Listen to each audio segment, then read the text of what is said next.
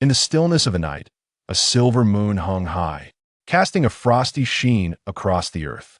Surrounding the area were dilapidated, low concrete structures, remnants of a bygone era, their walls crumbling. The air was thick and humid. A young man ambled along a narrow path.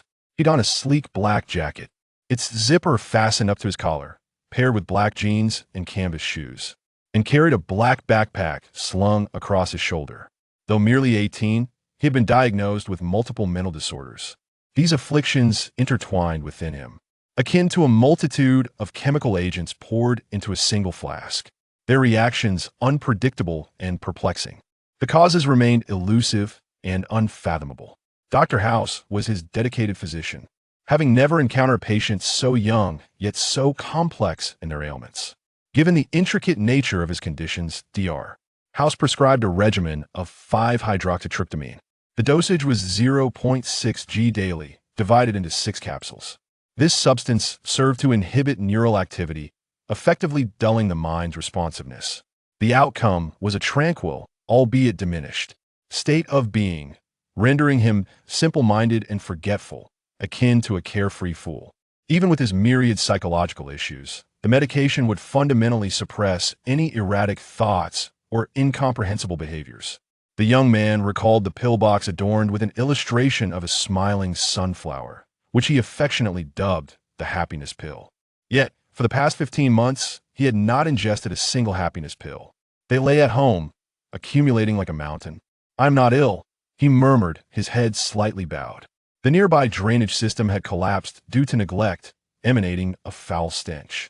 The cool night breeze swept through the gaping hole, producing a low, mournful sound, as if a terrifying beast lurked within, poised to emerge. In that moment, the boy's body began to tremble, subtly at first. His complexion flushed crimson, as if his blood were boiling, and beads of sweat formed upon his brow. His pupils exhibited subtle fluctuations, expanding and contracting erratically, as if he were struggling to suppress something within. A piercing headache throbbed, akin to a drill stirring his brain. Suddenly, a series of images flashed through his mind, shadows of countless figures, bathed in an eerie blue, reminiscent of being illuminated by a counterfeit detector. The first scene depicted distant figures whispering and pointing. "Look, that boy seems so normal, yet I hear he suffers from terrifying mental illnesses. We should keep our distance." The boy furrowed his brow. "I'm not ill." The second scene presented a beautiful girl, Shangguan Xiaodao. She stood on the staircase, observing him in the golden light of dusk, adjusting her backpack before gradually departing. Shangguan Xiaodao appeared entranced, murmuring, "See how quiet he is? Harmless, like a pristine little rabbit." Her friend stifled a laugh. "Xiaodao, you can't possibly. He has a mental illness, after all." The solitary boy deepened his frown, staring at the ground. "I'm not ill." The third scene featured a gentle man seated in an office, patting his shoulder in reassurance. "Qin Yiguan. Your name is Qin Yiguan." "Qin Yiguan indeed. What a splendid name. Do not heed the rumors that swirl about you. With me by your side, no one dares to discriminate against you. Keep pushing forward." The boy, isolated on the path, seemed momentarily lost, his expression shifting to one of desolation. "I'm not ill." Then, a fleeting image materialized. An ebony room, a pile of identical documents stacked atop a table, numbered from 1 to 99. Upon investigation, the applicant was found to suffer from severe neurological disorders. Application denied. The boy clenched his teeth, his facial muscles quivering with agitation. His pupils dilated and constricted as he growled, "I am not ill." At that moment, he lifted his gaze to the horizon, having reached the edge of desolation, where a solitary, low-concrete structure rested on the barren ground, the moonlight casting a ghostly glow over the surroundings, devoid of any other edifices. He had arrived at his destination. Drawing a deep breath, his expression steadied. He reminded himself once more, "I am not ill." The boy approached, methodically unfastening the heavy iron chain from the wooden door. Creak! He pushed open the decaying door, the metallic hinges screeching in protest. The windows of the concrete house were reinforced with thick steel bars, allowing a pallid moonlight to cast a checkerboard of shadows upon the floor. In the corner, a girl curled up, clad in a pristine white dress, barefoot, her hair dark and silky, youthful and beautiful. At that moment, she trembled violently, desperate to meld into the wall, her wide, glistening eyes filled with terror as they fixed upon him. Standing before her, the boy towered at 179 centimeters, engulfed in shadow, his face illuminated by the cold, white light of the moon, pale and composed. Qin Yiguan silently observed the girl, the atmosphere steeped in an eerie stillness for a full 2 minutes. "What do you want?" The girl whimpered, shrinking further into her corner, her delicate toes trembling. The boy's gaze fixated on her pristine feet and smooth calves. His previously tranquil eyes shifted, turning to ice. The girl, in a panic, clutched at her skirt, desperately attempting to shield her legs and feet. He noticed a small angel painted on the hem of her dress, a tender expression of her thoughts, now blurred and distorted by the sweat seeping from her palms. With his breath quickening, a twisted smile crept upon his lips, a grotesque mockery. He could no longer contain himself. Slowly, he reached into his backpack, retrieving a gleaming dagger, reflecting the moonlight onto the girl's face. What do you intend to do?" The girl's desperate scream shattered the night as she recoiled against the wall, her feet instinctively pushing against the earth, stirring the soil. The boy advanced slowly, his expression unervingly calm for a fleeting moment, before breaking into a faint smile, studying the girl for a few seconds, his demeanor transforming into one of savagery. "You are simply too enticing." His eyes shimmered with a bloodthirsty glint, harboring a hidden madness. And then the calm boy vanished. He gritted his teeth, his mouth twisting into a grimace as he released a low, sinister laugh, raising the dagger high, plunging it toward the girl. Her anguished scream echoed through the night sky. 1 stab, 2 stabs. Her voice gradually faded. Yet the boy did not relent, the dagger continuing its relentless assault. 10 minutes later, drenched in blood, he slowly raised his gaze, his features grotesquely contorted, teeth clenched, the low laughter still reverberating. "Ha ha! Ha ha!" Within the small room, only the boy's laughter resounded, his palm pressed against his forehead, leaving behind a horrific bloodstain. "My name is Qin Yiguan, the beast in human guise. I'm not ill." Chapter 2. The world of filth not far away. 2 figures clad in black trench coats silently observed the concrete building ahead. The harrowing screams of a girl and the grotesque laughter echoed through the night sky. One of the figures, a man approximately 50 years of age, slowly extracted a cigarette, placed it between his lips, and lit it, taking a measured drag. Beside him, the younger figure, clearly unable to withstand the unsettling stimuli, appeared horrified, swallowing nervously. At that moment, in this desolate area, a passerby unexpectedly approached, drawn by the terrifying sounds emanating from the concrete structure. The passerby stood beside the 2 figures and exclaimed in fear, "Is someone committing murder in there?" His body trembled slightly, and feeling vulnerable, he suggested, "Let us 3 investigate together." The older figure in the black trench coat turned slowly, revealing a weathered face adorned with stubble, bearing the marks of time. However, he showed no inclination to advance, merely lifting his coat slightly to reveal a glint of metal at his waist. The passerby froze, his eyes widening in realization. Was that a police badge? The older figure spoke calmly, "We are conducting an investigation." The passerby looked bewildered, gesturing toward the concrete building. But the older figure continued to unveil a glimpse of his coat, revealing the grip of a firearm at his waist. His tone remained composed. "For your own safety, I advise you to leave immediately." The passerby stood in stunned silence, utterly perplexed by the situation. A police officer? Yet, confronted with the undeniable presence of a firearm, the passerby dared not provoke a confrontation. Survival took precedence. He quickly retreated, stumbling away in panic.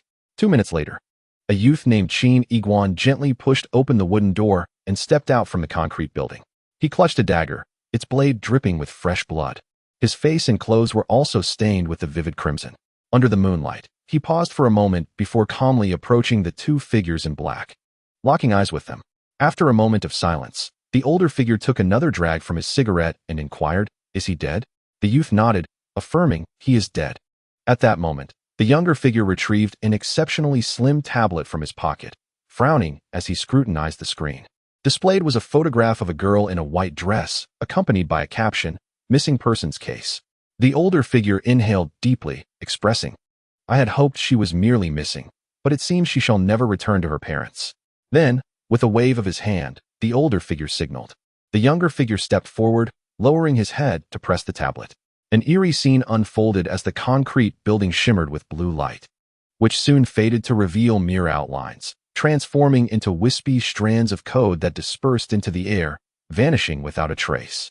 Simultaneously, the bloodstains on Qin Yiguan's face emitted a bluish glow, morphing into code that also dissolved into nothingness.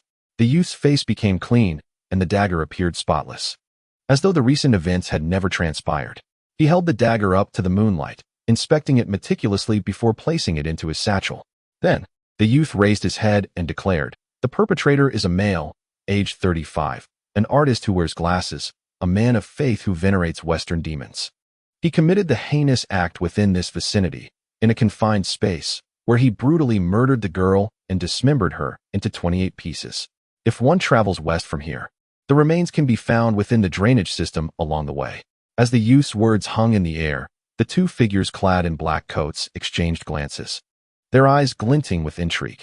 After a prolonged silence, the younger of the two could no longer contain his curiosity and inquired, "My friend, I am aware that you are the notorious part-time detective renowned within the precinct. Some even refer to you as the perverse detective.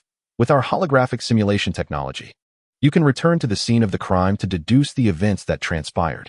However, he hesitated. "The information we possess is rather scant. Merely that this girl has been missing for 7 days, and this area is solely the site of her disappearance. On such limited information, how can you ascertain that she has met with foul play? What leads you to conclude the perpetrator is a 35-year-old man? How can you be so certain that the girl was dismembered, and specifically into 28 pieces? Furthermore, what makes you so sure that the remains are hidden in the western drainage?" The youth remained composed, replying, "I am certainly not merely speculating." At this point, he cast a sidelong glance at the elder figure, who was puffing on a cigarette. "This insight is largely thanks to Officer Wang, who provided me with information 4 days ago. He furnished me with a list of 16 suspects, all of whom had interacted with the victim within the past 30 days. I possess a unique ability." His voice lowered, and a flicker of intensity appeared in his gaze. "As long as I gather sufficient information, I can mimic anyone, every action, every expression, and even their psychological state. I can replicate physical ailments under medical surveillance, to the extent that even doctors would be unable to discern the truth." The younger figure's expression faltered, disbelief etched across his features. "Is this real?" With the detailed information provided by Officer Wang, I meticulously imitated each of the 16 suspects, living briefly in their identities. I discovered, the youth continued, tilting his head with an eerie glint in his eyes, that suspect number 6 harbors a severe sadistic tendency. He has a particular fascination for girls in white dresses, especially those who are barefoot. In that moment, the youth seemed to transform, his features contorting into a mask of madness. Even his voice became hoarse, reminiscent of someone who had languished in a basement, deprived of sunlight and water, his throat parched. As he spoke, his teeth ground together audibly, revealing an uncontrollable desire reflected in his gaze. It was as if he had become suspect number 6 himself. Curiously, that little girl had drawn a small angel on her dress. I revere Western demons, and to me, that angel is a symbol of purity, everything I detest. She was barefoot, clad in a white dress, adorned with a small angel. I found myself unable to restrain my urges. I yearned to violate her, to taint all that is sacred. Let filth cover everything. This is the true visage of the world. As a painting instructor, I approached her with deceit, luring her into a desolate area.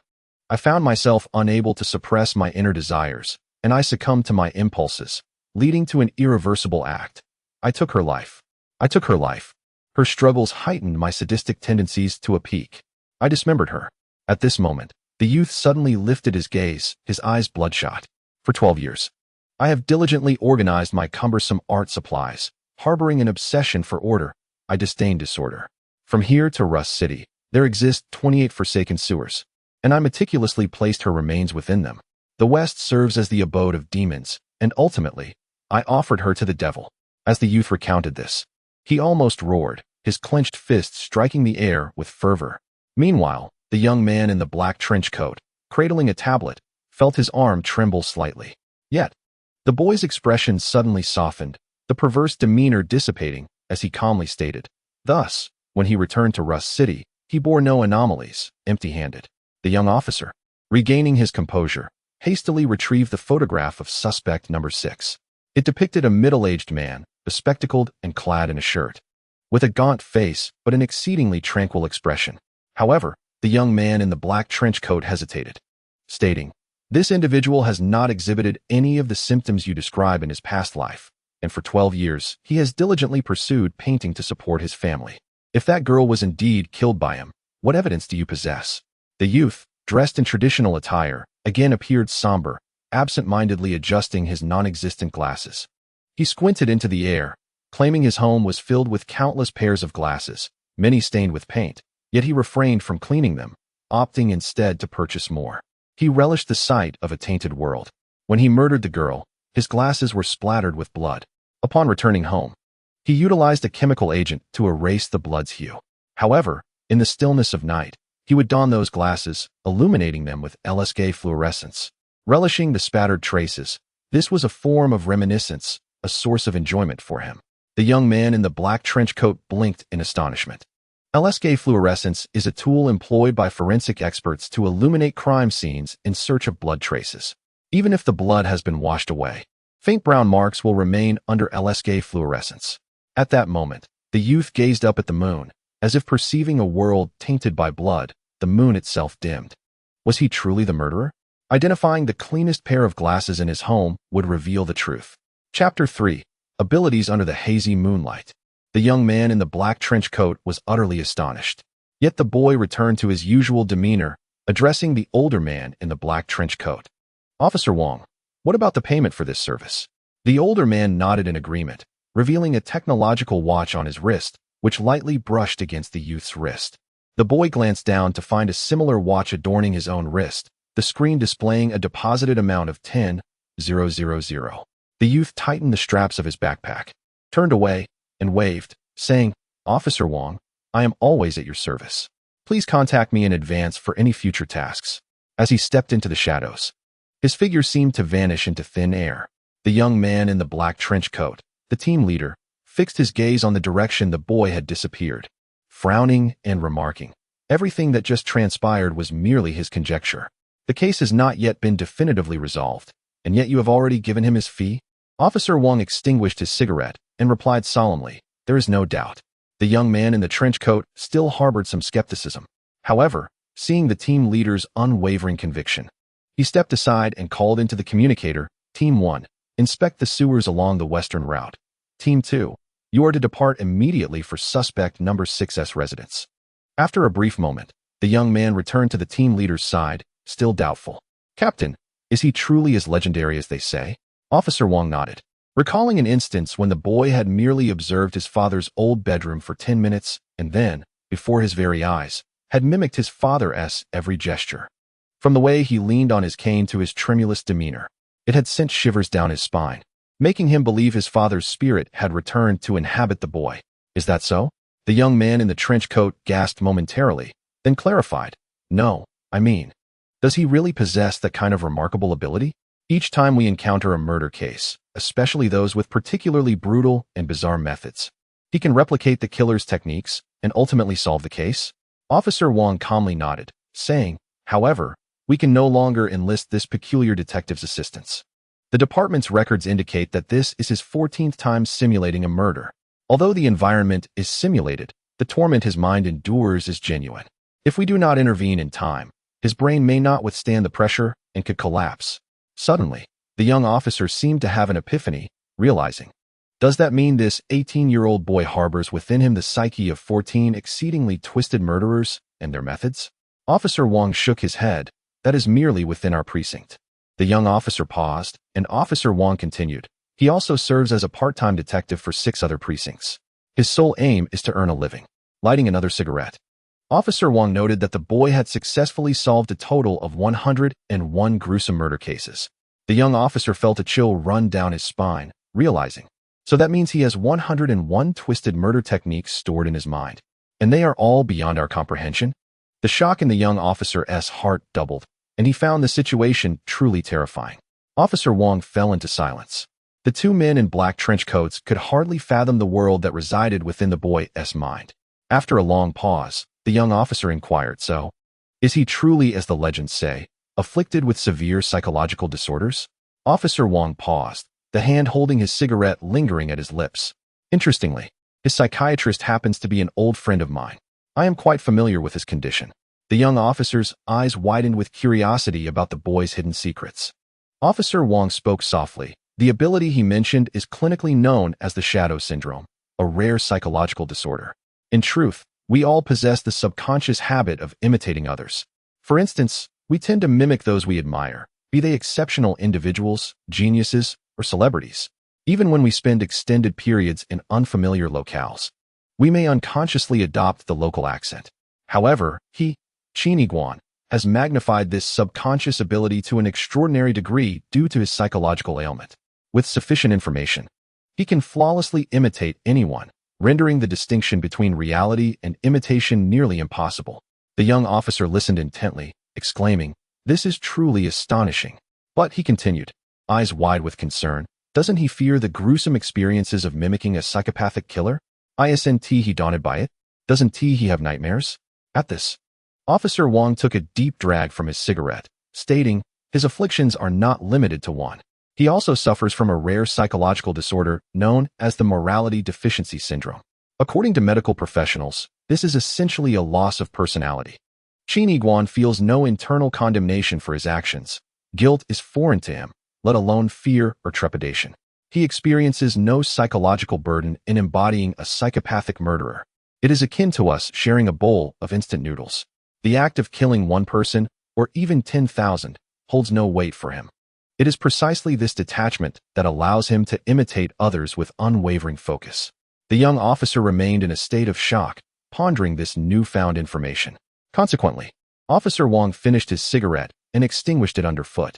Using the shadow syndrome in conjunction with the morality deficiency syndrome, he assists us in solving complex cases. In essence, he can manipulate and even master his psychological disorders to achieve his goals.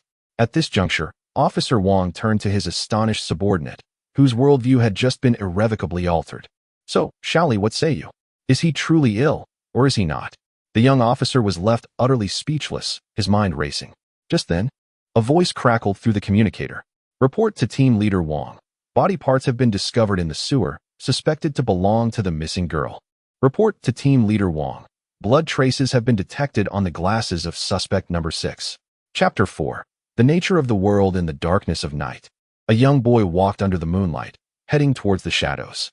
A gentle breeze stirred his slightly long hair as he took in the surroundings. This was a desolate area, with the silhouettes of distant trees appearing ominous. His gaze shifted downward, where the soles of his canvas shoes crunched against stones, producing a crisp sound. He could also hear the faint flow of sewage beneath the ground. The boy surveyed his surroundings. Look, he thought, how vividly real everything is. Ding. His technological wristwatch received a message. Officer Wong. Yiguan, every brain has its limits. Considering your current health, the Bureau may not be able to retain you in the future. Do not worry. The young man furrowed his brow slightly. This is my most significant part-time job. What will my future hold? I might end up in dire straits at any moment. In that instant, uncertainty loomed large. The youth's palm began to shimmer, radiating a subtle luminescence. Before the flesh tone faded, and blue lines emerged at his side, resembling the guiding strokes of a sketch. In an instant, the serene landscape under the moonlight began to flicker. The scenery became distorted and blurred, as if the world were a monitor on the verge of shutting down due to insufficient power. In the air, blue characters materialized. Login time expired. Please exit promptly. The young man sighed softly, then mimicked the motion of removing a helmet. The cold moonlight remained unchanged, yet his face and body fragmented into blue code, dissipating like dandelion seeds in the wind. This scene bore an astonishing resemblance to the earlier occurrence in front of the concrete building. The youth's final words echoed in the air. Everything could be simulated, and this world was no exception. Simultaneously, in a dimly lit apartment, the boy placed the neural helmet he had just removed aside. He had exited that realm. Qin Yiguan rose from the sofa, drew back the heavy black curtains, and opened the window, inhaling the fresh air. Under the night sky, the city was illuminated by scattered blue lights. His apartment was situated in a dilapidated district, characterized by numerous old metallic structures, their paint peeling to reveal rust, casting shadows upon one another like a city of the apocalypse. The long-neglected yet fully automated maglev train glided across the sky, passing beneath the silvery moon. The train was utterly devoid of passengers, and the streets were similarly deserted. Naturally, a few housekeeping robots might be seen wandering within the train and along the distant streets. By the roadside, a seemingly malfunctioning virtual screen flickered in the gloom, green numerical dates pulsing. The current time read, August 4th, 2122, 200001. The youth stared at the time, his thoughts seemingly transcending a century in an instant. 100 years prior, a groundbreaking company transformed a fantastical technology into reality. This company was named Gemini.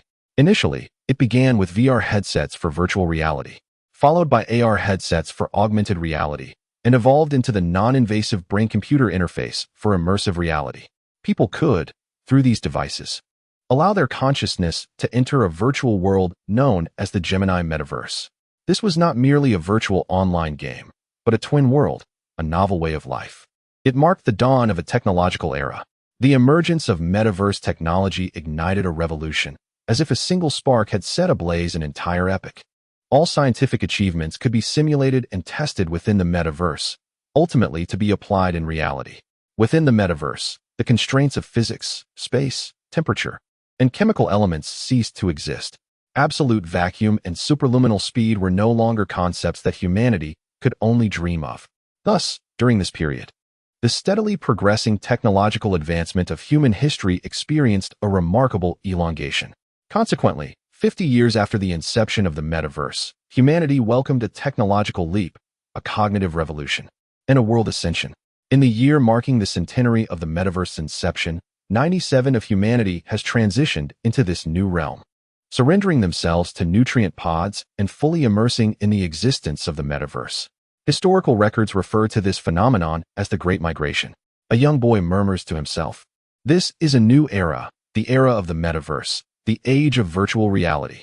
The recent tragic incident involving a young girl indeed transpired just 2 days prior, a mere 15 kilometers away in the suburbs. It stands as one of the rare offline murders occurring in this epoch. The times have drastically changed. Law enforcement no longer needs to mobilize in overwhelming numbers to the crime scene, establishing extensive perimeters of caution.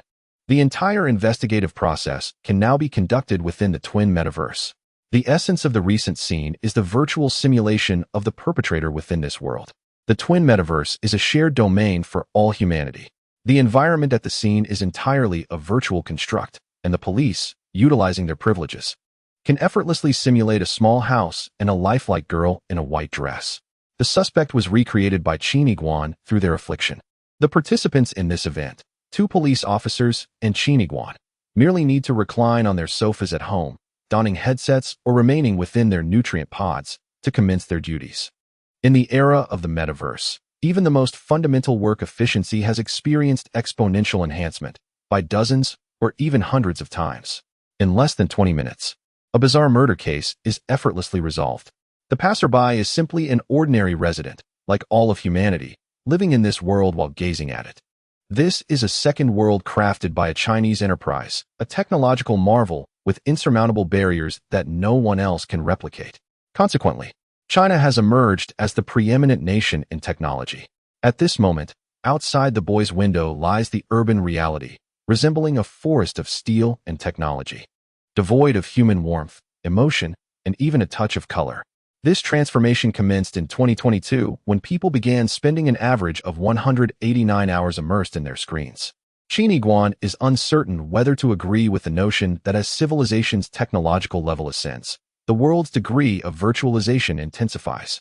Yet, even in such a technological age, disparities of wealth, class oppression, open rivalries, the relentless pursuit of fame and fortune, and the brutal ruthlessness remain unchanged in this twin Earth. Since the dawn of intelligent humanity, thousands of years of evolution have elucidated a single truth.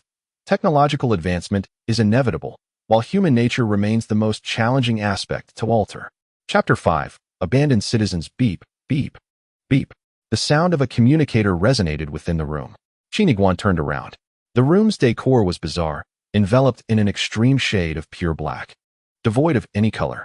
Fortunately, the communicator emitted a conspicuous red glow, signaling an incoming dialogue request from the metaverse. He entered the room and pressed the physical button. A void screen illuminated, revealing a chubby boy with a flushed face standing within it. He flashed a toothy grin, his chubby cheeks squished to the sides. "Hello, Qin Yiguan." At the age of 18, Qin Yiguan embraced his role as a part-time detective, though he harbored another identity that sent shivers down his spine: a student, a serious senior in high school. His portly friend, affectionately known as Little Fatty, was one of his few companions in the metaverse school. 3 years prior, when Qin first learned of his friend's name, he was taken aback. The surname was extraordinarily unique: Tao Tai. Qin Yiguan was astonished to discover that such a surname existed in the world. Little Fatty's father was named Tao Tai Mi Tian, his sister Tao Tai Wan Lu, and he himself was called Tao Tai Gu Li, with Gu Li pronounced as Gala in northern dialects. Perplexed, Qin Yiguan once asked, "Your family's names are all quite imposing due to this surname, but why are you named Gu Li?" Little Fatty responded with a hint of frustration, "I am quite content. As a child, I suffered a grave illness and nearly died. The village's spiritual master advised that I must bear an unfortunate name to ensure a life of peace. Thus, my father and family endeavored to bestow upon me the most dreadful name imaginable: Tao Tai Tan Yu, Tao Tai Socks, Tao Tai No Chicken, Tao Tai Excrement." At that time, Qin Yiguan was unable to maintain his composure. "What on earth are Tao Tai No Chicken and Tao Tai Excrement?" Little Fatty simply shrugged. "Fortunately, my father's humanity had not entirely faded. Now, do you think the name Tao Tai Gu Li is rather pleasant?" Qin Yiguan, still in shock, slowly nodded. "Indeed. Compared to those names, Tao Tai Gu Li is quite melodious." Meanwhile, the virtual screen displayed Little Fatty, who kept glancing around, curiously inspecting Qin Yiguan's room. "Have you returned to reality?" Though he mused that reality was not much different from the metaverse, it was merely a tad dimmer. Qin Yiguan sighed wryly. In the era of the metaverse, 97% of people had undergone a great migration, leaving behind the remaining 3, dubbed the abandoned citizens. The 6th suspect and the girl in the white dress were among them, as was Qin Yiguan. Due to neurological, psychological, and physical ailments, they were unable to endure prolonged neural connections. The government, considering their plight, provided them with specific helmets to restrict their login time in the metaverse. Upon reviewing Qin Yiguan's bewildering medical records, the data auditor couldn't help but exclaim, "There are truly unfortunate souls in this world." Thus, he was granted only 5 hours of login time, akin to the welfare of a bygone era. Returning to reality was a euphemism for having exhausted his daily limit, resulting in his ejection from the metaverse. In this contemporary age, schools, banks, and government institutions had all transitioned into the virtual realm. It felt akin to residing in the desolate wilderness, where the world's splendor was utterly disconnected from him. The number 3, once a symbol of success, now bore the irony of being associated with madness. In the previous era, true achievers composed 3 of society, wielding over 90 of the wealth. Now, it had become a mockery: 3, the number of the mentally afflicted. Qin Yiguan shook his head. At times, one may find oneself in stark contrast to the entire world. Irrespective of being right or wrong, one remains an outlier. The affluent residents, akin to gluttonous clams, have immersed themselves in the metaverse, living in this digital realm around the clock. This lifestyle is an entirely novel concept. Half of the populace, composed of semi-digital beings that emerge from the consciousness of the human brain in virtual reality, possess a complete digital existence. For them, the idea of going offline is a distant and foreign notion, devoid of any significance or necessity. Suddenly, the gluttonous clam offered encouragement. "Brother, do not give up. You must persist in applying for the nutrient pod." Qin Yiguan cast a silent glance at the virtual headset resting on the sofa, a mark of the forsaken. In comparison to the nutrient pod, this device is merely a rudimentary product, constrained by a time lock, and providing sensory data merely 1/10 that of the nutrient pod. Utilizing it is akin to being a prisoner in a bygone era, shackled by an electronic limiter. The youth slowly shook his head, stating, "I have applied 100 times already. Due to a few trivial, inconsequential mental ailments, I do not meet the criteria. One must not give up, for miracles may occur." The clam's voice brimmed with encouragement. "Once you acquire the nutrient pod, you will transform into a regular resident like me, capable of dwelling in the metaverse for a lifetime. You can go wherever you desire, and one day, we shall venture together to explore the far reaches of the metaverse." The distant realm filled Qin Yiguan with longing. At the heart of the metaverse lies a harmonious society, a secure haven, a substitute for the tangible world, with landscapes mirroring the physical Earth in a 1-to-1 ratio. Should one journey within the metaverse, they would arrive at a new world, often referred to as the experimental field. It is said that within this field exists a distinct logic. Entering it leads to a world of cognitive disruption, determined by the potential of the brain. Every spirited young individual yearns for such an experience. Alas, with merely 5 hours of life left, Qin Yiguan is unable to embark on long journeys. Yet, he noticed the gluttonous clam whispering mysteriously, "I have heard rumors that today there will be an update in the metaverse. Perhaps the mechanisms will change, and you might have a chance to apply for the nutrient pod." Qin Yiguan paused momentarily, ultimately letting out a sigh. "I have lost all hope." Subsequently, he glanced at the application for the nutrient pod on the table, a daunting 30 centimeters thick, the result of his 99th submission. To access the metaverse using the nutrient pod necessitates a high degree of brain cooperation. Given the applicant's mental condition, granting authorization recklessly could yield unforeseen consequences. For your safety, the application has been denied. Daily encouragement. We shall never overlook any genius of the metaverse. Chapter 6. The Invisible Me Iguan. "I must share a secret with you this time," beeped the gluttonous clam. The call abruptly disconnected, and the communicator immediately emitted a series of beeping sounds. The void screen illuminated, with large blue letters floating in the air. "Insufficient metaverse traffic. Please renew your subscription." The youth gazed upward, gently blinking, and sighed softly. Gently swiping his wrist-mounted technological watch across the communicator, a message confirmed the successful renewal of his subscription. The balance stood at 8,654. A modest sum for a young man who had just lost a significant source of income after no longer receiving cases from the police department. The future appeared bleak. As he wiped the screen of the watch, his gaze drifted to a corner of the room, cluttered with numerous energy blocks. It was now the year 2122, and even the forsaken citizens were not entirely abandoned by the government, which continued to provide basic sustenance. These blocks, resembling white butter, were concentrated biotechnological marvels. Consuming one could supply an adult's energy requirements for an entire day. Yet, their taste was so utterly repugnant that even dogs would refuse them. Deciding to seek something more palatable, the young man disregarded the energy blocks and descended the stairs, stepping out into the street beyond his apartment. The thoroughfare exuded a pure wasteland punk aesthetic. The buildings, though old and dilapidated, were interspersed with flickering void screens that lent an odd sense of futurism to the surroundings. The area known as Rust City housed individuals like him, those who, for various reasons, could not fully immerse themselves in the metaverse. In essence, it represented the underbelly of a technological era. At this hour, the streets were deserted. Most of the abandoned citizens were occupied with their limited welfare time. It was precisely 8:12 p.m., the moment when Rust City's residents sought to log into the metaverse with their scant available time. As decent enterprises had all but vanished from reality, they had to delve into the metaverse to earn a living. The young man traversed the street for a full 5 kilometers, finally reaching the outskirts of Rust City. He raised his eyes to the horizon, where an expansive wasteland lay before him. In the distance, a resplendent city glimmered, standing 10 kilometers away. This place was known as Central City, a haven for those who dwelled perpetually in the metaverse, often referred to as the city of half the people.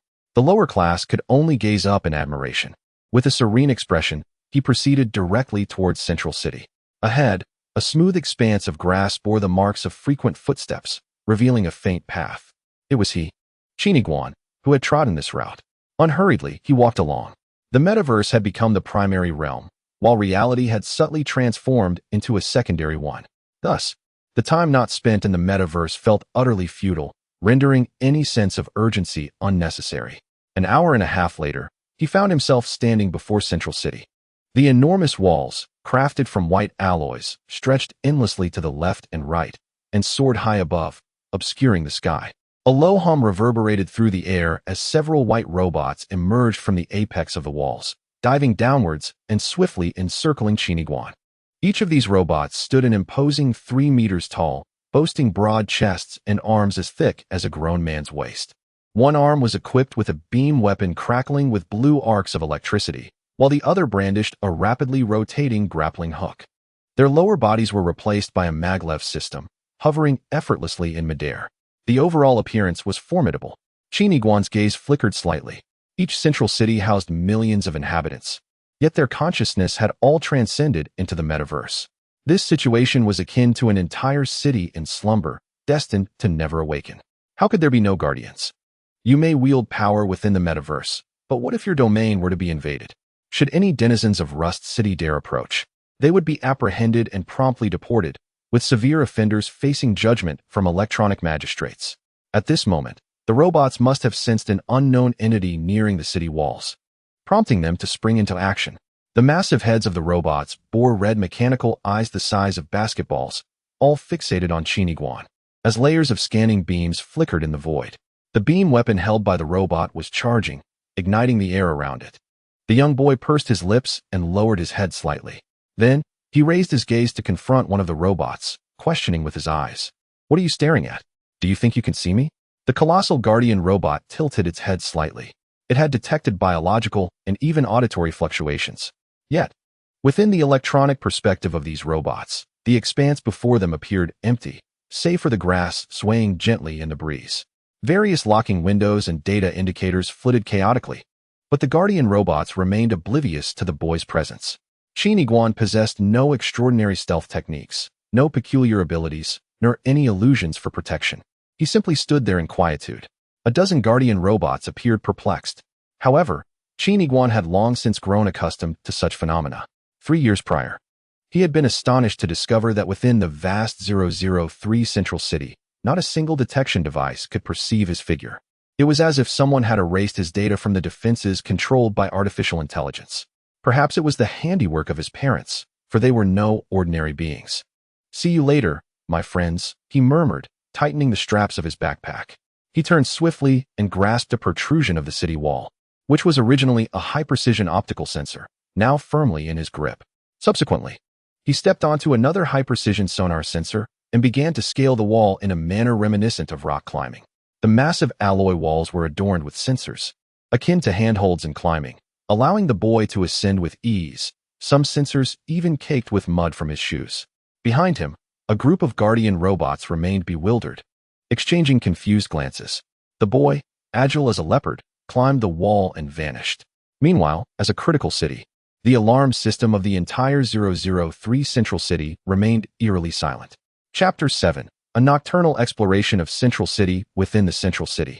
The boy descended from the wall and resumed his slow march.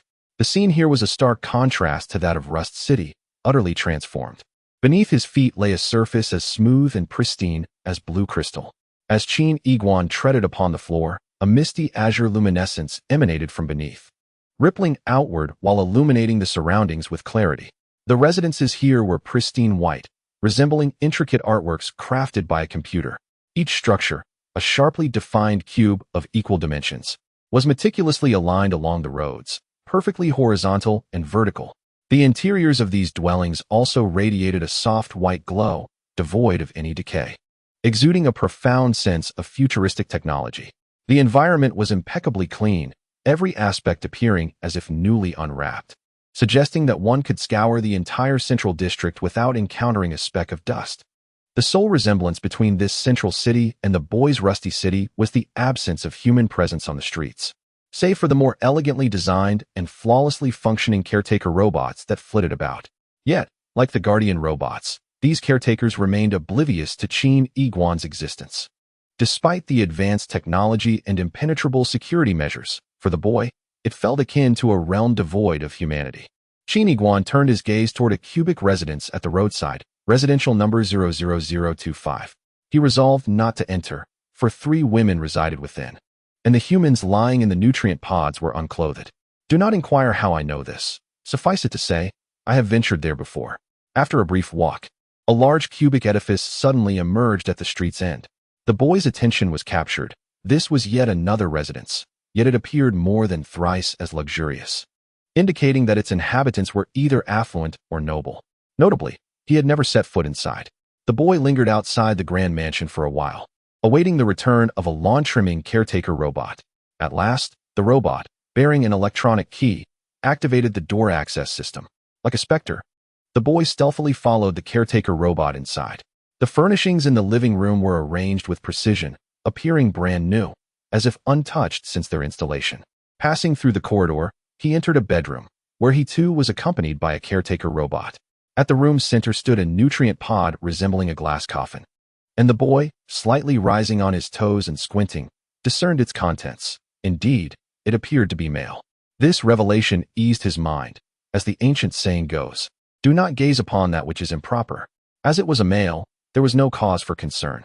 On one side of the room, a row of exquisite preservation cabinets was displayed, filled with fresh fruits and an assortment of cakes and pastries. As the boy passed, he reached for an apple and took a bite, followed by a cluster of bananas and a bunch of grapes. He skimmed past a box of sugar cubes, for he had no taste for pure sugar, and instead picked up a slice of chocolate cake. Cradling an abundance of food, the boy leaned gently against the nutrient pod. With a crunch, he bit into the green apple, savoring its genuine flavor. In stark contrast, the energy blocks from Rusty City resembled mere wax. In this age of technological explosion, experiencing the authentic taste of food had become an extraordinary challenge. The youth bit into an apple, casting his gaze towards the metaverse nutritional chamber behind him. In one corner of the glass enclosure, he noticed a metal carving of the character Ju. Ju? Is that your surname or your given name? Qin Yiguan peered through the glass, observing a boy within, seemingly around the same age as himself, perhaps 18 or 19. He was fair-skinned and strikingly handsome. For now, let us refer to you as Brother Jiu. What are you currently engaged in within the metaverse? Have you ventured into the experimental fields? Qin Yiguan had reduced the apple in his hand to nothing but the core. He scrutinized the boy in the chamber, contemplating how wealth afforded them the luxury of robotic caretakers, ensuring a constant supply of fresh food. Although they would never log off, they remained mere displays, akin to offerings. Once their freshness waned, they would be replaced with new ones. Can you imagine that in our Rust City, some children may never experience the taste of an apple? With a flick of his wrist, Qin Yiguan tossed the apple core into a trash bin, which gleamed cleaner than his own face. The housekeeping robot, mopping the floor, paused, its attention drawn to the bin, as its electronic voice echoed, questioning how a core could appear when its master had yet to awaken. Thud. Qin Yiguan finished a banana and discarded the peel into the same bin.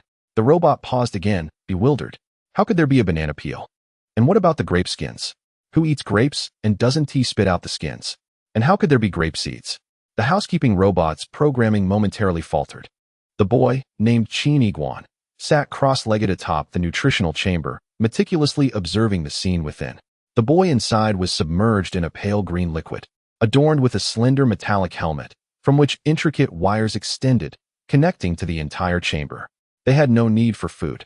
The metaverse nutritional chamber could deliver the essential nutrients required by the human body with extreme precision, surpassing even the most skilled nutritionists of the bygone era by several hundred times. Proteins, carbohydrates, amino acids, fats, electrolytes, and trace elements, all were synthetic. There was no need for intravenous injections. Instead, these substances were molecularly dispersed within the nutrient solution, which the body absorbed directly through the skin. Most intriguingly, the vital artificial protein was synthesized from carboxyl and amino acids, combined with artificial bovine insulin under necessary conditions. It was succinctly referred to as peptide bovine essential. As for their excretions, they had no solid waste since their nutritional intake contained no impurities. Only a small quantity of yellow liquid, metabolized through the skin, was collected by machines, which would extract trace elements from it. In brief, they consumed. Qin Yiguan tilted his head, realizing that this did not have a concise term. Chapter 8. The Real World. As for their connection to the metaverse, it unveiled a chilling secret. Qin Yiguan gazed intently at the intricate and convoluted wiring within the nutrient chamber, his expression frozen in contemplation. The ends of these wires had been reduced to a nanoscopic scale, all of which were embedded into the brain of the ninth brother. Everything perceived by humanity is a mere collection of data gathered by the eyes, the visual sensors. All sounds heard are the results of data collected by the ears. The auditory sensors. Everything touched is data gathered by tactile sensors like the fingers. This vast and complex array of data ultimately converges within a singular organ of humanity, the brain, enshrouded within the thick confines of the skull. It is isolated from the external world, much like a well situated 100 meters underground. Yet, all human understanding of the world is derived from its manifestations. When external light refracts into the eyes, The brain converts three spectra of light into bioelectric signals via the optic nerve. Subsequently, the brain informs you that this object is green, that one is yellow. But what, indeed, is green or yellow? The spectrum of light in the real world encompasses far more than merely three hues.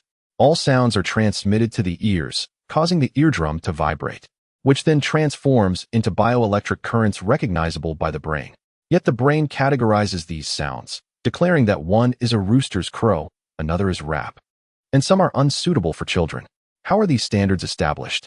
Furthermore, who decrees that a rooster's crow is inappropriate for children? When your fingers touch a stone, they sense a reactive force, which also transforms into bioelectric signals within the brain. The brain conveys that this object is remarkably hard. What you perceive is merely an illusion defined by the brain, ultimately morphing into the information within your cognition. The richly textured world surrounding you is, at its core, nothing more than a series of bioelectric signals darting chaotically within the neural pathways. Much like the binary code in a computer, these signals can be transformed into images of a maiden dancing. As for the truth, it is conceivable that the world and all its entities possess no color at all. Buildings, cars, wildflowers by the roadside, a girlfriend, black stockings, all could simply be a mosaic. Spheres are not round, and cubes are not square. It is equally plausible that in the profound silence, sound does not exist.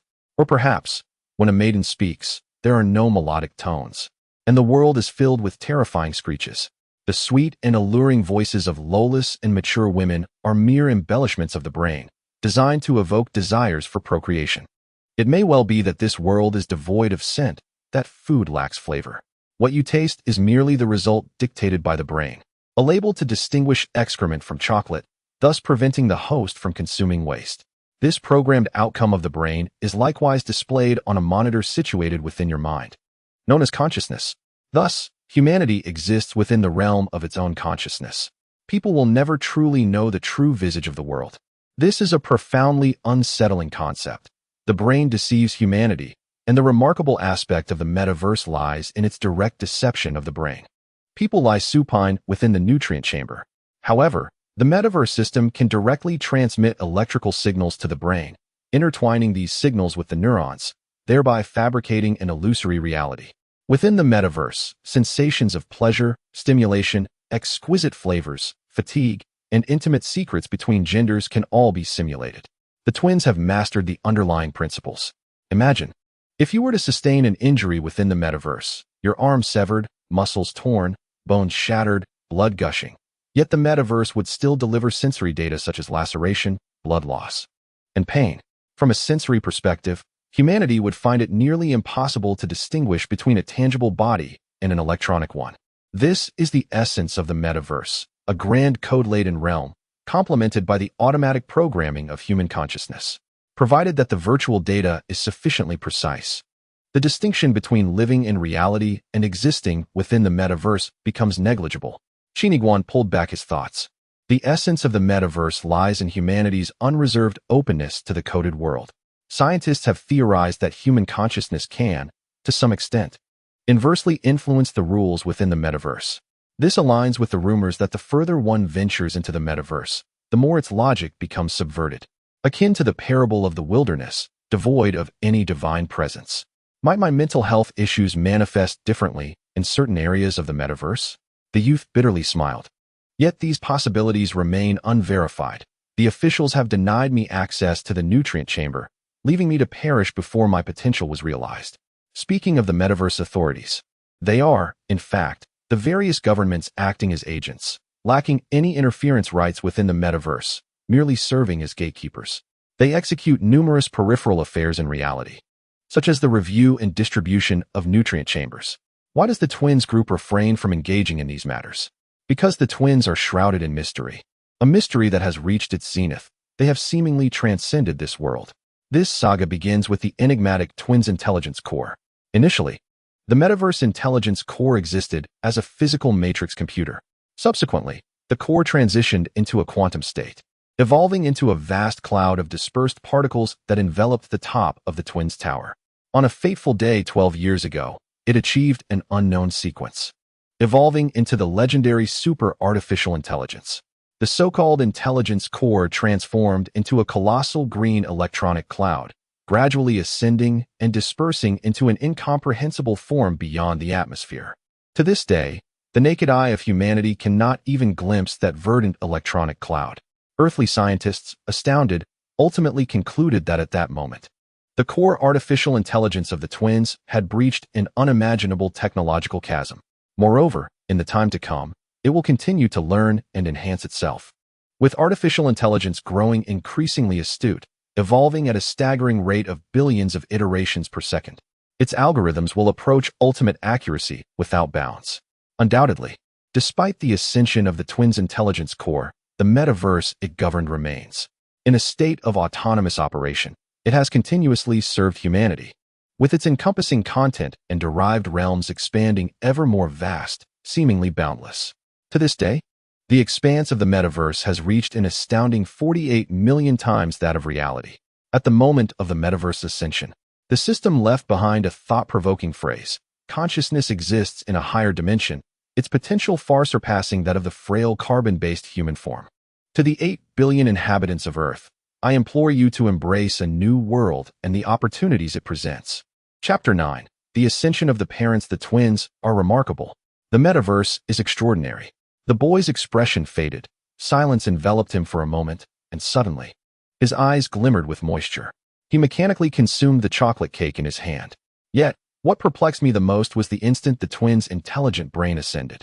All employees within the twin building inexplicably vanished. Were they taken by the twins' intelligence? Transformed into data? Or perhaps they transcended to a divine state? But why were my parents, more accurately, my adoptive parents, core technical members of the twins' intelligence? They too vanished. Consequently, I became an orphan, relegated to the orphanage in Rust City. The boy spoke, his heart entwined with sorrow and solitude. His arms trembled slightly, chocolate cake crumbs falling onto the nutrient pod. The caretaker robot immediately recognized the situation, swiftly spraying cleaning solution, followed by a sponge brush that scrubbed vigorously, akin to an obsession with cleanliness. The boy lowered his gaze, witnessing the nutrient pod gleam as if brand new. He offered a bitter smile, blinking away tears, thinking how impeccably clean it was, nothing left behind. In the next moment, he steadied his emotions. Perhaps it was for the best, for there was a chance that his parents had transformed into a higher form of life. Watching over him from above, he then looked up, only to see that this luxurious residence was structured over 2 levels. His line of sight traversed from one bedroom's glass facade, through the towering hall, to glimpse another bedroom on the 2nd floor. There, astonishingly, stood a vertical nutrient pod, harboring an elderly man in slumber. The old man, with a head of silver hair, skin lined with wrinkles, and a frail frame adorned with age spots, seemed to embody the frailty of mortality. Even with such advanced technology as the nutrient pod, it could merely delay aging, not grant immortality. The boy glanced down at the child within the nutrient pod. Was that his grandfather? Or perhaps his father? He appeared benevolent, facing him with warmth. Yes, it must be his father. In the metaverse, the method of procreation involves the nutrient pod directly extracting the genetic material from both parents, cultivating the infant in a test tube. Every aspect is managed by the caretaker robot. When the infant develops within the nurturing chamber for 3 months, and the neural networks form, it will directly transition into the nutrient pod. Consciousness emerges in the metaverse, manifesting as an infant, while parents assume the role of guardians, nurturing their family of 3, growing joyously together. In this era, regardless of age, one can unexpectedly become a parent. To put it plainly, it is the birth of a consciousness entity, while the original being is cast aside. Qin Yiguan gazed intently at the visage of his companion, the 9th brother, within the confines of the chamber. Observing his fair and delicate appearance, one might surmise that he had emerged from a nutrient pod and had grown therein, perhaps never having awakened. Yet, upon witnessing his furrowed brow, it seemed likely that he had endured torment within the metaverse. Come now, allow me to draw a smile for you, Qin Yiguan declared, dipping his finger into a bit of chocolate sauce, and through the glass dome. He adorned the boy's face with a wide grin. However, scarcely a second passed before the caretaker robot's body jerked, erasing the cheerful visage in an instant. The smile on Qin Yiguan's lips gradually faded. The 9th brother's countenance re-emerged, eyes closed, a slight crease forming on his brow, despite his consciousness having entered the metaverse. His expression suggested he was trapped in a nightmare. This boy, akin in age and stature to Qin Yiguan, bore a slight resemblance to him as well. Qin Yiguan observed him, as if gazing upon a reflection of himself. Again, he used the chocolate sauce to sketch a grin upon the boy's face. Once more, the caretaker robot erased it. Qin Yiguan's expression grew increasingly frigid, and a sense of agitation began to stir within him. Why must one cling to the agonizing memories of the past? Life should be filled with laughter. Smile for me. Your expression evokes painful memories I would rather forget. Qin Yiguan shouted, his voice echoing through the vast expanse of the mansion. In the metaverse, two figures cloaked in black, Officer Wong and his subordinate, stood silently beneath the moonlight. Captain, the subordinate began, the girl's remains have been found. 28 pieces, neither more nor less. The forensic expert has confirmed it. Even the methods of dismemberment, the force applied, and the angles correspond precisely with the techniques employed by that boy during his simulations. Xiaoli swallowed hard, a chill creeping over him. He then turned to Officer Wong. Captain, that young man is terrifying. His mastery of criminal methods is unerringly proficient. Have you never considered that he might commit a crime himself? Officer Wong's demeanor remained calm. I have not, he replied. Yet, Xiaoli's unease persisted. Do you have any surveillance measures in place? For instance, shouldn't we inform his parents? Officer Wong, a habitual smoker, lit another cigarette. His parents are core technical personnel at Gemini. The subordinate paused, taken aback. They ascended, or rather, as the Gemini AI advanced, they mysteriously vanished? Officer Wong contemplated for a moment. Indeed, it is said that nearly 5,000 employees of the Gemini Tower went missing on that fateful day. However, Qin Yiguan's parents were not among them. With a cigarette clamped between his teeth, Officer Wong turned to Xiao Li and suddenly stated, but Qin Yiguan's parents were not. At that moment, the young officer's complexion turned pale. Why not? Xiao Li felt as though he was on the verge of uncovering a terrifying truth. Officer Wong exhaled a plume of smoke. 12 years ago, when my own body still traversed the physical world, one cool afternoon, I received a report. A young couple had met a gruesome end in their home. Xiao Li's pupils dilated. Was it the Qin family? An unknown vendetta? And the young Qin Yiguan narrowly escaped this calamity, becoming an orphan? Officer Wong shook his head, his fingers delicately pinching a cigarette, yet it remained unlit between his lips. His gaze narrowed as he became lost in reminiscence. Upon entering that room, I was met with the sight of two lifeless bodies propped against the corner. The wall behind them splattered with blood. The man bore 11 stab wounds, while the woman tragically succumbed to 12. It was evident to me that the man had been gentle, courteous, and well-educated in life. The woman, strikingly beautiful, exuded a sense of tenderness, thoughtfulness, and a nurturing spirit. Their home was immaculate and orderly, a space that should have resonated with warmth and familial bliss. The cigarette in Officer Wong's hand had burned down considerably, ash cascading to the floor, oblivious to him. The room bore no trace of the assailant. I refrained from disturbing the scene as I sought the weapon. Then, beneath the dining table, I stumbled upon a 6-year-old boy. At that moment, my partner, Officer Li, gasped in surprise. It was Qin Yiguan, a name that Officer Wong seemed to recognize. Officer Wong, with a knowing expression, continued, I distinctly remember the child was covered in blood, in a spattered manner, clutching a bloody dagger in his small hand. His eyes were vacant, and he was gnawing on a piece of flesh. Officer Li stood frozen in shock. Blood. A dagger, could it be? The horror in his eyes was palpable. What was the significance of that flesh in the boy's mouth? Officer Wong's pupils quivered, and my mind was a tumult of confusion. I turned to examine the two bodies more closely and realized that the woman was none other than Qin Yiguan's adoptive mother, her arm having been violently torn away. What? Officer Li stumbled back, aghast. Chapter 10. Blurred Memories in the Opulent Residence of Central District No. 003. Qin Yiguan crouched atop a nutrient pod, his visage twisted in anguish. He gritted his teeth, incessantly attempting to paint a smile on the face of the boy within the pod, only to have it immediately erased by the robotic nanny. Must I truly revisit the past? Must it be fraught with agony? Your expression evokes nightmares, forever reminding me of that harrowing memory. With a roar of frustration, Qin Yiguan sprang to his feet atop the pod, his eyes bloodshot and fixated on everything around him, as though a demon were stirring within. Yet, in the next moment, the fervor dissipated, and he slowly resumed his seated position, gazing at the boy within the pod, his expression tranquil once more. Very well. Qin Yiguan remained silent for 2 minutes before suddenly lifting his head, his slow, deliberate tone shattering the stillness. In truth, my parents ascended with the twin intellects. They are merely a fabrication of my imagination. For I have known all along that my parents are dead. Though my memories are hazy, they linger in my mind. My amnesia is a pretense. My parents likely perished by my own hand. More accurately, by another self that resides within me. I am not well acquainted with him. He exists independently. He killed my parents. I cannot fathom the origin of that flesh in my mouth, yet I ultimately consumed it. For I must engrave every detail of this in my heart. The youth's revelations were astonishing.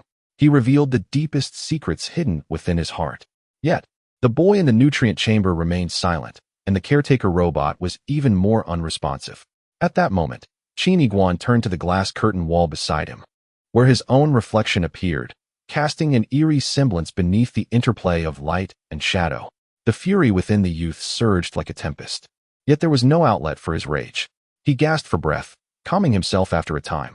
He gazed intently at the nutrient chamber, pondering that since the metaverse could extract his consciousness separately, one day technology would evolve to extract another self from within him. I shall compel it to confess. I shall make it atone. I will ultimately obliterate its existence. The atmosphere grew inexplicably still. It was not until the burning cigarette burnt the fingers of Officer Wong that he snapped back to reality, flicking the smoldering butt away. The scene had equally profound impact on the veteran officer. He steadied his nerves and remarked, "Shaoli, you must understand that to pierce the skin of an adult with such a dagger, to wound the bone at that depth, requires a force comparable to penetrating 3 layers of cooked cowhide. A 6-year-old child simply could not accomplish this, let alone inflict a total of 23 stab wounds." Strangely enough, the residents of the twin employees, filled with advanced technological devices, experienced a complete failure of all surveillance equipment that day. By the time the footage resumed, the murder had already transpired. When I questioned young Qin Yiguan, he merely shook his head, claiming he remembered nothing. Assistant Shaoli appeared horrified. How was this case ultimately resolved? Although there was evidence, the logic simply did not hold. Moreover, Qin Yiguan was only 6 years old. Officer Wong pondered for a moment. We eventually placed him in an orphanage in Rust City, known for housing many individuals with neurological disorders. It was certainly not an ordinary orphanage, as it was staffed with several top-tier psychologists. We conducted 10 years of observational testing on young Qin Yiguan, meticulously documenting all his behaviors. Various action standards, psychological indicators, and even micro-expressions were recorded in detail. Ultimately, we employed a multitude of assessment algorithms, including the anger management test from a certain island nation, the WDT psychological test from a European country, along with numerous psychological testing algorithms from our own country. Shaoli was utterly captivated by this extraordinary history. Swallowing hard as he inquired, "What were the test results?" Officer Wong furrowed his brow momentarily before relaxing once more.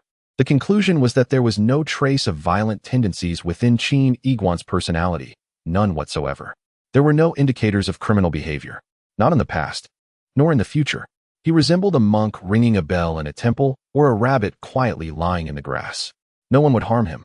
His behavior during the shadow syndrome imitation of a criminal was entirely at odds with these findings. At that moment, Officer Wong lit another cigarette, feeling somewhat liberated. He could indulge without the harmful effects of nicotine in reality. Therefore, even if Qin Yiguan were to master further techniques of killing, I would still hold an unwavering belief in him. He would not harm anyone. After all, over the span of a decade, his nature remained perpetually tranquil and innocuous. A child cannot masquerade for 10 years. As for the explanation we provided for this child, Officer Wong paused, stating that the doctors at the orphanage discovered he had lost all memory of the murder scene, which must be a form of selective amnesia. The impact of such an event is simply too immense for a tender heart to bear. Thus, we wove a beautiful fantasy for him during his childhood, that his parents ascended to the celestial realm alongside the twin intellects. To this day, he continues to believe this. His assistant, Shaoli, pondered for a moment before finally asking, "What is the truth behind his parents' murder?" Officer Wong revealed a hint of helplessness. Articulating each word, the case remains unresolved. At this moment, within a luxurious mansion in the central district, the young boy once again spread a bit of chocolate sauce with great patience and care, drawing a smiling face on the glass container for his companion, 9. Just as the robotic caretaker was about to wipe it clean, it suddenly indicated low battery and promptly returned to its charging station, leaving him yearning. The boy smiled. Regardless of the burdens he bore, he resolved to live with hope, even if just for a fleeting moment. He rose, opened his backpack, and filled it with food, also stuffing his pockets full.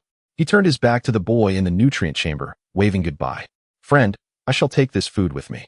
I recall a great sage once said, though I do not remember who that sage was, that for those who seek knowledge, taking is not stealing but borrowing." Qin Yiguan retraced his steps, scaling the towering city wall once more. He glanced back at the Central District 003, a breathtaking sight akin to a grand masterpiece. Although humanity was immersed in the metaverse, it also utilized the technology created within it to nurture reality. For instance, within this District 003, the wonders of the world were astonishingly replicated. The Great Pyramid of Giza, the Hanging Gardens of Babylon, the Temple of Artemis, and the Colossus of Rhodes. These once magnificent relics from a century ago now lay scattered throughout the city like sculptures in a park. Even on the western side of the city, there connected a vast ocean. In the current physical world, all the oceans are remarkably clear, devoid of pollution and refuse. This is due to the development of gene recombination technology within the metaverse, which led to the creation of a soft-bodied organism that reproduces asexually and swims through the oceans, specifically consuming marine debris. Who claims that humanity's future will be buried beneath environmental degradation? The reality is quite the opposite. It is merely that in the past, people's vision was short-sighted. When used appropriately, technology can always benefit humanity. It is unfortunate that even in such a pristine environment, with such enchanting scenery, they remain unwilling to awaken. The boy shook his head, resolved to return to my Rust City, which should be awakening at this moment. Chapter 11. Rust City. In stark contrast to the Central District, the Rust City number 003 before me was bereft of any defensive measures. The Rust City bears the designation 003, akin to the Central City. Due to the configuration of the real world, it predominantly consists of a central city, accompanied by a Rust City nearby. This signifies a city for half the populace, complemented by a settlement for the forsaken.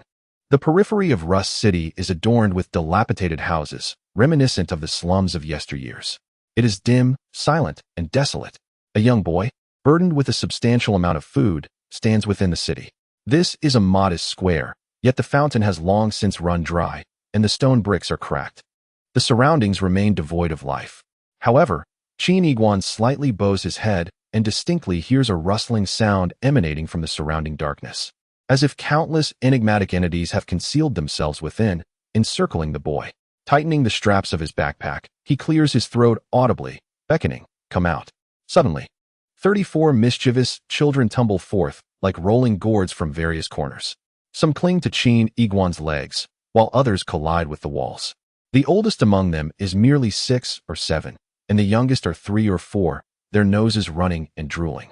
The boy chuckles lightly, opening his backpack to pour out an assortment of fresh fruits and today's treats, declaring that everyone shall have a share and imploring them not to snatch. "Little bear, do refrain from trying to crack a coconut with those baby teeth," he quips, witnessing one such tooth now liberated. "And no using your heads to collide." The children seize the fruits, indulging wholeheartedly in their feast, their joy palpable. The boy observes from a distance. These are the children of Rust City. Among them, some suffer from various ailments, while others come from impoverished families unable to afford the costs of nutrition pods. In essence, they are all little forsaken ones.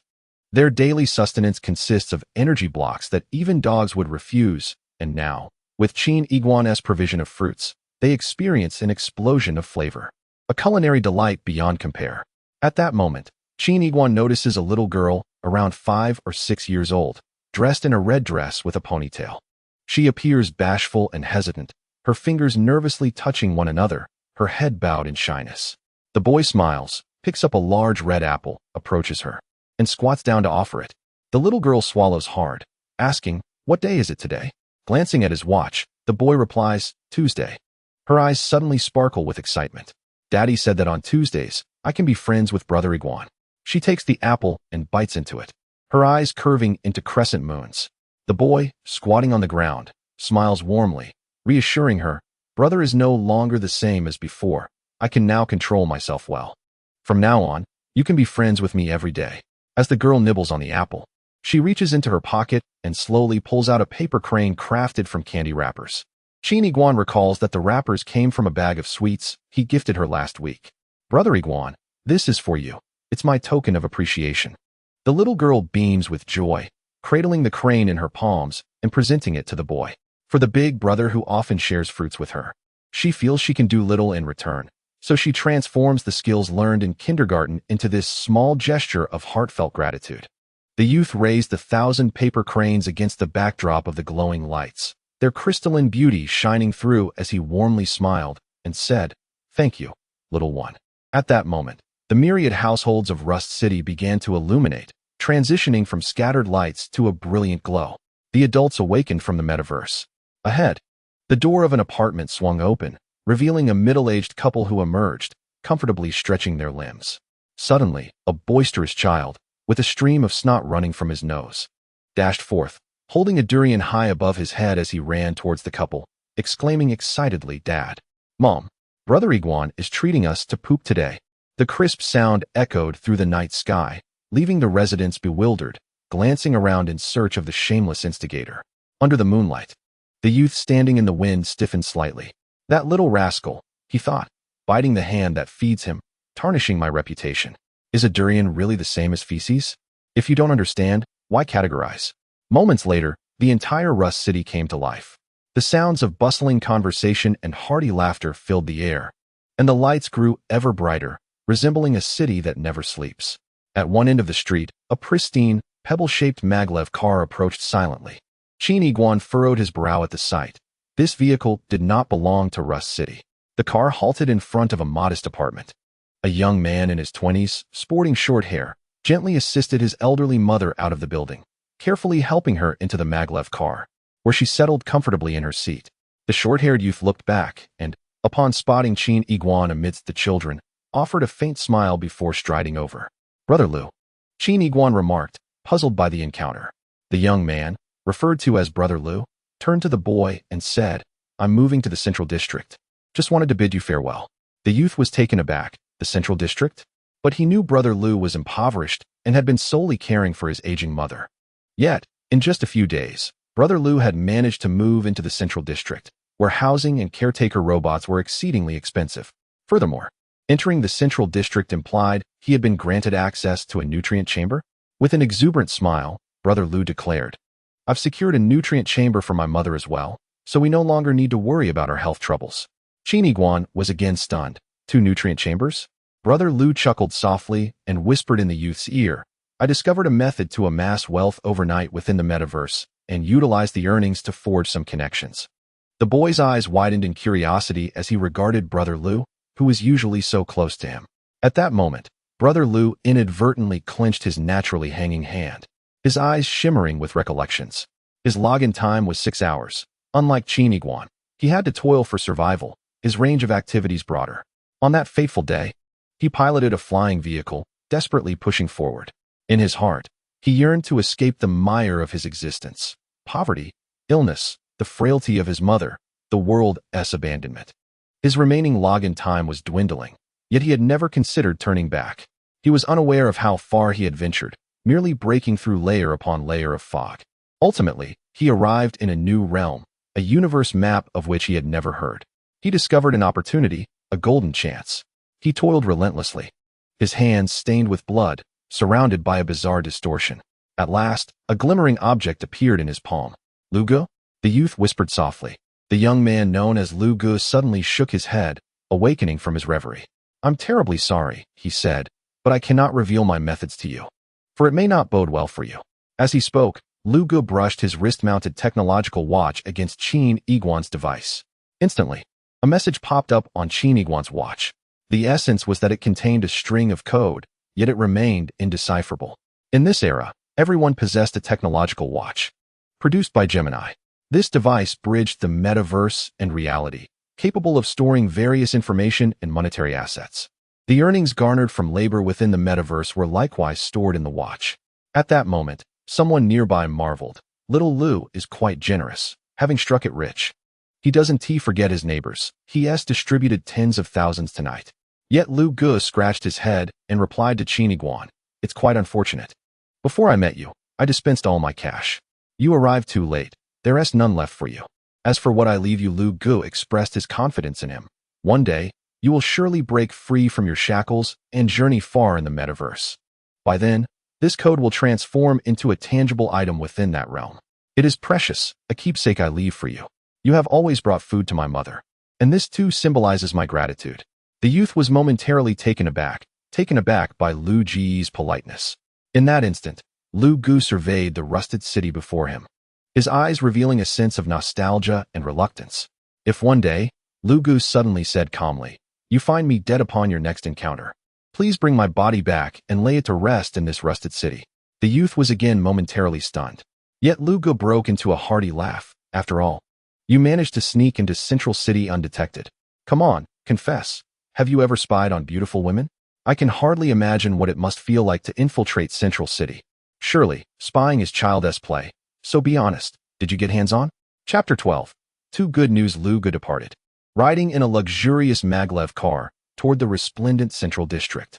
His future path was surely destined to be magnificent. The youth walked alone through the streets, lost in thought. Entering Central City, where one could live permanently in the metaverse, earn great wealth, and relish the marvels of contemporary technology. This was the dream cherished by all the inhabitants of Rust City. Yet, it was said that the basic jobs within the metaverse merely provided a meager existence. To amass true fortune, one must venture into the unknown, and the more unknown, the greater the peril. It was a double-edged sword. The youth made his way back to his apartment. Suddenly, I discovered that at the entrance of my modest two-story building stood a formidable robot towering over 2 meters in height. This mechanical sentinel, adorned in a gleaming silver alloy, exuded an air of intimidation, with a massive energy pistol holstered at its waist. A long black cloak billowed dramatically behind it, and its piercing red electronic eyes scanned the direction of Qin Yiguan. Was this the mechanical guardian of the Central District? The young man squinted, pondering whether my attempt to borrow food from my apartment had been exposed. It seemed implausible. He remained composed, for he was an invisible entity within the Central District. He approached the robot directly, shifting his body to open the door. With a mechanical whir, the towering guardian mirrored his movement, stepping sideways to block his path. Startled, the youth shifted left once more, only for the robot to follow suit, tilting its neck slightly to meet Qin Yiguan's gaze. Can you see me? A flicker of astonishment crossed the boy's mind. Yet, in that instant, the robot fell silent, motionless. He exhaled a subtle sigh of relief, extending his hand to pass the mechanical figure and reach for the door. I not only see you, I also know your name. Qin Yiguan. A deep mechanical voice reverberated. The youth froze, his arms suspended in midair. However, his expression transformed from shock to a relaxed smile as he took a step back. No wonder it could see me. It possessed true vision. The voice sounded familiar. Officer Wong? Uncle Wong, have you upgraded to a new mechanical avatar? Then, the boy glanced down, noticing the police badge at the robot's waist. The police department had updated its equipment. Officer Wong was indeed one of the half that operated in this manner. They immersed themselves in the metaverse, yet when real-world incidents occurred, they controlled such mechanical avatars to engage. He heard Officer Wong's voice. You, my boy, instinctively overlook all robots. It seems you have infiltrated the Central District more than once, which is a serious offense. The young man chuckled softly. Do you have any evidence? Evidence. The defense system of the Central District cannot capture you. Where would the evidence come from? However, the mechanical body tilted its head, its vision penetrating through hundreds of meters, clearly spotting a group of children gnawing on fruits. Among them, a child with a broken baby tooth was eagerly devouring soft durian. The rind marked with identification code 003 Central District, a 5426 building. After a moment's contemplation, Officer Wong replied, None. The boy smiled. Heaven bless the kind-hearted. The robot waved its hand in resignation. I came specifically to find you, because today is a significant day for you. The youth tilted his head, pondering what made this date special. The robot raised its arm, revealing a metallic cover that slowly opened to unveil a stack of ancient, yet ceremoniously presented paper documents. Receipt for the 100th application for the Metaverse Nutritional Chamber, Qin Yiguan. You personally delivered it? The boy's eyes widened, his heart inexplicably racing. The fact that Officer Wong had personally brought the receipt indicated that its contents were unlike any previous correspondence. He took the receipt with trembling hands. The 100th. Previously, there were 99 instances of despair. The youth, with tears brimming in his eyes, cast a grateful glance at Officer Wang's mechanical form. The vast and enigmatic metaverse transcended the mundane struggles of the present. If only I had access to a nutrient capsule, I would be liberated from the constraints of login time, allowing me to indulge in a wealth of sensory experiences and travel freely. Simultaneously, boundless opportunities of the unknown were on the verge of unfolding. The youth straightened his back and, with great formality and deliberation, opened the thin 2-page receipt. His heart raced, and his hands trembled.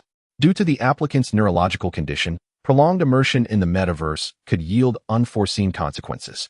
The application was denied for failing to meet the required standards. Under the moonlight, the green trees swayed gently by the roadside.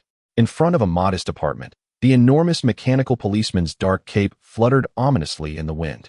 At that moment, the youth felt as though he had awakened from a dream. Addressing Uncle Wang, "Thank you for personally delivering the receipt. Please refrain from doing so next time." The mechanical voice resounded. "Do you understand why the metaverse government regulates the distribution of nutrient capsules?" The youth shrugged, seemingly in reproach.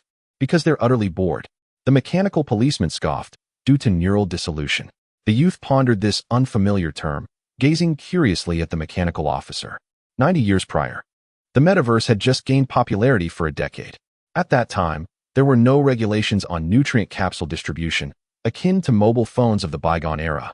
Nearly everyone possessed one. Then, predictably, unforeseen calamities ensued. Some users died during use. The mechanical policeman's electronic eye flickered, indicating unnatural deaths. Over a span of 2 years, there were a total of 23 cases. They all shared a commonality, either a congenital defect in their brain's physiological structure or an acquired condition that led to such defects. Upon hearing this, the youth, as if engaged in a dialectical inquiry, suddenly declared, "My mind is completely normal." He chuckled. The mechanical policeman's laughter seemed to imply that if his mind were indeed normal, then he must possess an extraterrestrial brain. After a brief pause of 3 seconds, he continued, "I have seen photographs from the death scenes and read the autopsy reports." The mechanical policeman then fixed his gaze on Qin Yiguan, revealing that within the deceased's brain, the entire central nervous system, along with portions of the spinal nerve roots, had dissolved, initially transforming into a liquid that oozed from the deceased's features. It subsequently congealed into white filaments. From a distance, the body lay in the nutrient capsule, with its features exuding a copious amount of silk. Those silken strands appeared to be eroding, continuously shedding their pristine fluff into the air, drifting slowly. That scene was profoundly eerie, more unsettling than any murder case. As Qin Yiguan absorbed this account, images flooded his mind, resonating with a kind of sacred hymn, transcending the confines of the mundane, not evoking that peculiar sensation. The youth fell silent for a moment, slightly lowering his head, extending a finger to scratch his forehead. Officer Wang remarked, "I am well aware of your background.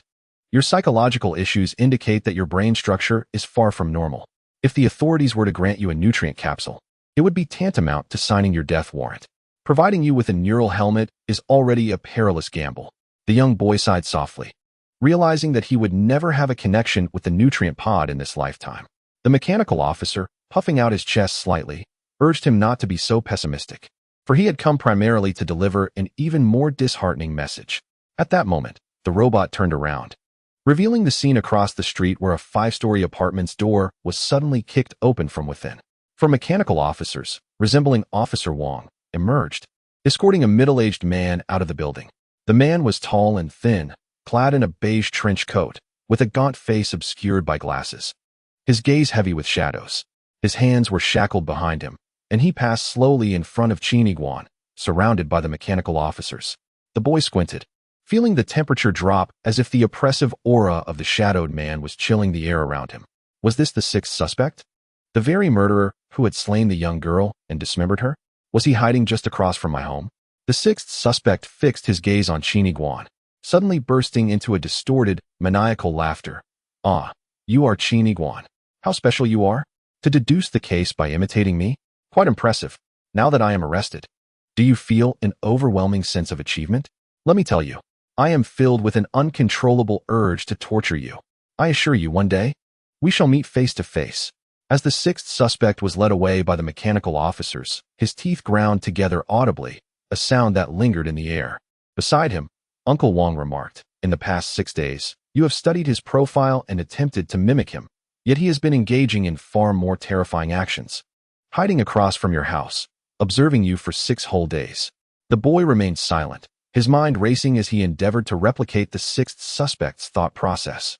No, lurking in the shadows to observe me was not the sixth's modus operandi, nor was it consistent with his logical reasoning. His inner turmoil suggested a lack of patience. Someone must be guiding him, teaching him to alter his behavior. Who could it be? I cannot predict. Moreover, how did he know the police department had employed me? This deviant detective? And how did he ascertain my residential address? Having known Uncle Wang since childhood and collaborating on numerous cases, there was no way he would betray me. It had to be someone else. Was there a traitor within the police department? Who could it be? Anyone who could associate with a lunatic like the sixth suspect was likely far from normal.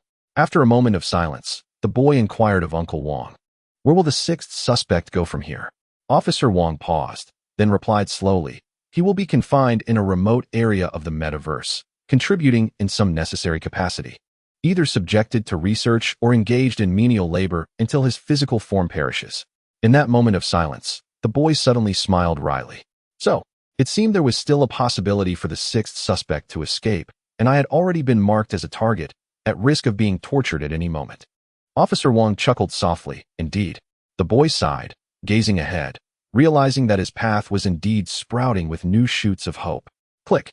The generator of the mechanical police emitted a crisp sound, as Officer Wang's consciousness seemed to temporarily detach from the robotic entity, leaving only the voice system behind. It was as if he had ignited a cigarette within the vast expanse of the metaverse. 40,000. The youth suddenly blurted out these 2 words. Officer Wang was momentarily choked by the smoke. What 40,000? A glint of cunning flashed in the youth's eyes. Your personal visit serves 2 purposes. 1. To warn me that I am being watched. 2. To conveniently return the receipt. And 3. It subtly hints that this matter involving number 6 is far from simple, suggesting there might be a big fish lurking behind it. Assisting you in uncovering the truth is no trouble at all. Thus, the labor fee is set at 40,000. The mechanical police remained motionless. TSK, TSK, TSK. You are truly clever, too clever, in fact, to the point of wild speculation. The Bureau has already issued a strict prohibition against hiring you again. My visit is solely because this matter concerns your personal safety. A friendly warning, nothing more. What case resolution? What conspiracy? Enough with your fanciful thoughts. Yet, Qin Yiguan remained unfazed, calmly stating, "So, it appears that this labor fee will likely be personally covered by you. In consideration of our long-standing friendship, I shall give you a discount, 20,000. The mechanical police fell silent for a moment. Deal. Chapter 13. Endless assassination on the first floor of the apartment. The youth closed the door and secured it with 2 locks. He glanced at the time, 1:15 a.m. Sleepy. He ascended the stairs to the 2nd floor. 1 step. 2 steps. The wooden stairs creaked underfoot. However, upon reaching the 3rd step, the stairs were coated in black paint, continuing in this manner as he ascended, as though he had transitioned from light into darkness. The youth pushed open the dark door at the top of the stairs.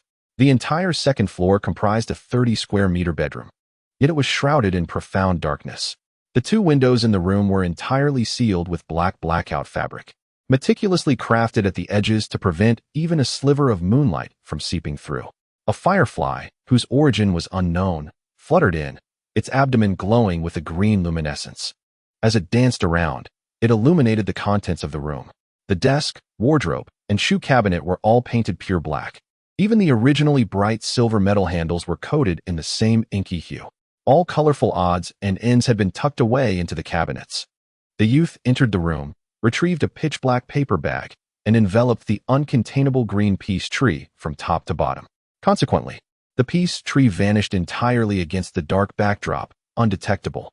Then, the youth fixated on the fluttering firefly and softly said, "There cannot be any color in my bedroom. It must be pure black. I apologize." With a clap of his hands, the glow of the firefly was extinguished in his palms. Yet, in the next moment, white moonlight streamed into the room. The youth had drawn back the heavy curtains and opened the window, releasing the firefly back into nature. The firefly spiraled and danced in the night sky, its faint glow seemingly illuminating the entire rust-laden city. The youth smiled. He closed the window and meticulously sealed the curtains, plunging the entire room into an impenetrable darkness, where the distinction between open and closed eyes became meaningless.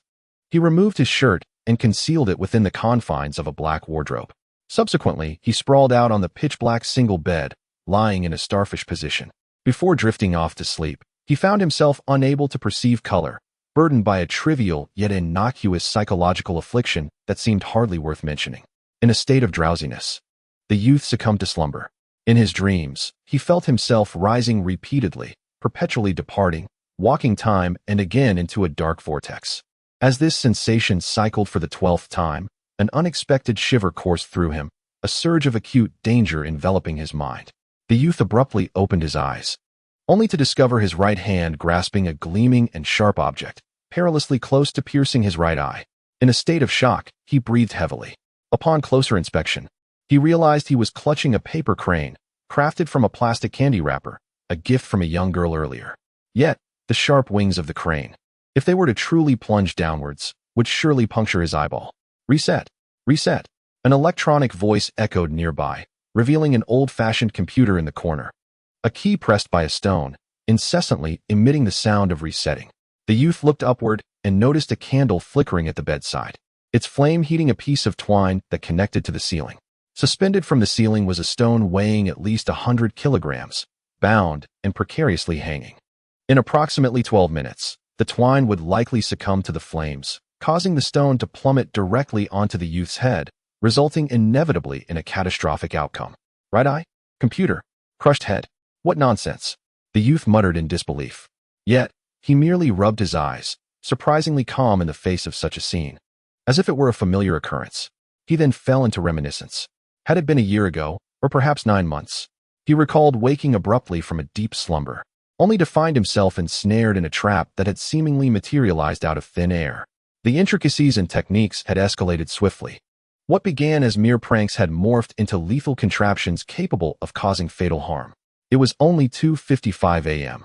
How could such a complex mechanism, or rather, instrument of torture, have been devised in just an hour and a half? In the impoverished Rust City, how could he have amassed such an array of tools? His ingenuity had clearly evolved, especially with that computer. How had he conceived of such an idea? The youth stared at the paper crane in his hand, realizing even this had been repurposed as a weapon. He had once attempted to change his sleeping location, yet this bizarre phenomenon clung to him like a shadow, impossible to shake off.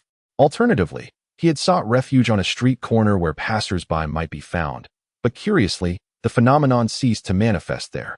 Previously, after narrowly escaping a first attempt on his life, the youth had procured a vintage second-hand camera, installing it at the doorway. That night, upon awakening, he discovered he was alone in the room, yet he was horrified to find himself hanging.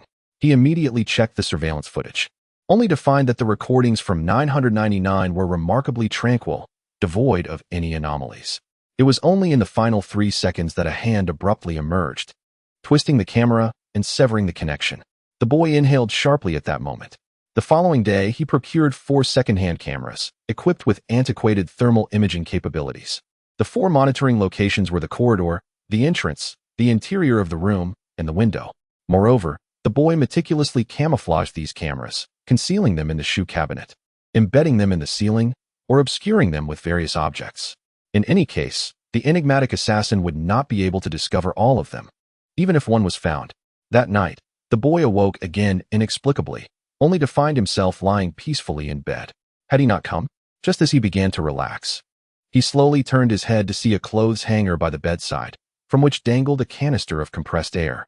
Following the canister down, he noticed a segment of intravenous tubing connected to a needle that was inserted into his own arm's vein. During infusion, if a significant amount of air were to mix in, it could enter the bloodstream, flowing with the veins into the heart. As the heart contracted, bubbles would form in the heart, making it difficult for blood to flow into the pulmonary artery, resulting in a phenomenon known as air embolism, an insidious and chronic cause of death. Some infusion patients, inadvertently falling asleep while the medication depletes, find themselves on the brink of death as air enters their vessels, leading to fatalities. Cleverly devised. Fortunately, this lethal apparatus was still in its infancy. The boy merely felt a tightness in his chest. He swiftly removed the needle and jumped out of bed to examine the surveillance footage. The result left him speechless. That mysterious hand had methodically destroyed the cameras, one by one, without exception, in intervals of no more than 10 seconds, without any apparent search process. It was as if it already knew where the cameras were hidden. Now, this dreamlike assassination had become a familiar occurrence for the boy. There were always a few days each month when it transpired. He had come to understand the reasons behind it all. At this moment, the boy turned his head, observing the shadow cast upon the wall by the flickering candlelight. The shadow sat quietly on the bed as well, as the flame danced. It seemed as though dark mist swirled from the shadow, subtly writhing. The boy gazed at the shadow, his expression gradually becoming tranquil. Yet within that calmness lay a trace of fury. You killed my parents. Now, you seek to take my life as well. It is you, my concealed dark persona. The boy's chest heaved with uncertainty, while the shadow twisted slightly, as if silently mocking him. Huh. Qin Yiguan inexplicably chuckled coldly. What of all your methods? Each time, I awakened just in the nick of time, as if someone were clandestinely alerting me. Rest assured, I will not perish alongside you. One day, I shall unveil your true form and obliterate you. I will quietly watch you fade away. Clenching his fist, the boy turned to the candle that was scorching the rope, and with a swift breath, extinguished the flame. And then, he fell back into slumber. After a peaceful hour of slumber, the stillness was disrupted by faint sounds emanating from the ceiling. The hemp rope tethering the stone, burdened beyond its capacity, began to fray. The youth, in his carelessness, merely extinguished the candle, unaware that the colossal rock was on the verge of plummeting. With a snap, the rope had frayed to a mere thread. Then came the abrupt rupture. The hemp rope snapped entirely, and the massive stone began its descent. Yet the young man remained in deep repose.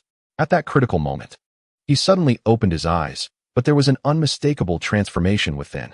His gaze bore the weight of experience, reminiscent of a seasoned warrior who had battled fiercely on the front lines and defended the borders for a century. His eyes did not exude the commanding presence of a general.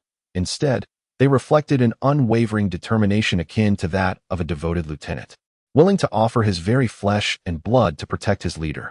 In an instant, the muscles of his form tensed, sharply defined, as if harboring explosive power. He let out a low growl, his voice resonating with the gravitas of an ancient guardian. With a swift motion, he raised his arm, striking the descending stone with his elbow, sending it soaring away. The stone crashed through the wall, hurtling out of the apartment. In the next moment, the youth's expression dulled, his intensity dissipated, and he tilted his head, sinking back into a profound sleep. Chapter 14. The dream world. It was an expansive, boundless realm, predominantly desolate and solitary. Suddenly, thunder reverberated across the azure sky. Blue code materialized from thin air, coalescing like a tempest.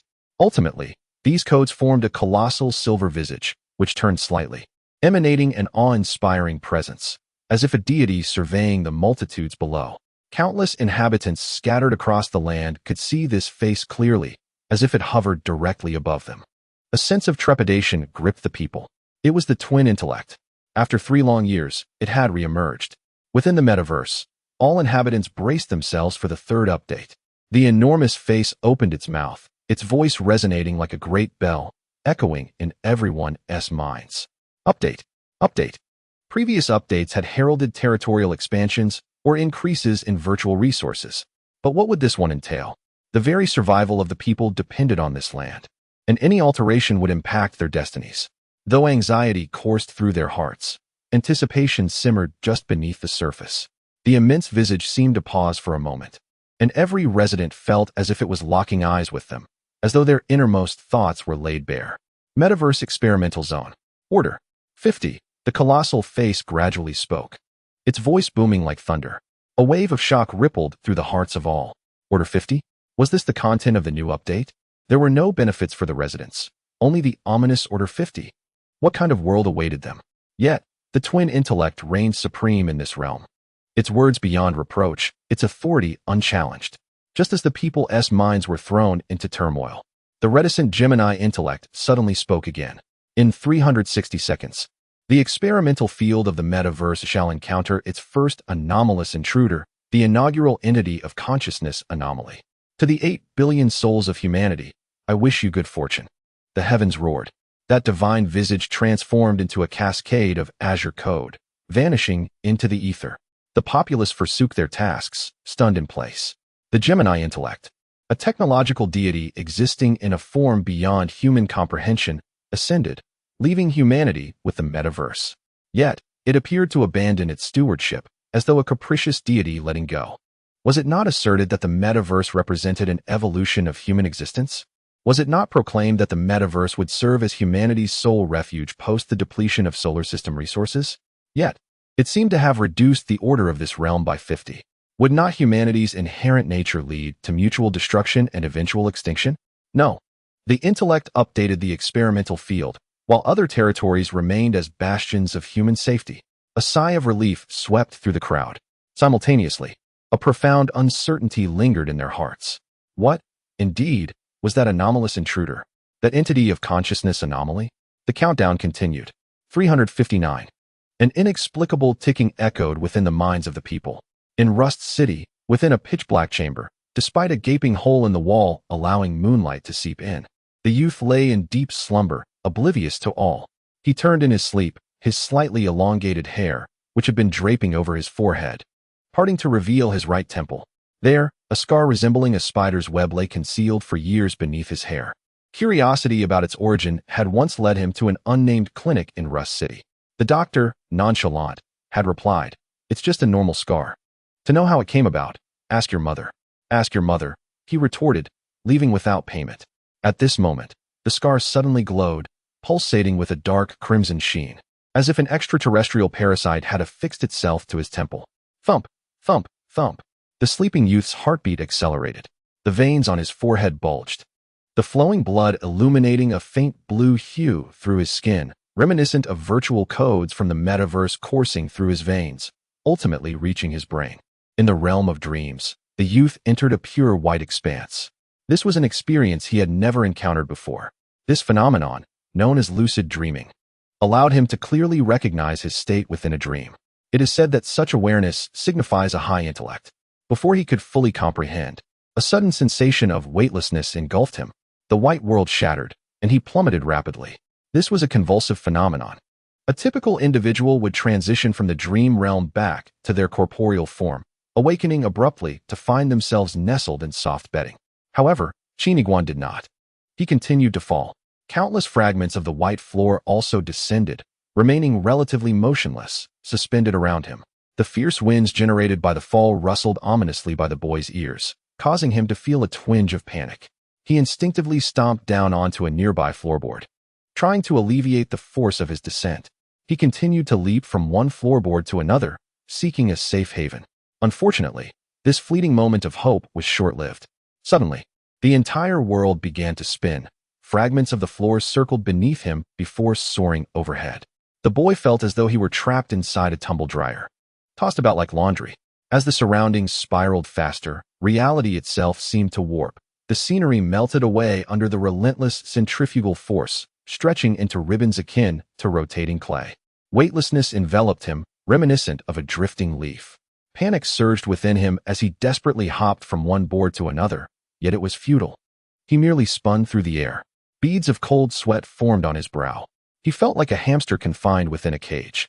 This dream was utterly bizarre, yet felt so achingly real. At long last, he could find no more floorboards to land upon. His body began to plummet uncontrollably. A sudden wave of dread washed over him, as if he were on the brink of being shattered upon impact or torn apart by unseen forces. In that instant, he caught sight of a pale blue surface emerging at the center of the swirling chaos, seeming both distant and tantalizingly close. Grasping at this glimmer of hope, he leaped with all his might into the vortex's core. The subsequent descent felt as though he traversed through multiple realms, vibrant hues streaking past him. With a thunderous crash, the boy descended from the skies, landing on that azure surface in a kneeling position, head bowed slightly. Dust spread like ripples, the ground vibrating around him. Chapter 15.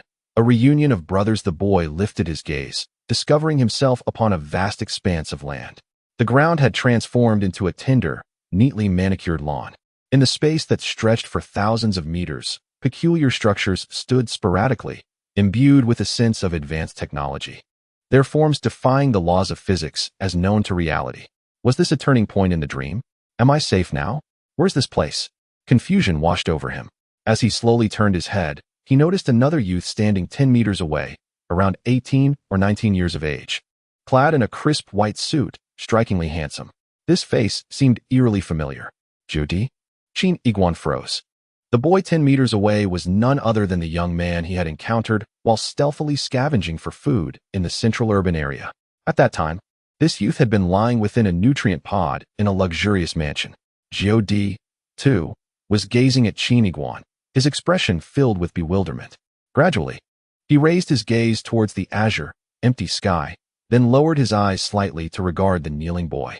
Though he spoke not a word, his face conveyed a singular question. Where do you come from? Qin Yiguan slowly rose to his feet, offering a self-assured smile. I was simply asleep in my bed. Then the world transformed into a washing machine, and here I am. So, this is a dream, albeit a most peculiar one. However, encountering Ninth Brother seems quite reasonable, for I have seen him in reality. Thus he transformed into a figure within my dreams. As the saying goes, what is seen by day is dreamt by night. Suddenly, a buzzing sound emanated from the sky as a cluster of white dots approached from afar. They resembled magnetic levitation vehicles from the real world, albeit significantly quieter. Moments later, an array of fantastical flying machines pierced through the air, coming to a halt around us. Countless individuals clad in immaculately tailored suits, seemingly either affluent or noble, disembarked from the vessels and converged towards us. Zheng Xian's nephew. Let me behold this marvel. Zheng Xian's nephew has arrived, achieving an integration rate of 68 upon his first appearance. Such figures are indeed extraordinary. Most individuals commence from a mere 1. Truly, he is exceptionally gifted. Your father did not waste 18 years of rigorous training on you. I suspect the anomalous intruder mentioned by the Gemini intelligence is none other than Zheng Xian's nephew. Ha! Zheng Xian's nephew, your future is indeed promising. Come, let us welcome you. Yet, those in black suits, adorned with smiles, swiftly encircled Ninth Brother, showering him with flattery. Ultimately, amidst the throng, Ninth Brother ascended into a luxurious flying craft. As the hatch sealed, he cast a lingering glance back at Qin Yiguan. Moments later, tranquility enveloped the surroundings. The young Qin Yiguan remained rooted in place, unnoticed by anyone. Ninth Brother was a prodigy among them. The plot of this dream seemed rather intricate. But should I not be the protagonist? Qin Yiguan, it truly is you. A sudden exclamation resounded from behind. The youth turned around to see, from a distance, yet another flying machine descending. A row of individuals in black suits stood beneath it. At the forefront was a man, around 30 years of age, his handsome features marked by astonishment. The youth's eyes widened slightly. Boss Meng. His full name was Meng Jia. Qin Yiguan had spent 12 years in the orphanage, and Meng Jia was the eldest among the orphans, who had always cared for him. However, the orphanage could only support its wards until the age of 18, after which they were cast into society. After Meng Jia turned 18, he vanished without a trace, rumored to have successfully gained the qualifications of half the populace, entering the metaverse, establishing his own company, and becoming immensely wealthy. Though aware this was merely a dream, Qin Yiguan felt a surge of emotion. After spending a decade together, they were akin to brothers. He observed that Meng Jia's visage still resembled that of an 18-year-old, as if he had never aged over the years. Taking a few steps forward, he embraced Qin Yiguan. The youth tilted his head slightly. This sensation felt so authentic, reminiscent of the times he was bullied by other children, with Meng Jia shielding him with unwavering protection. In reality, he had lost contact with him. Encountering him in a dream felt rather comforting. Meng Jia moved, said, "Kid, you have broken free from your constraints, and you have arrived here as well." Qin Yiguan returned the embrace with his elder brother, pondering the significance of this place. "What do you mean it doesn't matter?" he asked. "Silly boy, you still remain as naive as ever. This is the experimental field of the metaverse," Meng Jia declared, patting the youth's shoulder. "Experimental field?" The youth paused for a brief moment, deep within the vast expanse of the metaverse. An unfathomable distance away, a realm rumored to be a chaotic tapestry of logic. A slow smile crept across his face. "Indeed, the experimental field is precisely the place of my dreams." "Ha! What nonsense are you spouting, you rascal?" Meng Jia chuckled joyfully. "My intention in coming here was to curry favor with the son of the esteemed Liu, but it seems I have arrived a step too late.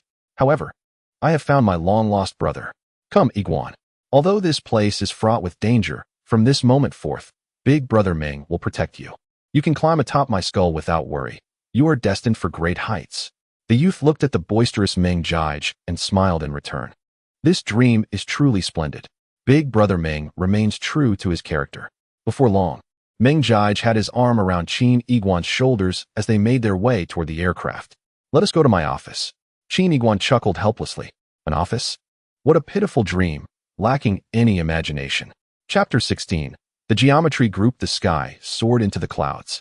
Qin Yiguan gazed through the expansive, seamless, 4,000-square-meter arc of glass, contemplating the sea of clouds ahead. This building, resembling a horizontally placed droplet of water, stood 10,000 meters above the ground, supported only by a single elevator shaft with a diameter of 15 meters.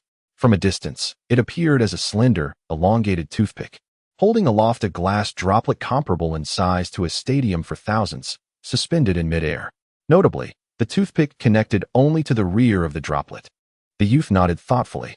The office is impressive. Newton's coffin has indeed spiraled into the heavens.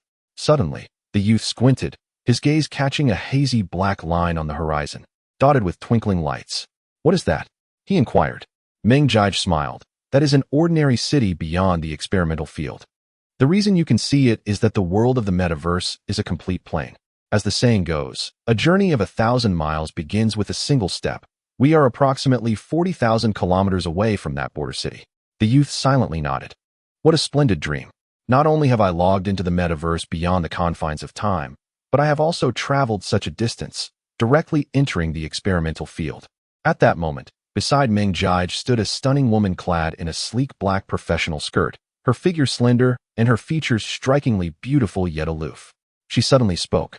Mr. Qin, I am the exclusive secretary of Mr. Meng. Would you mind if I checked your information? If convenient, please grant me authorization. I am Rong Qian. At this time, Qin Yiguan noticed a walnut-sized metallic sphere floating above Rong Qian's shoulder, its center pulsating with a blue glow, seemingly transmitting some information to him. The youth tilted his head in curiosity. How do I grant authorization? Meng Jige laughed heartily. Yiguan has just arrived. There are no electronic assistants yet. Just go ahead and check. The metallic sphere above Rong Qian's shoulder flickered rapidly for a moment. She then returned to Meng Jige's side and whispered, Fusion degree, 0. Meng Jige was taken aback, seemingly incredulous. How much? Rong Qian repeated softly, Fusion degree, 0. The group of men in black suits exchanged glances, equally astonished. Qin Yiguan, perplexed, inquired, Old Meng, what do you mean by compatibility? Meng Laoda gazed into the distance and replied, Our way of life has fundamentally transformed into consciousness uploading. Therefore, there must exist a metric, which is the compatibility of human neural consciousness with the metaverse. It's akin to the olden days when certain programs were incompatible with computers, rendering them unable to function properly. Conversely, the greater the compatibility, the smoother the program runs, and the more fully its capabilities are realized. The young man nodded silently, finding the concept of human brain compatibility with the metaverse intriguing.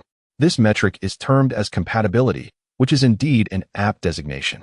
Meng Jige nodded, explaining that in the central region of the metaverse, the logic of real life is mirrored and compatibility is not manifested. However, once one enters the experimental field, compatibility becomes evident and is a crucial metric. Meng Jige pondered for a moment and added, the twin intelligence brain must be concocting some bizarre operations. This piqued Qin Yiguan's interest in the logic of the experimental field. He recalled that the group welcoming Ninth Brother mentioned that ordinary individuals entering the experimental field start with a compatibility score of 1. Then, he thought of Ninth Brother, who seemed to be entering for the first time, yet his compatibility score was an astonishing 68. Was he not inherently aligned with the metaverse? How powerful could that be? The young man chuckled inwardly, thinking, when I awaken, you shall still be reduced to ashes. Are there not many with a compatibility of 0? He mused, glancing at the few individuals in black near Meng Jige. Meng Jige laughed, saying, It is not merely rare, it is unprecedented. Anyone who enters the experimental field has achieved at least a basic compatibility of 1. He then looked at Qin Yiguan and asked, As for your condition of 0, akin to being paralyzed, have you ever heard of it? The young man's expression shifted, realizing, Are you suggesting that I am akin to being paralyzed? No. Meng Jige contemplated, You are equivalent to being completely incapacitated. Qin Yiguan retorted, This compatibility metric indicates that a score below 10 signifies basic mobility. while a score above 10 denotes talent. However, based on your data, it seems that the term talent bears no relation to you. You remain as foolish as ever. The young man pursed his lips, feeling mocked even in his dreams. At that moment, Secretary Rong Qian interjected, "Mr. Meng, with such a low compatibility, he likely lacks even basic work capabilities. What position do you intend to assign him?" "A position? He is unworthy." Meng Jige shook his head, his gaze suddenly turning fierce. "I intend for this lad to experience the harsh realities of life. I want him to understand that personal achievement has nothing to do with talent. I shall ensure he lies idle in my company, receiving everything without effort, living a life devoid of struggle. Even if he were to abduct a maiden on the street, I would clean up after him. I want him to suffer not a single hardship, to become a debauched scion, indulging in pleasures until his demise." Entirely ignorant of the concept of effort. As he spoke, Meng Jige looked towards the young man, reflecting on their bond forged in the orphanage, where they grew up side by side as brothers.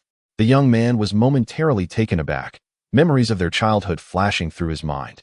In this discourse, Meng Laodao once expressed his thoughts while perched atop a wall, at a time when he was still plagued by a runny nose. Upon hearing his words, the caregiver chastised him, asserting that, at such a tender age, his worldview was misguided. Qin Yiguan, with a subtle smile, felt a twinge of emotion. Meanwhile, the group clad in black suits, along with Secretary Rong Qian, could only look at Qin Yiguan with exasperation, silently shaking their heads. Qin Yiguan instinctively found himself drawn into this dreamlike realm and inquired playfully, "Meng Laodao, what business does your company engage in?" "Design," Meng Jige responded, moving to stand beside the expansive floor-to-ceiling window, gazing proudly into the distance. In this metaverse, the constraints of reality were lifted. Building materials and construction techniques posed no obstacle, rendering design the most valuable skill in this world. "Oh," the youth's eyes sparkled with intrigue, finding the reasoning quite compelling. Meng Laodao had been enamored with geometric compositions since childhood, mastering the classic work elements by the age of 10. The director of the orphanage prophesied that this boy would undoubtedly become a mathematical prodigy, even bestowing upon him the name Meng Jige. "My dear boy, as you know, this metaverse is intricately linked to our brains. When our minds possess unique qualities, such as particular talents, the metaverse amplifies these specialties. We refer to this phenomenon as augmented reality. Such enhancements manifest within the experimental field. For instance, some children, with extraordinary vision in reality, achieving scores of 52 or 53, may find their sight extended by an additional 100 to 300 meters upon entering the experimental field. It is akin to a cognitive augmentation bestowed upon your consciousness by the twin-brain intelligence or a form of liberation." The youth nodded in astonishment, captivated by the novelty of it all. At that moment, Meng Jige turned to Qin Yiguan with a mysterious smile and asked, "Do you know what transpired when I entered the experimental field?" With a chuckle, Qin Yiguan replied, "Did you endure even more punishment?" "Bah." Meng Jige puffed out his chest. Continuing, "When I turned on the faucet to wash up, I was astonished to find that I perceived not merely the flow of water, but could also clearly discern the patterns of movement within the water and the geometric shapes embedded therein." At this, Secretary Rong Qian added, "What Meng Laodao sees is, in fact, the external laws governing all things. He has become the only person in this world capable of visually comprehending the fractal patterns of objects." Meng Jige elaborated, "Since then, I have been able to perceive the design principles of any object within the experimental field and can inversely apply those principles to create designs for any object." In that instant, Meng Jige waved his hand, conjuring a panel before Qin Yiguan. Meng Jige's login duration, 11 years, 5 months, and 7 days. Integration level, 22. Augmented reality, geometric sensation, 400,000 to 1, superpower category. Qin Yiguan was taken aback. "Superpower?" Meng Jige asserted with confidence, "When I first logged in, my integration level was 11, and with the aid of this 400,000 to 1 augmented reality, I established the Echo Hill sector of the experimental field, leading the foremost geometric design group." Chapter 17. A different ailment here. The logic was coherent, and the organization was clear, even exhibiting a hierarchy. The youth nodded in agreement. "Is this all a dream I have constructed? How intriguing." At that moment, Meng Laodao patted the young boy on the shoulder, saying, "Do not lose heart, my young friend. As your time here extends, your degree of integration will gradually increase, even in an experimental field. One cannot expect certain things to materialize out of thin air. It is akin to geometric shapes. As squares accumulate, they will eventually form a grand wall. Keep striving. One day, your mind will unleash its potential. Perhaps you will awaken an enhancement of 1 in 8 billion. By then, you shall shield me. The boy smiled faintly. I will sleep comfortably tomorrow and dream well. You foolish lad. You speak of dreams even when not dreaming. Just then, an anomaly appeared in the distant sky. A black barrier suddenly emerged from the sea of clouds, as if someone had erected a black scroll vertically between heaven and earth, slowly unfurling.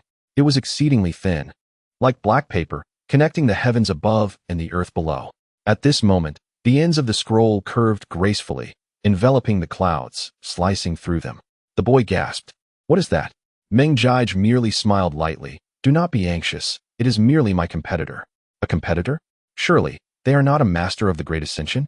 Meng Jige replied nonchalantly. Though the experimental field is vast, the land is still owned. That entity is called the Iron Curtain, a technological innovation of the metaverse. A type of enhanced plasma defense shield. You may think of it as a fence, delineating territory. The boy suddenly understood. Your competitor is also a design company? What use is it for them to enclose themselves? Meng Jige chuckled. It's akin to a dog marking its territory, asserting ownership. That company is called Ming2, currently ranked second at Echo Hill. They purchased land nearby, intending to create a barrier against me. Meng Jige remarked, this is utterly meaningless in terms of design capabilities. They are lacking. Qin Yiguan, curious, inquired, is their owner also augmented in reality? Meng Jige chuckled awkwardly, in a manner of speaking. Their owner enjoys keeping birds, after augmentation. He can converse with them, speaking in their tongue, sometimes sending sparrows to eavesdrop on our meetings, utterly worthless. The boy was taken aback. Is that even possible? 800 kilometers away, in a vast black warehouse, a balding, greasy middle-aged man observed 2 black crows within a birdcage. He opened the cage, and one crow perched on his hand while the other settled on his arm. The man grinned maliciously. Meng Jige's twin intelligence clearly indicates Order 50. I shall act according to the intelligence's logic. Commercial competition is too mundane. My sole purpose this time is to eliminate you. My 2 little treasures. Return and vividly describe Meng Jige's plight. Haha. The 2 crows flapped their wings and soared into the sky.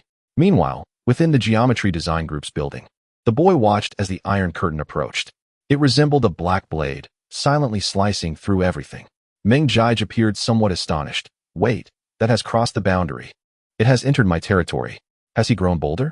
Just as the words left his mouth, the Iron Curtain that spanned the heavens and the earth swiftly expanded, surging forth in an instant by several dozen kilometers, enveloping the sides of the Meng Geometry skyscraper, and abruptly closing into a circle with a diameter of 100 miles. At this moment, Meng Geometry was no longer the calm figure he had been. A flicker of panic glimmered in his eyes. What was that bald man planning? Was he intending to cleave my building in 2 and send it crashing down? Has he lost his mind? A dull thud reverberated through the air, as if an invisible war drum had been struck. In that instant, darkness enveloped the surroundings. The lights within the skyscraper extinguished, and the world outside succumbed to shadows. Meng Geometry exclaimed, it has blocked the visible light within the Iron Curtain. What is that bald man scheming? Yet this darkness was not the profound void of a child's room. As the boy gazed into the distance, he perceived distorted beams of black light flickering amidst the gloom. His vision akin to that of a dizzy individual. Within the Iron Curtain, certain areas remained obscured, either pitch black or brilliantly illuminated. I cannot discern other colors or faint glimmers in this night. Qin Yiguan's complexion darkened, instinctively retreating a step, as if he feared the encroaching darkness ahead. Meng Geometry steadied the boy, chuckling. I almost forgot. You have a peculiar phobia that makes you see the clothes on the chair as demons in the night, leaving you trembling under the covers in a cold sweat. Or when walking outside at night, you mistake the swaying trees for skeletal monsters lunging at you. Haha. In our childhood, I always held you close while you slept. Yiguan, you need not worry now. I am here. That bald man can only attempt to intimidate me. He dares not act beyond bounds. I'll turn around and settle the score with him. Creak. Boom. Suddenly, the distant ceiling erupted, sending sparks flying and debris crashing down. Yet, the slender Iron Curtain began to grow once more, inch by inch, slicing into the skyscraper. Meng Geometry surveyed the scene, his brow furrowing. he dared to take real action. Was he truly intent on making my building collapse and claiming my life? At that moment, Qin Yiguan's expression turned grim. He fixed his gaze upon the darkness ahead, where shadows warped, and he felt an unsettling dread rising from the depths of his being, cold sweat beading on his forehead. Ordinary children may fear the night, perceiving objects as monsters, such as common. But I am different. I am afflicted severely. Dr. House diagnosed me with a condition known as level 16 gestalt collapse. It manifests in two ways. One symptom involves fixating on a particular Chinese character for an extended period, causing the brain to shield itself from redundant neural information, leading the individual to suddenly experience the illusion of not recognizing that character. That is manageable. However, the other symptom is more alarming. In darkness, if the visual input is incomplete, the brain compensates by conjuring images of the most terrifying scenarios from one's subconscious. The boy's face trembled, and I often found myself ensnared, engulfed in profound fear, unable to extricate myself, even to the point of mental collapse. Just then, from the depths of the darkness, two crimson-eyed crows suddenly emerged. These birds, small in stature, appeared from afar as two writhing black dots. Yet, it was their sudden emergence that sent ripples through the imagery in the boy's eyes in an instant. What were those two birds? The corners of the boy's eyes quivered, and he felt an excruciating pain in his head, his consciousness surging forth, utterly uncontrollable. Within his line of sight, a tide of darkness swept in, engulfing all, only to frantically converge and surge into the bodies of the two black birds. Unbeknownst to everyone, the code of the metaverse had descended into chaos and turmoil in that very moment, as if stirred, losing its original order. No, those did not appear to be birds. The boy's eyes widened in astonishment. Chapter 18. Mutation. Suddenly, a sharp cry pierced the sky, following Qin Yiguan's gaze. He beheld a crow in the distance undergoing a bizarre transformation. Its crimson eyes expanded suddenly, inflating like a balloon, reaching a diameter of 5 meters in an instant. It was as if a blood moon had materialized in the sky. The crow's body appeared grotesquely disproportionate, resembling a bird corpse affixed to the blood moon. The corners of Qin Yiguan's eyes twitched. Boom! A massive claw abruptly manifested in the sky, as if erupting into existence. Boom! Following the claw's emergence, two enormous black wings unfurled in the heavens, each spanning 20 meters, their feathers resembling obsidian metal. Then, a colossal bird's head materialized. The beak, once a pale yellow, instantaneously transformed into a length of over 10 meters, taking on an alloy-like composition, its surface coated in red paint, albeit marred in places, exuding a sinister aura mingled with an air of dread. Caw! Other organs completed their expansion, and the crow, once of ordinary size, morphed into a 50-meter behemoth. It was as if it had clawed its way from the depths of hell into reality. The other eye of this gigantic bird suddenly closed, and then reopened, its eyeball morphing into a mechanical structure, albeit shattered, revealing a glass orb and exposed circuitry within. The beak opened, and within its depths, it was not a throat, but layers of crushing machinery. Amidst the mechanical roars, mingled with the terrifying cries of living beings, it seemed to pierce through one's eardrum from 100 meters away. At that moment, the boy's pupils constricted, yet he was helplessly drawn to the distant sky. Countless terrifying demons, birthed from the darkness, swirled within his mind, as if they were shrieking in grotesque fury. These visions had once caused the young Qin Yiguan to tremble in fear during countless nights of darkness. Now, those demonic images overlapped with the crow, or perhaps, the crow was transforming into one of them. What was that? The crowd in the building witnessed the bizarre bird materializing out of thin air, gasping in astonishment. In Meng Jia's eyes, an abundance of geometric shapes appeared in the distant sky, various forms overlapping infinitely, and then with a thunderous sound, all the shapes shattered, revealing the gigantic, half-mechanical crow.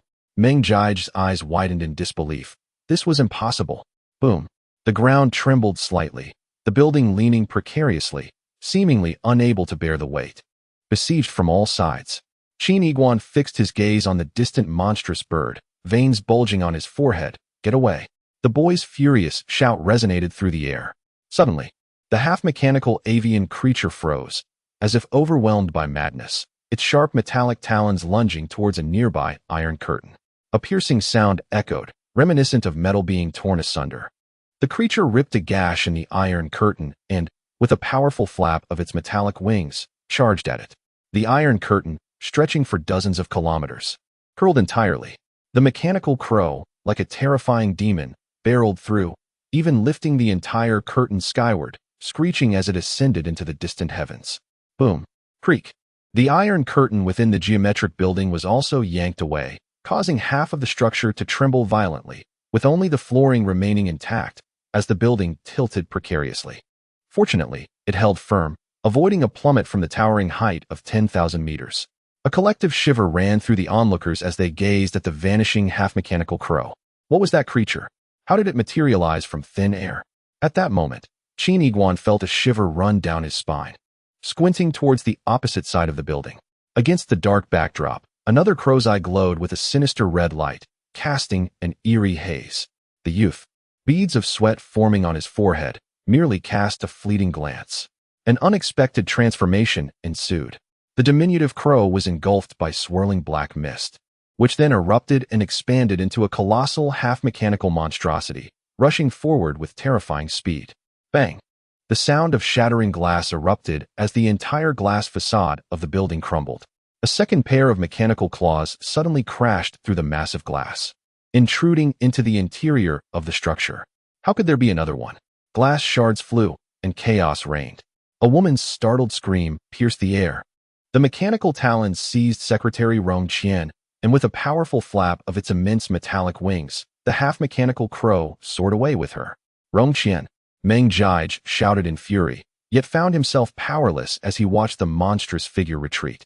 Reacting swiftly, he yanked Qin Yiguan back from the precipice. Be careful. I'm fine. A series of unforeseen events left Qin Yiguan's mind in a haze, his complexion pale. The glass facade lay shattered, and a gust of wind howled through, yet it could not dispel the terror that gripped the youth's heart. Beep, beep, beep. A jarring sound resonated in the boy's world, as if echoing in every corner of existence. It was 5:30 a.m. Today was Wednesday. Schedule, return visit to Dr. House's psychological clinic. Beep, beep. The sound intensified, growing increasingly irritating.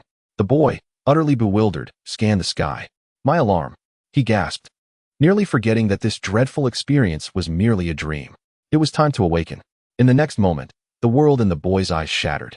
In the metaverse, a testing ground, 800 kilometers away, in a pitch-black warehouse, the owner of Ming-Tu, Qin, a middle-aged balding man, tilted his head slightly, listening to the booming noises from outside. Wait, that's not right. How could the iron curtain produce such a cacophony? Could Meng Jige's building have collapsed? He chuckled. Boom. The entire warehouse suddenly shook, as if an earthquake had struck. Boom. The metallic ceiling of the warehouse suddenly caved in. Creak. A metallic claw tore through the warehouse ceiling. Qin lost his balance, falling to the ground in sheer terror. What is that? Boom. The warehouse ceiling was completely shattered. A colossal half-mechanical bird, towering at 50 meters, descended with a thunderous crash. Its iron wings unleashed a ferocious gale, toppling the portly man several times. What on earth? Damn it!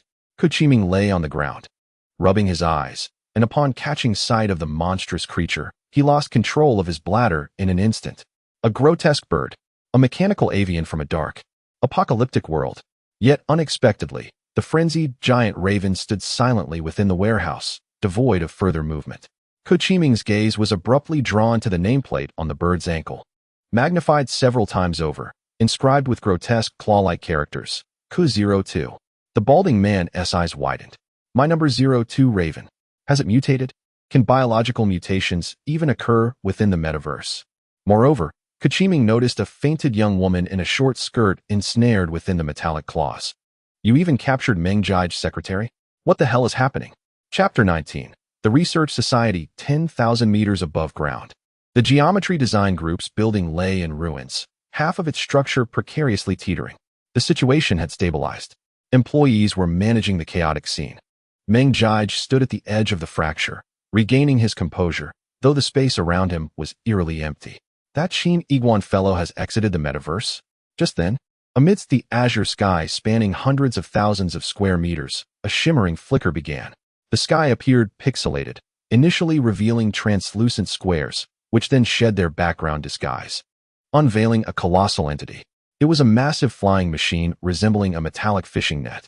Its skeletal frame was composed of dark silver alloy, with intersections spaced thousands of meters apart. Integrated within those junctions were dozens of high-precision detectors, bioenergetics, thermal imaging, sonar, visual monitoring, everything one could imagine. This vast net, cloaked in disguise, had seemingly arrived unnoticed, hovering in the sky and covering an area of over 100,000 meters. The Research Society? Meng Jige squinted, gazing at the immense object looming overhead like a dark cloud over a city. The powers within the experimental field were always higher than the last. Originally a civilian organization, the Research Society was backed by a formidable and enigmatic benefactor. They were dedicated to studying the logic of the metaverse, fervently obsessed with the twin cerebral constructs. Yet, the information left for humanity by these constructs was exceedingly scarce. The Research Society sought to extract order from the chaotic world of the metaverse. Rumors abound that they are a group of exceptionally adventurous scientists. However, Meng Jige believed that, fundamentally, human nature remains consistent. The Research Society merely aimed to exploit this order to ascend to the pinnacle of existence.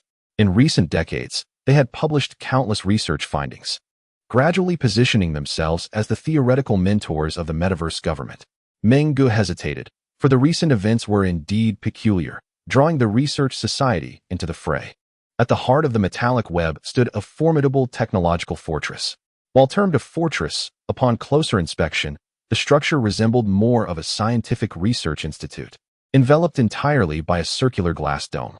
Atop the tallest building, a 360-degree observation platform housed a group of over a dozen scientists clad in white lab coats, all aged in their 40s and 50s. Among them, an elderly man with graying temples and a wise countenance slowly raised his gaze. Suddenly, a massive curved screen materialized in the air above them, replaying footage from 10 minutes prior. The elder mused, that Iron Curtain is merely a commonplace technology within the metaverse, purchasable with sufficient funds. However, the sudden appearance of that semi-mechanical avian. At that moment, several young scholars entered from a distance, cradling void screens filled with dense arrays of analytical data. Professor, one young scholar stepped forward. I have completed the detailed analysis of that creature. Please take a look. No need. The elder scientist waved his hand dismissively. The data on that monster is inconsequential. What truly matters is the manner of its emergence. The elder slowly clasped his hands behind his back, and the assemblage of scientists fell silent, each maintaining a reverent quietude. The metaverse, though a realm of code, has liberated itself from the material foundations of the real world. However, the elder continued, this is not a daydream. It is the second homeland crafted by the twin brains of intelligence, a place where humanity thrives, maintaining a fundamental logic. Take the Iron Curtain, for instance. While it appears to be the handiwork of the divine, its essence remains a result of human ingenuity, an advancement of the plasma energy shield through surreal technology within the metaverse. Our aerial base is similarly a component, an assembly of parts. The gathered scientists nodded in agreement. To these scholars, the metaverse resembled an infinitely expansive simulation sandbox, showcasing the practical applications of various theoretical concepts. Yet, the semi-mechanical giant avian, the elder, narrowing his eyes, remarked, it was neither transported nor transformed from machinery. Rather, it underwent a spontaneous metamorphosis devoid of foundational material composition and theoretical support. Moreover, it was a cross-species transformation. A hush fell over the assembly. After a prolonged silence, the elder spoke again. It appears my earlier hypothesis was indeed correct. The young students exchanged glances, some with widened eyes, as one ventured, Professor, are you suggesting there exists an individual capable of altering the logic of the metaverse through sheer intellect? Logic that was once the exclusive domain of the twin brains of intelligence. The elder gazed out at the vast expanse, for it was universally acknowledged that the metaverse is intricately linked to human cognition. Our perceptions directly influence our physical brains within reality. Similarly, the power within our minds can reciprocally affect the metaverse. Yet, aside from the now-vanished twin technology, regarding the organ nestled within our skulls, weighing approximately 1,400 grams and possessing a texture reminiscent of tofu, who dares to claim true understanding of it? The elder cast a glance back at the scientists behind him, their faces adorned with awe. The human brain is, without a doubt, the most intricate instrument known to mankind. Indeed, it may very well represent the most complex and enigmatic system in the entire universe. Some have referred to the human brain as the final black box to be deciphered in the cosmos. The elder's gaze flickered after years of research. Although the mysteries of the brain remain largely unsolved, today, I am convinced of one thing. The human brain has always possessed extraordinary virtual and logical capabilities.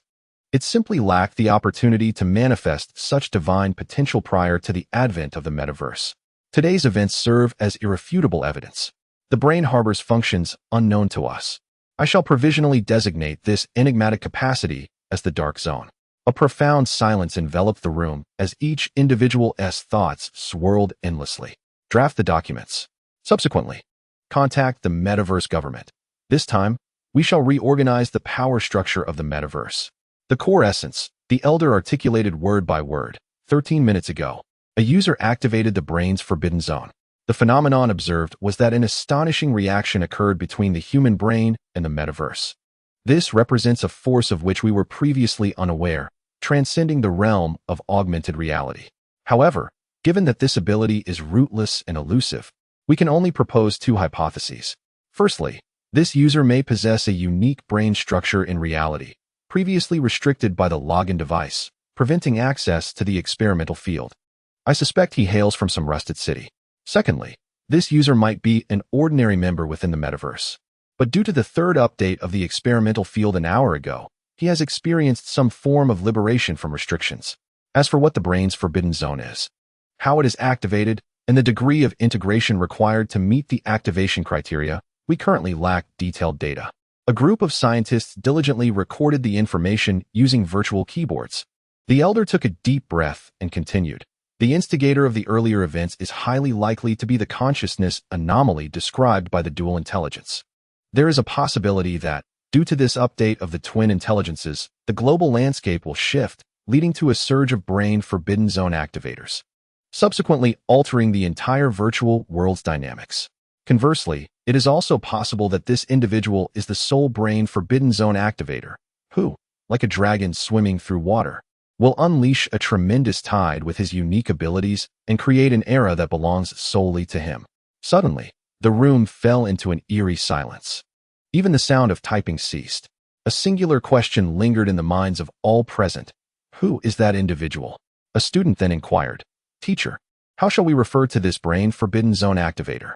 The elder pondered for a moment and provisionally named him brain forbidden zone number 001. The room fell silent once more. The elder at the forefront gazed resolutely and spoke calmly. At the conclusion of this document, we assure you that our research committee will persistently follow this project, striving to gather data and continuously refine this system, while simultaneously unveiling it to the world. Behind him, a collective fervor ignited among the scientists, a passionate yearning for the unknown. A glimmer of light flickered in the elder's eyes. Subsequently, a request was made to the metaverse government for the distribution data of the nutritional pods, aiming to meticulously investigate the first-time logins within a 2-hour window. Chapter 20. The Psychological Clinic in the second-floor apartment of Rust City number 03, a young boy awakened.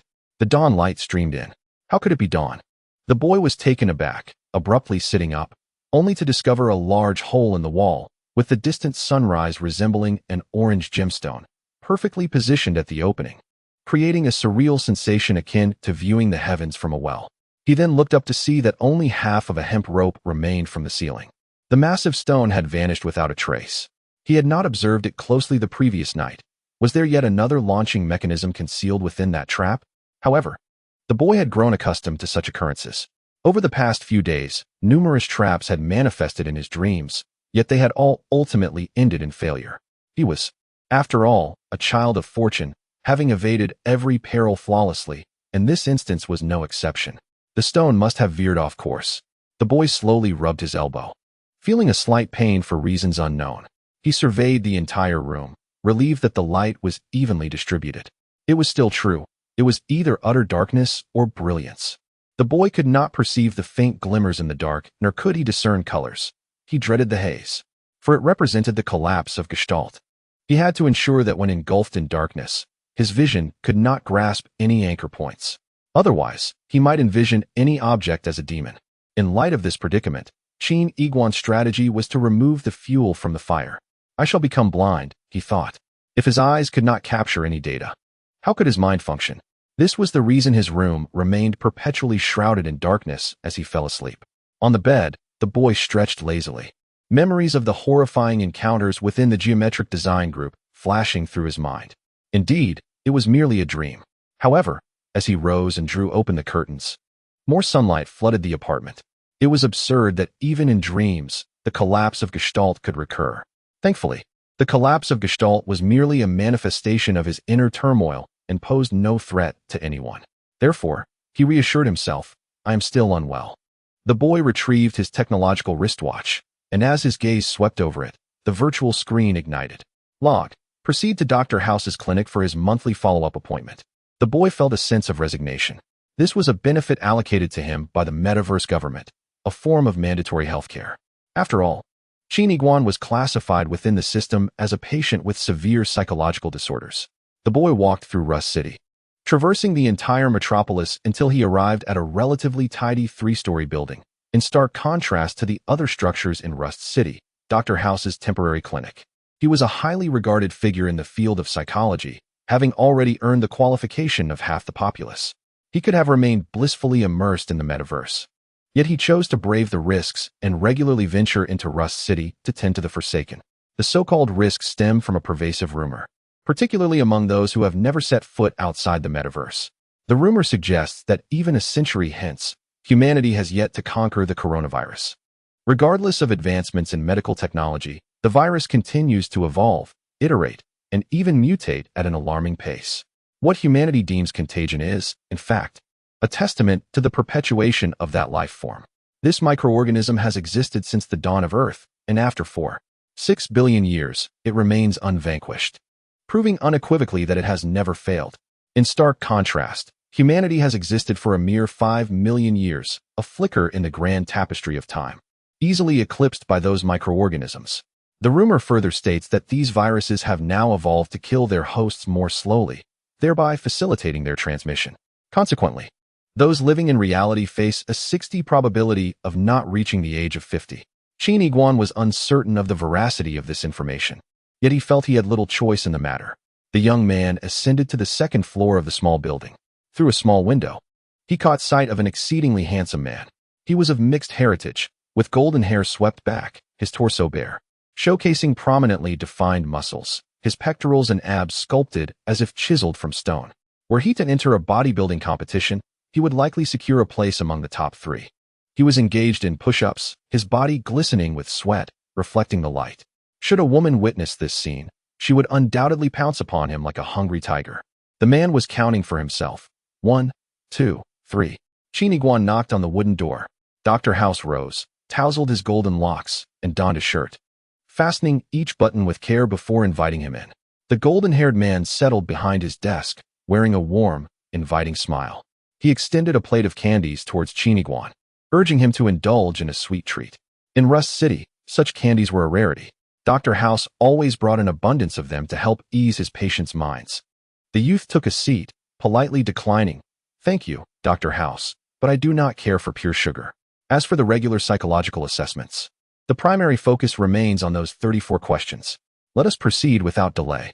Dr. House's voice resonated with a magnetic charm as he retrieved an hourglass, gently flipping it so that the fine red sand began to flow. He then looked at the young man with an encouraging smile. The first question, how do you perceive this world? Sitting up straight, the youth replied earnestly, I believe this world is brimming with hope. Everything is bright and beautiful, and should not be subjected to any form of destruction. Dr. House chuckled softly. And the second question, how do you view yourself? The youth earnestly declared once more, I harbor no negative impulses, nor any violent thoughts. I shall not harm anyone, now or ever. My heart is brimming with love. Suddenly he faltered, unfolding his palm to glance at the notes within, before continuing, I adore the morning mist. I cherish the wildflowers by the roadside, and I hold dear this rusted city, where the sun shines like a benevolent mother, illuminating my being. Dr. House leaned back with a chuckle, remarking, there is truly no need for such a scripted recitation, akin to reading from the scriptures. The youth pursed his lips, stating, if I answer the questions well, you shall grant me an excellent evaluation. allowing me to apply for the nutrition chamber. Dr. House shook his head with a smile. I am merely a psychiatrist, bound to uphold my responsibility by reporting your information truthfully. For reasons unknown, as the youth gazed upon Dr. House's smiling face, a peculiar dizziness washed over him. An unfamiliar sensation stirred within him, making time feel viscous. In this dazed state, he heard Dr. House clap his hands, the sound resonating sharply, awakening him from his reverie.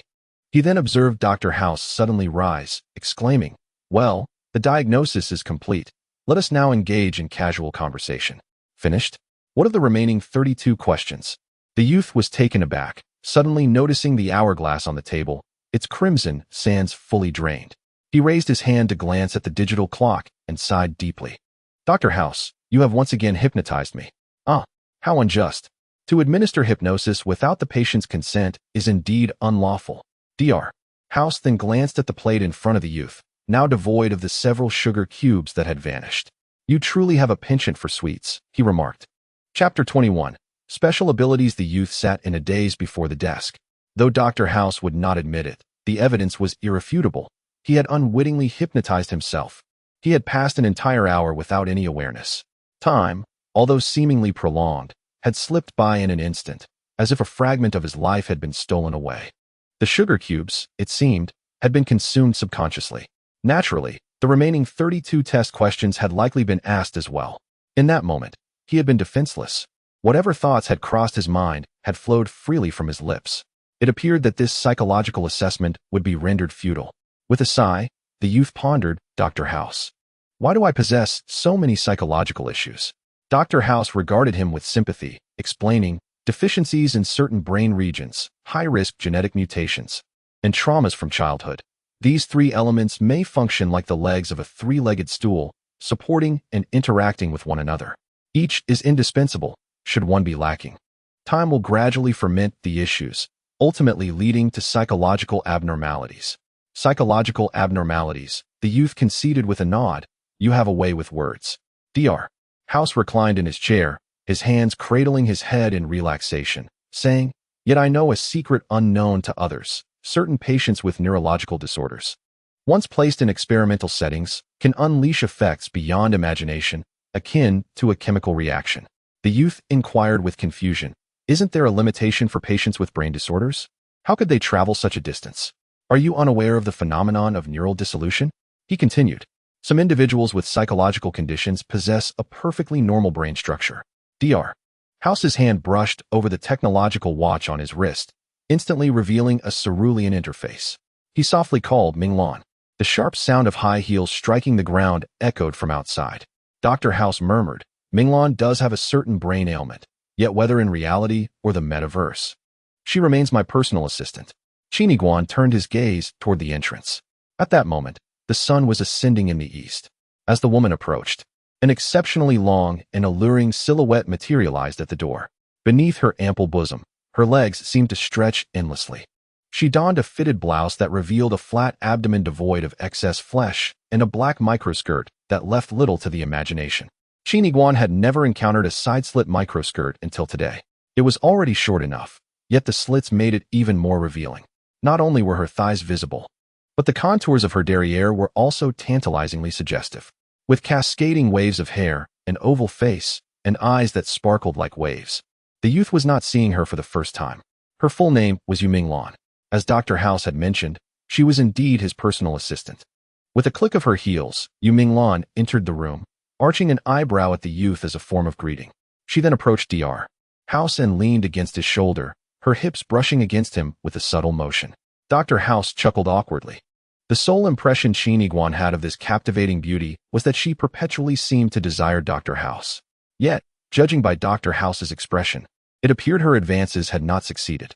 This was understandable. In terms of both appearance and status, Dr. House was undeniably remarkable. Dr. House then remarked, "Yiguan, do not misunderstand. Minglan does not favor men." "Oh." The youth was momentarily taken aback, glancing at the impeccably shaped beauty, feeling it a pity. However, Dr. House continued, "Minglan does not favor women either." Qin Yiguan blinked repeatedly. "Does she have an affinity for animals then?" Yu Minglan giggled, her ruby lips parting. "Animals are not entirely out of the question." Qin Yiguan's lips twitched, He had merely intended to jest. Haha, Dr. House laughed heartily. Minglan possesses a unique psychological trait, or rather, a condition referred to as intellectual attraction. Intellectual attraction? The youth's face displayed confusion. He had never encountered this term before. Dr. House leaned forward, resting his elbows on the table, and explained, "It is an unconventional orientation, a pinnacle of aesthetic appreciation. Individuals with intellectual attraction are drawn exclusively to those with high intelligence, exhibiting an irrational preference that transcends gender, appearance, and material wealth. While this psychological quirk presents a flaw, it also endows her with a special ability. Through brief observation, she can discern a person's intelligence with remarkable accuracy, akin to a sixth sense. For instance, should there be a flawlessly sculpted, exceptionally handsome man with an average intellect, even if he were to strip bare, he would appear no different than a block of wood in Minglan's eyes. Conversely, should there be a centenarian, entirely paralyzed and covered in sores, yet possessing an IQ of 132, Minglan would indeed be intrigued to engage in a romantic relationship with him. Qin Yiguan stood in astonishment. At that moment, young Minglan gazed at Dr. House, her cheeks tinged with a delicate blush, her eyes shimmering with youthful exuberance.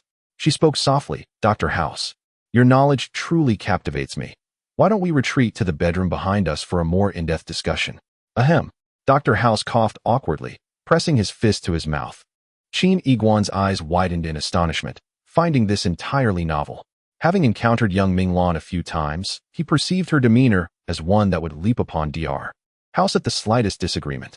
Previously, Qin Yiguan had assumed that young Minglan was merely enamored with Dr. House's physical form. However, it now appeared that the young lady was interested in a centenarian with an IQ of 132. Was Dr. House, therefore, exceedingly intelligent? Dr. House wore a profound smile. Minglan's condition had severely impacted her daily activities, indicating a grave illness, yet she had still received nourishment from the nutrient chamber. Merely hours prior, I had discovered that her intellectual affection had manifested a peculiar effect. A peculiar effect? What could such a condition produce? The youth was exceedingly curious. Dr. House smiled enigmatically, hypothesizing that if Minglan were to participate in a power struggle, she could discern all the high IQ geniuses in the opposing camp with a mere glance, such as the leader, strategist, and advisors. Consequently, our side could deploy snipers to eliminate the opposing high IQ contenders. Would not that leave the opposition leaderless, reduced to a mere assembly of fools? Upon hearing this, young Minglan feigned a sense of grievance, lamenting, "Why must my beloved always be killed? Dr. House must comfort me with his body." The youth stood in shock, slightly recoiling. Was this permissible? Chapter 22. Case Study. Beep, beep, beep. Dr. House continued to adjust the room's air conditioning through the virtual panel before him, lowering the temperature steadily. The youth inexplicably shivered. Dr. House looked at Qin Yiguan with a smile, declaring, "I am hot." The youth, perplexed, soon noticed a shift in young Minglan's gaze towards him, which had transformed from indifference to a flicker of intensity. Beep, beep, beep. Dr. House persisted in decreasing the ambient temperature. Young Minglan's attention remained fixed on Qin Yiguan. Her cheeks flushed, inexplicably licking her lips. Qin Yiguan felt a spark of clarity amidst the confusion, as if something previously hazy had become distinct. Beep, beep, beep. Suddenly, Dr. House adjusted the temperature back to normal, shrugging with a smile. "I'm no longer hot." The youth struggled to comprehend Dr. House's actions, yet he sensed that the doctor was testing something. Dr. House directly interrupted the youth's thoughts, stating, "Minglan has already produced such an effect in the experimental field. Yiguan, I eagerly anticipate the day you enter the experimental field." Qin Yiguan shook his head, clearing his thoughts before hesitantly inquiring, "Dr. House, I assume, merely hypothesizing, that if I were to suffer from dissociative identity disorder, what might transpire upon entering the experimental field?" The youth had never disclosed to anyone the existence of his darker persona, not even to Dr. House, given that it pertained to a heinous crime involving his parents. Dr. House smiled knowingly. The professional term for such a condition is dissociative disorder, which manifests in varying degrees. For instance, dissociative disorder 2 involves an individual, seemingly healthy, harboring two or more distinct identities within. These identities exist independently and do not interfere with one another, perhaps due to suppression or voluntary dormancy. Only one identity will manifest at any given time, while the others remain oblivious, as if in slumber. Naturally, These identities may converge within the patient's inner world, potentially leading to disputes or contradictions, yet they may also provide mutual support. Generally speaking, each identity assumes a unique role or responsibility, such as that of a child, an assassin, or a guardian. As Dr. House spoke, his gaze remained fixed on the youth. You wouldn't be concealing anything from me, would you? Do you possess a hidden identity? The youth smiled nervously, internally anxious. You just hypnotized me. Surely you have a conclusion regarding my other identities. Dr. House nodded, his smile laden with significance. Indeed, as it stands, you seem to be afflicted solely with shadow syndrome, moral deficiency, gestalt collapse, and that fear of the cosmos that prevents you from gazing at the night sky, merely trifling issues. Dr. House tapped his fingers on the table, elongating his tone. As for your inquiry about what might happen to a dissociative patient entering the metaverse, I suspect that if the patient's disorder is sufficiently advanced, they might fully actualize another identity. The youth's eyes widened. Is that so?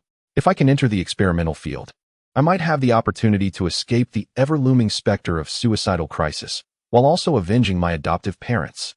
At that moment, Dr. House's azure eye seemed to pierce through to the very soul of the youth. Qin Yiguan promptly rose, exclaiming, Dr. House, I appreciate your voluntary diagnosis. There's nothing further. I shall take my leave now. Miss Minglan, farewell. Dr. House observed the youth's respectful departure, his smile suffused with a tantalizing anticipation. At this juncture, the young Minglan instinctively tugged at her skirt, inching closer to Dr. House. It appeared that his intellect had notably surged as the temperature dropped. Was that a sign of the cosmic equilibrium? Young Minglan licked her crimson lips and remarked, Dr. House, let's update the case file. This lad has acquired yet another ailment. In specific environments, his brain enters a paradoxical state where heightened mental acuity coexists with inner tranquility. In other words, upon entering familiar territory, his cognitive abilities soar. Young Minglan nodded. And what of dissociative disorder 6? His issue is glaringly apparent. There's no hiding 300 tails of silver here. Dr. House nodded once more, his gaze falling upon the empty candy dish as he updated the historical records. The fourth personality of that lad had a penchant for sweets. Young Minglan sighed and shook her head. At such a tender age, burdened with numerous ailments, what could have shaped his formative experiences? Dr. House remarked, psychological disorders often stem from internal mental strife, ultimately leading to a distortion of consciousness, which manifests as erratic thoughts. To reach such a state as Qin Yiguan's, one might need to confine a normal individual in a dark room to ruminate for a century. He decided to change the subject. Young Minglan turned, her gaze entranced as she focused on Dr. House, her fingers gliding across his chest. Doctor, do you think there exists something in this room that is typically quite short, yet upon contact, becomes remarkably elongated? Dr. House nodded emphatically. Indeed, there is. He then gently tapped Qin Yiguan's name on the ethereal screen. A blue display unfurled like a scroll, reaching up to the ceiling. It was vaguely discernible that the number of ailments listed had increased from 9 to 10. Dr. House chuckled. That would be Qin Yiguan's case file. Chapter 23. Classmates. The sun had risen high in the sky. The radiance enveloping the earth transitioned from a warm orange to a brilliant white. The youth departed from Dr. House's temporary clinic, making his way back to the apartment. He strolled along the asphalt road of Rust City, his feet crunching on the gravel, producing a soft sound with each step. Reality felt quite comforting. The boy glanced at his technological wristwatch. 8:53 a.m. Thanks to Dr. House's hypnosis, he was now 23 minutes late. He pushed open the door to the apartment and entered the living room on the first floor. He picked up the sleek black neural helmet and settled into the most comfortable position, gently leaning back against the sofa. Slowly, he donned the helmet, which illuminated with a soft blue glow.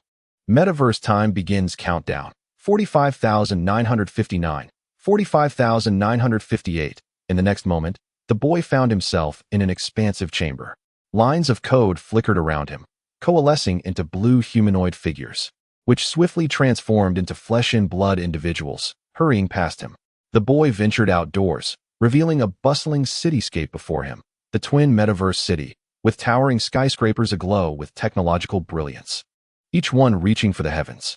He surveyed the intricately designed city layout, where streets crisscrossed in a three-tiered structure.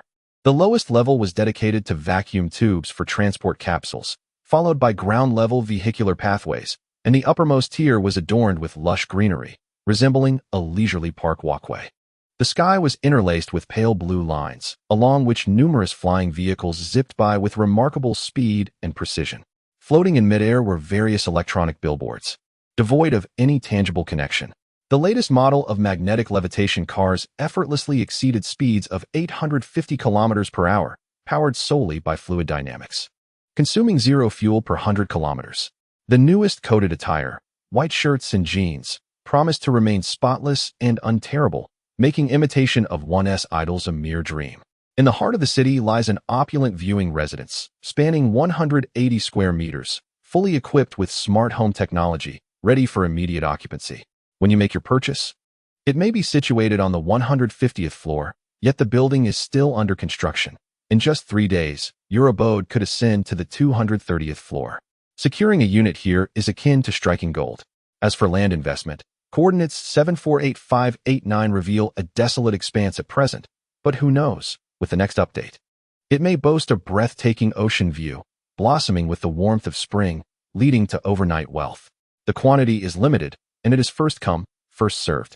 Perhaps this is the vision people hold for the year 2122, albeit it is not grounded in the physical realm. A youth, oblivious to all, traverses the pedestrian pathway, glancing at the red prohibition sign beneath his feet, which morphs into a green arrow, urging him forward. He strides across the road towards an imposing structure, the B6 sector. 053 High School. Qin Yiguan has just entered the campus when he notices 3 robust classmates standing ahead, their gazes menacing as they fixate on the school gate. Brother Xiong, that's the guy? Your goddess, Shangwan Xiaodao, has a secret crush on him. Let us drag him to the garden and teach him a lesson. Let us see if he dares to steal our girls again. Qin Yiguan looks up. This is my delightful group of classmates. I cherish the morning mist, the wildflowers by the roadside, and I possess a substance, 0.18 grams of flunitrazepam, that will render you unconscious for approximately 20 minutes. Upon your awakening, you will find yourselves buried in a granary, only your heads exposed, surrounded by tightly packed rice. I shall then sprinkle water onto the rice, causing it to swell with force, much like plants breaking through the soil, unstoppable. Subsequently, the pressure around your bodies will intensify, leading your skin's capillaries to burst. No blood will be seen, yet you will appear as if drenched in it. Soon, the pressure within your body will surge, overwhelming your organs. Pop! Your eyeballs will eject from their sockets, tethered by nerves, blood vessels, and ocular muscles, dangling from your faces. Of course, at that moment, your blood will have found an outlet. While 7 orifices bleeding is incorrect, the true scene involves 9. As for which 9 orifices, that is for you to determine. Qin Yiguan sits calmly at the edge of the flower bed, speaking softly. Meanwhile, the trio of bullies, led by Brother Xiong, now kneels before him, their faces pale, legs trembling, and their groins damp. Brother Qin, we were just joking about beating you. Look at us as classmates. Your recounting of such terrifying methods of killing feels all too real, and I even sense you could carry it out. Please, don't tease us. Our little hearts are terrified. The 3 students gaze at Qin Yiguan, who remains composed, rational, and cold-blooded, resembling a psychologically twisted individual. When he describes his methods, it seems to evoke a sense of nostalgia. The youth smiles, fear not. I can recount 98 more methods akin to this. Everyone is like brothers. It is a privilege for Xiao Tao to harbor feelings for you. And the guys are undoubtedly supportive. Qin Gu, it is getting late. Let us hasten to class. We are the flowers of our nation, and our studies are of paramount importance, not to be delayed. The youth strides towards the main building. Ahead, 3 bullies scurry away in fright. He arrives at the end of the 3rd floor and pushes open the unadorned wooden door of Class 11, senior year. Inside, over 3,000 students bustle about, creating a scene of utter chaos. Indeed, within this ordinary high school class resides an astounding number of students, for this is the metaverse.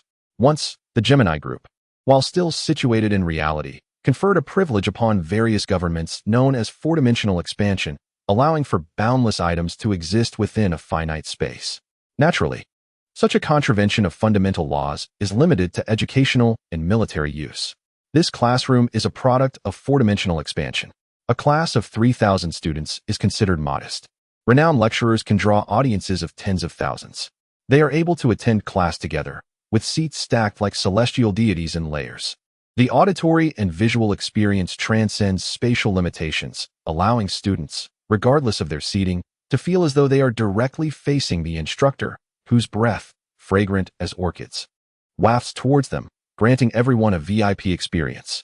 This is somewhat reminiscent of online classes from a bygone era, though the technological sophistication is incomparable. Hello, Yiguan. The youth hears a call and turns to see a rosy-cheeked chubby boy. It is he. His surname resounds like thunder, exuding power and might, while his given name is as humble as dirt, reminiscent of a simpleton. A good friend. Tautai Gala. Chapter 24. It is him. Gala stands on one leg atop a bench, speaking in a low tone. Yiguan, you must be wondering why, despite the class having commenced 30 minutes ago, everyone is still in disarray. The youth shakes his head, not particularly inclined to inquire. Yet, Gala, ignoring him, raises his hand and declares, a transfer student has arrived today. A person of remarkable background. The principal and all the teachers have gone to welcome him. How wonderful. I adore this world. The youth replies, somewhat disgruntled, returning to his seat. Occasionally, he glances at his technological wristwatch. Time flows ceaselessly. For someone like him, a castaway with merely 5 hours of login time each day. The squandering of time feels like a grievous waste. Qin Yiguan remains perplexed. What sort of transfer student warrants such a grand reception? Suddenly, the classmates stir restlessly, surging towards the doorway, quickly creating a bottleneck. The transfer student has arrived. Gala leans out, announcing, latest news. His father is the highest commander of sectors B5 and B6. This guy is undoubtedly a top-tier official's son. Sectors, originally a term from the old era used to delineate physical hard drives, are now employed within the metaverse to designate map sections. The coverage of B5 and B6 is comparable to that of 2 provinces on physical Earth. In other words, this highest commander is akin to the governor of 2 provinces. The young man nodded, pondering why he would transfer to such an ordinary school. It wasn't merely a transfer. The gossiping boy exclaimed, I heard this guy was kept in a secret base by his father for training since childhood. This is his first foray into society and school. The young man was taken aback. Here they were in the 3rd year of high school, an age that would typically range from 17 to 18, implying that poor fellow had been trained for 17 or 18 years. Secret training? What purpose could it serve? To become a spy? The gossiping boy continued. Rumor has it that this guy just entered the experimental field yesterday, and his data was explosive. It might be related to that secret training. This kid has a bright future ahead of him, and it's as good as guaranteed. The young man casually nodded. The world is vast, and there will always be geniuses, but it had nothing to do with him. Did you hear? The gossiping boy added. There's another big news from the experimental field. The research committee is set to announce a new system, claiming a freak has emerged who has unlocked the brain's forbidden zones. No one knows how that individual managed to alter the rules of the experimental field, manifesting a gigantic monster. The young man, who had been tidying his desk, suddenly froze, staring incredulously at the gossiping boy. Is that really true? He wondered. This was a different kind of freak. Outsiders could not comprehend. What the young man envisioned was the mechanical raven birthed from his own fragmented psyche. His eyes widened, but that was merely a dream. Indeed, the gossiping boy exclaimed, clapping his hands vigorously. How extraordinarily bizarre that little freak truly is. At that moment, a stir arose among the students. Qin Yiguan and the gossiping boy peered through the crowd's gaps.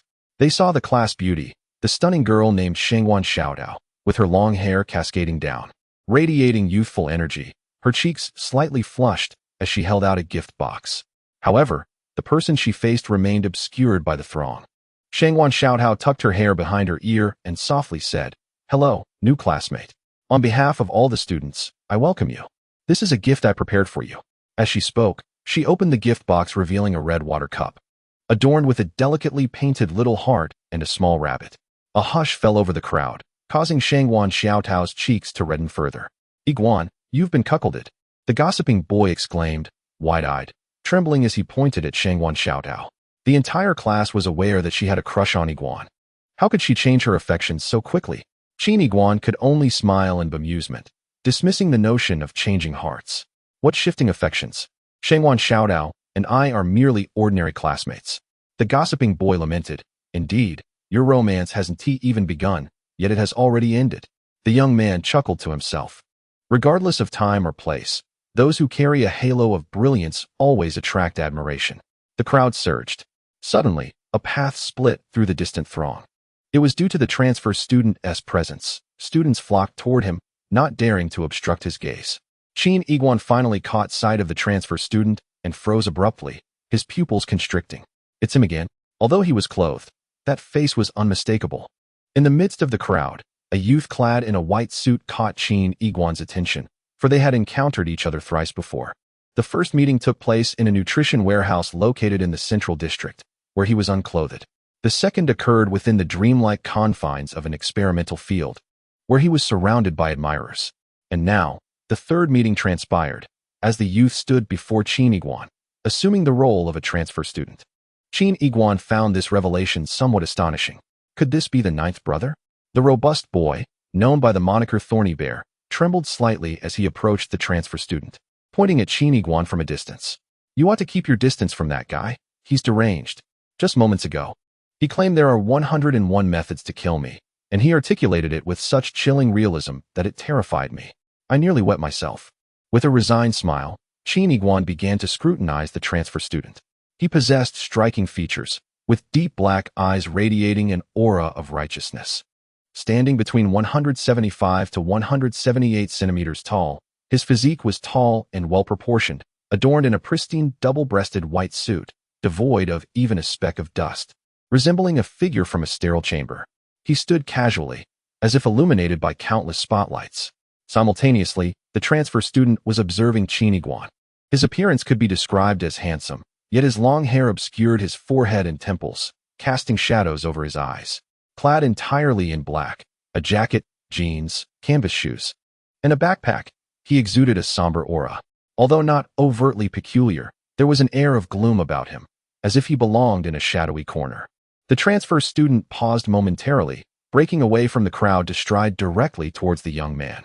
He halted, his expression unfriendly, a hint of disdain in his brow. In this day and age, bullying still persists, and in such a twisted manner. 101 methods of murder? Do you find that amusing? At that moment, Qin Yiguan fixed his gaze upon the young man in the white suit, and his image aligned perfectly with the vision from his dream. Qin Yiguan was momentarily taken aback, failing to engage in the conversation, instead voicing the question that had been swirling in his mind. Pray tell, did you see me last night? I did. The transfer student replied, meeting the young man's gaze. In the experimental field, Qin Yiguan's pupils dilated suddenly, his heart pounding. Meanwhile, the eavesdropping Taotai clam clamored with excitement. Experimental field? Yiguan, you got into the nutrition warehouse. That's splendid. The future appears promising. And so what? The transfer student turned his attention back to Qin Yiguan, slowly shaking his head. Some individuals harbor delusions that merely changing their surroundings will alter the course of their lives. Chapter 25. The age of half the population. My name is Jiao Zhengxian, and I am 18 years old. Half the population. Yet, throughout the previous 18 years, I have been rigorously trained within my family. I am aware of Teacher Qing's concerns. The screen displayed a close-up of the transfer student, who glanced at the young teacher standing quietly at the podium. Rest assured, everyone, I have never considered myself privileged in any regard, nor would I ever commit acts that compromise fairness. In the B6 sector, there are numerous prestigious schools. However, today I made my punctual appearance at High School 053, a result entirely attributable to the alignment of the educational system. It is undeniable that my father holds a prominent position.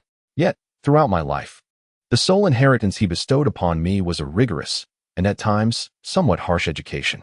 His influence has instilled in me a clear set of values from a young age. One must always embody absolute integrity and conduct oneself with unwavering openness.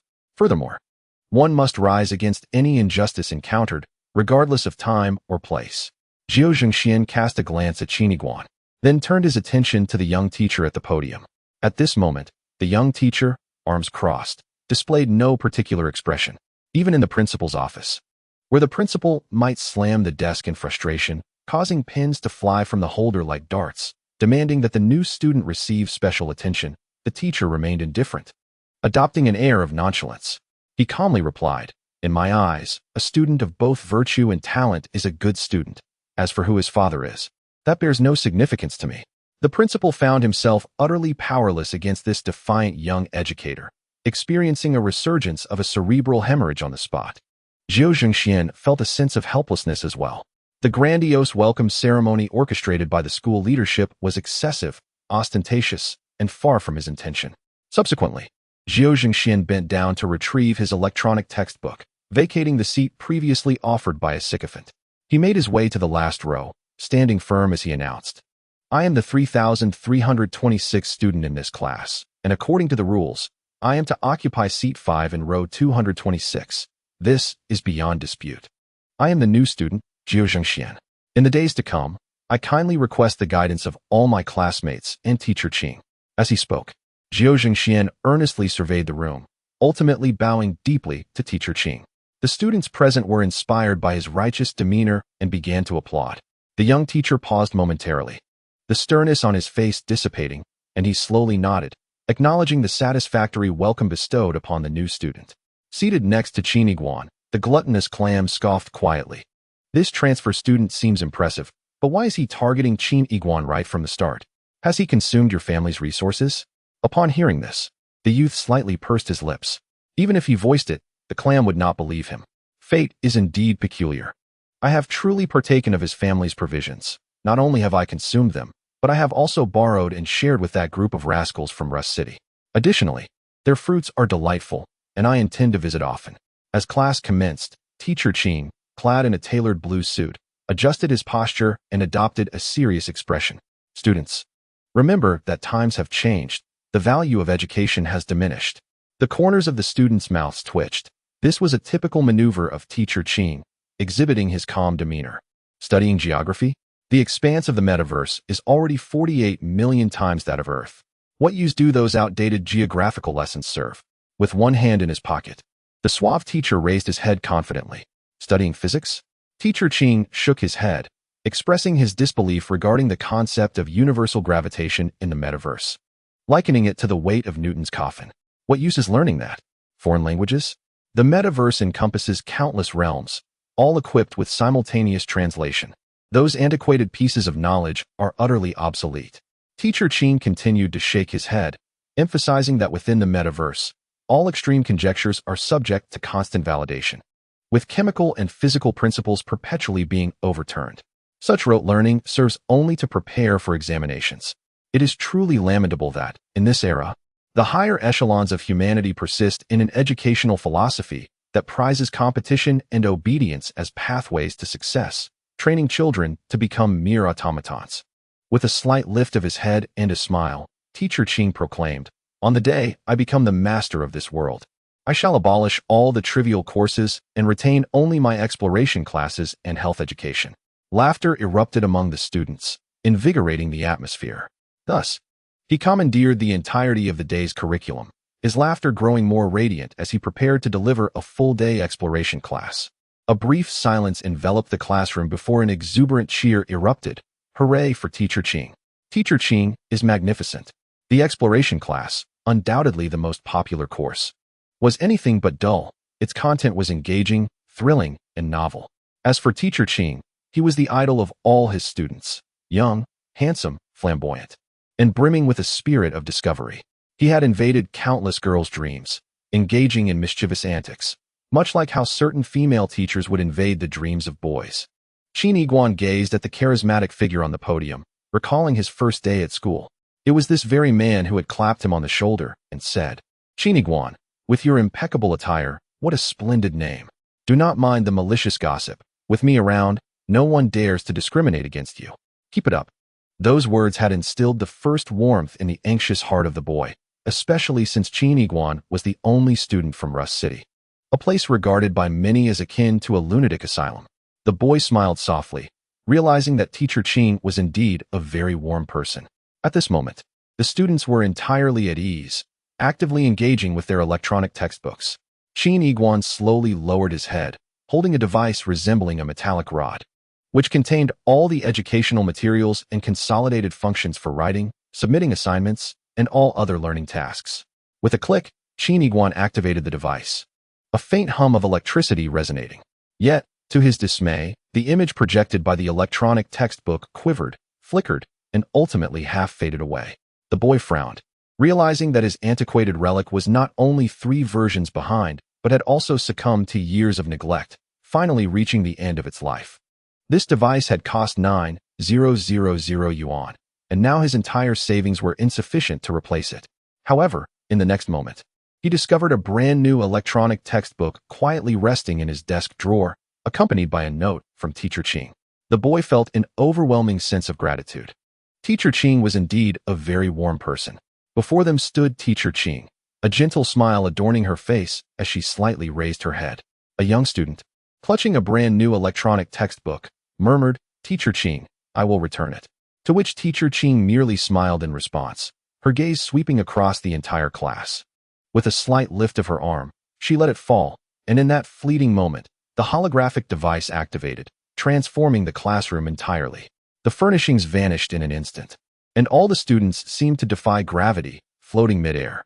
The lighting dimmed, revealing a serene azure planet gently suspended before them. "This was our home, Earth." Teacher Qing spoke softly. In the next moment, the Earth unfurled before them like an orange peeled by the hand of God. Its surface spread out to display a flat map of 51 billion square kilometers, encompassing both land and sea. Then, the edges of this flat map began to shimmer with a blue luminescence, the area expanding as if crafted by divine hands, with land, mountains, and oceans extending outward. The entire territory grew larger, with the original surface of the Earth transforming into a core that shrank as the area increased. When the entire map took shape, what was once Earth had become a mere black dot, nearly imperceptible unless one looked closely. This was the map of the entire metaverse. Against the backdrop of this vast world, Teacher Qing proclaimed, "Humanity has entered the age of half the population. Thus, this territory is our true living world." Beyond Earth, the expanse was developed by the Gemini intelligence, a realm referred to as the experimental field.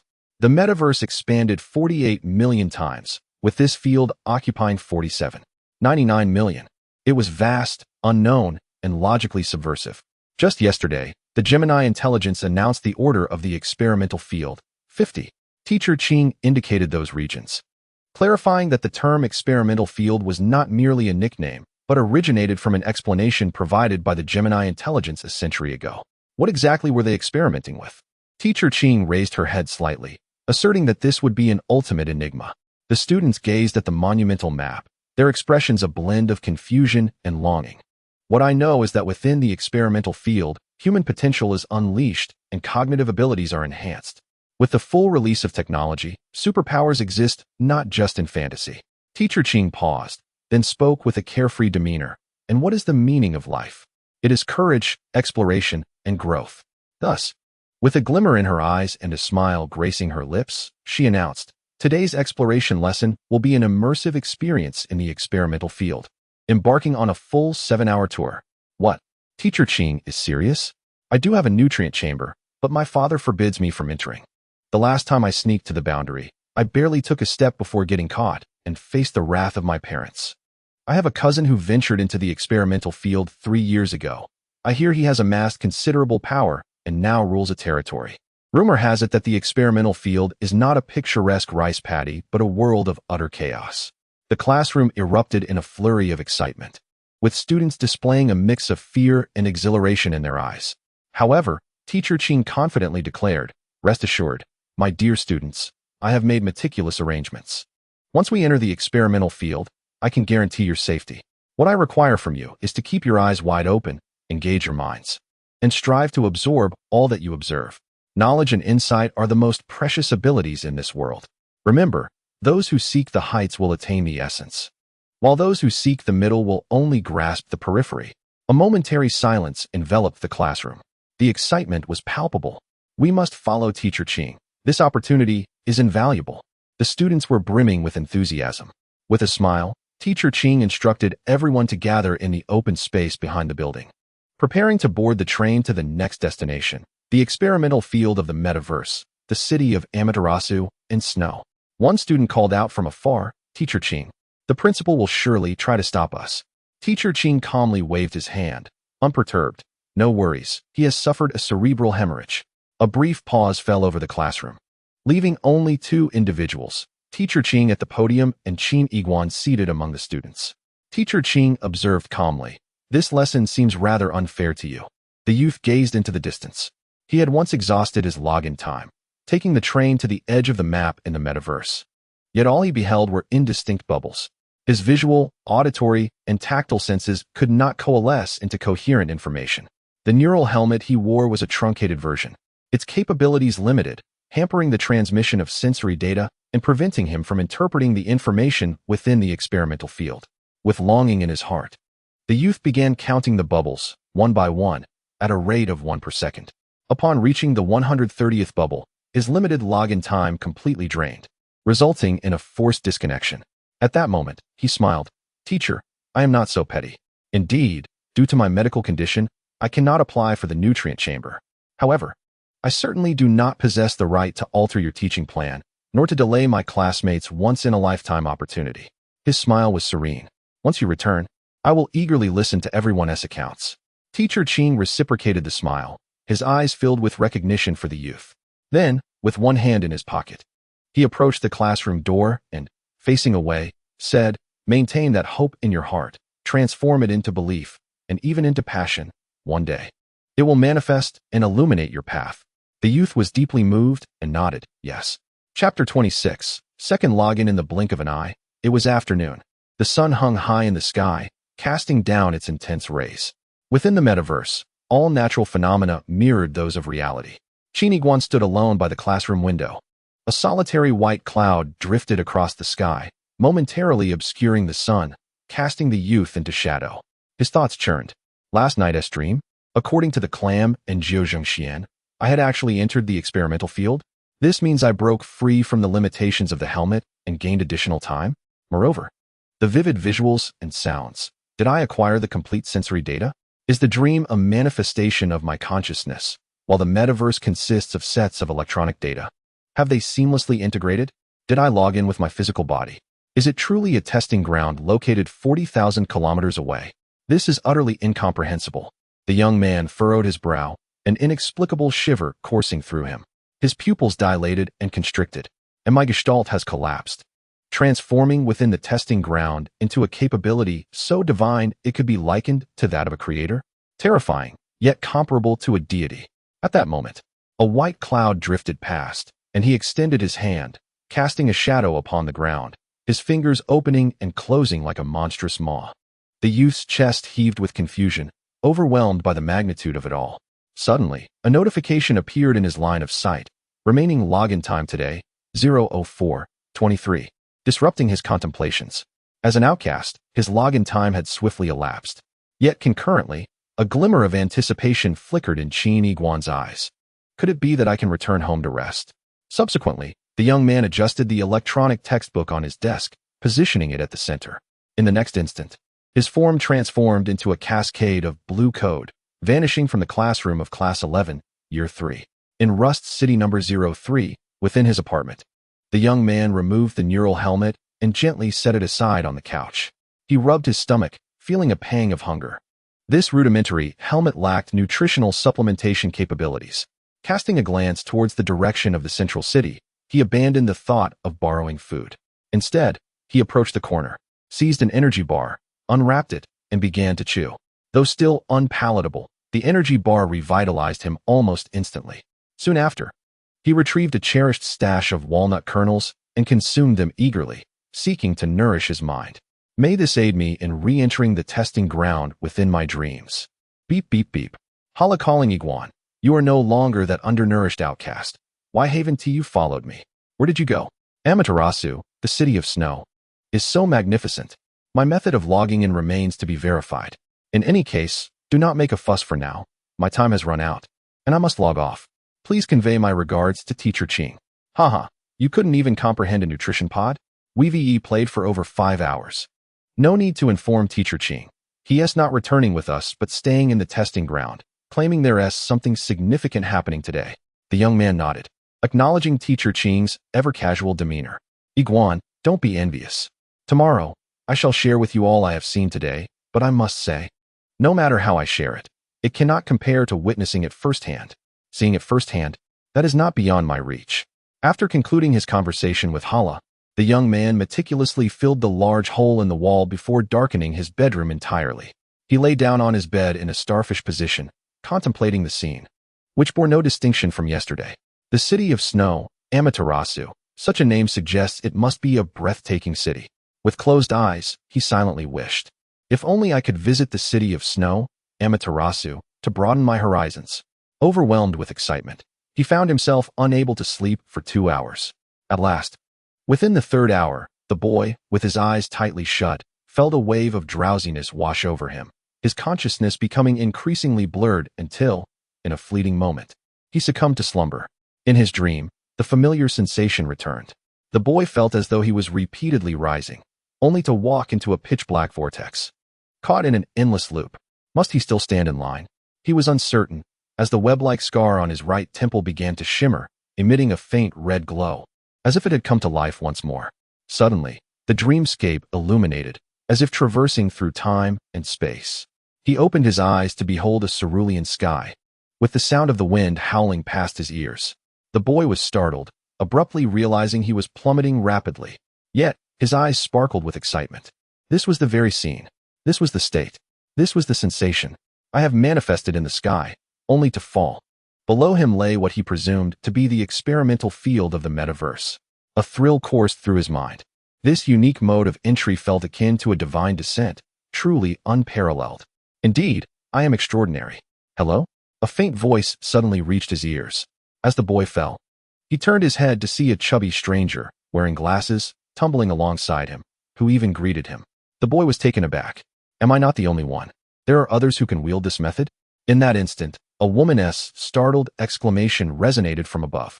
He caught sight of a lady in a long dress, also descending, her hands clutching her skirt to prevent any mishap. The boy was once again astonished. Another one? No, something was amiss. As he surveyed his surroundings, his body froze completely. All around him, it was as if it were raining people, men, women, and children, all tumbling through the air in a state of panic. Roughly estimating, there must be thousands of them. Is this truly so commonplace? The boy's eyelid twitched. In the next moment, he neared the ground. He forcefully twisted his body, positioning his feet downward. Thud! He landed in a half squat, absorbing the impact and stabilizing himself on the ground. Thud! Thud! Various figures cascaded around him, landing with a clatter. Many found themselves on their backs, some in rather compromising positions. The lady in the long dress had her head buried in the earth, her skirt flipping, leaving her utterly exposed. There was also an elderly man, seemingly nearing a century, who had dropped his cane beside him. Yet, these individuals appeared to be enveloped by some protective aura, sustaining no injuries, as many simply rose, shaking their heads in bewilderment, gazing up at the sky. What is happening? The boy hesitated for a moment before slowly raising his gaze, following the direction of everyone's eyes towards the heavens. At that very instant, the sun was obscured, casting a colossal shadow over the land. A rumble echoed from the sky. The boy looked up, his expression one of profound astonishment. Before him, a massive city floated in the air, gradually ascending. Chapter 27. The Ascending City. What on earth is this? The boy was utterly astounded. The city blotted out the sun. Figures were being hurled from the city into the abyss. How pitiable, homeless! A sudden voice pierced through the air.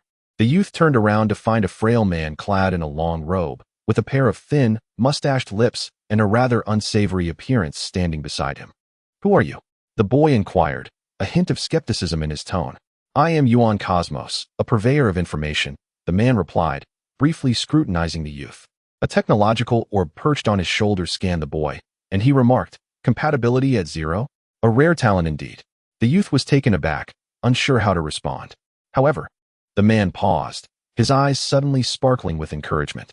I am not one to judge based solely on superficiality. A compatibility of 0 is inconsequential. Instances of underdogs rising have occurred before. What was that saying? Do not underestimate a poor youth. 30 years in the West River, and in a moment, it could be the East. The boy nodded vacantly, expressing his gratitude for the encouragement. The Yuan Cosmos smiled and said, You appear bewildered. You must be new here. With the intention of nurturing potential clients, I shall share some information with you today. What would you like to know? Thank you very much, the youth began. Is this the experimental field of the metaverse? Yuan Cosmos looked upwards, indeed. The boy pointed towards the city in the sky, declaring, What is that? With calm assurance. Yuan Cosmos replied, That is the Echo Hill section of the metaverse experimental field, the second largest city, Amaterasu Snow City. What? The boy was left speechless, astonished that it was indeed Amaterasu Snow City. but his face contorted in disbelief. Why is it in the air? Yuan Cosmos's eyes glinted with intrigue. Little brother, have you been knocked out? That city just ascended 3 minutes ago. Were you not also cast out like the other residents? The city ascended and cast out its residents? The boy turned. Incredulity etched across his features as he gazed at Yuan Cosmos. If the rulers lingered a moment longer, wouldn't they also risk being thrown down from the sky? They say the logic within the experimental field is chaotic, but I never anticipated it to be this mad. An ascending city is not peculiar, Yuan Cosmos said, his eyes gleaming with envy. To soar, to fly, to change locations upon the whim of the city lord, that is all within their power. Is that truly possible? The boy's understanding of the experimental field deepened. Not every city lord possesses such flamboyance. Yuan Cosmos, entranced, continued. The lord of Amaterasu Snow City has a compatibility of 93. At that level, only 5 individuals exist within the entire Huaxia sector. It is precisely this extraordinary compatibility that allows him to merge flawlessly with the experimental field, reaching a level of understanding beyond our comprehension. As for how he controls the city, the true elite circles do not disclose their secrets to mere mortals like us. In short, his city can soar through the heavens. The boy, unable to grasp the magnitude, stared vacantly at the sky. But why would he choose to steer his city away, abandoning his citizens? Yuan Cosmos paused, a look of longing in his eyes. He seeks to engage in combat, commanding that vast city that traverses 630 kilometers. His opponent is formidable, and as for Amaterasu Snow City, it may either descend or collide. The boy's eyes widened. His worldview shattered. Collision. Indeed. Bai Shaoxing sighed, pondering what kind of life form could possibly survive on such a grand scale. The vast city floated in the air, resembling a divine marvel. A thunderous sound erupted, and the city tilted slightly to the east, seemingly preparing for acceleration. The youth narrowed his eyes. And in the center of the city, atop a spire at least 300 meters high, stood a vague figure. This figure stood proudly against the raging winds, exuding an overwhelming aura. It was faintly discernible that the figure was clad in a fitted blue suit, one hand casually tucked into a pocket. The youth furrowed his brow, straining his vision to observe closely. There was something oddly familiar about this silhouette. The lord of Tianzhou Snow City, known as the Light Emperor, whose full name was Mu Qingquan. At this mention, Bai Shaoxing spoke with a sense of pride akin to that of a devoted fan, stating emphatically, "As for his true identity, you need not inquire further. Out of respect for the Light Emperor, I remain tight-lipped." Mu Qingquan, Teacher Qing. The youth gazed skyward, the visage of the man flashing through his mind. A resounding boom echoed through the air. The colossal city stirred, thundering past the youth's head, exuding an undeniable force as it vanished into the horizon. In the atmosphere lingered a faint, vibrant laughter. The youth stood in a daze. Bai Shaoxing sighed deeply, expressing a hope for the Light Emperor's triumphant return, adding a magnificent chapter to his achievements. And for Tianzhou Snow City to smoothly reclaim its place as a home for all, just as it had done on numerous occasions before. The youth remained still, gazing upon the flat and desolate expanse before him. This was once the site of Tianzhou Snow City. In its absence, the ground resembled a plain, revealing fresh soil. Ultimately, he had yet to witness the splendor of the city. Such a vast metropolis, seemingly devoid of propulsion, had simply taken flight. Moreover, the Lord was. The youth still found it hard to believe. Flashbacks of Teacher Qing's words in class echoed in his mind. "Rest assured, I have made arrangements. Once you enter the experimental field, I can guarantee your safety." Then, the words of the clam resurfaced. Teacher Qing has remained in the experimental field. He mentioned that something significant is happening tonight. The youth felt somewhat numb. Teacher Qing, within the core of the metaverse Earth, was merely a high school teacher, warm, upright, and indeed a tad reckless. Yet, the youth could never have imagined that upon entering the experimental field, he would transform into a lord of a city. The disparity in status was immense. No wonder the clams could traverse Tianzhou Snow City with such ease. A fusion degree of 93. Qin Yiguan struggled to grasp this concept, but understood that Teacher Qing was merely 7 percentage points shy of perfection. Any value achieving a complete circle would signify a qualitative transformation. When that time came, would Teacher Qing not perfectly merge with the metaverse, wielding human consciousness to govern all the rules here? The youth suddenly inquired of Bai Shaoxing whether there existed anyone in the experimental field who had attained a fusion degree of 100. No, Bai Shaoxing shook his head. That is a legendary figure. No one knows what a fusion degree of 100 would truly look like. At that moment, a deafening roar echoed from the horizon, shattering the tranquility. Qin Yiguan turned to look, only to find not the return of the city of Tianzhou Shui, but an array of colossal flying vessels filling the sky, an astonishing multitude, perhaps numbering in the tens of thousands. With a thunderous crash, one of these massive craft descended upon the plain, hurling a gigantic black steel column hundreds of meters into the earth, reaching skyward. Boom, boom, boom. In a matter of seconds, the column continued to descend, creating a dark thicket ahead.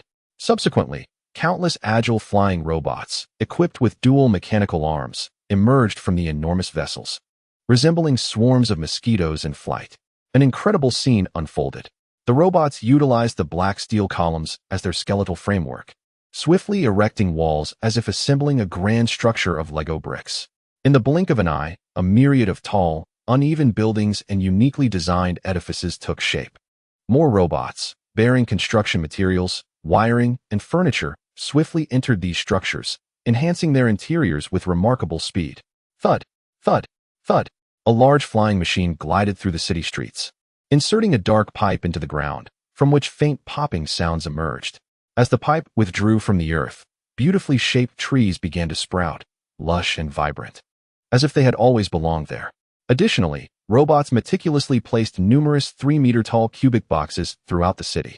The boxes opened on all sides, revealing stone-like flooring that unfurled automatically, laying itself down with precision. Click, click. The floor panels interlocked seamlessly, extending from afar toward the young man, but it seemed to detect an obstruction. Hovering like a serpent rearing its head, Qin Yiguan paused, subtly shifting a few steps to the left. Click, click. The stone flooring passed through effortlessly, instantaneously covering thousands of meters of land behind him. Not far away, another ground-level robot, cradling a delicate straw, appeared as if blowing a massive bubble of gum. In the next moment, the bubble solidified and transformed, astonishingly crystallizing into a statue of Venus with a broken arm, becoming a picturesque element by the roadside. The young man was taken aback. In a mere 10 minutes, an entirely new city had materialized. He turned his head, recalling that even in experimental fields, land ownership rights still applied. Bai Shaoxing stroked his chin, contemplating that while this was indeed a vital thoroughfare, the presence of such bold activities in the territory of the Light Emperor raised concerns. It seemed there were deeper matters at play, suggesting he had new information to gather.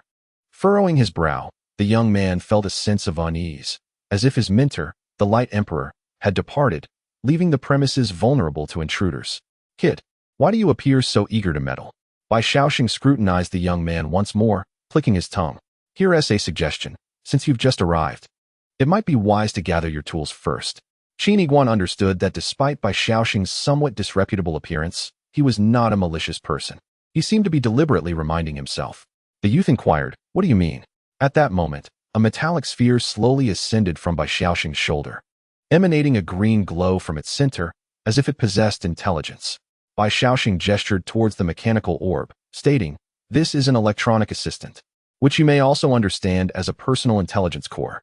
It aids in storing information, recording data, communicating with others, making payments, and so forth. In the experimental field, one cannot do without this device." The youth gazed intently at the diminutive robot. He recalled that Meng Laoda's secretary, the beautiful Rong Qian, had a similar device resting on her shoulder.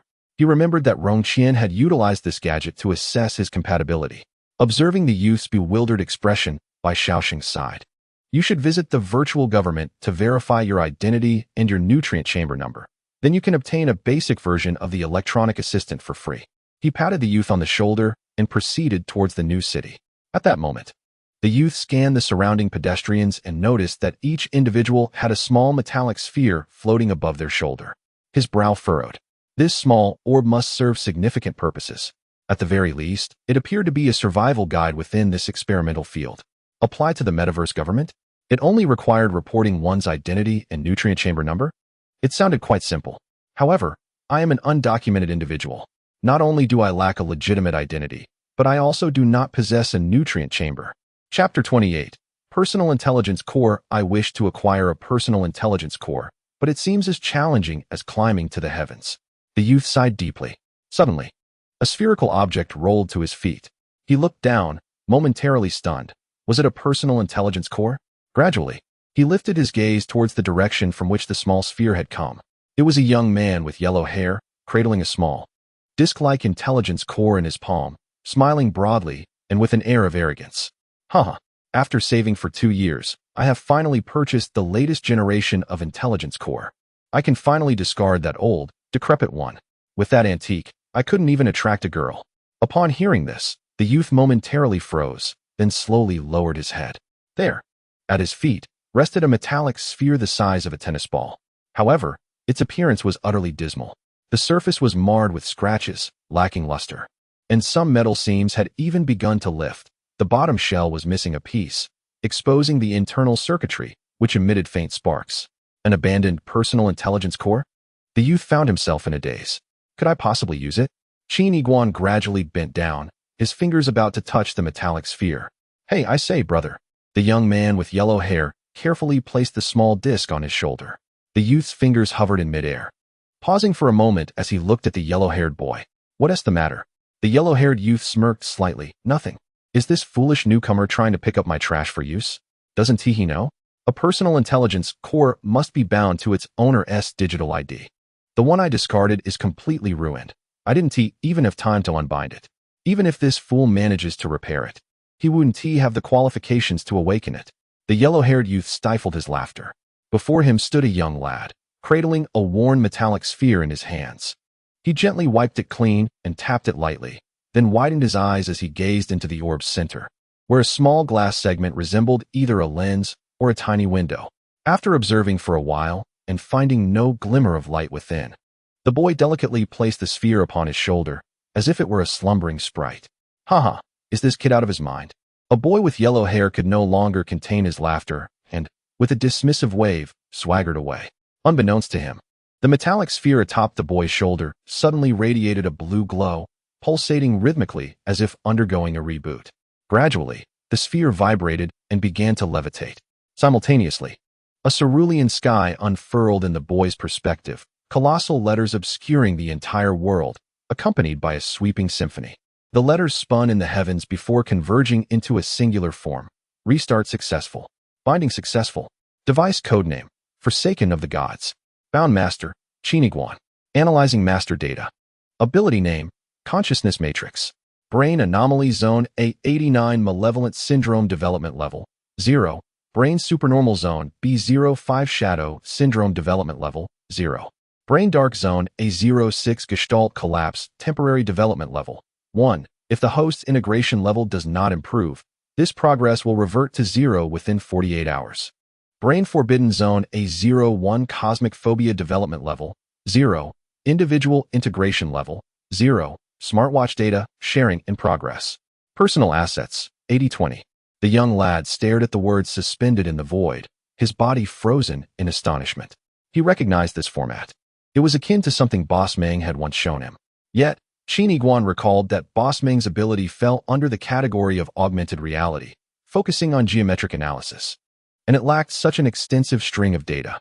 The stark contrast left him bewildered. Most perplexing of all was the realization that the majority of his own data pertained to ailments he suffered. Brain Anomaly Zone, Brain Supernormal Zone, Brain Dark Zone, Brain Forbidden Zone. What were these terms? In the next moment, he turned his gaze back to the small metallic sphere resting on his shoulder. Despite its dilapidated appearance, it now emanated a blue luminescence, floating amidst an ethereal mist, exuding an air of mystery. At that instant, a passerby walked by. The small sphere atop the passerby's shoulder seemed intrigued and rotated slightly, scanning the Forsaken of the Gods on Qin Yiguan's shoulder. Akin to two dogs encountering one another in a park. What are you staring at? I'm your father. A voice suddenly echoed in Qin Yiguan's ear, a male tone laced with disdain. The boy looked at the sphere on his shoulder. You can talk? Why shouldn't I? The voice retorted, maintaining its nonchalant demeanor. Qin Yiguan was taken aback. This object was no mere sprite. It resembled a cynical, disenchanted individual. In that moment, his perspective shifted dramatically.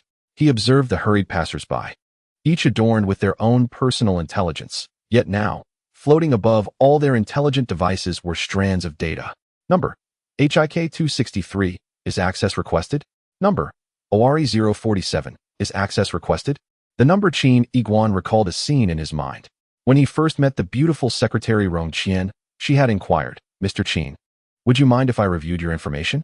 If convenient, please grant me authorization." This was the implication. The young man instinctively nodded. Suddenly, he noticed a peculiar phenomenon and subsequently asked the metallic sphere, "While others' intellects are designated by numbers and letters, why are you called the abandoned one?" A tone of disdain responded, "Because I am exceptional." Chapter 29, The Metaverse Omniscient Scholar. The youth was rendered speechless. "Yet you were discarded by others?" He then chuckled. "It seems our statuses are quite similar. I am the Forsaken Citizen, and you are the Forsaken Entity.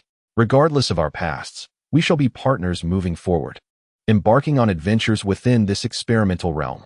Moreover, your name is excessively lengthy. We shall refer to you as Divine Abandonment henceforth." The sphere remained silent. The youth, displaying considerable patience, inquired, "Could you elucidate the meaning of the ability section on my panel?" "Because I am exceptional, I am currently low on power," the abandoned one replied, seemingly entering a state of dormancy. At that moment, the omniscient scholar of the metaverse returned, his expression grave. The youth asked, "So soon? What have you discovered?" The scholar, appearing burdened, replied, "It is perhaps better for you not to know the specifics about the new city called Baofan. In short, a storm is brewing." A sense of foreboding washed over the youth. Suddenly, the scholar glanced at the youth's shoulder, exclaiming, "Oh, you've acquired a personal intellect already? Let me see. And it even has the nickname Abandoned One." The scholar clicked his tongue. "You children always enjoy naming your intellects. Names like Little Red, Little Blue, and Demon Child." The youth was taken aback. The panel of the Abandoned One did not feature a nickname section.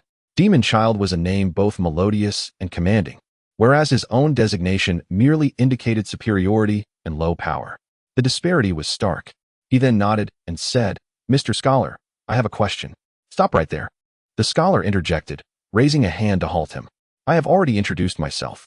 I earn my living by selling information. Your barrage of questions cannot continue without compensation. For common inquiries, the fee is 80 yuan. For specialized questions, it is 180.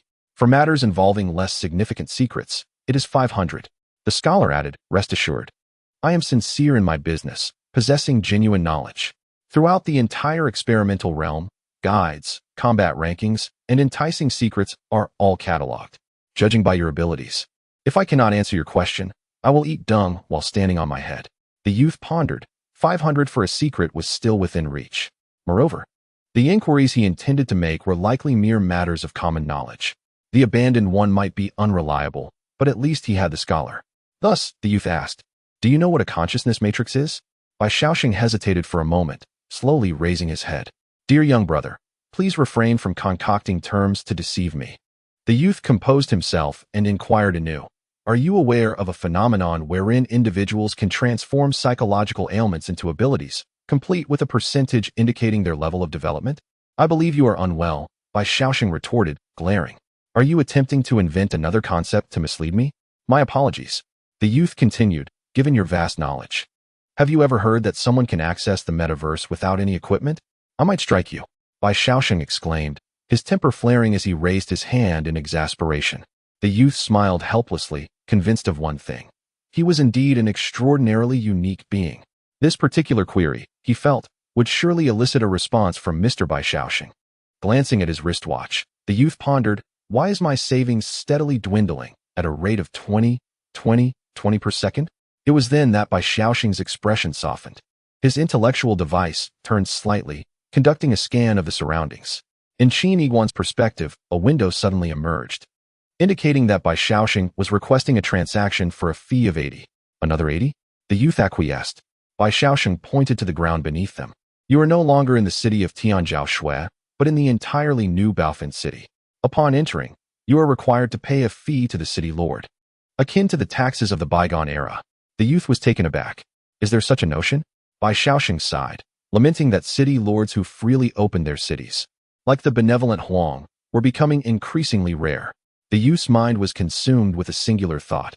He must leave this place swiftly, lest he face bankruptcy in 400 seconds. He hastily asked, "Are you familiar with the Geometry Design Group?" Bai Shaoxing collected another 80 and replied, "I am aware." The address?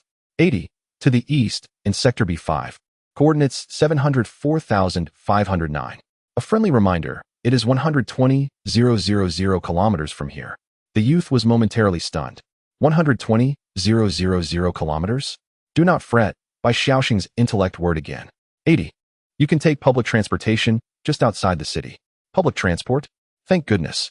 The youth waved his hand, retreating hastily. Mr. Bai Xiaoxing, farewell. 15 minutes later, the youth found himself seated in a pristine cabin, where the exterior of the bus resembled a bullet-shaped train. Yet, to his astonishment, there were no visible tracks ahead. The distance of 120,000 kilometers was daunting, nearly equivalent to the diameter of Earth in physical terms. However, in the vast expanse of the metaverse, it was but a trivial matter. It was certain that this journey would endure for quite some time. In the next moment, the train gradually commenced its journey, revealing an odd device at the front that emitted a rippling force field, compressing the space at the train's forefront. Subsequently, another device emerged from the rear, causing the space behind the train to expand. This resulted in an astonishing phenomenon, a vacuum of space ahead and an expansion of space behind. This disparity transformed into a tremendous thrust. In an instant, the entire train surged forward as if riding the colossal waves of space. A curvature engine? The young boy stood in a daze, contemplating the public transport within the experimental field. A second later, he was jolted by an explosive sensation propelling him backward. With wide eyes, he gripped the handrail tightly, fixating on the speed display within the carriage. 299, 792, 458 meters per second. The speed of light in an instant. No wonder the train's propulsion system operated on the same principles as the expansion of the universe. Then, in a flash, the train transformed into a streak of light and vanished. How extravagant! The boy straightened his posture, pressing firmly against the seat back, quietly reciting as if in prayer. This is the experimental field. Teacher Qin once said that the sole purpose of gravity is to keep Newton's coffin firmly closed. He glanced at his wristwatch. 1200, 1200, 1200 per second? Public transport is so exorbitant. Fortunately, it was merely a fleeting moment of distraction before the train came to a sudden halt. They had arrived at their destination. Chapter 30. The monster approaches. As the pristine white train opened its doors, a figure swiftly emerged from the 20-centimeter gap, slightly turned to the side. The train, luxurious and comfortable, boasted astonishing technology, yet he had no desire to linger within its confines. The boy stood on the ground, looking at his wristwatch. Balance, 1550. A mere bus ride nearly bankrupted him. He then turned around to gaze at the sky. There, the water droplet-shaped building of the geometric design group floated serenely at an altitude of 10,000 meters. Countless flying vehicles and robots flitted about, diligently repairing the damaged structure. The water droplet, which had almost been severed, was now restored, needing only a few final touches to return to its former glory. Compared to the previous lord of Baofeng City, Boss Meng's financial resources and technology still fell short, yet the efficiency was remarkably impressive. The boy's gaze shifted to the open space ahead. Numerous temporary structures had been erected there, with people bustling about, weaving in and out among them. He quickly spotted Meng Jihua, clad in a black suit, hands clasped behind his back, brow furrowed, standing at the forefront of the temporary buildings while gazing up at the geometric design skyscraper. He appeared to be supervising the progress of the construction. Even though the situation was already quite evident, Qin Yiguan still felt somewhat surreal. It was indeed Boss Meng, his elder brother from the orphanage, whom he had not seen in over a decade. He had previously thought his longing had led to a mere dream, only to discover it was all too real. Of course, this also meant that the terrifying half-mechanical crow was genuine as well. The boy walked slowly, traversing the structures until he reached Boss Meng's side. A few individuals in black suits, presumably members of Boss Meng's company, initially noticed the boy. Their expressions darkened immediately. In their eyes, the younger brother of Meng was timid and fearful, having panicked after yesterday's crisis and abruptly logging off. However, these individuals exhibited remarkable composure, and their displeasure flickered away in an instant. One of them called out, "Boss Meng, your brother has arrived." Meng Jihua turned around, his once furrowed brow relaxing instantly. "Yiguan, as one of the half, do not log off recklessly. The real world may not be safer than here. At least I am still present." The boy felt a slight moisture in his eyes upon witnessing the true Boss Meng. At this moment, the figures clad in black surrounding him shook their heads slightly. The scene from yesterday must have left an immense shadow in this young man's heart. The events of yesterday truly took me by surprise. Even now, I find it incomprehensible and utterly perplexing.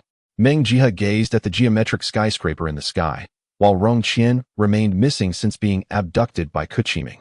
With no news to be found, the youth furrowed his brow, pondering if there was not even a trace of law enforcement within the experimental field.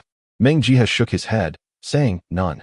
He then added, "However, I have heard that the mechanical raven from yesterday has been designated as a target for capture by the Research Association, due to its capabilities being linked to the new system within the experimental field.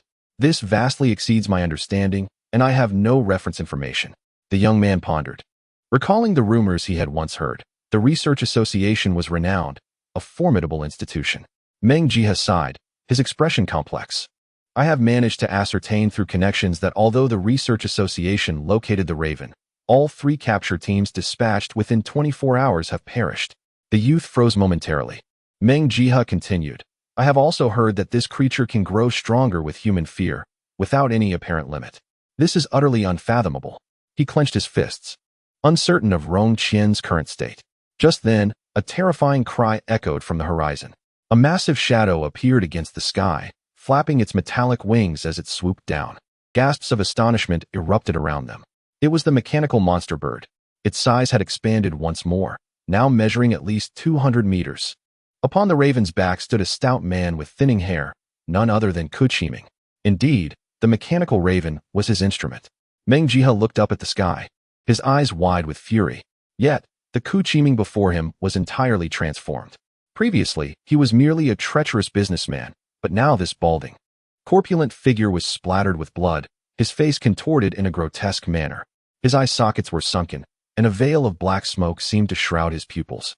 Teeth clenched, saliva spraying like a beast in the wind. The sensation was akin to staring into the abyss of a demon for far too long, ultimately becoming assimilated. "Ha! The capture teams from the Research Association cannot stop me." The crowd below, fully aware of the terror embodied by the mechanical crow, felt an immediate surge of fear and collectively retreated.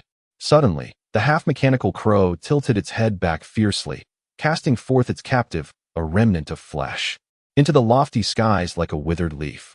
The crow cawed, lowering its head, its form skewed like a razor-sharp sword, diving towards Meng Jie's position. A group of men in black suits, hearts pounding with dread, staggered backward.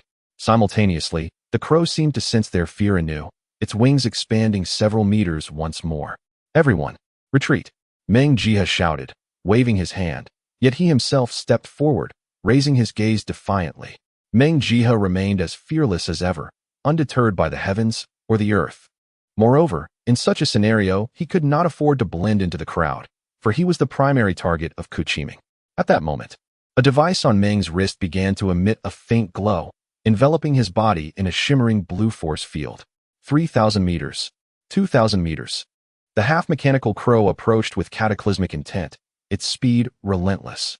The men in black suits hesitated, their expressions a mixture of terror and uncertainty. Should they confront the monster alongside their leader? Yet the creature's menacing aura was overwhelming, as if a demon had descended upon them. 1,000 meters. 800 meters. In that instant, the men in black ultimately lost their nerve, gradually retreating.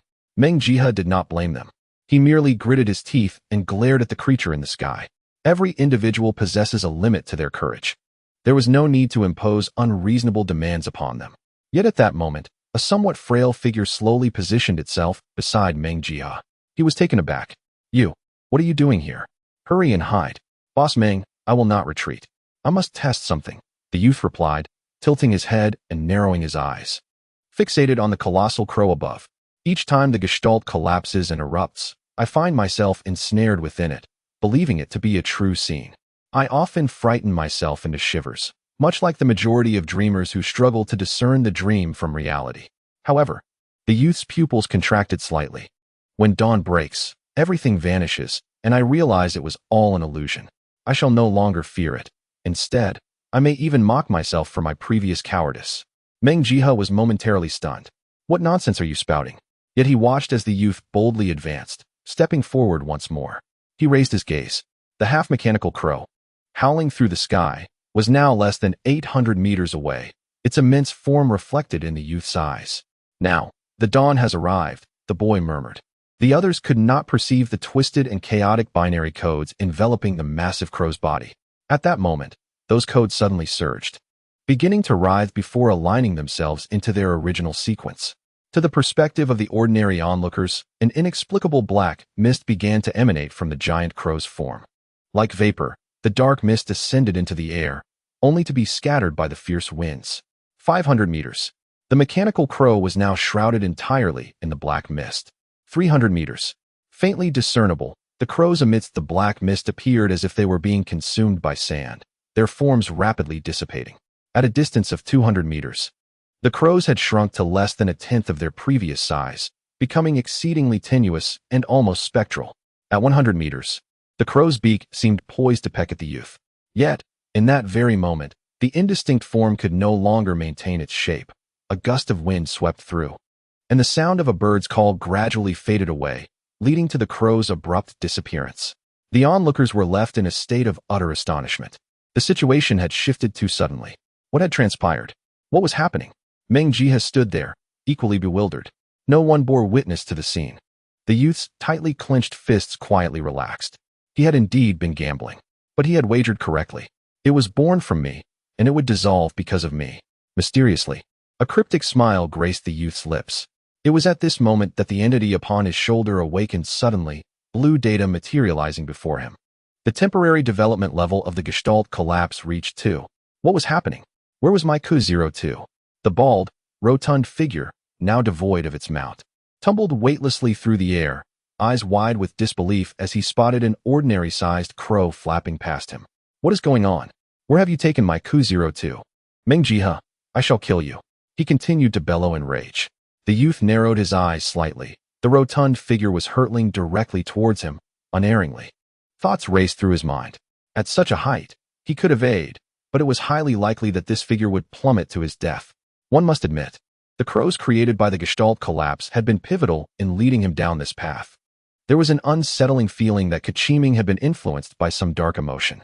Perhaps in the future, he would amend his ways. Save him. Yet, I lack the means and the power to do so. That man weighs at least 100 kilograms. Suddenly, a memory of a psychopathic killer flashed through the youth's mind. A judo master from an island nation, notorious for abducting strong men and injecting them with neurotoxins to render them immobile. Then, this deranged judo master would employ the victims to practice his grappling techniques, throwing them repeatedly. Some endured this ordeal for a full 24 hours, their bones shattered and muscles ravaged. In the past, the youth had even emulated the notorious judo maniac to solve a case. It was due to this case that Qin Yiguan, situated in the physical world, had mastered all grappling techniques, albeit only in theory and imagination. He lacked the strength to manifest those techniques in reality. At this moment, the youth furrowed his brow. In grappling, there exists a technique for dissipating force, which should enable him to catch the rotund figure perfectly. I can give it a try. The data of the entity updated once more. The temporary development level of the brain hyperzone B05 shadow syndrome reached 1. In that instant, the youth leaped upwards, surpassing even the jumping height of that judo killer in the physical world, soaring 7 meters into the air. Then, he extended his hand, employing a peculiar technique to single-handedly brace against Qin's back. In a flash, with a swift motion of his arm, he neutralized the force of Qin's descent and flipped his body over, firmly grasping his collar. Qin's expression relaxed momentarily. Yet, in that brief instant, the calm visage of the youth contorted suddenly. His expression shifted rapidly as he murmured, "Why should I save you? Just moments ago, you were contemplating our annihilation." Immediately, the youth bent low in midair, his arm arcing gracefully, executing a powerful and impeccably precise shoulder throw. With a resounding crash, Qin's body was driven into the earth, his head sinking, neck and spine shattered. The consciousness matrix shifted once more. The brain's anomaly zone A89 was temporarily developed to level 2. Chapter 32. This is indeed possible. What kind of power does he possess? That fierce gaze he just bore was a stark contrast to his previous demeanor. Meng Jie and the cadre of black-clad individuals were taken aback, their expressions reflecting shock. Some felt a shiver run down their spine at the memory of the youth's merciless gaze. Simultaneously, another figure plummeted swiftly from the sky, Secretary Rong Qian. Due to the half-mechanical crow's earlier toss, she had fallen a good 10 seconds later than Qin. The overwhelming sensation of weightlessness and the roaring wind roused Rong Qian from her unconscious state, just in time to witness the unfolding scene. The youth had leapt to catch the rotund figure, only to seem to lose his sanity, slamming the hefty man to the ground.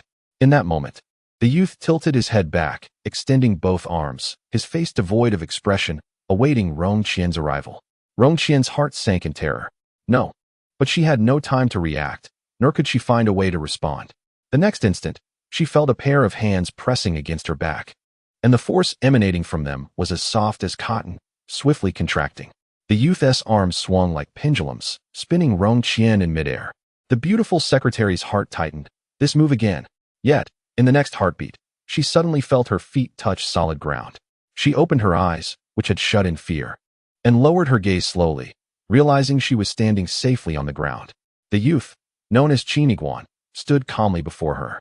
Rong Qian's eyes widened. Her heart settled momentarily, and as if by instinct, she began to analyze the data. How could he possess such immense strength? What was his fusion level?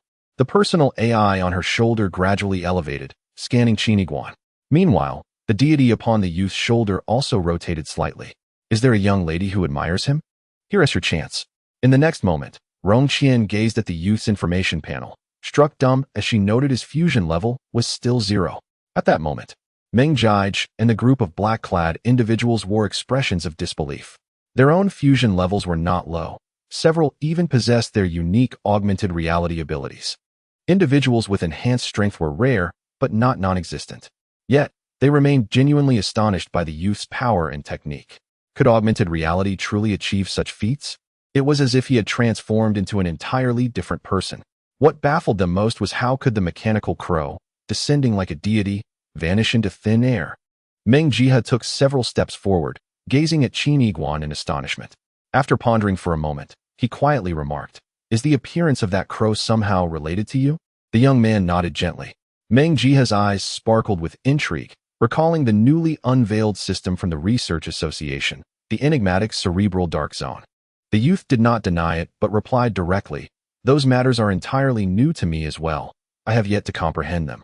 Meng Jie's expression mirrored that of someone who had just unlocked a new realm, filled with bewilderment and shock. Meanwhile, the secretary, Rong Qian, remained in a state of disbelief, staring blankly at the young man before casting a glance at Meng, who had once been her idol. Clearly, the person she once revered for his ability to perceive the underlying patterns of all things was now utterly perplexed. The young man, however, lowered his gaze to his hands, gently clenching them, feeling no different than usual. Yet just moments ago, the force he had unleashed must have exceeded 100 kilograms. That was undoubtedly not his own strength. It bore the hallmark of a Japanese judo master, seemingly amplified in proportion. Following the collapse of the Gestalt, had the Shadow Syndrome emerged as well? Moreover, had he just caught a glimpse of the Malevolent Syndrome? Within the youth's heart, a portal to a new world had also burst open. Meng Jie raced through his thoughts. Could it be that the rumored figure was, in fact, his long-lost brother? He glanced around and whispered, "The Research Association's interest in capturing that crow fundamentally stems from their immense curiosity about you. If your identity is revealed, no one can predict the consequences. Should you be apprehended, an endless series of tests awaits you. You must conceal this ability at all costs." The young man felt a warmth in his heart. Meng Jie had witnessed the extraordinary nature of his power throughout. Yet, his immediate reaction was not one of praise or collaborative ambition for the future, but rather a priority on ensuring safety. Meng Jie scanned the vicinity warily, stating, "I will arrange a discreet and secure place for you to rest while I venture out to gather information." The young man shook his head and smiled, saying, "I believe my wisest course of action now is to leave post-haste, while you pretend to know nothing. Although you have witnessed the crow, feign ignorance of its origins and disappearance. If I were to truly hide within your building, the trouble would not only be mine." Meng Jie furrowed his brow for a moment before letting out a deep sigh. Yet, Qin Yiguan did not afford him the opportunity to detain him, turning to depart. He walked only a short distance before arriving at the public transport station. The bullet train roared to life, vanishing at the speed of light. 1200, 1200, 150, balance 0. Debt 1050. Soon to halt, forcibly expelled. The young man frowned. The cost of playing it cool was immense. As a supernova with a cerebral dark zone, he had declared bankruptcy on the spot. 30 seconds later, Watching the bullet train that had discarded him rush away into the distance, the young man pursed his lips. Ding ding ding. This time, it was a video call. Just now, Meng Jiehe utilized his personal intelligence brain to scan the entity known as Qin, leaving behind a contact ID. Young man, Meng Jiehe's voice resonated. After all these years, you remain as distinct as ever, shouldering everything alone, unwilling to burden others. Nevertheless, this is a commendable courage. As your elder brother, I sincerely hope that in the future, you can rise to prominence utilizing your mysterious talents, shining brilliantly. The youth smiled knowingly, responding with gratitude. Thank you, Meng Laoda. Sighing, Meng Laoda continued. I had originally prepared 10 units of source essence for you. However, it appears your stubborn nature has not changed at all. You would likely refuse my generous offering. I still recall the days in the orphanage when you were on the brink of starvation, yet refused to accept food from others. The youth, puzzled, inquired, source essence? Oh, Meng Laoda replied. It is a highly valuable mineral resource found within the experimental fields, typically inaccessible to the common populace. The exchange rate is 1 unit of source essence for 100,000 in currency. 10 units of source essence would amount to 1 million? The youth paused, contemplating. Meng Laoda, I would be interested in that. Chapter 33. The alarm rings. The youth slowly turned around, surveying the desolate landscape behind him. This place resembled a barren desert. As far as the eye could see, there was nothing but yellow earth, devoid of vegetation or structures. Not far away, 2 gusts of wind collided, forming a small tornado. A swirl of yellow sand darting across the ground like a mischievous spirit. The experimental fields spanned vast territories, inhabited by numerous adventurers. However, it did not resemble the bustling metropolis that people often envision, with towering skyscrapers clustered together, flying vehicles weaving through the air, and an atmosphere of unparalleled prosperity. This was not a physical Earth. There were no limitations on land area, nor was there any speculation on real estate. It was a realm of vast expanses and sparse population. The former lord of Baofan City had sought to seize the tax-paying residents. Thus, even with transportation methods reaching light speed, countless territories remained untouched by human feet. The youth set forth, striding into the arid wasteland. Along the way, he glanced at the entity known as Qin, floating upon his shoulder. Is there now electricity? Could you explain my data column to me? What is this consciousness matrix? Qin elevated slightly, responding, Stop. While my classification is that of an intelligence brain, I am not an all-knowing system. The data you see is not generated by me. It originates from the Gemini intelligence brain. Your degree of integration, which abilities can be enhanced, and to what extent, are all determined by the Gemini intelligence brain. Of course, the Gemini intelligence brain does not conjure these from thin air. It operates based on its own principles, which are beyond our comprehension. It may involve higher dimensions, such as the secrets of the brain and the essence of consciousness, among others. The youth paused, realizing, so you are essentially a display. Suddenly, sparks of electricity erupted from Qin's tattered form, as though it had been jolted. Undeniably, the capabilities you possess differ from augmented reality, wielding greater power than mere enhancement. Moreover, your abilities shall evolve in tandem with their utilization, and in the future, the effects of these capabilities may undergo profound transformations, perhaps even a qualitative change. The youth, upon hearing this, fell into a momentary silence, pondering why his powers bore the label of temporary development. You may interpret that as an overextension. The enigmatic being expressed curiosity, suggesting that it appeared you had garnered the favor of the Gemini intellect. Under normal circumstances, without a degree of integration, one would remain estranged from this world and be incapable of manifesting any powers. Yet, evidently, the Gemini intellect has granted you a modicum of allowance in advance. Nevertheless, this is ultimately a loan. Within 48 hours, should you fail to enhance your integration, the progress of those abilities shall dissipate into thin air. The youth remained silent, contemplating the implications. Not only did he owe a debt to the primordial entity, but he was also indebted in terms of integration. He then cast a glance forward, realizing he must devise a means to elevate his integration level. At that moment, peculiar ripples began to form in the azure sky. The entire expanse above resembled a reflection upon water, yet the surface was rippling outward. In the next instant, a vast and indistinct outline emerged, resembling an enormous fishing net spanning hundreds of thousands of meters. This net, however, was remarkably robust, with individual strands measuring at least several meters in diameter. Instantly, the net descended, shedding its disguise to reveal a colossal flying apparatus made of alloy, overshadowing the heavens. The intersecting points of the net were adorned with an array of detectors. Qin Yiguan could sense these devices aligning towards him, as if countless gazes pierced through to his very soul, unveiling all secrets. We are the Research Society. Resident, please present your digital ID and activate your personal intellect permissions.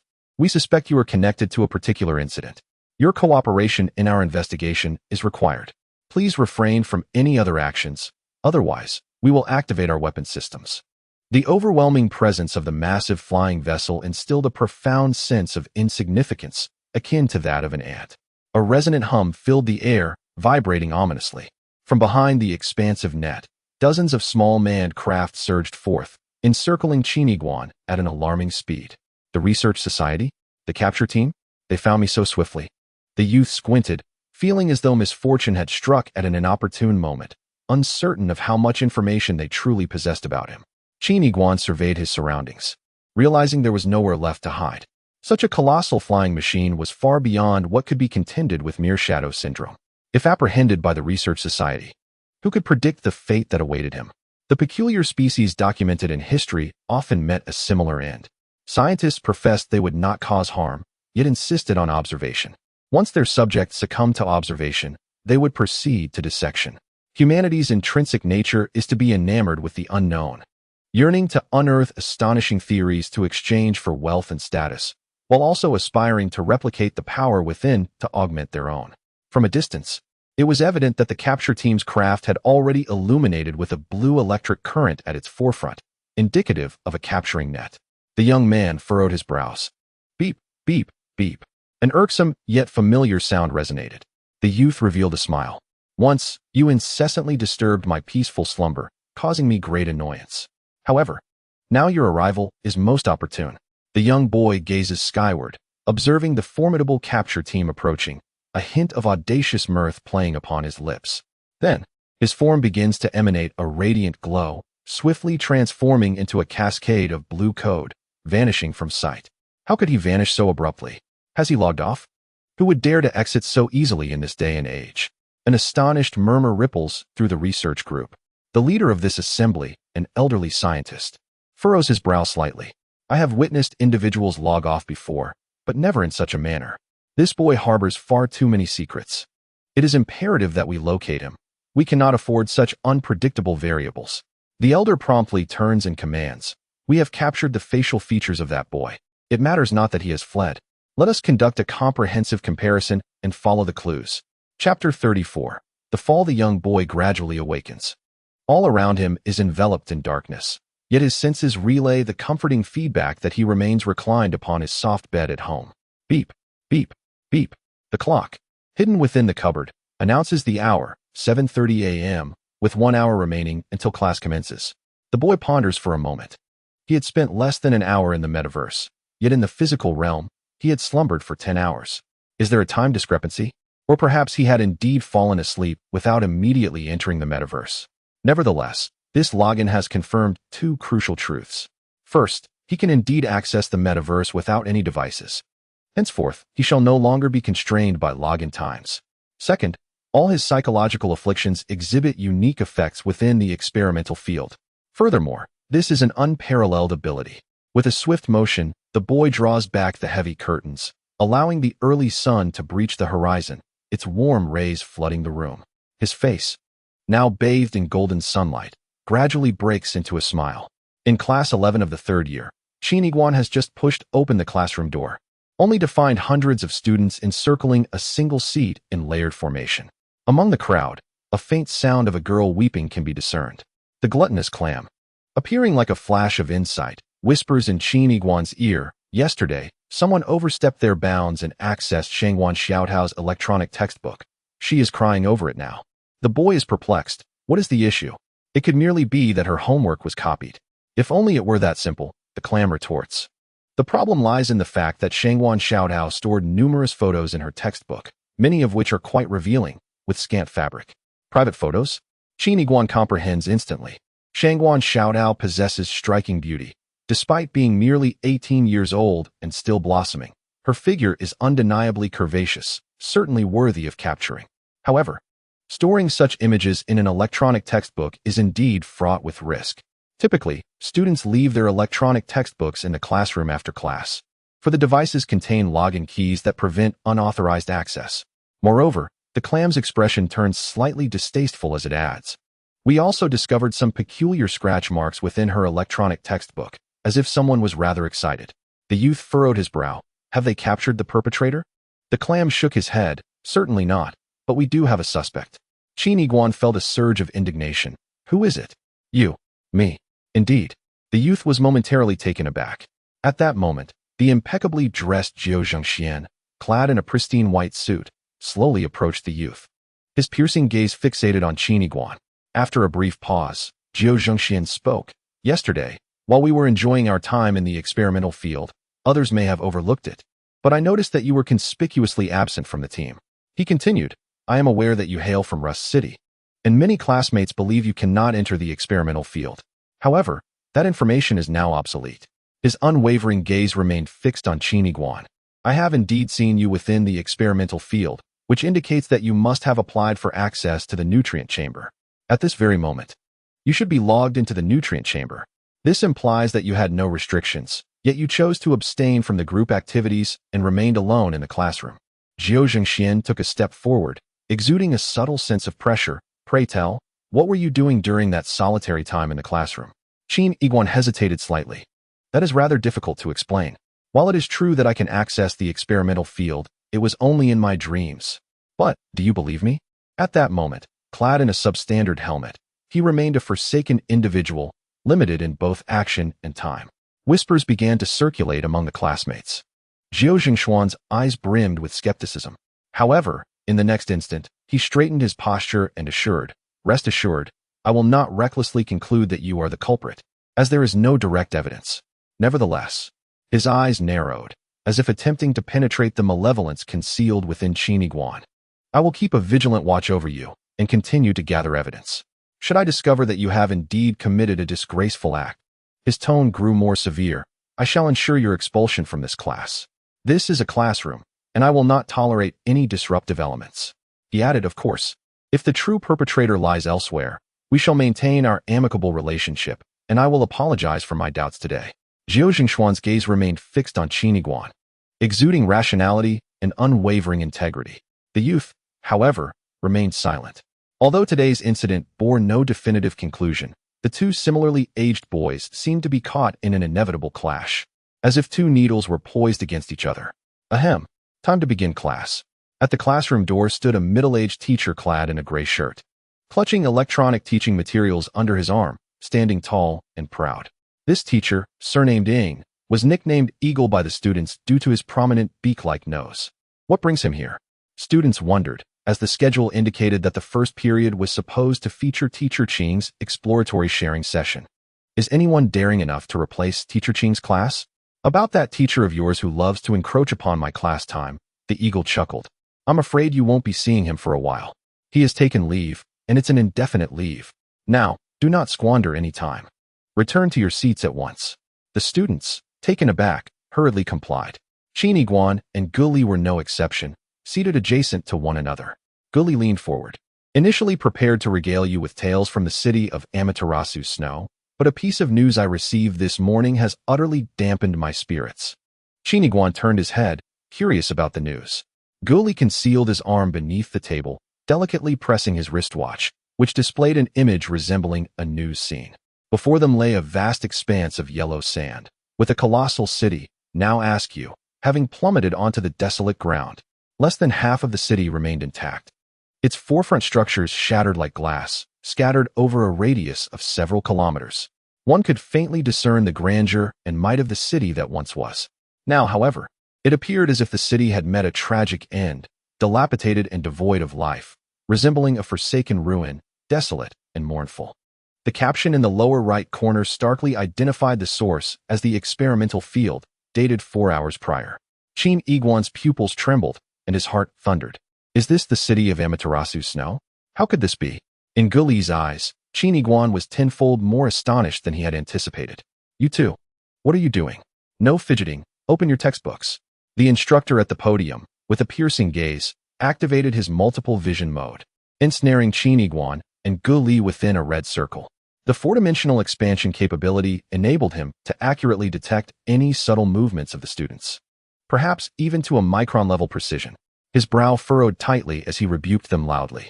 Gu Li's body jolted, immediately sitting up straight. The young man had no choice but to align himself properly.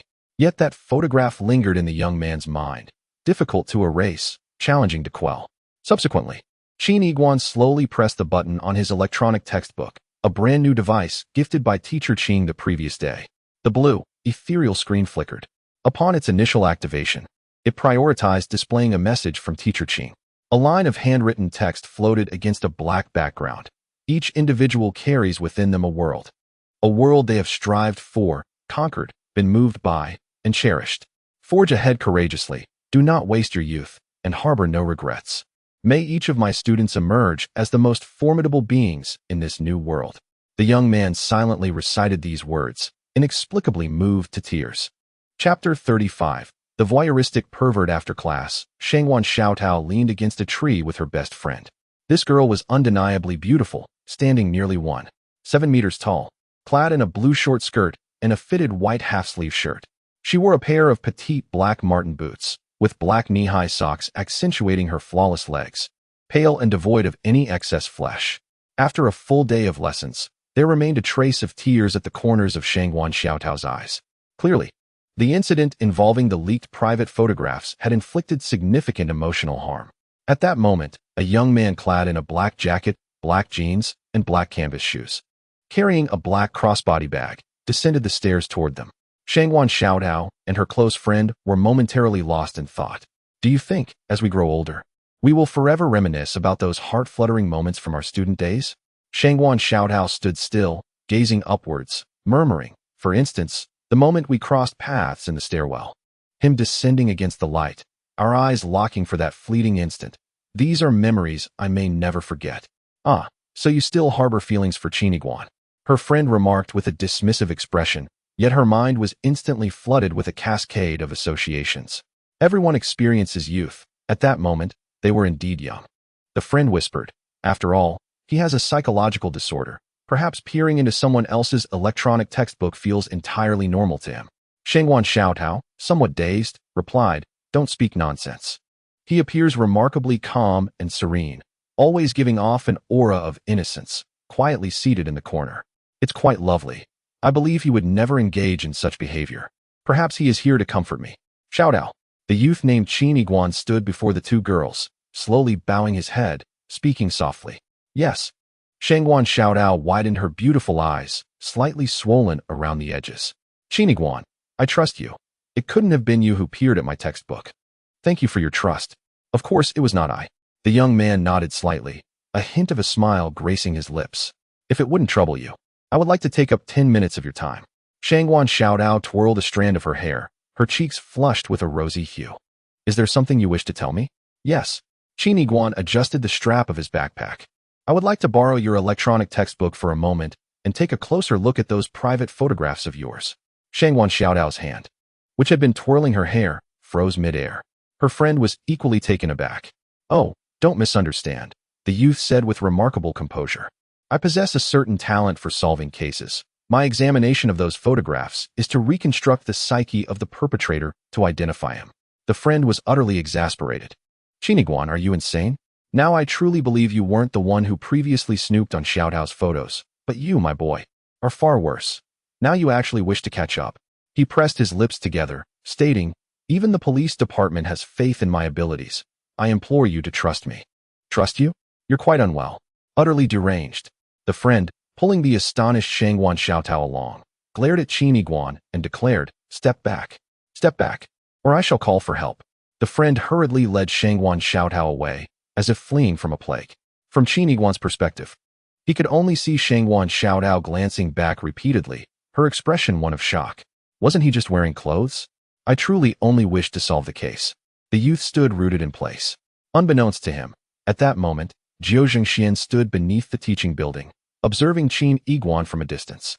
Due to the separation, Zhou Jingxian could not discern their specific conversation, only catching fragments of Xiao Dao's friends' repeated exclamations of "You're insane. You're a pervert." Yet, he noticed Zhou Jingxuan's brows knitting together in concern. In the next instant, he witnessed Qin Yiguan making a gesture as if to remove a helmet. His form dissipating into code. Zhou Jingxuan's brow furrowed once more. The ability to log off at will surely indicated something amiss. The youth returned to reality, pushing open the door of his modest apartment. He had just emptied his backpack, preparing to venture into the central district in search of sustenance. To his surprise, he encountered a girl in a wheelchair, patiently waiting outside. "Brother," Xiaoning said, her eyes closed, a gentle smile gracing her lips. This 16-year-old girl was born with a disability, unable to walk, and since birth, she had suffered from a defect in her eyes, never having witnessed the light of day. Clad in an embroidered dress, she sat in her wheelchair, the setting sun casting a warm orange glow that enveloped her silhouette, bestowing an air of tranquility. The boy knelt down, inspecting the electric wheelchair he had repaired numerous times over the past 3 years, confirming there were no new damages. "Next time, don't venture this far alone," he admonished. Xiaoning resided on the west side of Rust City, a full 3 kilometers from Qin Yiguan's apartment. Yet, she merely smiled and unexpectedly extended her hand, offering a power block wrapped in thin film. Unlike the government-issued ones, this power block had a subtle caramel hue. "The power block is rather unpalatable, so I used the chocolate you previously gave me to enhance it. I melted it down and mixed it in. It tastes much sweeter now," Xiaoning explained with a smile. The boy chuckled, accepting the power block without hesitation, taking a bite. While the texture remained akin to a soft pastry, the addition of chocolate infused it with a rich flavor, making it far more delectable than before. He looked at the kind-hearted Xiaoning, whom he had regarded as a sister for many years. Unlike the boy, Xiaoning did not suffer from a brain ailment. In fact, 3 years prior, she had been granted access to a nutrition chamber. However, her case led the authorities to uncover another restriction. Since birth, Xiaoning had borne physiological defects. While her inability to walk was not a significant barrier to entering the metaverse, her blindness proved to be a hindrance. Xiaoning was born without visual nerves, and as she grew, her brain gradually atrophied in its ability to process visual signals. All sensory data requires the brain for interpretation, meaning her brain lacked the capacity to process images. Upon entering the metaverse, the system directly transmitted visual signals to her brain, yet her brain could not comprehend them. She was then confronted with a bizarre world. Buildings appeared distorted, and figures were grotesque. According to Xiaoning's descriptions, humans resembled a tangled mass of black ropes, oozing black liquid. And as they moved, the ropes twisted like entwined serpents. All structures resembled melting black asphalt. When individuals approached or attempted to use them, the asphalt would solidify, ensuring it did not disperse. During that time, Xiaoning's mental state teetered on the brink of collapse. She had hoped to find illumination through the power of technology in the metaverse, only to be met with scenes reminiscent of hell. Ultimately, Xiaoning was predictably stripped of her access to the metaverse, unable to log in even for a minute. His parents, heartless and cruel, cast her aside without a second thought. Ultimately, Xiao Ning became a forsaken inhabitant of Rust City, a place where families thrive together. Qin Yiguan devoured the energy blocks in his grasp. Chapter 36. A light in the darkness delicious. Haha. A sound, almost salivating and somewhat lewd, echoed from afar. This voice did not belong to the youth, but emanated from a beggar in the distance. The beggar, likely in his 30s and clad in tattered rags, was performing a handstand while ravenously consuming a chocolate-flavored energy block. Xiao Ning, possessing a kind heart and a penchant for sharing, observed as the beggar swiftly devoured the energy block, licking his fingers clean afterward. Then, supporting himself with both hands, he remained in an inverted position, gritting his teeth as if exerting himself, seemingly suffering from constipation. The youth chuckled, "Superman, what are you doing?" "Haha. Commoners, step back. I am activating my superpowers to push the Earth away from the moon, for the moon's true nature is that of a hollow machine. Otherwise, why does it not rotate? With such immense mass and a close orbit, why is it not drawn into the Earth's gravitational pull and subsequently destroyed? The moon serves as an alien outpost, and they are poised to attack Earth." The beggar continued his exertions, his expression grave. The youth chuckled again, the word moon flashing through his mind. Yet he dared not lift his gaze to the heavens. The sky had darkened, and the stars were on the verge of revealing themselves. He grappled with a minor psychological ailment known as cosmic fear, akin to acrophobia. Whenever Qin Yiguan faced the vastness of deep space, the darkened sky dotted with stars, an overwhelming dread surged within him. Such fear-based disorders are not uncommon in psychology, manifesting in various phobias, such as fear of clusters or claustrophobia, and even more peculiar ones like fear of slippers or assignments. These conditions render the afflicted profoundly uncomfortable in specific environments or in the presence of certain objects. Dr. House once remarked that such ailments often stem from childhood trauma or significant misfortune. Qin Yiguan found himself at a loss. Why should he harbor an unfounded fear of the cosmos? The furthest physical location he had ever been from Earth was the rooftop of the 19th floor, the highest point in Rhapsody. What connection did that bear to the universe? Fortunately, this condition was easily manageable. He simply needed to avert his gaze from the starry sky when darkness fell. Moreover, the existence of cosmic fear was subtle, failing to manifest any extraordinary effects even in the experimental fields. As for the beggar, he was nicknamed Superman because he constantly fancied himself of being capable of rescuing all humanity from peril. Once, Superman had been a true half-being, residing in a nutrient chamber while entirely immersed in the heart of the central city. However, he had perished within the metaverse. No one knew the trials Superman had endured. In the metaverse, upon death, all sensory data would be transmitted in proportion, and death was no exception, though it came in two distinct circumstances. One perspective suggests that the nervous system directly conveys signals of mortality to the brain, prompting it to define death, essentially, brain death, where both reality and virtual identity perish simultaneously. The other perspective, appearing somewhat more favorable, allows for the preservation of life, yet it results in a wretched existence, though the body remains alive. The brain suffers a malignant assault, leading to a deteriorated mental state. Qin Yiguan gazed at the beggar before him. The superhero exemplifies this latter scenario. It is said that he was once a formidable figure within the metaverse, yet the perpetrator denied him a dignified demise, subjecting him instead to a cruel torment that caused his gradual decline. His mind, too, disintegrated in this process. This method enables him to survive in reality. Yet he has been reduced to a fool, not only relegated to the Rust City, but also stripped of all dignity. Qin Yiguan accompanied Xiaoning home. Along the way, the young man furrowed his brow. Others may remain oblivious, but he understood that the benevolent teacher Qin was, in fact, the lord of the city of Amaterasu Snow within the metaverse, a prominent figure of great renown. However, a desolate image flashed through the boy's mind. The city of Amaterasu Snow has fallen. What has become of teacher Qin now? He once soared through the skies, commanding the city with grandeur that inspired admiration. Yet now, the city he once protected lies in ruins. Does this not imply that teacher Qin has faced defeat? And what of teacher Qin himself? Brother, do you have something on your mind? Asked Xiao Ning from her wheelchair. Although she lacked sight, her perceptive nature allowed her to sense the unease in an instant. The youth hesitated before responding. There is someone who has always treated me kindly, yet their fate remains uncertain. Brother, even though I cannot see, I have always felt that you are unlike others. Xiao Ning placed her hands calmly on her knees. The young man smiled warmly, recognizing his sister's remarkable insight and her desire to comfort him. He then asked, "What makes me different, Xiao Ning?" "Brother, let me share a secret with you," Xiao Ning replied, tilting her head slightly, as if to absorb the essence of the world around her. "Though I cannot open my eyes, I can see in my heart. Much like when I log into the metaverse, I perceive this world as shrouded in darkness. Even in reality, people resemble entwined black serpents, devoid of humanity. Yet you, Brother Yiguan, are like a knight cloaked in the hues of dusk, the sole beacon of light in this dark realm. The shadows cannot encroach upon you. You are a complete being. Though you stand amidst this darkness, your radiance illuminates the fragile grass and insects within, ensuring they do not perish. The light that emanates from you must be your immense power. Therefore, you need not worry about the present, nor the future." Xiao Ning held a steadfast belief that all adversities and evils of the world would be dispelled by him, destined to prevail in every endeavor. The young man chuckled softly. Despite the lack of tangible evidence in Xiao Ning's words, they provided him with considerable solace. Suddenly, Xiao Ning added, "You have many friends standing behind you."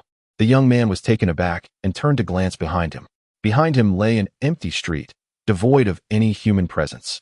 The youth shook his head, chuckling softly. "Xiao Ning truly startled me. There is no one behind me." Xiao Ning remained with her eyes closed, solemnly insisting, "There is, indeed, someone. You simply cannot see them." Chapter 37. My dream. The horizon began to glow with a hue of orange-red. After escorting Xiao Ning home, the youth returned to his apartment alone. He stood on the second floor, gazing at the sky, as the sun dipped in the west, signifying the close of another day, heralding the impending darkness that would cloak the earth. It also signified that he could once more delve into the realm of dreams, his dream of the metaverse. So many enigmas awaited him. The severity of his various ailments remained uncertain. To what extent could they manifest? Each time he entered the metaverse within his dreams, he found himself in a testing ground. If he were to return to the core earth of the metaverse, could he find his way back to his school? Would he encounter Geoduck? Would his abilities still hold? Perhaps they would not. After all, it was only within the testing ground that augmented reality could emerge, giving birth to a logical logic. Ultimately, everything was shrouded in mystery, imbued with an enchanting allure. The youth organized the clutter in his room, secured the windows, and plunged the space into pure darkness, even earlier than the encroaching twilight outside. He lay on his bed with his eyes closed, pondering how to discern the degree of fusion, how to acquire it, how to enhance it, and ultimately, how to repay his debts. After a prolonged period of contemplation, he finally succumbed to a drowsy slumber. The web-like scars flickered intermittently. At the inception of his dream, the scene unfolded as it always did, akin to a prologue. The youth dreamt of himself rising from his bed repeatedly, entering a black hole 11 times in total. In the haze of consciousness, he felt perplexed. Previously, he had to rise 12 times before it was his turn, yet this time it occurred prematurely. Though jumping the queue was indeed fortunate. The last time he had chanted Tian Zhao Shui Ji Chung before sleep, he had found himself in the city of heavenly illumination. Even though the city had ascended into the sky, the coordinates were accurate. This time, he wished to venture into the testing ground, to a place teeming with people. In doing so, he could better comprehend the testing ground and unravel its myriad rules. As the youth's consciousness gradually dissipated, thoughts ceased to form. Time passed, second by second, and as he breathed evenly, his brow suddenly furrowed intensely. Veins bulged on his forehead, swelling with increasing pressure. Moments later, despite his eyes remaining shut, his expression turned fierce, his furrowed brow resembling deep ravines, while his teeth ground together audibly. His visage transformed from tranquility to a ferocious countenance, brimming with wrath and malevolence. In an instant, the youth's eyes snapped open, pupils as dark as night, his gaze filled with hostility. In the darkness, he abruptly sat upright.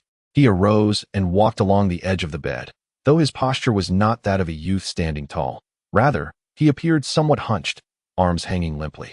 Swaying slightly, he approached the storage cabinet, deftly opening the drawer and retrieving a half-burnt candle, which he ignited with care. In the flickering candlelight, his silhouette was cast upon the floor. He slowly turned to gaze at his shadow, letting out a low, ominous chuckle.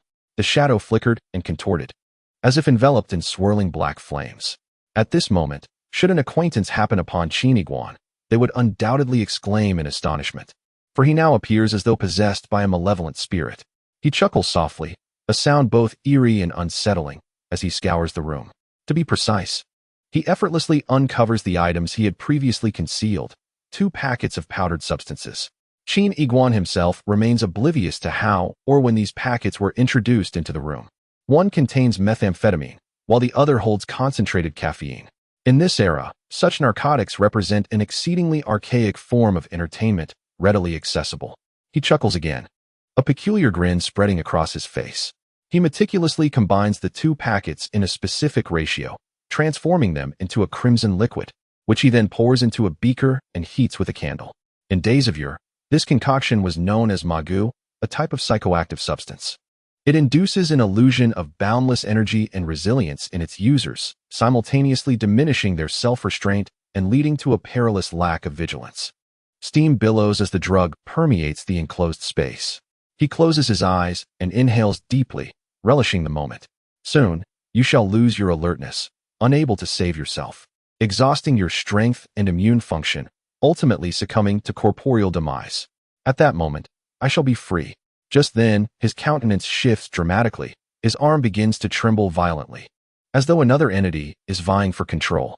His arm reaches uncontrollably toward the beaker, intent on overturning it. A voice echoes from the depths of his soul, a roar of defiance, heavy and resounding, reminiscent of an ancient deity. With a sudden motion, his arm swings out, sending the beaker crashing. The red liquid splattering across the walls like a gory spray. Consumed by fury, his eyes bloodshot, he bellows, It's you again. You come to thwart me. He is dead. We shall all be free. Why are you so stubbornly ignorant? Alone in the room, he engages in a dialogue with himself, his outbursts escalating into a tempest of rage. Eventually, a semblance of calm envelopes him, a sinister smile curling at the corners of his mouth, as if he is concocting yet another scheme. He gazes at the shards of the broken glass, his reflection staring back. How foolish I am, he muses. Since you have entered the metaverse, I shall find a way to eliminate you there. With that, he steps back, collapsing onto the bed, eyes closed in slumber. The universe spins chaotically, akin to a tumultuous washing machine, blurring the line between reality and illusion. In his panic, the youth cannot help but chuckle. He now comprehends that as he treads upon this spinning cylinder, he will only drift further away, traversing beyond the realm of reality, through the core of the metaverse, ultimately landing in some experimental field. With a thunderous crash, the youth descends to the ground. He finds himself in a desolate expanse, surrounded by towering boulders. The earth beneath littered with stones, reminiscent of rocky terrain from the real world. Tilting his head, he notices the divine entity hovering gently upon his shoulder. Its presence signifies that he is indeed within the metaverse's experimental field. What are you staring at? I am your divine entity. He almost bites back the last two words. The youth shakes his head in resignation. But my request is to reach a more populous area. Are there any inhabitants here? He turns to look back. In the distance, a wooden cabin was constructed upon the flat ground. Although referred to as a wooden structure, it was, in fact, a room fashioned from a portable alloy, cleverly mimicking the texture of wood. Before the cabin stood a young girl, no more than 11 or 12 years of age. Clad in a floral dress, her large, glistening eyes fixed curiously upon Qin Yiguan. Brother, are you here to mine the source material too? My father and I came to extract it. He has gone to find the mine, but he mentioned that the yield here is quite scarce. The youth paused, taken aback. Source material? Meng Laoda had once mentioned that he would bestow upon himself 10 pieces of this precious substance, an immensely valuable product within the metaverse. With this newfound understanding of the girl's background, he lowered his guard and waved from a distance. Hello, little sister. May I ask if this is? Before he could finish, a howling sound suddenly pierced the sky. A metallic sphere, covered in sharp spikes, hurtled through the air, crashing violently against one side of the cabin. Despite the ground being littered with rocks and being exceptionally hard, the sphere embedded itself into the earth. Almost immediately, red lasers shot forth from the spikes on the sphere's surface. As it spun like a top, the lasers ruthlessly slicing through the surrounding soil, which melted under the intense heat. In mere seconds, a gaping black hole with a diameter of nearly 100 meters appeared, unfathomably deep, accompanied by a chilling wind. Stunned, the youth was jolted back to reality by a sudden cry. The little girl in the floral dress, perilously close to the edge of the black hole, lost her footing amidst the chaos and began to fall. Fortunately, in a moment of desperation, she grasped a thin line secured to the cabin. Used by her father for mining, though slender, it possessed remarkable strength. Her body dangled precariously above the abyss. The youth, unwilling to remain passive, rushed forward, reaching out for the thin line. But in the next instant, he froze, his hand seemingly uncooperative. Although aimed at the line, he missed by several centimeters. Grasping nothing but air. Brother, save me, the girl cried, hanging about 4 meters below him, slipping further down as blood oozed from her palm, where the line had begun to cut into her skin. He reached again for the line, but it felt as though he were a long crippled patient attempting to rise from bed. His arm was stiff, lacking precision, and each attempt to grasp the line fell short. How could I possibly miss such a slender line? Panic surged within him, his eyes widening in disbelief. Suddenly, a voice whispered within him. It is a matter of integration. Your integration level is 0, rendering you unable to align with this world, creating an overwhelming sense of alienation, thus preventing you from controlling yourself with precision. The youth stood in shock. Was this truly connected to his integration level? Memories flashed through his mind. Ever since he had entered the metaverse, he had walked alone or conversed with others, including by Xiaosheng and Meng Laoda. The only moment of high precision had been when he executed a shoulder throw on Kuchiming. Yet at that time, I was merely emulating the malevolent figure of judo. Must I transform into another? The boy's pupils constricted, but it was too late. A cry escaped the little girl as she could no longer grasp the delicate thread. Her hands fell away, and her body plummeted straight into the abyss. The boy witnessed her descent into the depths, where she was shredded by the crimson lasers and subsequently reduced to ashes. Chapter 38. The Black Calamity. The boy gasped violently. A vibrant life had just turned to ash before his very eyes. He was filled with regret and self-reproach. All of this stemmed from a lack of understanding of the experimental field's mechanisms. "I am sorry," he murmured, bowing his head, enveloped in silence for a full 3 minutes. Suddenly, he rose and surveyed his surroundings. Where on earth was this? Wasn't my intention to venture to a bustling place? Why was there such a solitary little girl? Why had someone unleashed such a terrifying weapon? 100 kilometers away, a vast army formed a circular perimeter, encircling the area where the boy stood. Enormous aerial vessels floated in the sky, while the ground was littered with countless heavy tanks, humanoid machines, and soldiers armed with formidable weaponry. Their gun barrels and cannon mouths were all aimed at the boy's location. The very torpedo used for testing was launched by them. A fan-shaped sound wave surged toward the boy's position. "Black Calamity, the demon that all must condemn, you have slaughtered our leader among the Pearl Divers. Today, our entire force of Pearl Divers, even at the cost of everything, even if we all perish, must exact your life. You shall pay blood for blood. You shall not escape." At that moment, Qin Yiguan ascended a large stone, surveying the surroundings, and finally beheld the infinite encircling army beyond the desolate land. The fan-shaped sound wave reached overhead, and he distinctly heard its contents. Indeed, there were many people here. Black Calamity? What is that? He clenched his teeth. The Pearl Divers? They must be an armed faction within the experimental field. Your desire for vengeance is not my concern, yet your indiscriminate attacks led to that little girl's demise. Click. Suddenly, a sound of falling stones echoed behind the boy. He whipped around, only to see a figure materialize atop a distant boulder, its presence unnoticed until now. The figure was hunched, arms hanging limply, cloaked in darkness, and when it gazed at him, it created an illusion as if black mist were slowly swirling around it. "Heh!" The figure chuckled softly, slowly raising its head. "I am Black Calamity." A jolt coursed through Qin Yiguan. The face was youthful, perhaps only 17 or 18 years of age. Yet it appeared to be corroded by darkness, its features twisted and grotesque, veins prominently etched upon its forehead, and the corners of its mouth quivered slightly, as if suppressing an inner fury, with a hint of drool escaping. Most importantly, that face bore an uncanny resemblance to Qin Yiguan's own. A sense of foreboding washed over him, his pupils constricted. "You are you." The shadow chuckled darkly. "Indeed, I am your dark persona. I have now materialized. And I am precisely what they refer to as Black Calamity." The youth was taken aback, his facial muscles quivering. Indeed, as Dr. House had suggested, one could manifest independently within the metaverse. It was no wonder that even Gestalt collapse could be materialized. How could it be any different for you? The shadow sneered disdainfully, asserting that Gestalt collapse could not be compared to him. "It is you, Qin Yiguan." He trembled. 12 years ago, you seized my body and murdered my adoptive parents. Furthermore, in recent years, you have awakened within me at midnight, setting countless assassination traps. Qin Yiguan's pupils trembled, his gaze suddenly bloodshot, rationality waning and fury surging. "Huh." The shadow laughed mockingly. "How pitiable you are, under the delusion that you have finally found an opportunity to slay me? Allow me to clarify a reality for you. The current situation is that I, Hei, have finally found the chance to kill you. Once I eliminate you, I shall free myself from your corporeal control, existing independently within the metaverse, becoming a true being." No sooner had the words left his lips than Hei surged forth, leaping over a distance of 5 meters to grasp Qin Yiguan's neck with a single hand. A thought erupted in the depths of the youth's mind. The B-05 Shadow Syndrome judo fanatic. In an instant, he seized Hei's arm, pivoting and bending low, preparing to leverage the momentum for a shoulder throw. Yet, the anticipated outcome did not materialize.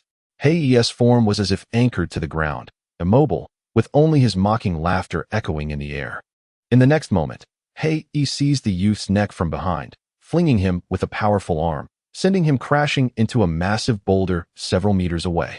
Coughing, the youth felt a heaviness in his chest and excruciating pain in his back. Before him stood He, head bowed, resembling a demon that had escaped from the depths of hell. With a hoarse chuckle, he waved slightly, and amidst the swirling black mist, a line of text emerged, Fusion Degree, 89. The youth's heart quaked. He actually possessed a fusion degree? And such a high value? He continued to laugh. Due to your personality fragmentation, I am a complete consciousness. Within the metaverse framework, I am an independent user, having entered the metaverse long before you. As for the method of entry, you should be quite familiar with it, through your dreams. And your current fusion degree? You cannot even save that child. Yet you wish to contend with me. He suddenly raised his head, revealing a single crimson eye. Qin Yiguan stared at him, a chill running down his spine. The sensation was indescribable, for that visage was not of any demon, but his own. You know how much I loathe you? He declared. Your ability of gestalt collapse is uniquely mine, yet you have the audacity to usurp it and employ my powers in secret. You are unworthy. With a furious roar, He stomped a foot upon the ground, proclaiming that today he would demonstrate the gestalt collapse beneath a fusion degree of 89. Darkness spread from beneath He's feet, gradually enveloping a space of several meters around them. Within this darkness, He's crimson eye became the sole beacon of light. Qin Yiguan fixated on that eye, associating it with the faint glimmer within the darkness, engulfed by a profound sense of dread. Suddenly, the pair of eyes surged forward, transforming in an instant from the shadows into a monstrous beast with fearsome fangs and a gaping maw measuring 5 meters wide, lunging towards Qin Yiguan. Qin Yiguan felt an overwhelming sense of impending doom, as if he were on the brink of death. Just then, in the critical moment, a strange voice echoed deep within the soul of the young man, distant, powerful, and ancient. Before him, it appeared as if two overlapping figures within his body suddenly separated. One figure emerged, rapidly taking shape. Clad in armor, with muscles bulging, he clenched his fist and struck the beast's head with a resounding blow, causing its skull to crash to the ground and dissipate into black mist. The dark entity was taken aback, exclaiming, You too can manifest. The armored figure remained silent, standing resolutely before Qin Yiguan. The young man gazed at the armored silhouette. Though it had transformed with short hair and did not turn back, he felt an undeniable resemblance, albeit with a physique that was far more robust and resilient. The dark entity began to breathe heavily, then suddenly erupted into a twisted laughter, declaring, How intriguing. Since you have appeared, does that mean they have all come? The armored figure continued to remain mute. The dark entity laughed even more maniacally, as if it had stumbled upon something exceedingly amusing. For reasons unknown, it chose not to pursue further, casting a malevolent glance at Qin Yiguan before its form morphed into a shadowy figure, slithering across the ground and vanishing from sight. Chapter 39. The Guardian. At this moment, 100 kilometers away, the Pearl Gatherer's forces had locked onto their target through their equipment. The silhouette at the center of the target was none other than Qin Yiguan, leaning against the boulder. It's him, the dark entity. I can never forget that face. Eliminate him. All weapons opened fire without reservation. In that instant, a myriad of brilliant colors flashed across the sky, as various energy weapons, plasma cannons, and antimatter missiles erupted like fireworks, converging towards the center of the encircled target with relentless ferocity. The young man gazed at the sky filled with weapons. Feeling utterly powerless to voice his frustration, he had indeed been outmaneuvered. Guardian. The armored figure let out a deep roar once more. Suddenly, two towering, curved shields materialized in his hands. With a swift motion, he thrust the shields into the ground before and behind Qin Yiguan, gradually closing in to protect him within their embrace. Then, the armored figure leapt agilely to stand atop the shields. Boom, boom, boom. In an instant, a torrent of weaponry surged forth. Energy beams, reaching temperatures near 5,000 degrees Celsius, comparable to the sun's surface, rained down. Plasma missiles unleashed electromagnetic energy beams that focused in the atmosphere, forming plasma clusters capable of tearing through anything. Antimatter weapons, laden with antimatter particles, would annihilate upon contact with normal matter, reducing everything to ashes. In this confined space, the air was saturated with excruciating heat, plasma explosions, and antimatter annihilations. Not even humanity could endure such devastation. Even atoms would be crushed under the relentless onslaught, culminating in utter obliteration. The armored figure, along with the two shields, stood immovable as a mountain amidst the tempest. in the face of the cataclysmic scene.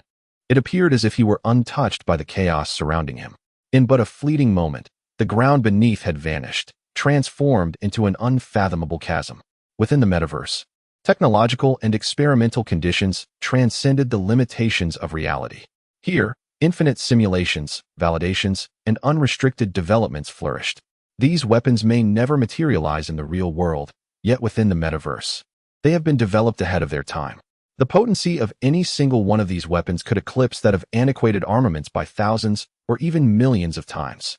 However, the existence of the armored figure seemed to embody a higher echelon, surpassing the material realm as perceived by mankind. Qin Yiguan stood calmly amidst the two shields, the cacophony of explosions barely disturbing his tranquility. His understanding of the ferocity of external weaponry was rudimentary.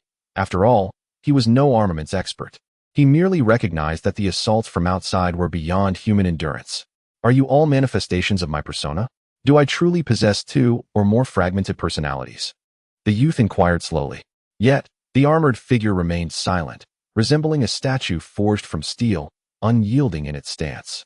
The youth shook his head, sensing that the figure could only utter two words. The resounding explosions persisted, the pearl gatherers were frenzied, and the transgressions of the dark calamity must have been exceptionally heinous. The bombardment continued for no less than 10 minutes. The youth gazed upwards, seemingly idle, when suddenly, the armored figure spoke. We are all facets of you. Our abilities are your abilities, though you have yet to unlock your conscious shackles. I am the guardian persona, yet I cannot protect you indefinitely. One day, I will be assimilated or consumed. You must become extraordinarily powerful before that time arrives. If possible, you could even merge everything, including them in the divine-like entity known as Number One. The degree of fusion within the metaverse is the essence of it all. From this moment forth, you must hone yourself. With that, the armored figure dissipated, and the two shields vanished. Light surged back to life, allowing the youth to perceive his surroundings.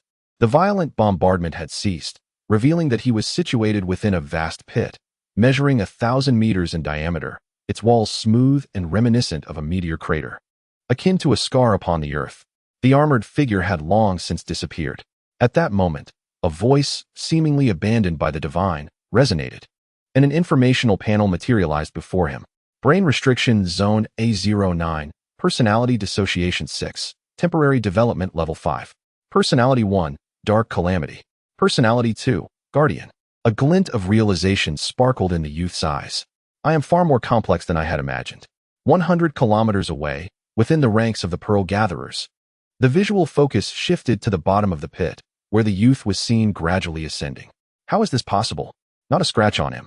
This weaponry has amalgamated the most formidable technologies within the metaverse, rendering it impossible for any living being to emerge unscathed.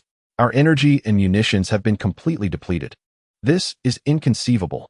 The gatherers remain oblivious to the encroaching shadows that have silently enveloped the entire squadron. In the next moment, the cacophony of mechanical shattering, explosions, and anguished cries ensues. The youth is unaware of how long he has traversed, but he finally ascends to the precipice of the vast pit, emerging onto the surface. What greets his eyes is an endless expanse of shattered machinery, littered with dismembered human limbs, scattered in a grand circle. This is the Gatherers' Battalion. The youth harbors little fondness for them. Now, they are all deceased, as if mercilessly torn apart and devoured by monstrous entities that surged forth from the darkness. This is not difficult to comprehend. The abyss did not depart outright, but chose instead to eradicate the threat entirely. After a brief moment of silence, the youth inquires, Divine abandonment, how can I enhance my fusion degree? The fusion degree is a unique metric within the experimental domain. Survival, daily life, and various activities contribute to it. In a sense, it resembles proficiency, incrementally increasing with one's experiences, symbolizing a deeper alignment with this world. The youth nods. If the fusion degree increases, will my overall capabilities rise proportionately? Indeed, replies Divine Abandonment. Moreover, this enhancement will reach a critical threshold. Upon attaining a certain state, your abilities will undergo a qualitative transformation. The youth scans the ground strewn with severed limbs, realizing that at least 5,000 have perished, yet his eyes betray no emotion. I must strive fervently to elevate myself. I must exhaust every ounce of my strength to improve. Otherwise, I may be killed at any moment, whether in reality or within the metaverse. Suddenly, divine abandonment poses a question. Are you solely motivated by self-preservation? Certainly not. The youth responds calmly, his eyes shimmering with fervor. I am also driven by my ambition. After a brief pause, he continues solemnly. You have witnessed my formidable persona. You have heard that I possess more than two identities. I intend to merge them all. I aspire to acquire the full extent of their abilities. In this tumultuous era, now that opportunity has presented itself, why should I settle for mediocrity? I desire everything. I aim to be the strongest of them all. Chapter 40. Boundless prospects tap. Tap. Tap. In a seemingly bottomless, pitch-black tunnel, a young man clad in a pristine, double-breasted white suit, his hair meticulously parted, strides forth with deliberate grace. His immaculate white shoes lightly strike the ground, filling the tunnel with a monotonous yet jarring echo. His name is Jiao Zhengxian, a prodigy of the heavens. Upon his initial entry into the metaverse experimental domain, he achieved an unprecedented fusion degree of 68. He is also the son of the highest commander in sectors B5 and B6, a figure of reverence among his peers. Yet, those around him understand that he is not the archetype of a privileged offspring wielding power. He is principled, fair-minded, and harbors a deep-seated aversion to wickedness. It was as though his suit remained eternally pristine, untouched by any trace of dirt. After class, he promptly entered the experimental field, seemingly embroiled in some secretive and bizarre affair. Although the tunnel ahead was engulfed in an endless abyss of darkness, Jiao Zhengxian stood tall, his gaze unwavering. It was evident that he harbored a profound disdain for this darkness, yet he chose not to flee. Rather, he resolutely advanced. Simultaneously, the white-clad youth's eyes brimmed with caution and vigilance. Every minute detail within the tunnel eluded not his keen perception. Despite his tender age of 18, he bore the demeanor of a seasoned warrior. A faint sound echoed, a mere whisper in the stillness. In the distance of the tunnel, a sniper clad in black utilized a magnetic apparatus affixed to the ceiling. He gently pulled the rifle's bolt, his right eye equipped with a device resembling a contact lens, seamlessly linked to the sniper rifle. Within his field of vision unfolded a crimson night vision image, with a precision reticle dancing through the air, ultimately locking onto the slowly advancing Jiao Zhengxian. The sniper steadied his breath, his finger poised on the trigger. Yet, in that fleeting moment, Jiao Zhengxian suddenly leaped, vanishing from the reticle's sight. The sniper frantically searched, but Jiao Zhengxian moved like a startled hare, sprinting with agility, planting one foot forcefully against the tunnel wall, rebounding effortlessly, and executing a deft roll in midair.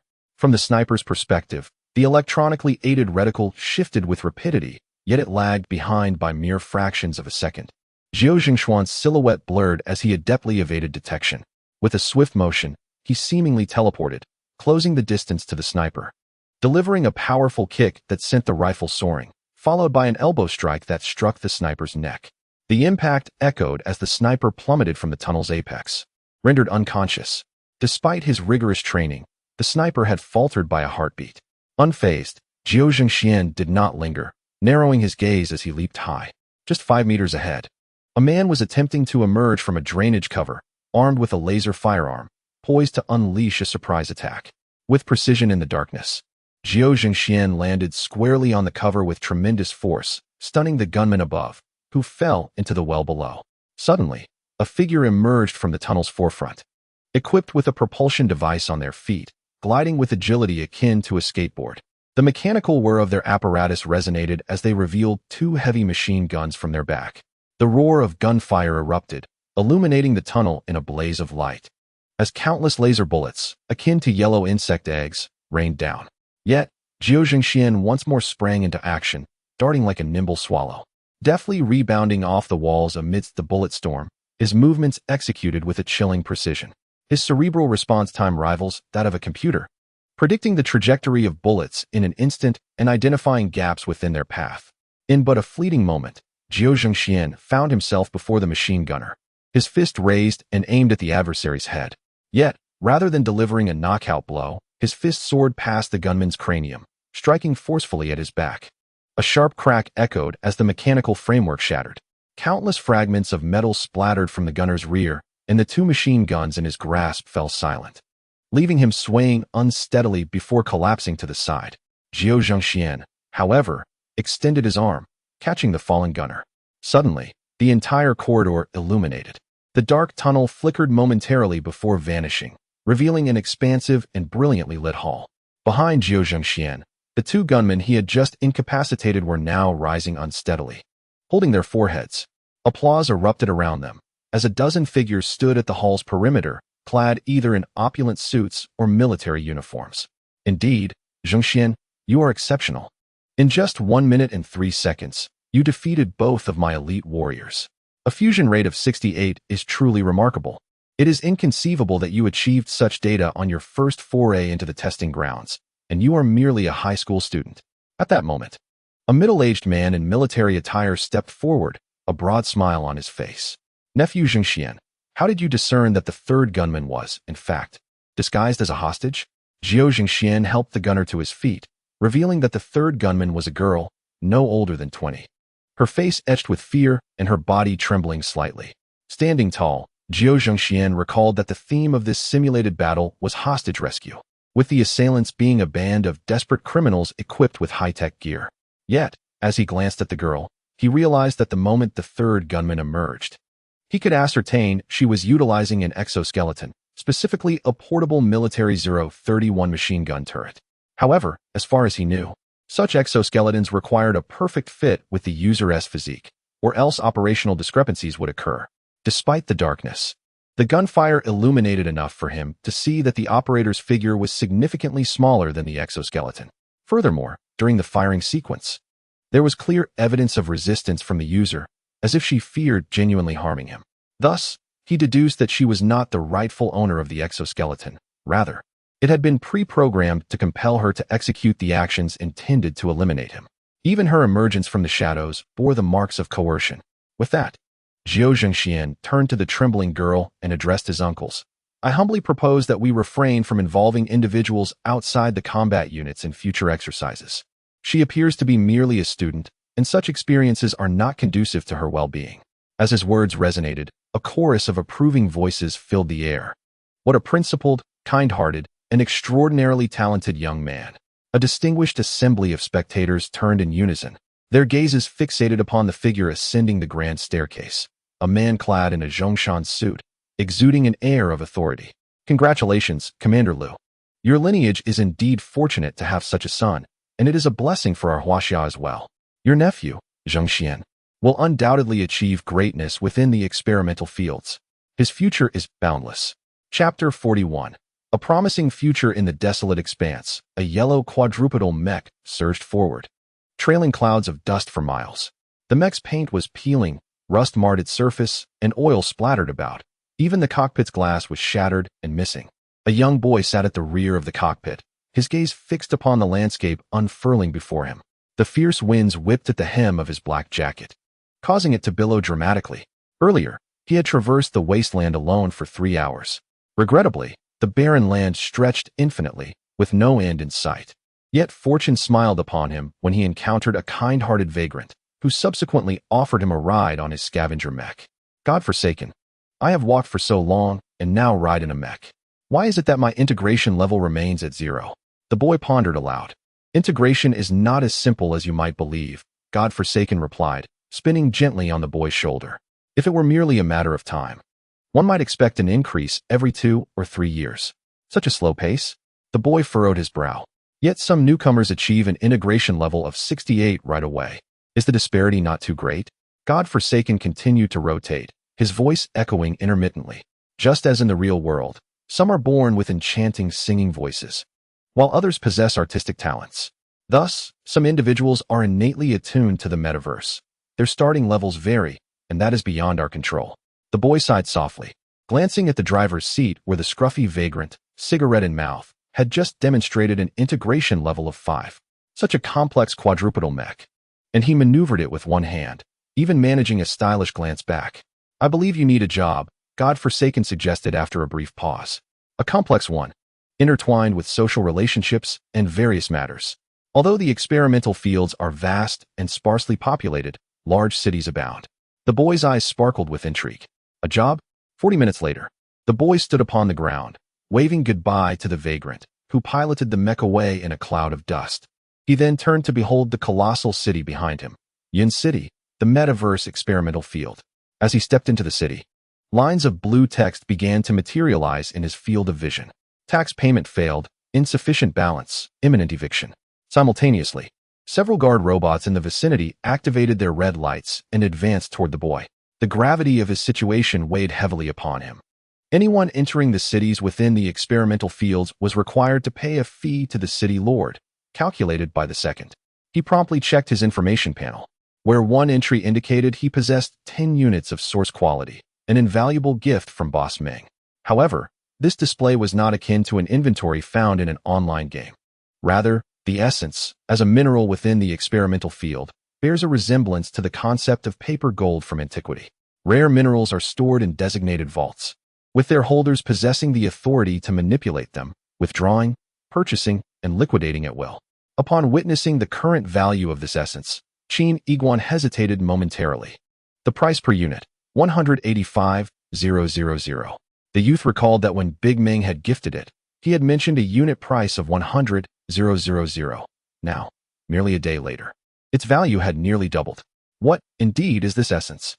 A voice from the divine spoke. The essence is a burgeoning mineral within the experimental field, rumored to be a tangible source code capable of compiling anything. If that is the case, its potential is colossal, serving as a wellspring of all creation. The youth commanded the divine to reveal the appearance of the essence. It resembled irregular shards of glass, with a unique NFT floating behind. The term NFT, originating from a bygone era, was defined when the concept of the metaverse first emerged, characterized by 8 fundamental traits: identity, friendship, immersion, low latency, diversification, accessibility, economic systems, and civilization. NFTs, rooted in blockchain technology, are a crucial safeguard for the economic framework of the metaverse. They signify credible digital rights certificates.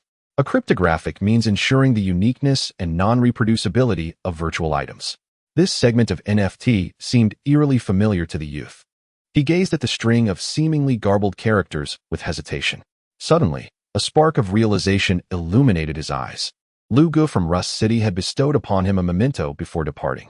In reality, that memento was a string of code within a smart wristwatch. Could it be that what Lu Gu had given him was a piece of essence, existing in the form of code in the real world?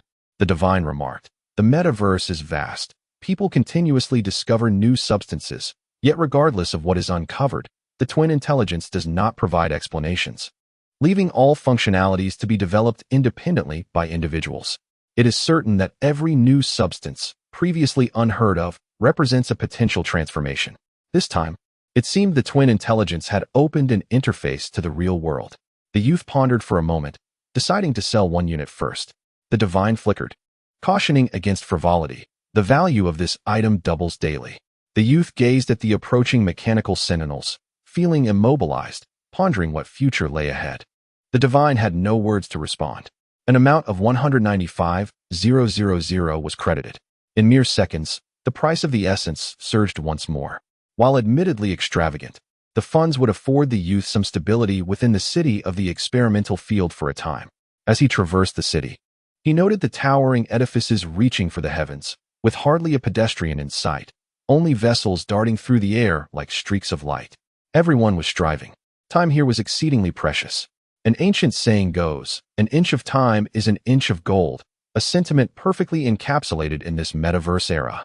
He suddenly caught sight of a vacant billboard seeking applicants, strong individuals, exceptional talents. The youth smiled faintly. The job requirements seemed tailor-made for him. Arriving at the entrance of the building, he found it locked. No entrance. Just as he hesitated, the floor beneath Qin Yiguan trembled. The floor then lifted him, ascending swiftly along the exterior of the building, and in an instant, he reached the 181st floor.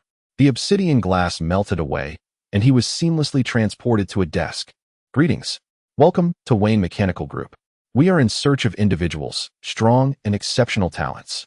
A man in a suit appeared, gliding on a hovering device, and with polite demeanor. He nodded slightly. "Please present your compatibility score." Qin Yiguan took a moment to alleviate the dizziness he felt. He then activated his information panel, opting to conceal the section related to the consciousness matrix. "Mr. Qin, we harbor no discrimination against you. If you could inscribe your name on this paper." We would gladly employ you. The man in black suit, still maintaining his courtesy, pushed a sheet of white paper and a pen towards the youth. The sound of scratching filled the air. The man's expression twitched as Qin Yiguan struggled to control the ballpoint pen. Writing proved to be a meticulous task. Not only did he scrawl the character for Qin in a disheveled manner, but the pen also punctured the paper, scraping violently against the metallic surface of the desk. Finally, with a sudden burst of force, Qin Yiguan flung the paper at the man's face. "Sir, it is evident that Qin Datsuan is not your name." The man removed the white paper from his face, casting a glance at it, his eyes quivering. "The higher your compatibility score, the more challenging the roles you can undertake. For instance, our engineers require a minimum score of 6, while a score of 10 qualifies one as a senior engineer. Even for compatibility scores between 25, we have recommendations for cleaning positions. However, Mr. Qin, your score is 0. We truly mean no disrespect. Everyone is quite busy. Farewell." In the next moment, the floors swiftly retracted, returning him to the exterior of the building, and then abruptly descended to the ground, pushing him away in the process. The entire sequence lasted no more than 3 seconds. Once again, the youth found himself standing alone on the street. Everything had transpired too swiftly, leaving him in a daze. Had he just undergone an interview? Shinshi remarked. "No, you just experienced disdain." Chapter 42. The Sunrise Industry in the same experimental field of the metaverse. There stood a luxurious mansion. Jiao Zhengxian bowed slightly before his father. Sitting on the steps was a middle-aged man clad in a black Zhongshan suit, Jiao Zhengshuan's father, Lu Xun, the highest commander of the B5 and B6 sectors. "How is life at school?" Lu Xun inquired gently. "School is excellent, the teachers are wonderful, and the classmates are amiable." At this, Jiao Zhengxian slightly furrowed his brow. "However, there are a few classmates whose behavior is somewhat problematic. They may have engaged in less than honorable actions." "Oh." Lu Xun slightly turned his gaze, stating, "You have been subjected to my rigorous training for 18 years. That institution marks your initial foray into society. However, within any society, there exists a semblance of disorder. Although you are merely an ordinary student, you are also the son of Lu Xun. Our Lu family cannot tolerate the slightest blemish in our reputation." Lu Xun then directed his attention towards Jiao Zhengxian, advising, "Amidst your studies, when you encounter injustice, you must rise and speak out, exposing those who err and unveiling the truth, ensuring they receive their due punishment and education." Jiao Zhengxian nodded in acknowledgement. "Yes, father." Lu Xun hesitated momentarily and continued, "Regarding your previous proposal, I have contemplated it at length, and I believe I should lend my support." Jiao Zhengshuan's eyes gleamed with excitement. However, Lu Xun stood up, surveying the assembly, and slowly pronounced, "As the foundation of our existence, the metaverse possesses only a core region akin to the proportional expanse of Earth, where a semblance of order prevails, reminiscent of bygone eras. Yet, the experimental zone is utterly chaotic and rife with turmoil, which deeply unsettles me. Our homeland is inexplicably encircled by such disorder. Yet, the metaverse remains beyond our control. The deity of this world is the twin intelligence, and humanity's government only holds a modicum of administrative power bestowed by it. We have previously endeavored to manage the experimental zone, but all attempts have met with failure, as it harbors elements far beyond our comprehension, particularly following the recent update. Order 50. Lu Xun's gaze flickered as he surveyed the crowd. "I have not relinquished hope. Even my son Zhengxian harbors a steadfast determination. Thus, today, I acquiesced to Zhengshuan's request to form a task force for order within the experimental zone, specifically a youth order team." Lu Xun contemplated for a moment, stating, "They shall be indirectly authorized by our metaverse government to commence with minor issues within the experimental zone, striving to rectify various anomalies. I wish to demonstrate that if the youth exhibit such resilience, the experimental zone shall undoubtedly return to order." At that moment, whispers arose from the crowd. "Zhengxian is still so young. Though endowed with exceptional talent, he is entering the perilous experimental zone, fraught with bizarre phenomena and rampant gangs. Moreover, the source material mines are stained with countless bloodshed. Most importantly, once individuals enter, their thoughts and morals become unshackled, leading to rampant chaos. The youth order team is fraught with danger. Zhengxian, being the sole heir of Commander Lu, is irreplaceable." Lu Xun raised his hand, asserting, "Esteemed guests, I acknowledge the risks involved, but the Lu family exists for such endeavors. I, Lu Xun, and my son Zhengxian shall, even at the cost of our own lives, endeavor to restore a semblance of order to this world, a radiant order. Jiao Zhengxian raised his chin, adding, as long as we embody righteousness, we shall fear no danger. The dog group? Are you willing to employ me? Qin Yiguan stood before a grand cathedral, its door adorned with 3 imposing metallic letters. The youth gazed upon it, recognizing that while this structure may seem magnificent in the physical realm, it pales in comparison to the towering skyscrapers within the metaverse. Before the young man stood a middle-aged individual clad in a suit, adorned with gold-rimmed spectacles. His full name was Qin Fajing, possessing an integration level of 8. He claimed to be the human resources director of the dog group, which prided itself on aiding ambitious youths, as the integration level was deemed inconsequential. With a creaking sound, the grand wooden doors of the church, measuring a staggering 10 meters in width, slowly swung open. Within lay a vast expanse filled with clusters of figures. As light gradually filtered into the church, the silhouettes became increasingly distinct. Inside, there were at least 300 robust men congregated in small groups. Most were clad in black vests, while many displayed bare torsos, showcasing their powerful physiques. Almost every individual bore tattoos. Those with inked arms were merely modest, while others had their entire backs adorned with intricate designs, ferocious tigers, azure dragons, and various religious icons.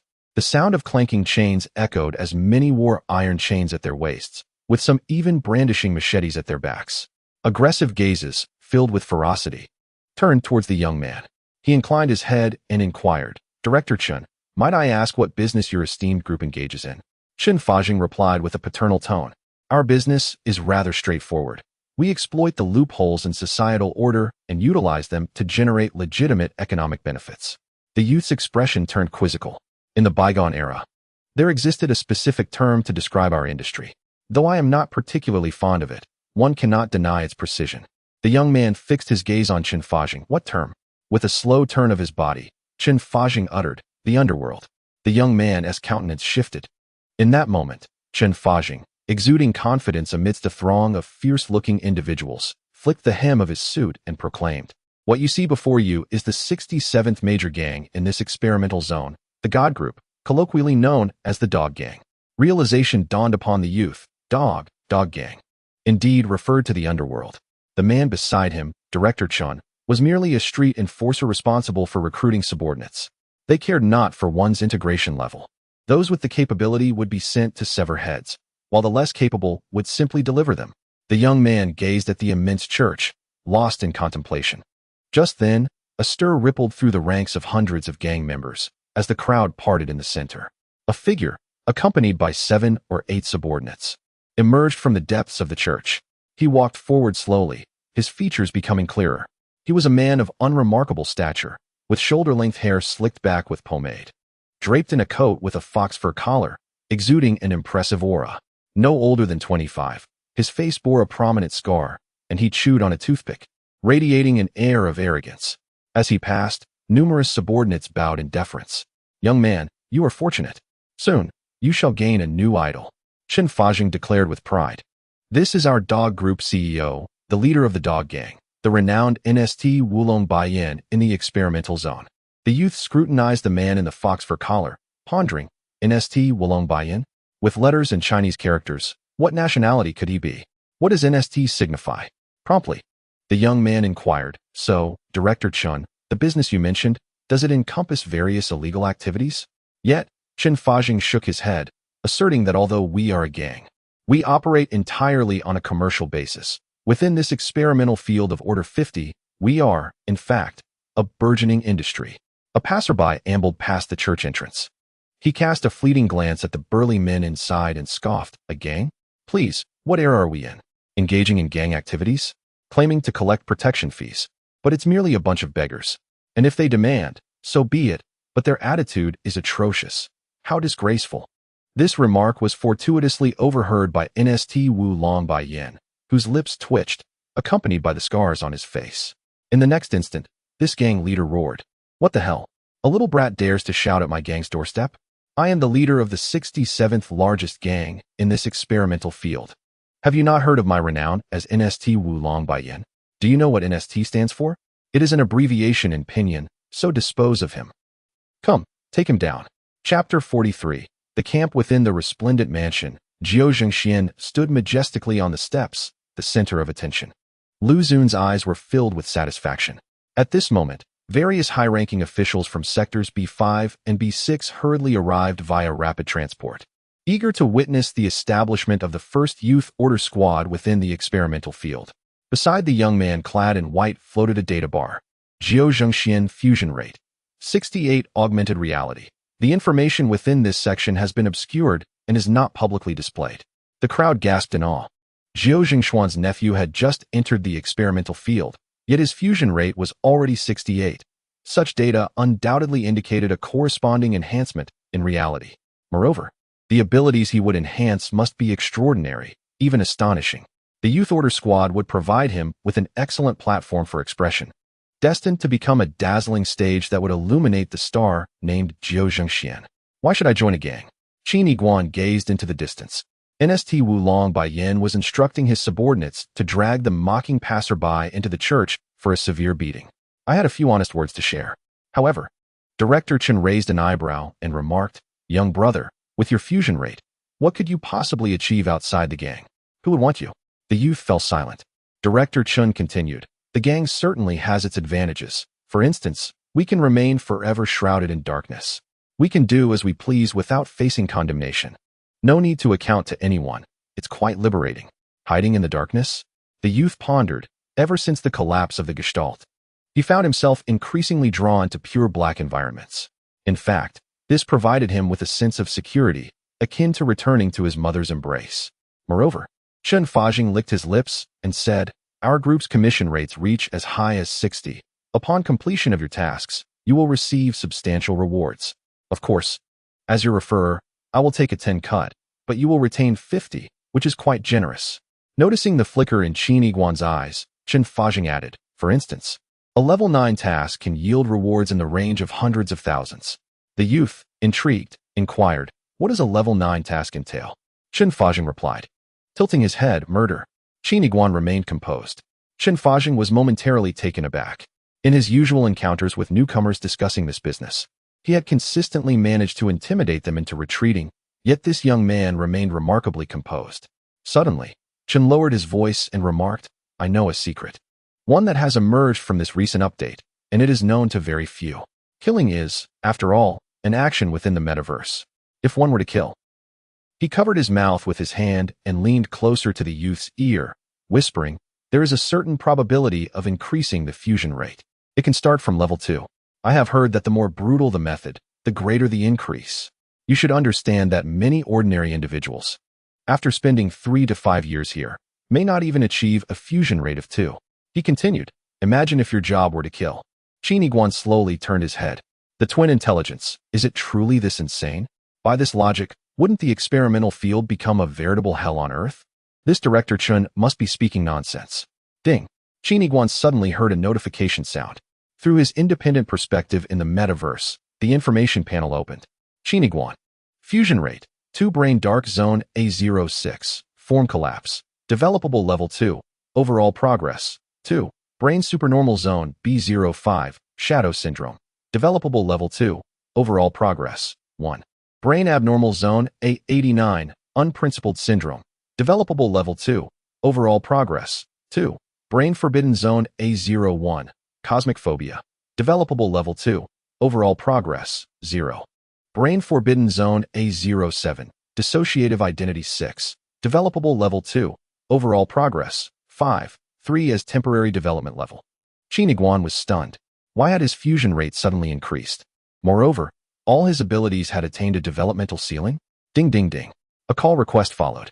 Through the perspective of the metaverse, Qin Yiguan saw the caller, Meng Jiaj. "Hey, are you alright? I've only just realized that your combat prowess exceeds my expectations by a considerable margin. When you took down that bald, overweight Kuchiming, he sustained severe spinal injuries and wailed for 2 whole days and nights. I just received news that, a minute ago, that fat man's virtual body has perished. He is dead, but you need not worry. This incident occurred in the experimental field, where there is no order and no punishment." After exchanging a few pleasantries, he hung up the call with Meng Jiaj. Qin Yiguan stood there in complete shock. It seemed he had uncovered the reason behind the sudden increase in his fusion rate. Was Qin Fajing speaking the truth? Thus, the twin intelligence had indeed gone mad. Then, Qin Yiguan unexpectedly reached out, his gaze fervent, and helped Qin Fajing tidy his disheveled hair, tucking a stray lock behind his ear. Qin Fajing's mouth twitched as he clutched his chest. What peculiar habit do you have, young man? The youth appeared somewhat startled. A fusion rate of 2 had restored a basic level of precision to his movements. In an instant, he surveyed the menacing gangsters before him, then glanced around the vast and empty experimental field. 101 methods of killing flashed through his mind, which, when deconstructed, transformed into countless criminal techniques. Gangsters? They aligned perfectly with the strategies I have in mind, akin to a gifted dancer who has finally been granted a grand stage. He fell silent for 3 minutes, his gaze transitioning from unfamiliarity to fear, then to calmness, ultimately revealing a sharp intensity as he clenched his teeth. I joined in. As the youth's voice faded, a notification chimed in my ears. Brain abnormality, Zone A89, temporary development of malevolence, Level 1. Chapter 44, Competence. Haha, little brother. Your name is Qin Yiguan, correct? Do you possess any special skills? Share them with me, so I can appropriately assign you a position. Qin Fajing felt quite pleased. For him, today marked the addition of yet another naive youth to his ranks. The young man pondered briefly, stating, I excel in solving cases, having assisted various police departments in cracking several significant cases. As long as I am involved, not a single criminal can escape my grasp. Upon hearing this, Qin Fajing's body stiffened, his eyes widening in disbelief. The atmosphere fell silent, with hundreds of gang members in the hall turning their attention toward him. After 30 seconds of stillness, some individuals began reaching for their concealed knives. This kid, is he here to disrupt the gathering? The youth paused, asserting, I speak the truth. Gang members were already inching closer to him. I have encountered undercover agents before, but never one so brazen. You are truly something else. However, the young man's eyes glimmered with a chilling resolve, declaring that should he wish to commit a crime, no one would be able to apprehend him. Once again, the room fell silent. Hundreds of gangsters halted in their tracks, their gazes fixed upon the youth, sensing an aura of ruthlessness that instilled an inexplicable fear. Such presence could only be forged through countless encounters with bloodshed. Excellent. Suddenly, NST's Wulong Baiyan erupted into laughter from afar. With a sweeping gesture, he exclaimed, I believe this lad has potential, a talent who embraces the shadows. Human Resources Director, Qin Fajing. Ensure he is well placed in a position. At that moment, Jiao Zhengxian stood beneath radiant lights, receiving approving glances from various influential figures. Lu Xun, with hands clasped behind his back, exuded an unspoken authority that enveloped the room. I hereby announce the establishment of the inaugural Youth Order Team, designated as Number 01, within the Metaverse experimental field. This team shall undertake the responsibilities of auxiliary police work, maintaining order within the experimental zone, solving cases, and capturing perpetrators. I am confident they will herald a new era of order within the field. Should this team excel, I will consider rebranding them as an official police force in the future, potentially establishing a dedicated police bureau for the experimental area. Jiao Zhengxian.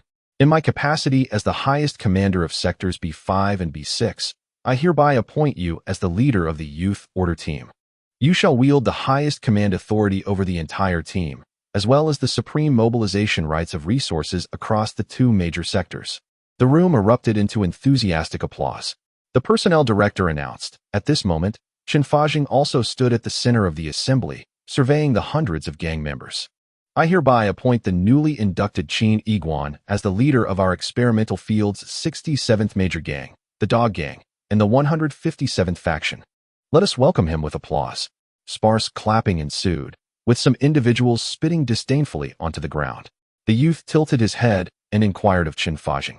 How many known gangs are there in the experimental field? Qin Fajing chuckled. The minor gangs have either been eradicated or absorbed. Now only 67 remain. The youth nodded. So? It seems we are actually the last gang? Qin Fajing frowned. Do not speak nonsense. We are among the top 100. The youth, somewhat disheartened, nodded. Then may I ask, how many factions does our gang have? Qin Fajing grinned. 157. The youth inhaled sharply. Indeed, I am the leader of the last gang, and the leader of the last faction. In that moment, the youth suddenly realized something and asked, surely, I am the only one in the 157th faction, right? Haha, Qin. You are indeed quite perceptive, Qin replied, spreading his hands. As of now, the Youth Order Squad has been established. As the captain, it is only fitting that you have an assistant. Lu Xun scanned the surroundings, and soon a relatively petite female figure stepped forward. Her, Jiujing was also momentarily taken aback. The girl, dressed in a blue school uniform and sporting a high ponytail, was the very hostage they had rescued. Yet, at this moment, she no longer bore the fearful demeanor from before. Instead, she appeared composed, her eyes shimmering with intelligence, and her expression was one of aloofness. Jiujing, Lu Xun remarked, there were considerable errors in your recent actions. Your judgment was accurate. She was indeed a hostage. However, you overlooked her essence. A hostage is not necessarily a victim. At that moment, the ponytailed girl gazed at Jiujing, a mysterious smile gracing her lips, and then pointed behind him. Jiujing, realizing the issue, turned to check behind him, only to discover an unknown reds marked on the back of his suit. Lu Xun's gaze toward Jiujing turned stern as he whispered, if she were an assassin arranged by the kidnappers, you would be dead by now. Jiujing paused for a moment, but then replied earnestly, Father, I did not neglect my duties. He then slightly raised his chin, looking at the ponytailed girl. She too realized something and turned to inspect her own back, only to find a red cross mark inexplicably drawn there. Her expression darkened. Haha, so it appears we are evenly matched. Lu Xun cleared his throat and formally introduced. I would like to present this young lady, named Hua Shuang, a top graduate from the 2121 class of the Army Command Academy. She excels in strategic command, battlefield layout, and close combat. Henceforth, she will be the second member of the Youth Order Squad. The girl named Hua Shuang waved her arm, causing an information panel to materialize. My current integration level is 29. Compared to Captain Jiujing, I am quite lacking. I hope to receive your guidance in the future, Hua Shuang said slowly. Yet her expression revealed a refusal to concede. She can't be more than 20 years old, and yet she has already graduated from the Army Command Academy? The fusion level stands at 29, undeniably a prodigy. Whispers filled the air. Hiss, hiss, hiss. The sound of pneumatic machinery and the heavy thud of mechanized feet echoed from behind. A figure, entirely enveloped in exoskeleton, approached slowly. As it reached the side of Jiujing Xian, the machinery began to retract and fold, ultimately retreating into a compartment on the young man's back. This youth, muscular with short hair resembling steel needles and a resolute countenance, rendered a precise military salute. Greetings, Commander Lu. I am Wei Hu from Sector B6, 28th Guard Army. Commander Lu returned the salute and turned to Jiujing Xian. Wei Hu, the youngest lieutenant of the 28th Guard Army, had just turned 20 yesterday, a master of machinery, and had recently enhanced his operational capabilities within the testing grounds, achieving a fusion level of 28. With the aid of technological support, it was no exaggeration to say that his firepower alone could rival that of an entire regiment from the old era. Jiujing Xian nodded slightly at Wei Hu. Commander Lu continued, thus, the two initial members of the Youth Order Squad have made their appearance, both of whom are elites among elites. Chapter 45. The aspirations of the young brothers Qin Kangba. I sense your morale is somewhat low, Qin Fajing remarked with a mischievous glint in his eyes, chuckling. Our leader just mentioned he would take special care of you. This time, I've made an exception, assigning both of the recruits I just brought into your faction. No need to thank me excessively. Qin Yiguan paused slightly. Am I about to acquire some younger brothers? Qin Fajing displayed a mysterious smile, clapping his hands together lightly. In the distance of the hall, a figure gradually came into view. The youth squinted, and upon discerning the silhouette, he was slightly taken aback. It was a girl, around 20 years old, not particularly tall, with a rather unremarkable physique. She wore a blue-gray cotton checkered dress, thick fabric that extended beyond her knees, paired with flesh-colored cotton stockings and a pair of rather outdated leather shoes. Large black-framed glasses adorned her face, the lenses thick as the bottom of a wine bottle. And her features were rather plain, with a few freckles dotting her cheeks. Overall, this girl could be described in 2 words as ordinary. To elaborate further, one could say she was exceedingly ordinary. With her head bowed, she clutched an object resembling a folder, cautiously advancing forward. Each time she neared the intimidating gang members, her body would tremble, and she would hurriedly sidestep like a startled kitten. After considerable effort, she finally stood before Qin Yiguan. Hello, I am here to report. The girl uttered, her head lowered, unable to meet Qin Yiguan's gaze, her fingers nervously tapping the folder. She was visibly anxious, her voice trembling slightly as she introduced herself. "My name is Qin Mudu." Then, the girl waved her hand to display her data, yet she appeared socially anxious, fixating on the ground, unwilling to make direct eye contact. Fusion level 2. No enhancements whatsoever. Everything was so very ordinary. The youth found himself momentarily dazed, instinctively responding, "Hello." The girl resembled a clerk from a reputable company, particularly one who had just stepped into the workforce as an intern.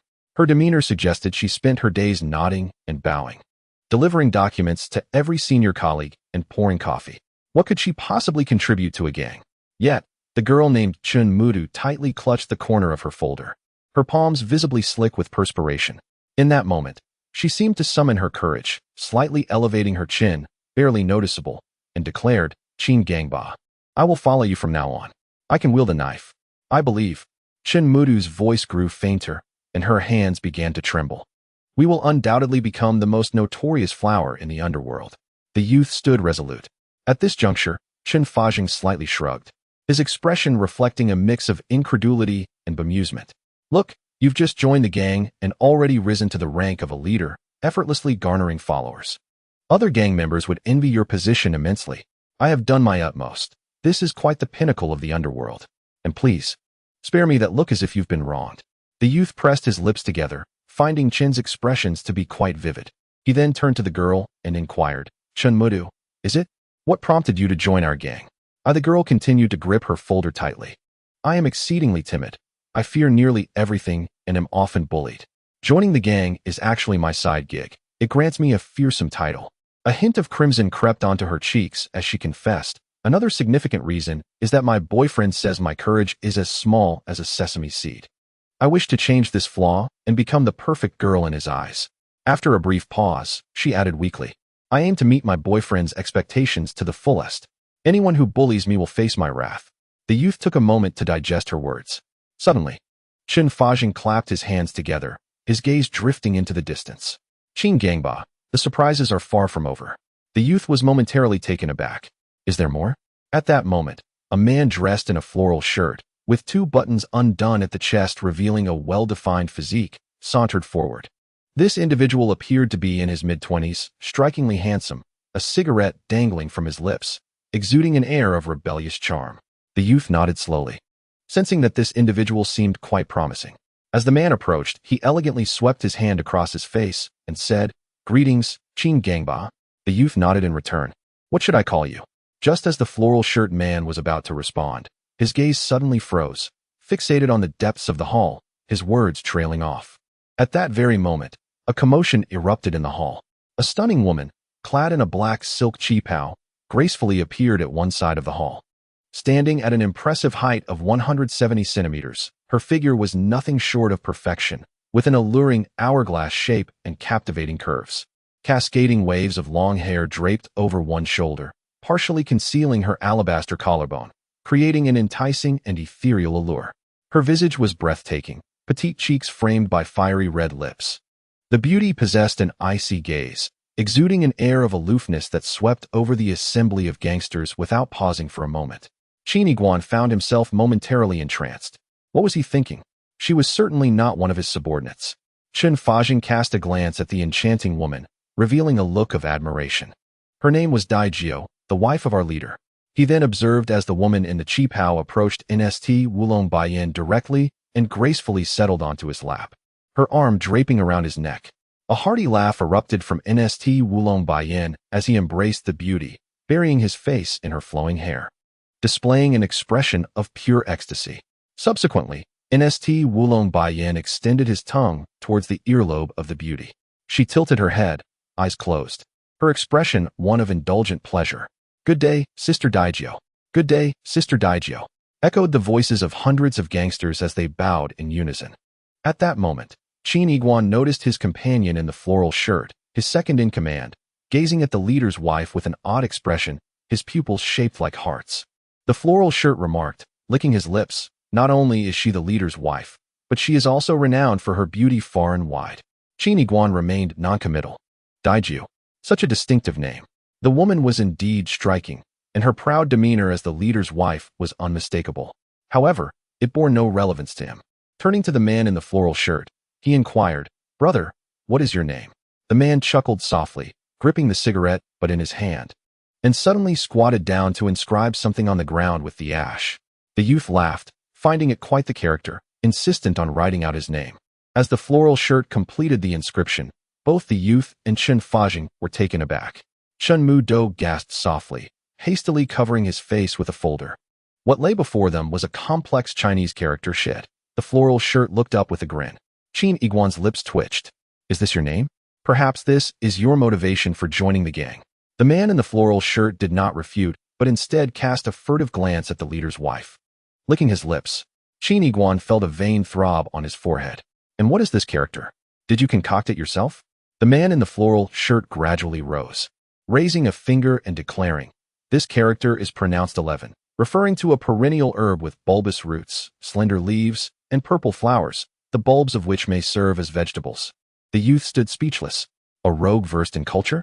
Qin Yiguan chuckled. Do not concern yourself with such minutiae. Will you accept me as your subordinate or not? As he spoke, the man in the floral shirt tilted his head with flair, and a blue panel materialized in front of him. Name, Jingyi. The handsome man fusion degree, 18 reality augmentation. Qin Yiguan was taken aback. A fusion degree of 18 was no trivial matter. Moreover, he had activated reality augmentation. This meant he, like Meng Jihe, was one of the humans endowed with special abilities within this experimental domain. Yet, the fellow had concealed his data, leaving it uncertain which aspect had been enhanced. It appears that Qin Kangba has agreed. The man in the floral shirt chuckled. As you can see, my real name is Jingyi, the handsome one. You may call me handsome. From now on, Qin Kangba, we shall be partners in this gang. May we both successfully accomplish our missions. Qin Yiguan took a deep breath. He had secured a position, a chance to enhance his integration. Although it was a criminal organization, he had already gained an advantage by becoming the leader of the 157th faction. Despite being the least esteemed faction, he unexpectedly had two subordinates. One of them, a timid girl, was solely focused on pleasing her boyfriend. However, he also had another robust male subordinate, albeit his motivations were merely to seduce the boss's wife. These were minor issues. One must live with hope. Chapter 46. The first task. You are the most promising faction I have encountered throughout my career. There was no doubt about it. Qin Fajing maintained his composure, discreetly wiping away the character for garlic from the ground with his foot, sincerely surveying the crowd. Now, it is time to assess your capabilities.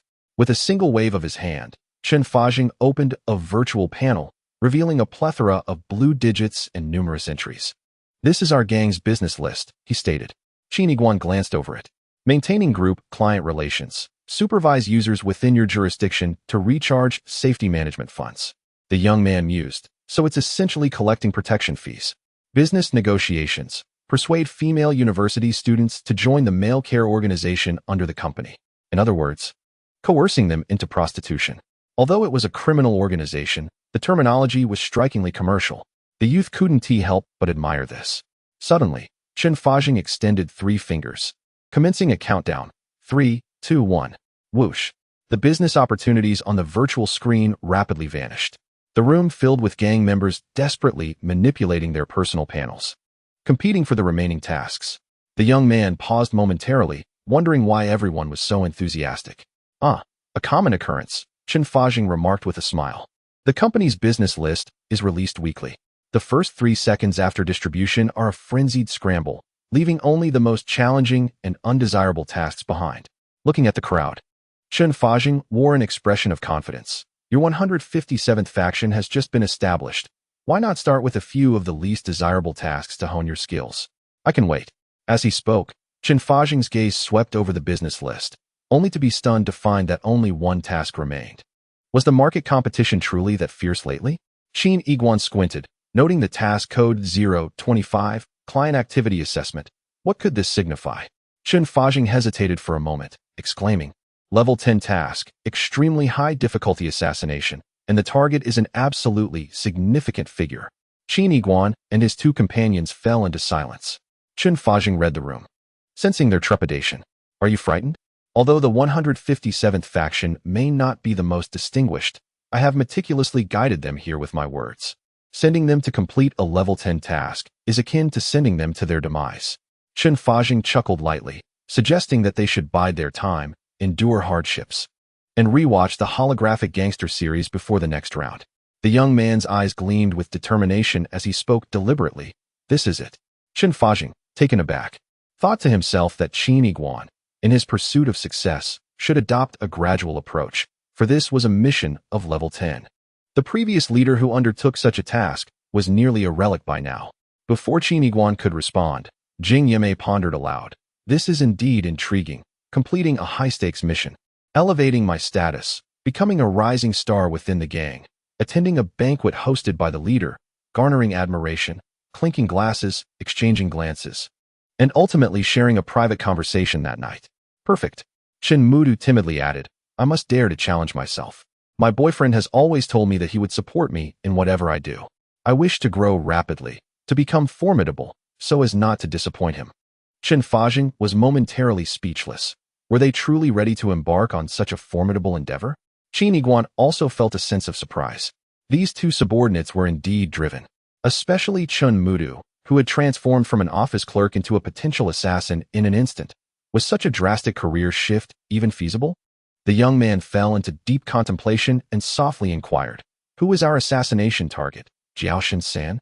He then continued, Now, I am assigning you, the Young Order Squad. Your very first mission since its inception.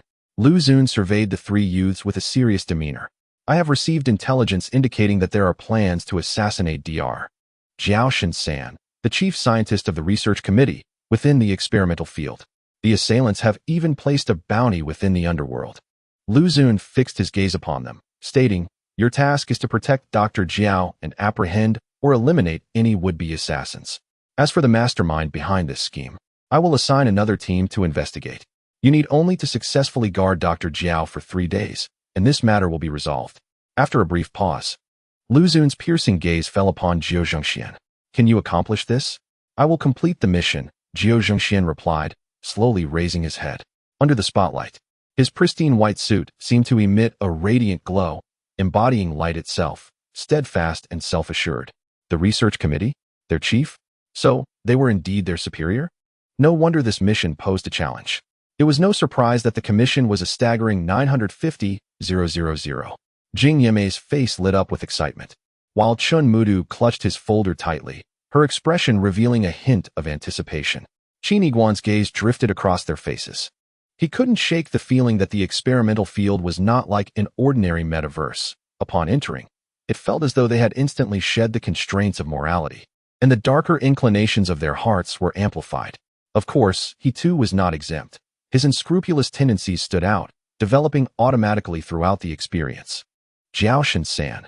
The young man began to contemplate their target. The research committee was precisely the organization that had long sought to capture him. Accepting this mission would be tantamount to delivering himself into their hands. The circumstances of this dreamlike login were evolving at a rapid pace. Driven to desperation, he found himself entangled with the underworld. Yet, it must be acknowledged that this peculiar path seemed to suit him remarkably well, presenting a unique opportunity for personal growth. Murder? Although I possess an arsenal of 101 methods, I have never taken a life myself. However, the prospect is undeniably intriguing. In that fleeting moment, the youth raised his hand and gently tapped the void screen. The final task of the God group vanished from the list. Simultaneously, this data materialized directly within the database of the Forsaken. The inaugural assignment within the experimental grounds was to kill. The Forsaken turned slightly, casting a glance at the side profile of Qin Yiguan. Impressive. Meanwhile, Qin Yiguan scrutinized the data from his personal perspective, a look of confusion crossing his face. Director Chun, what about the other details regarding this operation, such as the target's profile, movement patterns, the assassination location, and the equipment our gang can provide? Qin, my friend, you may have watched too many films, Director Chin remarked, his expression one of curiosity as he regarded the youth. Our dog group is but a nascent startup, struggling to find its footing. We cannot offer such luxuries. You are a spirited young man. A bright future must be forged through your own efforts. Chapter 47. A narrow escape within a lavish mansion. A middle-aged general clad in military attire, adorned with 5 silver stars, approached slowly. Captain Zhengxian, I have made prior arrangements. For your upcoming operation, you may list all necessary transportation, weaponry, and informational support, and the B5 Guard Corps will do its utmost to accommodate. Zhengxian inclined his head slightly, his eyes humble, yet shimmering with confidence. Thank you, Commander Jiang. In the open space before the dog group, Qin Yiguan, Chen Mudu, and Jing Yame gazed at a peculiar flying apparatus. This contraption resembled an antiquated helicopter, devoid of rotors. One of its landing gear was broken, and a section of the nose was missing a metal cover, exposing the internal circuitry, which sparked ominously. The entire structure was encrusted with rust, reminiscent of an archaeological relic. Can this thing even fly? Jing Yame expressed her doubt. Chen Fajing stepped forward, stating, were it not for the location of the research institute situated within that massive airborne vessel, I would hesitate to part with my personal belongings for your use. He casually patted the contraption, which creaked ominously, tilting precariously as if it might disintegrate at any moment. It is indeed somewhat dilapidated, he conceded, his right fist resting against his chin as he cleared his throat. Youngsters, remember, our dog group is a burgeoning startup. Suddenly, Qin Yiguan interjected, no need for concern. Director Chun, I understand. Thunderous roars filled the air as Chen Fajing observed his rickety craft ascend slowly. Alas, after a whole day's toil to recruit 3 members, they are now departing. The company has rules. Once a task is accepted, it must be fulfilled. Assassinating the head of the research committee? My 3 lackeys may very well meet their end. Inside the flying vessel, the youth pondered silently. The Research Society commands flying vessels soaring at altitudes of thousands of meters, suspended above the clouds. The initial consideration lies in how to approach the target. Shall we simply fly over? It is likely that at a distance of 20 kilometers, we would be reduced to ashes. However, we see the charming Ji elegantly sweeping back his hair. Such a colossal aerial vessel rarely descends, thus requiring substantial supplies. I have gleaned from my girlfriend, number 86, that not far from here lies a supply base of the Research Society. Moreover, a batch of supplies is set to ascend in 45 minutes, providing us an opportunity to blend into the transport convoy and subsequently land at the aerial base of the Research Society. With this, Ji deftly input the coordinates into the vessel, leaving the rest to its automated navigation. The youth cast a glance at Ji. Having numerous girlfriends certainly has its advantages. He promptly inquired, you actually have 86 girlfriends? Ji, brimming with pride, replied, please do not mock me. That is just for this month. How can one treat love so casually, you scoundrel? Chen Mudu murmured softly while clutching his folder. 30 minutes later, the vessel landed at a vast base, reminiscent of an ancient logistics hub. One transport ship after another ascended straight into the sky. Please do not disrupt our operations, a stern voice commanded. With this dilapidated ship of yours, lacking any permits, you claim to be transporting vital supplies? What essential supplies could you possibly have? Is it just the 3 of you? What are you? Experts in nano-level debris removal? In simple terms, you are merely aspiring janitors, aren't you? Leave. A row of heavily armed soldiers barred the way for the notorious dog gang, 157th branch. Fear not, I have already made arrangements. My girlfriend number 59's best friend works here, Ji said with a hint of mystery as he tilted his head slightly. He then set his sights on a female commander in the distance. She sported short hair, donned a military uniform, and wore knee-high leather boots. She emanated an imposing aura and possessed striking beauty, exuding a unique charm. This female commander evidently held a commanding role on site, her expression impassive as she surveyed the scene, overlooking the petty disruptions caused by Qin Yiguan and his companions. Ji, however, maneuvered along the perimeter, approaching the position closest to the female commander. He casually combed his hair back and leaned against a pillar of the warning line. From across the barrier, he smiled and said, beautiful lady, do not let the appearance of my vessel deceive you. It is as my heart, yearning for your repair. The female commander slowly turned her head, her brow furrowed. Who is this lunatic? Do I know you? Yet, in the next moment, Ji maintained his graceful posture, his lips moving incessantly, though Qin Yiguan and Chen Mudu, standing at a distance, could not discern the words. However, moments later, the icy demeanor of the female commander seemed to thaw, akin to a melting iceberg. She even waved her hand to disperse the surrounding guards and allowed Ji to cross the warning line. Ha! Echoed with laughter, filling the air. The mingled laughter of both genders echoed, and Jinj Mainan occasionally chuckled, occasionally displaying a teasing expression. Qin Yiguan's countenance shifted repeatedly. Could it be that the aloof female commander was actually blushing? Moreover, what was that expression on her face? Was she truly giggling? 3 minutes later, Jinj Mainan pointed towards a corner where an emptied shipping container stood. To everyone's astonishment, the aloof commander appeared somewhat bashful, her cheeks flushed. As she followed Jinj Mainan into the container, bang! The heavy iron door of the container closed with a resounding thud and was locked from within. Qin Yiguan's eyes twitched slightly. Creak! In less than a minute, the container began to sway gently. 1 minute and 48 seconds later, the two emerged, Jinj Mainan looking triumphant, while the female commander appeared rosy-cheeked. Qin Yiguan mused, the leader has succeeded. All the necessary procedures are completed. Jinj Mainan gestured towards the commander, who was adjusting her collar and regaining her composure. Commander Luna has personally authorized this. As she spoke, Commander Luna, taking advantage of the moment, cast a flirtatious glance towards Jinj Mainan. Qin Yiguan's lips twitched in disbelief. However, in the next instant, the youth suddenly realized something and inquired, "What exactly is your augmented reality?"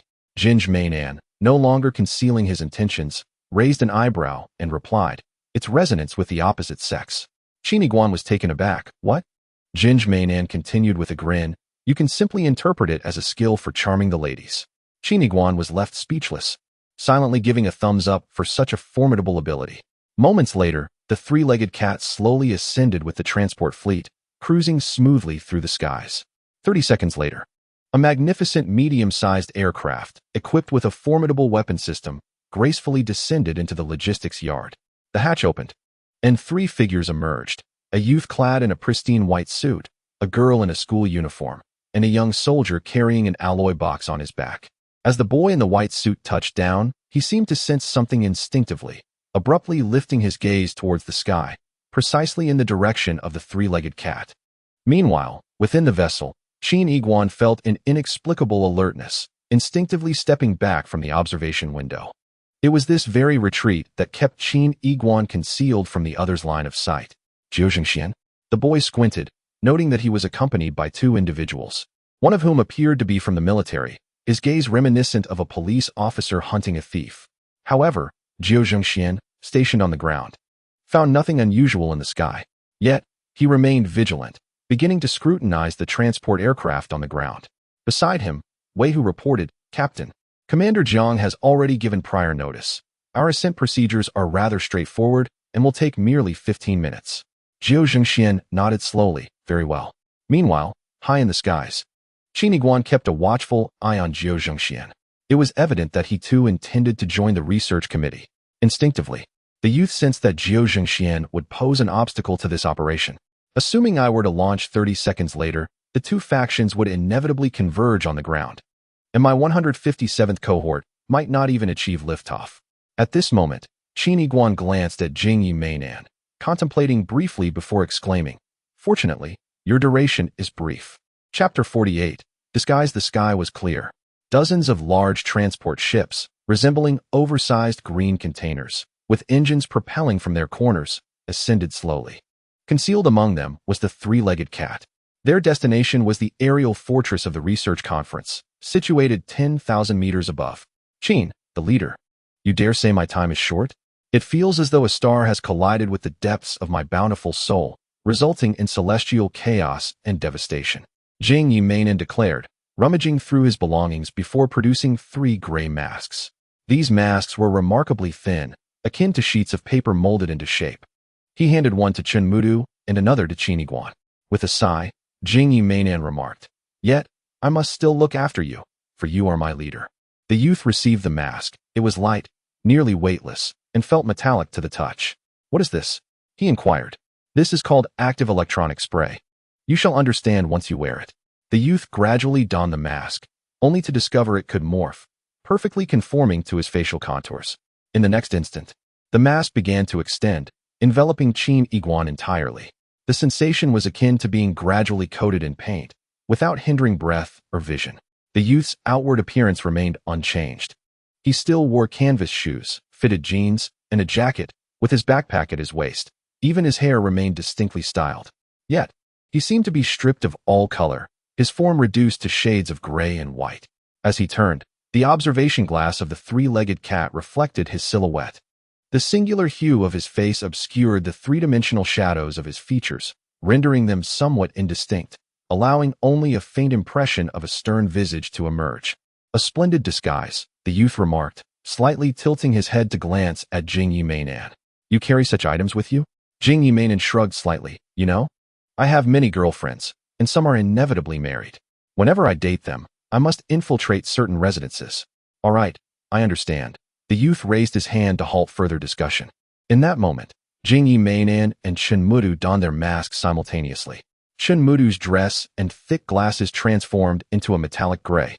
Yet she continued to clutch her folder, lowering her head, resembling a statue cast from gray metal. Qin Yiguan chuckled, pointing at the folder. Mudu, we are off to commit murder, and carrying such an item is rather inconvenient. I assent it? That is no mere document. The somewhat naive metallic sculpture responded. This contains the precious memories of my boyfriend and me, which I have compiled into documents that I carry with me. I shall never part with it. It feels as though my boyfriend is always holding me. Qin Yiguan shook his head in regret. What a pity, to be so young and yet so troubled. At this moment, Qin Yiguan slowly raised his head to gaze at the pristine sky. In the next instant, the surroundings transformed dramatically.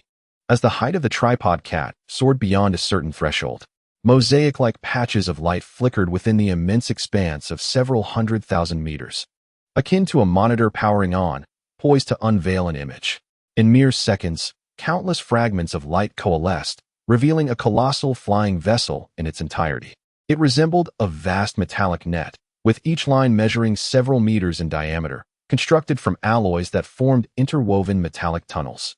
It exuded an air of solemnity, grandeur, and majesty. The three members of the 157th team inhaled deeply. Dozens of transport ships slowly descended onto the cargo platform. Two ground surveyors gazed at the tripod cat. What could this dilapidated small craft achieve upon landing?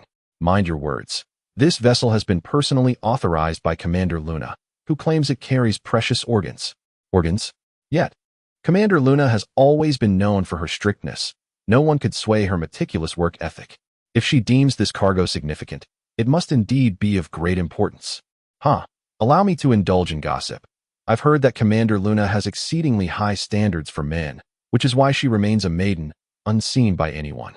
Three shadowy figures emerged from the rear of the cabin, infiltrating the interior of the space fortress. Within the brightly lit metallic corridor, Qin Yiguan hesitated slightly. Is there a shortage of personnel in the Research Association? The corridor we traversed was devoid of any presence, and all the various containment doors stood ajar. Suddenly, a heavy hatch before them began to open slowly as the trio approached.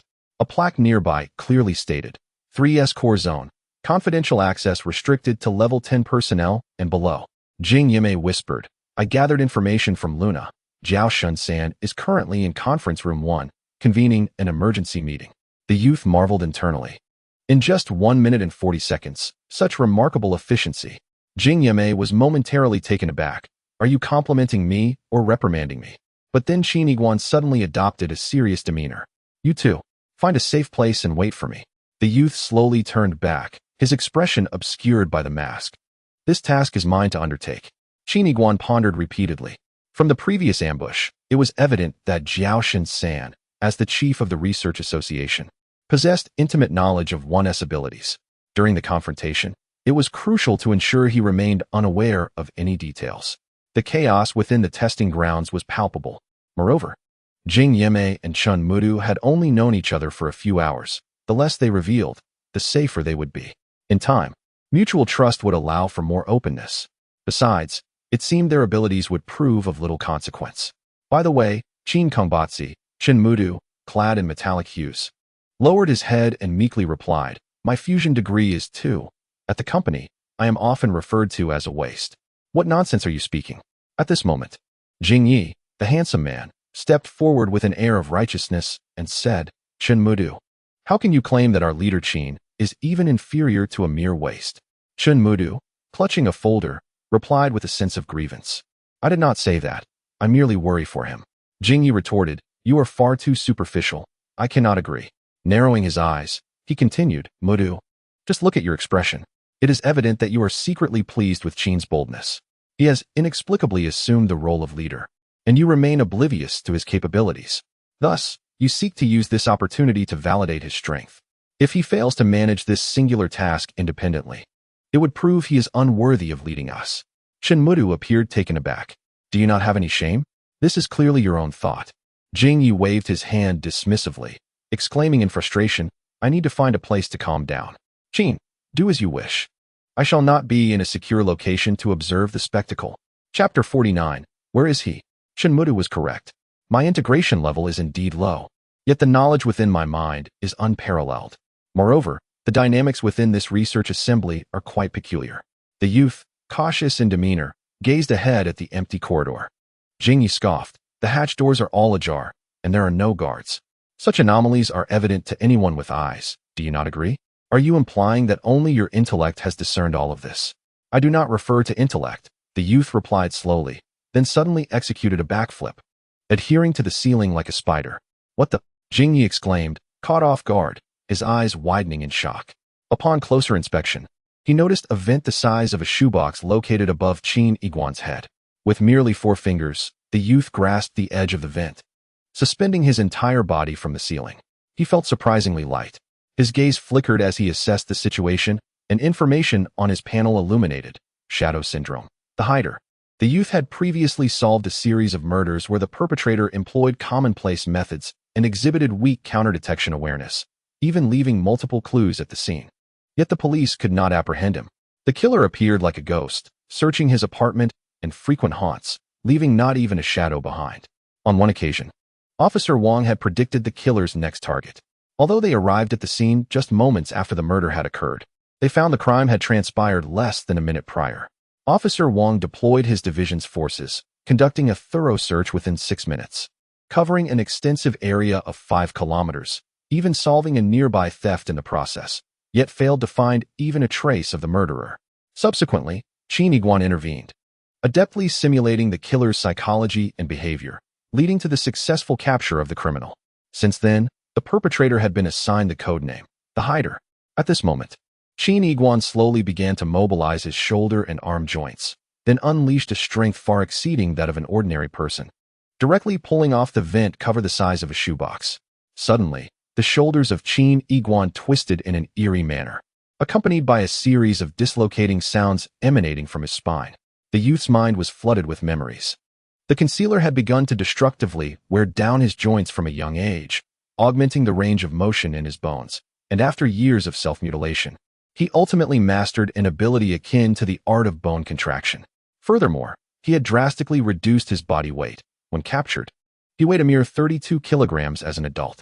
He even trained his fingers in isolation, capable of exerting a downward pressure of 15 kilograms with just his thumb, facilitating his escape from small obstructions. After each act of murder, he did not flee far. Instead, he concealed himself within the ceiling, nestled in an impossible-to-hide conduit, quietly observing the bewildered police officers. This was his motive for killing. He reveled in the perverse pleasure that hiding afforded him. At that moment, the youth's eyes sparkled with realization. He could instantly replicate the concealer's years of training. Then, his body contorted to an extreme degree, appearing to shrink to half its original size at a cursory glance.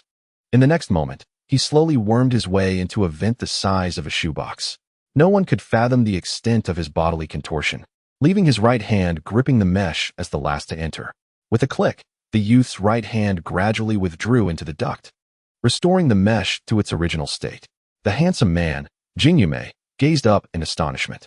At that moment, the youth stood up slowly within the ventilation duct, which, while narrow at the outlet, branched out extensively inside, soaring to a height of 2 meters. From within the vent, the youth's voice echoed softly. What I refer to is not intelligence, but rather the method of retreat I have concealed in my mind.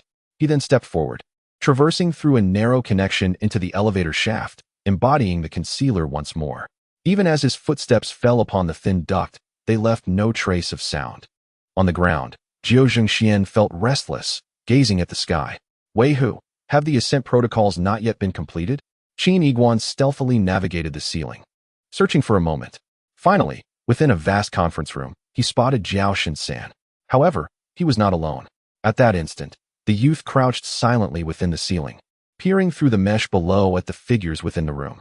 Jiao Shinsan, in his 60s yet upright, broad-shouldered, donned a white lab coat as he stood before the floor-to-ceiling windows, gazing at a distant white cloud drifting by. The cloud, high in the sky, moved swiftly, comparable to a racing automobile. Yet, at the moment it collided with the glass, it seemed to merge gently, as if embracing the barrier. In an instant, the cloud dissipated from view. Dr. Jiao, the metaverse government has provided feedback. 1 hour prior to the emergence of the mechanical raven, there were 12,300 residents logging into the metaverse for the first time. I have compared their facial features. The person we seek is not among them. Moreover, what truly eludes our comprehension is the fact that we expended 40 hours meticulously comparing the distribution records of nutrient capsules globally. That day, the youth we encountered was conspicuously absent from these records. Strangely enough, we further scrutinized all the residential records from the central districts, even delving into surveillance footage. Yet not a trace of that young boy could be found. Not a single image, not a hint. He neither possessed a nutrient capsule nor resided in any central district. Yet, he appeared in the experimental field. A number of researchers from the academy, along with several young scientific assistants, wore expressions of bewilderment, and deep within, their once unwavering faith in technology began to waver slightly. The neural helmets are humanity's fundamental safeguard, hence the twin intelligence brain restricted access to the review permissions. Consequently, we could only dispatch mechanical surrogates to methodically traverse the Rust cities. Yet, within Huaxiao alone, there are 700 Rust cities. The young scientific assistant let out a soft sigh, pondering the whereabouts of that boy. At that moment, Jiao Shen-sen also tilted his head slightly, his gaze seemingly lost in the ceiling. Indeed, where could that boy be? Chapter 50. Confronting Jiao Shen-sen. Everyone, please attend to your duties. I shall remain here in solitude. Jiao Shen-sen remarked as he slowly turned. Although aged, his countenance could be aptly described as dignified. He addressed those present. I kindly request that you do not disturb me for the next half hour. Understood, Professor. The young scientific assistants bowed slightly. The elderly researchers nodded in agreement. Jiao Shen-san is a figure of great esteem within the international scientific community. His lifetime of research achievements stands as a beacon in the annals of Huaxia's scientific history, capable of earning the profound respect of any school of thought or scientist. As the crowd dispersed, the vast conference room, spanning an impressive 500 square meters, grew desolate. Outside the window, the sun over the experimental field began its descent in the west. Jiao Shen-san, with his back to the floor-to-ceiling window, cast a long shadow upon the ground. He then lightly tapped the virtual interface, and simultaneously, the numerous access doors outside the conference room sealed shut. Click, click. A faint metallic crack echoed from the ceiling. The ventilation grid, secured by 4 bolts, was suddenly wrenched apart from the inside. A youth emerged, followed by his shoulders, and with a graceful somersault, he landed effortlessly. The sound of bones realigning resonated as he fully expanded his chest, moved his arms, clenched his fists slightly, and calmly regarded the elderly man before him. The sudden appearance of the boy, coupled with the peculiar transformation of his physique, did not elicit any visible change in Jiao Shen-san's expression. He remained remarkably composed. The boy spoke. Such an advanced aircraft from the academy would not resemble the mindless contraptions depicted in those films. Even the ventilation ducts are equipped with numerous kinetic detectors. Yet, curiously, those detectors were all disabled, much like the access systems along the path. Clearly, the number of individuals possessing such authority is exceedingly limited. It is entirely possible that only you, Dr. Jiao Shen-san, are capable of accomplishing all of this. The youth and the elder exchanged glances, as if the latter was aware of the youth's arrival and even knew the manner in which he approached. At this moment, Dr. Jiao remained as tranquil as ever, a faint smile gracing his features.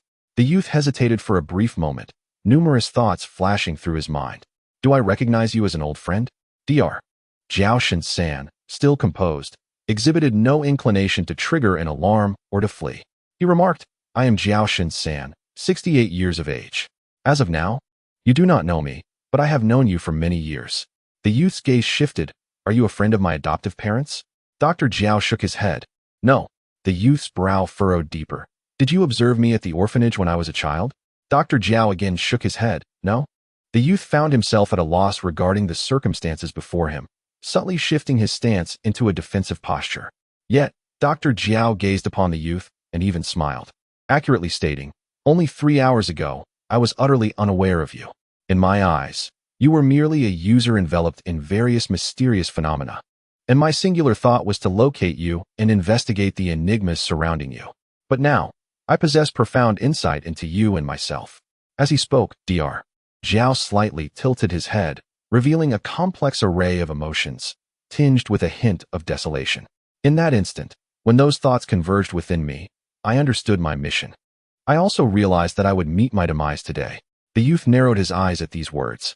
At this very moment, the spacecraft of Jiao Zhengxian and his companions finally landed at the Research Association Space Fortress. Guided by members of the association, they proceeded directly to the conference room. Beep, beep, beep. Access denied due to insufficient permissions. The access control system flashed a red light and emitted a warning sound. The research member expressed confusion. What is going on? This is merely Zone S1. My permissions should suffice. Why am I being denied entry? Standing behind him, Jiao Zhengxian furrowed his brow slightly. Captain Zhengxian, do not worry. It may be a system issue. I will promptly request S3 access. 40 seconds later, the access control system emitted another warning. Access denied. All permissions below S7 are prohibited. The research member was taken aback. S7? How is that possible? Currently, only Dr. Jiao possesses S7 level access within the entire base. Hearing this, Jiao Zhengxian's expression tightened. Dr. Jiao would not lock himself in. Something must have gone awry. Perhaps a more technologically advanced assailant has infiltrated the base's systems. At this moment, Wei Hu, a member of the Justice Order team, activated a mechanical box on his back, from which a miniature robotic arm emerged, swiftly equipping Wei Hu's arm with a formidable exoskeleton. His expression grave, he declared, Captain Zhengxian, please step back. I am about to forcibly breach the door. No need. Jiao Zhengxian furrowed his brow and stepped forward, seizing the alloy lock in his grasp. With a sudden compression of his fingers, he shattered the lock into countless fragments. Subsequently, he exerted force with his arms, effortlessly pulling the heavy metal door open with a lateral motion. The onlookers were momentarily taken aback. Wei Hu's astonishment was palpable as he gaped in disbelief. By the time they regained their composure, Jiao Zhengxian had already propelled himself like an arrow, dashing towards the next security door. Chapter 51, Ignition. Qin Yiguan. I feel compelled to inform you. At this moment, Jiao Shinsan remained as steadfast as a mountain. I had indeed intended to study you, but it was certainly not for the purposes of confinement, observation, or dissection. In my vision, we would function as colleagues, unraveling one enigma after another together. I am aware that the image of research institutions may not be favorable in the eyes of some. However, as the chief scientist here, I would never target exceptional individuals like yourself. At this juncture, Jiao Shunsen paused momentarily, inhaling deeply. For many years, I have resisted those who seek to control everything, to conceal the truth, and to deprive others of their freedoms under the guise of maintaining order. As he spoke, Jiao Shunsen gradually turned his head, revealing a translucent screen. On it appeared the stern visage of Jiao Zhengxian.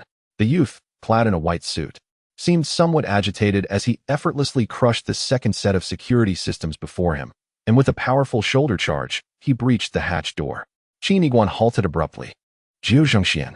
He had indeed arrived. Moreover, his physical strength was astonishing. He must possess some form of reality enhancement. In that fleeting moment, Qin Yiguan cast a glance at the layout displayed on the screen. The Research Society's space fortress was vast, and Jiao Zhengxian would need to overcome 12 security barriers to enter the conference room. Judging by his speed, he had at most 2 minutes remaining. Jiao Shunsen then took a few deliberate steps forward, retrieving 2 small objects from his lab coat and neatly placing them on the table, pushing them toward Qin Yiguan. The first item was a brown paper fragment, reminiscent of an old film reel, albeit a mere segment and twice as thick. The second item resembled a long strip of chewing gum, a slender cube with an exceptionally peculiar and deep black hue. With unhurried composure, Jiao Shunsen remarked, I understand that your mind is filled with questions at present, but even if I had the time to explain what has transpired with me, you might not grasp it. Therefore, this information fragment serves as a clue I leave for you. The truth shall be uncovered by your own efforts. He then gestured towards the brown gum-like object. You have an affinity for darkness, do you not? As for this, it is a gift I have prepared for you. The youth paused, astonished. You are aware of this information? Jiao Shunsen smiled and continued. The material contained within is called Kenta Black. Its form is quite similar to the disguise you currently wear, albeit with a technological advancement that is at least 100 times greater. Kenta Black is a designation of color. The reflectivity of light is a mere 0. 0000205, often referred to as the ultimate black. When one gazes upon it, finding a focal point becomes nearly impossible. It is also known as the liquid black hole, although it lacks the terrifying gravitational pull of an actual black hole. The young boy observed the two objects on the table before turning his gaze back to Jiao Shen-san, the chief scientist of the research society, who bore a surprisingly gentle expression at that moment. The boy refrained from making any rash movements, utterly unaware of the enigmatic intentions harbored by this esteemed figure. At that moment, bidding farewell, Jiao Shen-san revealed a warm smile once more, retrieving two red adhesive patches from his pocket. One was affixed to his chest over his heart, while the other adorned his forehead. The boy was bewildered. Suddenly, a crackling sound erupted. A flash of red light illuminated the space as dark, acrid smoke began to rise, accompanied by the unmistakable scent of charred flesh. The two patches, akin to medicinal plasters, erupted with searing brilliance, not directed outward, but rather consuming the interior. In a mere 3 seconds, a gaping hole the size of a fist had been burned through Jiao Shen-san's chest, reducing his heart to ashes. Simultaneously, a similar perforation appeared on his forehead, leaving his brain almost entirely obliterated.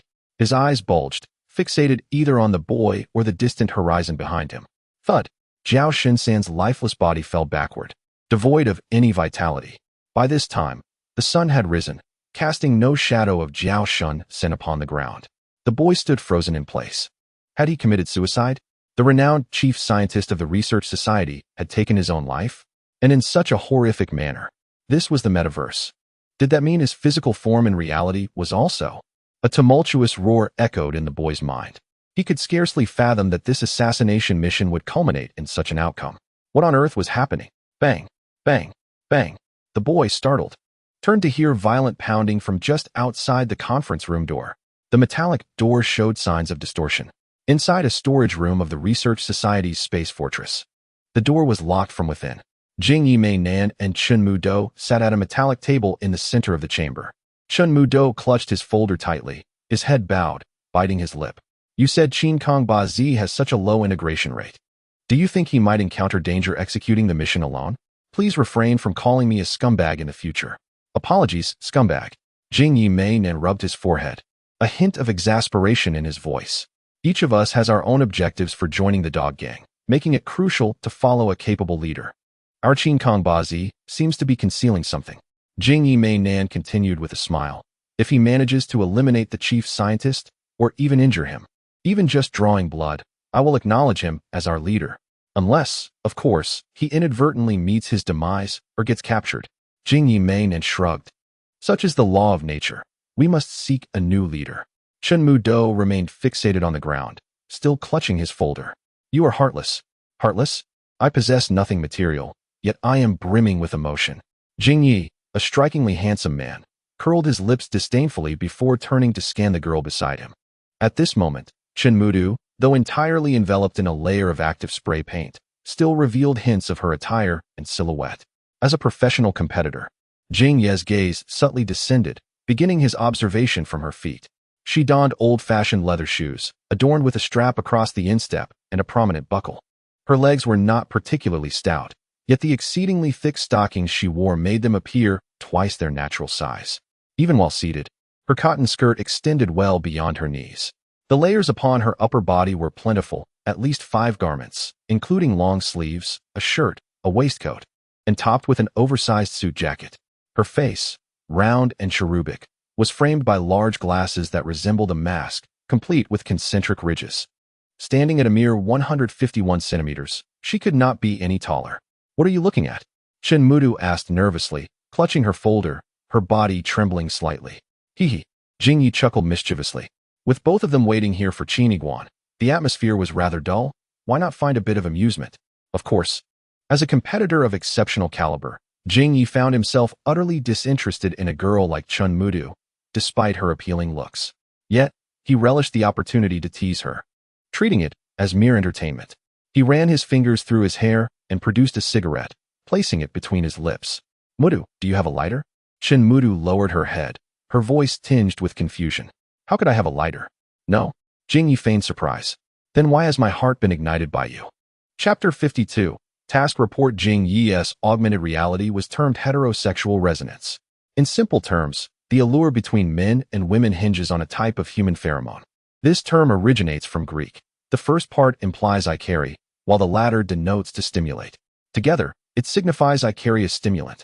This substance is regulated by the brain and secreted through the body, typically mingling with sweat. When the opposite sex detects the presence of pheromones through their olfactory senses, they may involuntarily experience impulses, excitement, and affection, ultimately culminating in the desire for procreation. In ancient times, merchants sold pheromone-infused perfumes, claiming that merely spraying them before venturing out would attract the opposite sex. Such assertions were utterly nonsensical. Pheromones are a natural creation of the human body, beyond manipulation. Jing Yi, however, was an exception. Enhanced by the metaverse, he could consciously control his perspiration, infusing it with pheromones at levels thousands of times greater than that of an ordinary person, all naturally produced and remarkably effective. Previously, when he encountered girls, after discreetly exercising his abilities, he merely needed to utter a few romantic phrases to ignite a spark.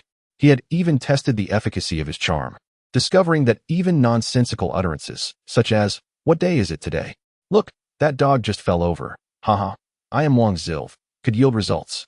At this moment, with 300 times the normal pheromone being released, Jing Yi gazed at Chen Mudu with unwavering confidence, patiently awaiting her response. Amusing this young girl is indeed quite delightful. Haha. Yet, Chen Mudu slowly turned her head, her expression unchanged. Are you out of your mind? I am already in a relationship. Jing Yimei was momentarily taken aback. Chen Mudu, don't you sense any shifts within your heart? Perhaps, Chen Mudu replied, turning away, but I find you increasingly detestable. What on earth? Jing Yimei was bewildered. What is happening? He secretly intensified the resonance of attraction, releasing it at a staggering 500-fold. Under such potent pheromonal influence, any girl would inevitably succumb. Chen Mudu, you must understand.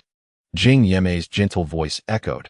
The beauty of the four seasons pales in comparison to the possibility of us being together. How repulsive, she retorted. Your voice resembles that of a lustful Bernese green turtle. My boyfriend's sweet nothings are 400 million times more melodious than yours. Leave me be. Chen Mudu completely turned her back to him. If you continue with this nonsense, I will strike you with my folder, particularly the part with the metal clasp. Jing Yimei's lips twitched violently as his pupils shifted, catching sight of a line of data on the resonance of attraction, indicating a release level of 100. How is this possible? Is this girl a statue? No, wait, she has a boyfriend. Have I encountered a master? Someone whose charm surpasses my own. Jing Yimei's eyes widened in disbelief. Chen Mudu, who is your boyfriend? May I have the fortune of meeting him? With her back turned, Chen Mudu calmly replied. You are unworthy. At that moment, alarms blared throughout the air fortress. Even in this unremarkable storage room, red lights began to flash, casting a blood-red glow that flickered rapidly. It must be Qin Yiguan. He must be in trouble. Chen Mudu suddenly leapt down from the table. I think we need to go rescue him. On what grounds do you think you can go? Are you planning to knock out the guards with your metal class folder? We should be running. Jing Yimei rose as well. But when he looked at Chen Mudu again, she had already pushed open the door and was racing towards Qin Yiguan's location. Jing Yimei stood frozen for a moment. And after a few seconds of hesitation, he gritted his teeth. Fine. If it's death, then so be it. In the next moment, he dashed in pursuit of Chen Mudu. Bang, bang, bang. Qin Yiguan stood alone in the conference room. 3 meters behind him lay the gruesome corpse of Jiao Shinsan, while ahead, a heavy alloy door was being relentlessly battered, revealing a clear impression of a concave fist. Bang! The lock of the alloy door suddenly shattered, and the entire door was forcefully pushed open. In that instant, Qin Yiguan's expression turned icy, and he clenched his fist. Qin Yiguan, are you all right? 2 shadowy figures rushed into the conference room, one after the other. The youth paused in surprise. Is it them? Chen Mudu, Jing Yimei? Ah! Chen Mudu's scream echoed as she stood frozen, her trembling finger pointing at the corpse behind the youth. Jing Yimei, too, was stunned, incredulously exclaiming, Did you really kill him? What insidious tactics are at play here? How terrifying!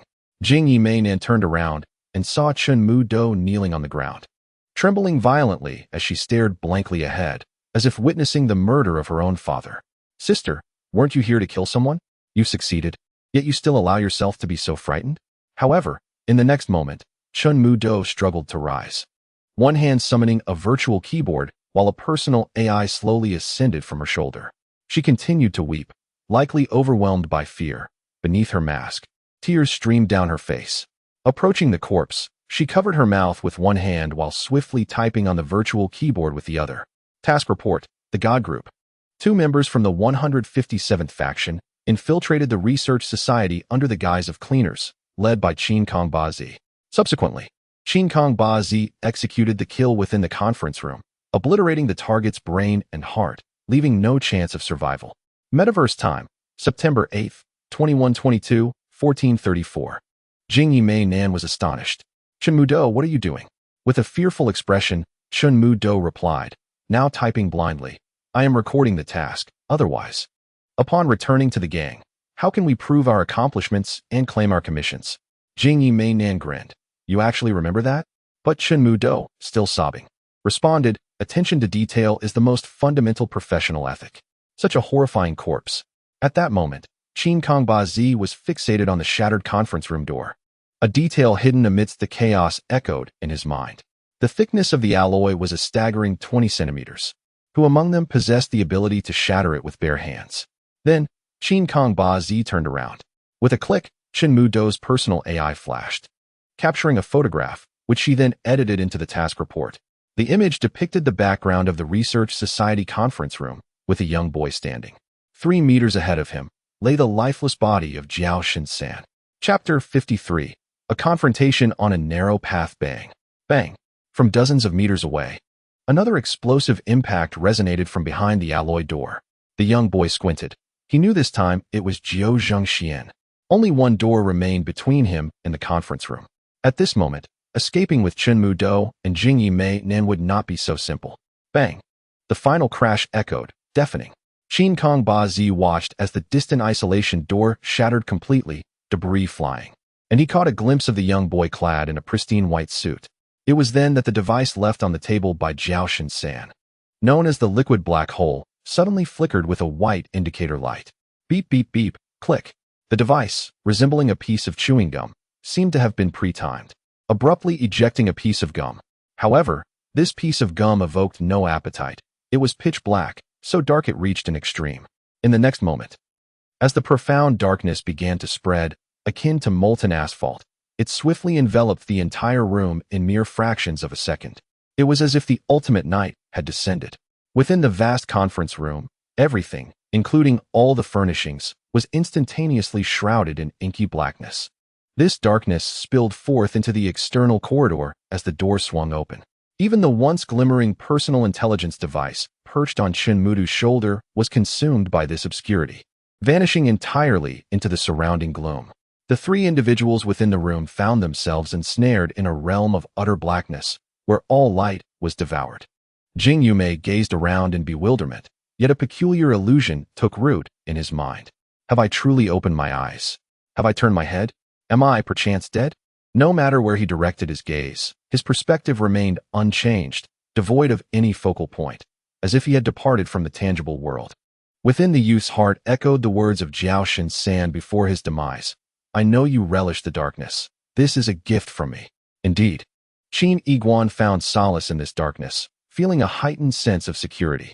Yet, who exactly was that old man? However, there was no time for extensive contemplation. Relying on his recollections, Qin Yiguan swiftly seized 2 items from the table.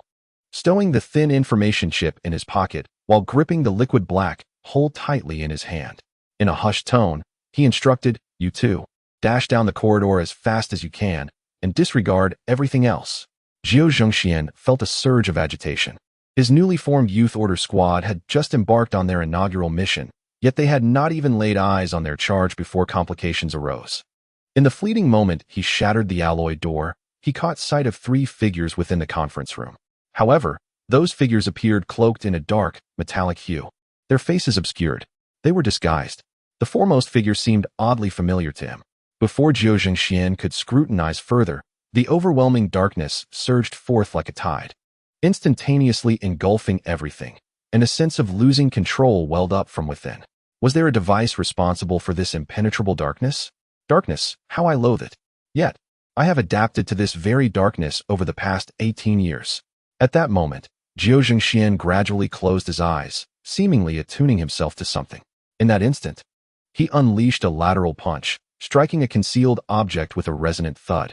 That object was none other than Qin Yiguan, who was attempting to navigate through the darkness. In that fleeting moment, Qin Yiguan was struck, his shoulder colliding forcefully with the wall.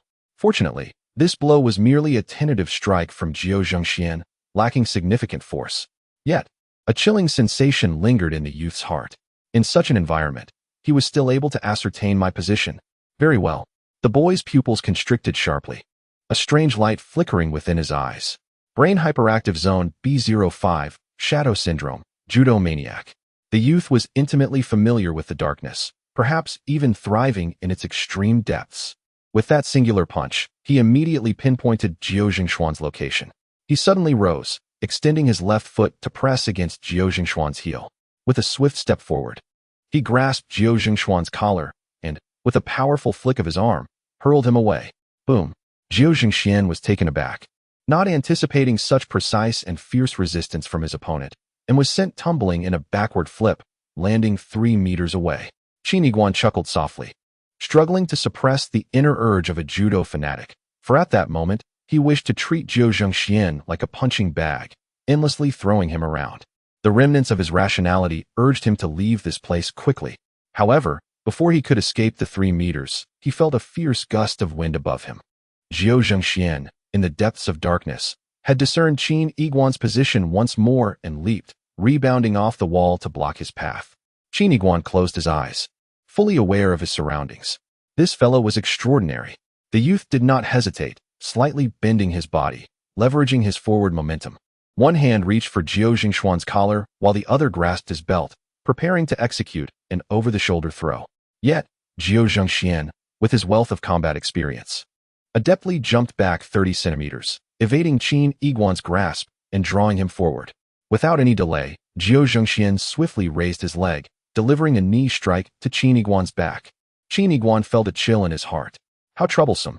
The B05 shadow syndrome of the hyperintellect zone, UMC, abbreviated for the European Marine Corps, had once been linked to a case involving a murderer skilled in UMC combat techniques, who was notorious for his paid assassinations. Regrettably, that individual had been apprehended by Qin Yiguan a year prior and subsequently eliminated by Uncle Wang's mechanical substitute.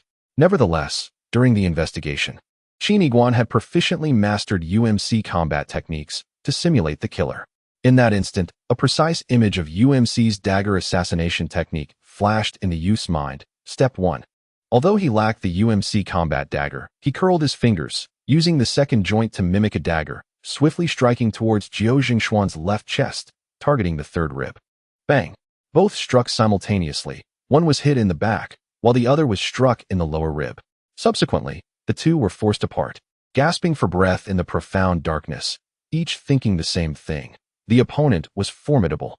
At that moment, the two squad members who had entered with Jiao Zhengxian, Mechanical Second Lieutenant Wei Hu and Command Academy's Hua Shuang, though skilled, found themselves at a loss. In their world of ordinary individuals, being plunged into such utter darkness was tantamount to losing all sense of agency. They were completely disoriented, even losing their spatial awareness. Due to the severe loss of vision, their hearing was also affected. This state was not uncommon.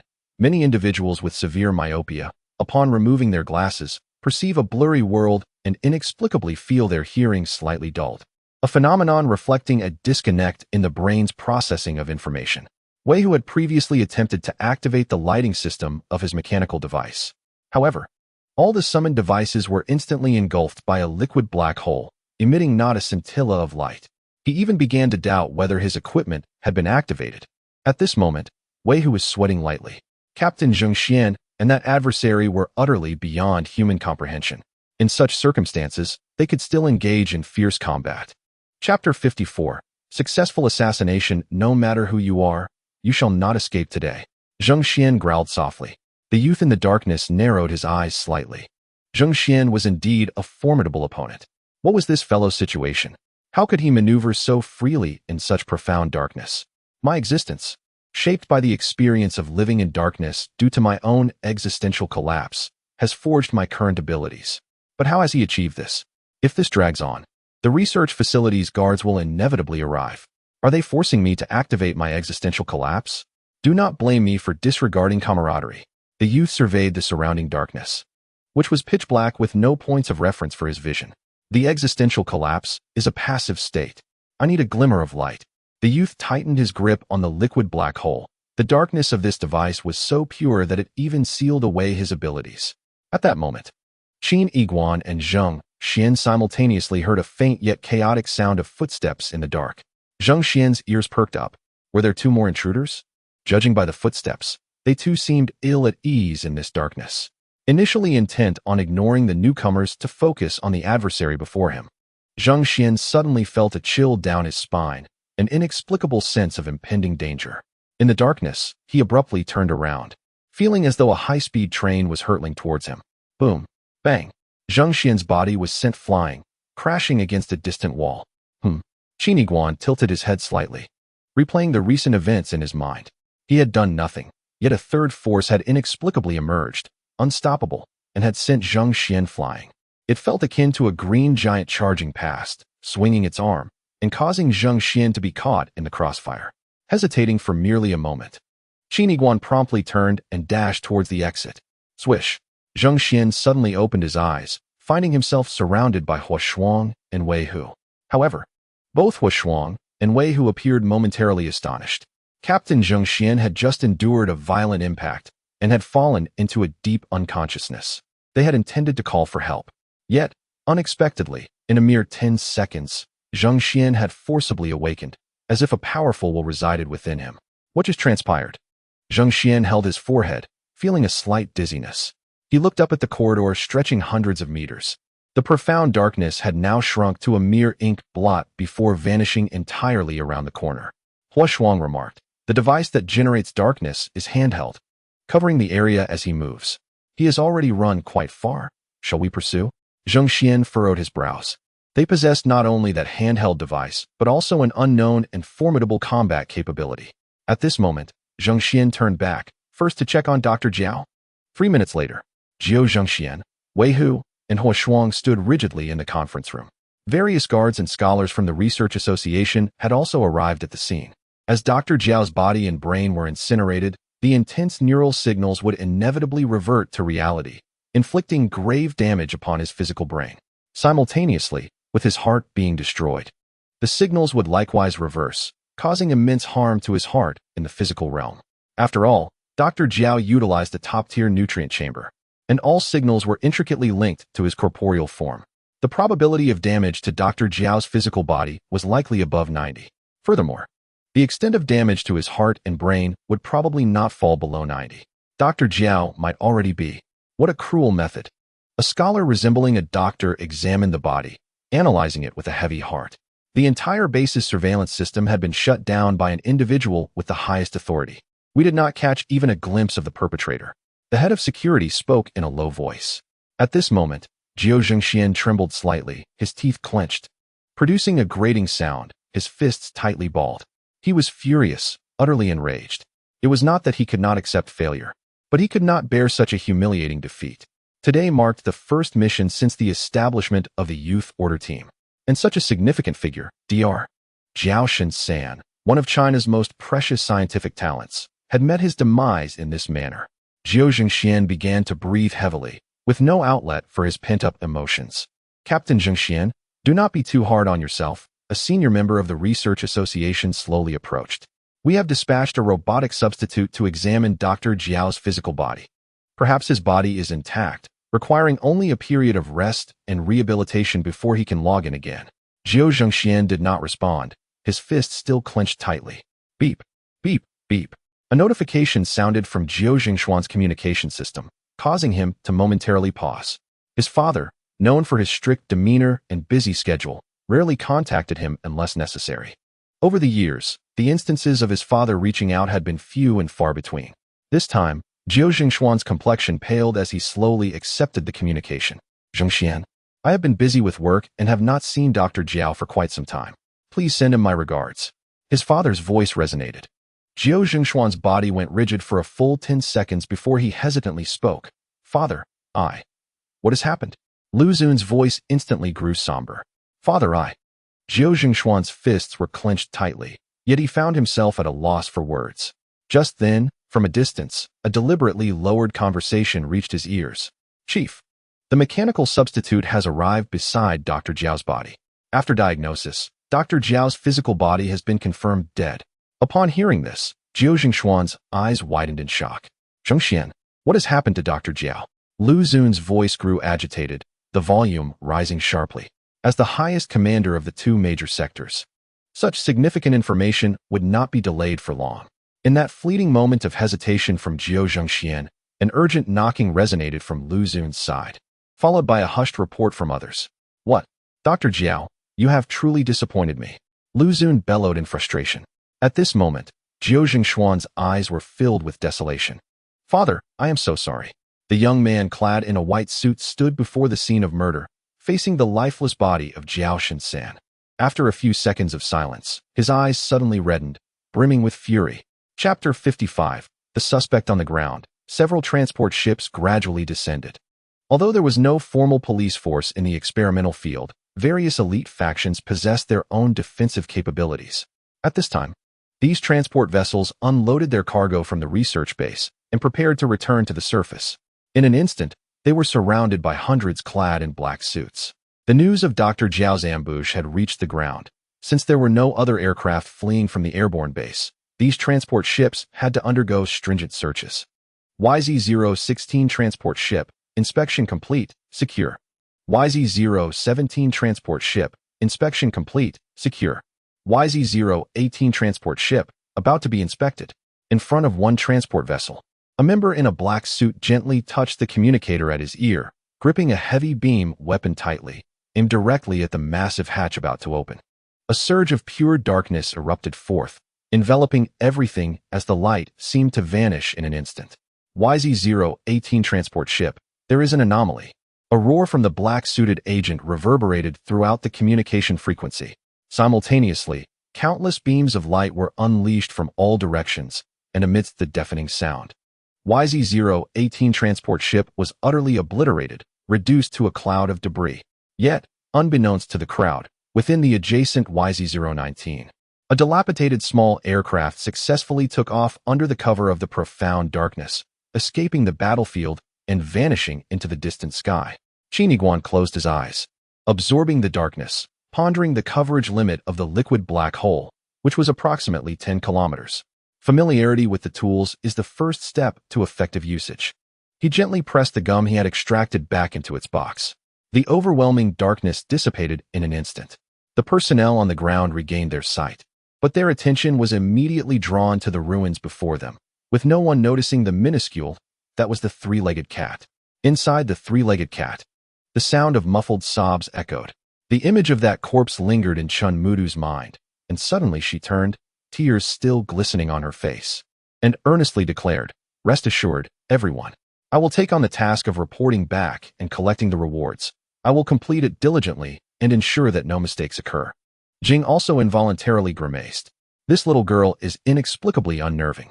Meanwhile, Qin Yiguan quietly observed the two members, his gaze shifting back and forth. Who was it that broke open the conference room's alloy door? And who was it that sent the formidable Jiao Zhengxian flying? Indeed, in such tumultuous times, one must not merely take things at face value. Beep, beep, beep. The familiar sound of the alarm clock echoed through the room. The young boy opened his eyes, rose from his slumber, and drew back the curtains, allowing the sunlight to pour in evenly.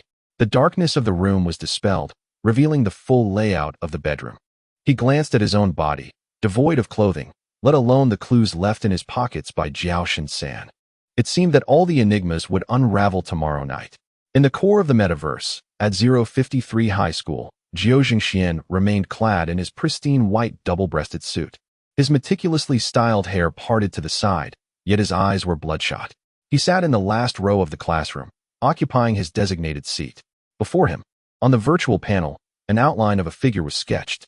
At the research base, when he shattered the penultimate access door, he caught a fleeting glimpse of the assailant's silhouette. However, the perpetrator was shrouded in a gray coating, leaving him only able to reconstruct the outline.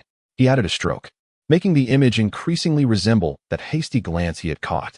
The figure in the drawing appeared to be a slender young boy, dressed in a jacket and fitted jeans, with a straight posture. "Thank you," he murmured. "You have bestowed upon me the first taste of humiliation in my life. I shall find you." Jiao Jingxuan's eyes glimmered as he clenched his fists. At that moment, the classroom door creaked open. A boy dressed in black, carrying a messenger bag, slowly stepped inside.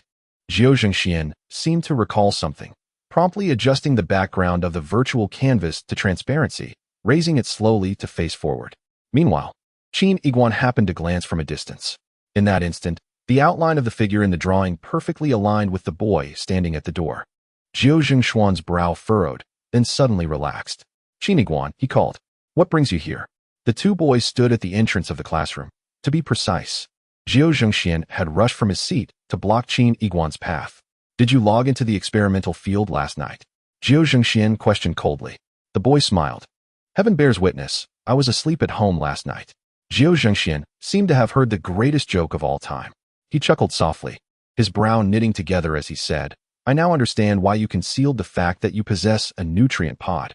It is because you have another undisclosed identity within the experimental field. Last night, you utilized the nutrient pod to enter the experimental field and infiltrate the research committee. And then, the research committee. Something happened?" exclaimed another boy, startled, having just come across a current news piece from the experimental field. The device in his hand was broadcasting a report. According to reliable sources, last night, the chief scientist of the research committee, Jiao Shan, was assassinated within the experimental field. It is rumored that Dr. Jiao Shan suffered grave injuries and his primary body has perished. At that moment, Jiao Jingxuan's teeth ground together audibly as he fixed an intense gaze on Qin Yiguan. "This is your doing." Qin Yiguan chuckled lightly. "You are usually so bright and upright. How is it that after merely 2 days as classmates, you have already branded me with such a grave accusation?" Jiao Jingxuan's expression suddenly transformed into a serene calmness. Within the confines of the metaverse, individual memories could already be extracted. Coincidentally, I had encountered the perpetrator just last night, and I am willing to offer my recollection. Qin Yiguan, maintaining an impassive demeanor, inquired, "So, you have seen the appearance of the assailant?" "No," Jiao Jingxian replied, slightly raising his head, "but the times have changed. I need not see the face of the culprit, nor is it requisite, as in the olden days, to possess something like the perpetrator's fingerprints. A normal human being consists of 639 muscles and 210 joints. This multitude allows for countless combinations, myriad forms, and an infinite array of angles. An adult's habitual physical activities over the years have rendered these combinations rather fixed. However, remarkably, even when assuming the same posture, if we compare the trajectories of movement, the angles of the joints, and the degree of muscle elevation on a minuscule scale, no two individuals are entirely identical. This implies that I merely need to capture a small, subconscious movement of yours under specialized equipment to unequivocally ascertain your identity." Jiao Jingxian fixed his gaze upon Qin Yiguan, declaring, "I possess a fleeting image of the assailant's posture in my mind." He lowered his head to observe me, just as you are doing now. Qin Yiguan's eyes flickered with subtle emotion. "I would not be hasty in my judgment," Jiao Jingxian continued. "Therefore, I shall now contact the verification department and request your cooperation in our investigation to assist us in recording your movement data." Qin Yiguan's thoughts churned. Under the simulated conditions of the metaverse, human technology had made remarkable advancements. The secondary capture of memories by Jiao Jingxian's mental devices and the meticulous comparison of subtle movements indeed posed an unsolvable challenge. Crack, crack. Jiao Jingxian clenched his fist. His alabaster hands, taut with visible veins and prominent muscle groups, evidently concealed formidable strength within. "Qin Yiguan, you are implicated in a significant murder case, and you yourself may pose a grave danger. As a custodian of order and a responsible citizen, I am duty-bound to uphold societal safety. To prevent your evasion of inquiry, I must take you into custody." "I apologize." Jiao Jingxian advanced slowly. The youth furrowed his brow, realizing that this individual not only wielded explosive power within the experimental confines of the metaverse, but also exhibited abnormality in the core of Earth, where rules and order mirrored reality. According to the logic of the Gemini intelligence, we should be merely ordinary individuals at this moment. Yet, at that instant, a voice emanated from the handheld device of the clam. Regarding this incident, the research committee has convened a press conference to provide clarification. Wait. Is the official statement from the research committee termed as a debunking? Immediately, the virtual screen of the clam displayed the press conference. It was an open venue, bustling with various journalists. Debunking?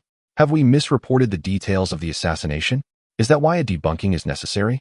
Suddenly, a wave of astonished murmurs swept through the crowd. Followed by an eerie silence, the sound of a pin dropping could be heard.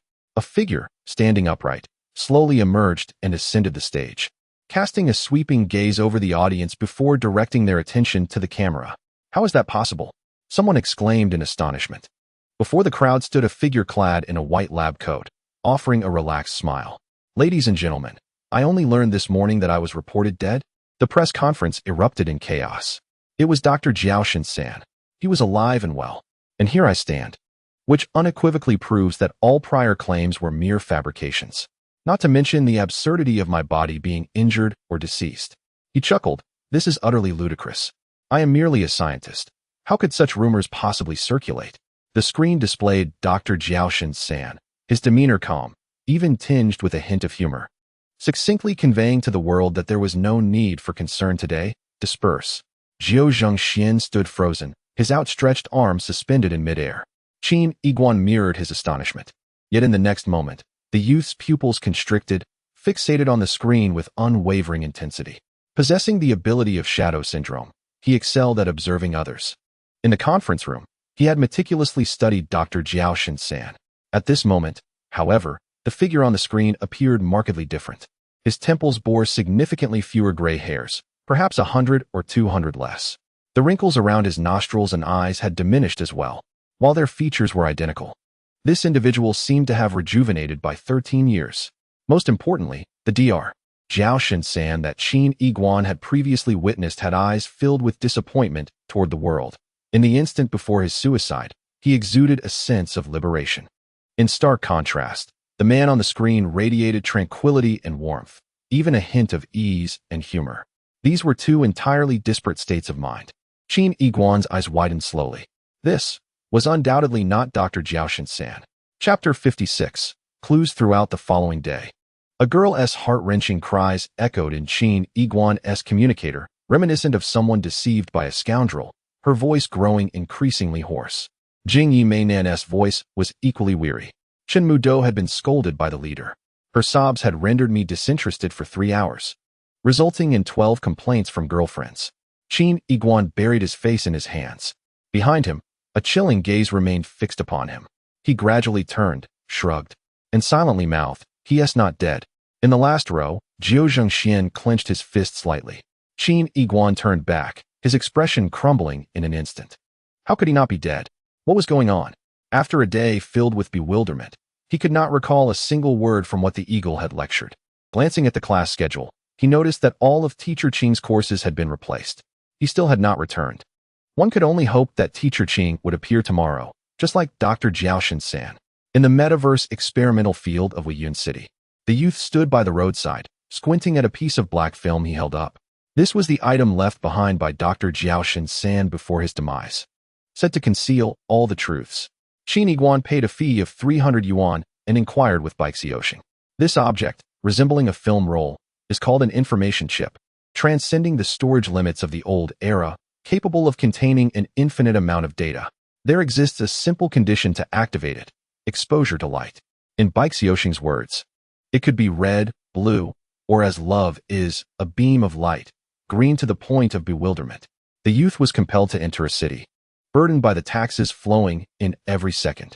He discovered a large electronic billboard and slowly raised the black thin chip in his hand, squinting one eye. As the images on the billboard flickered, red, green, blue, and flesh tones flashed by.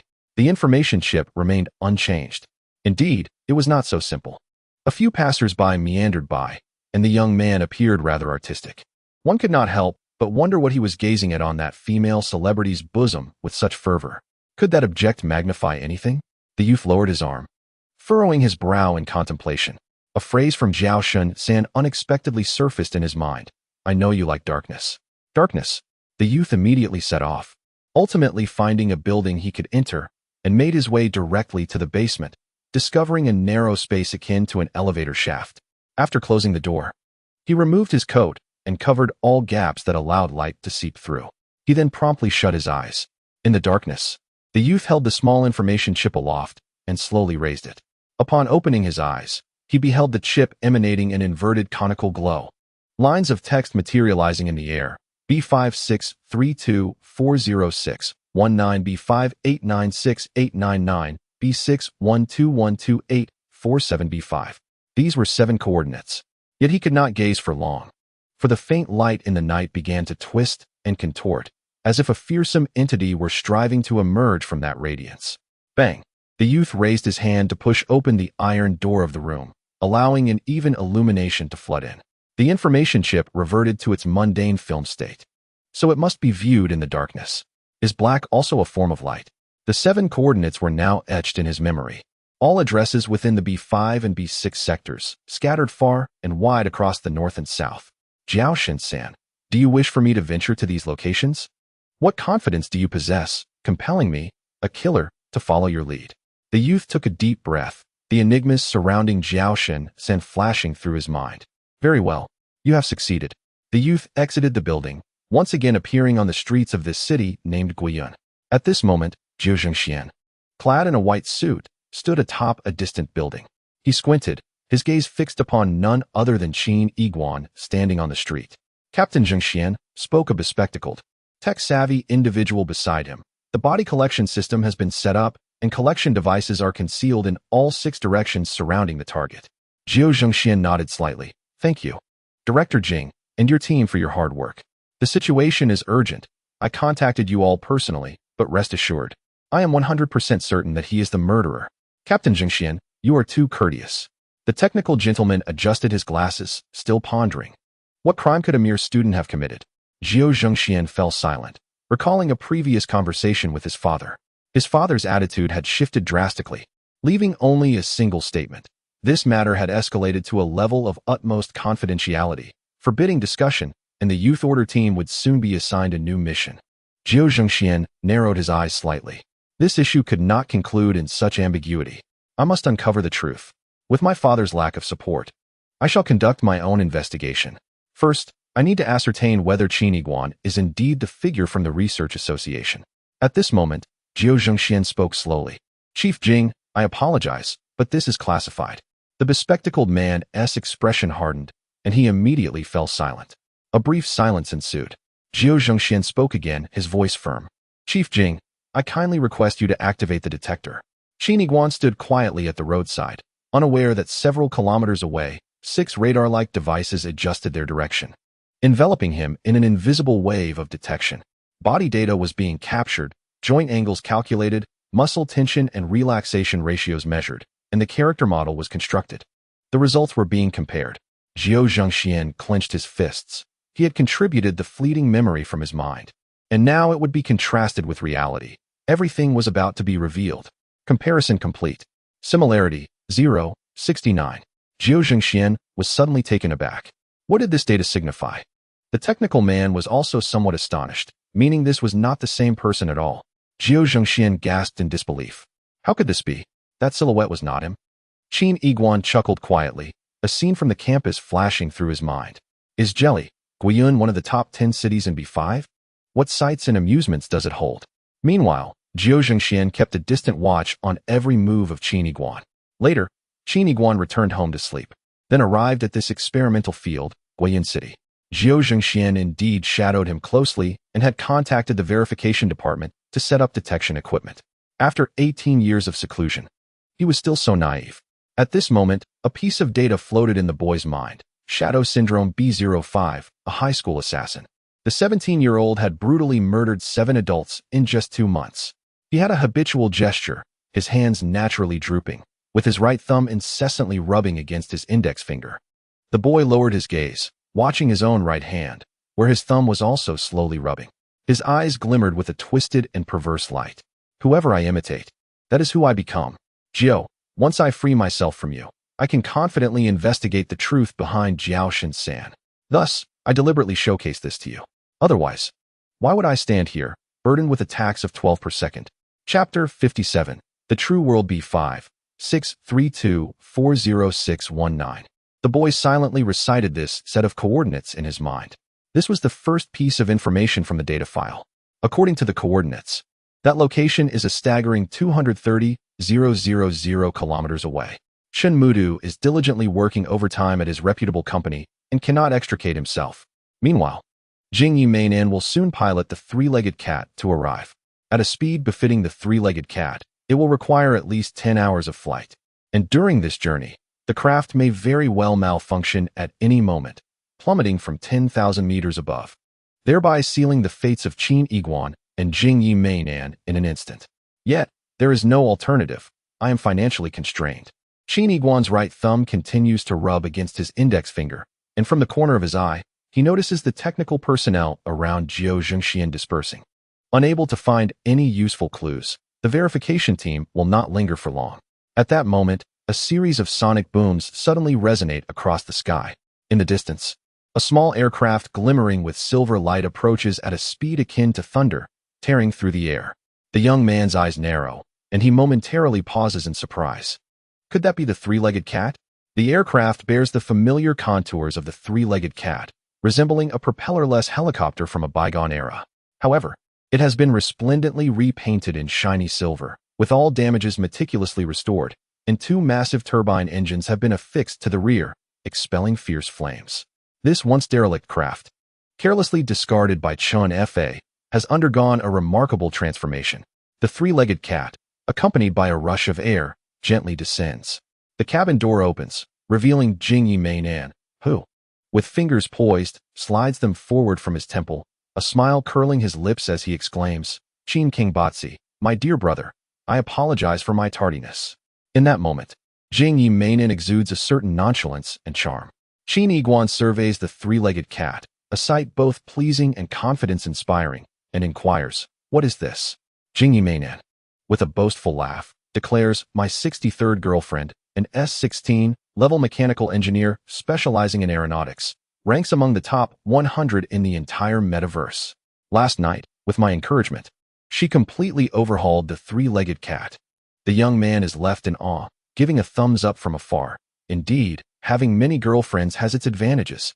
The three-legged cat ascends slowly, its bright silver metallic paint reflecting the sunlight with blinding brilliance. I cannot believe he is not involved in this matter. Time is of the essence, and there is no opportunity to retrieve the aircraft. Jiao Zhengxian gazes intently at the sky and calls out, "Wei Hu." In the next instant, a myriad of mechanical arms emerge from the box behind Wei Hu, and the materials in their grasp begin to expand and assemble. Moments later, a sleek, sword-shaped light aircraft is fully constructed. The three members of the youth order promptly leap into the craft and soar into the sky. Leading the way, Qin Yiguan glances back slightly, finding the situation rather troublesome. "Haha, Qin Qingbatzi, do not be impatient. Just like last night's enchanting evening, I cannot possibly meet with only one girlfriend. My 20th girlfriend, an S-24 level mechanical engineer, ranks among the top 20 in Huaxia. Similarly, under my encouragement in the late hours, she made further modifications to the three-legged cat. Qin Yiguan, brimming with vitality, swiftly presses the button in front of him. The three-legged cat spacecraft transformed seamlessly, its rear flipping to reveal 16 particle jet thrusters. The sky erupted with a thunderous roar. This civilian-grade, ultra-lightweight aircraft instantly reached a velocity of 83 times the speed of light, becoming a fleeting streak of brilliance before vanishing entirely. Behind, Qin Yiguan's eyes widened in astonishment. "Qin Qingbatzi, what is our destination?" As he caressed the control panel of the three-legged cat, memories of battle flooded back. The youth declared with determination, "Coordinates, B5, 632-40619. Qin Yiguan suddenly turned around, chuckling. "Oh, haha. It seems our seemingly innocent leader harbors a little beast within." The youth, puzzled, inquired, "What do you mean?" At that moment, a colossal city emerged on the desolate landscape ahead. Although solitary, it boasted towering skyscrapers, with aircraft darting about, indicating a bustling hub. Most strikingly, the city glowed with magnificent lights, illuminating the surrounding area. Little pink lights? The youth pondered, recalling that in the bygone era, this term held a special significance, though he could not quite remember its precise meaning.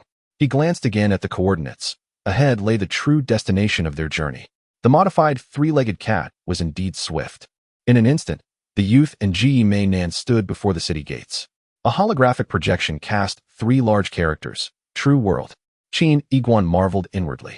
For the past 18 years, his identity as an outcast had confined him, rendering him a mere frog at the bottom of a well. The name True World was unfamiliar, yet its literal meaning piqued his curiosity, undoubtedly concealing profound mysteries. Qin Yiguan felt a surge of interest, while Ji Mei Nan, behind him, stretched his arms wide. Inhaling deeply, his eyes filled with ecstasy, as though returning to a long-lost homeland. The youth walked slowly. Upon passing through the city gates, he noticed that every few meters along the roadside stood women adorned in heavy makeup and revealing attire.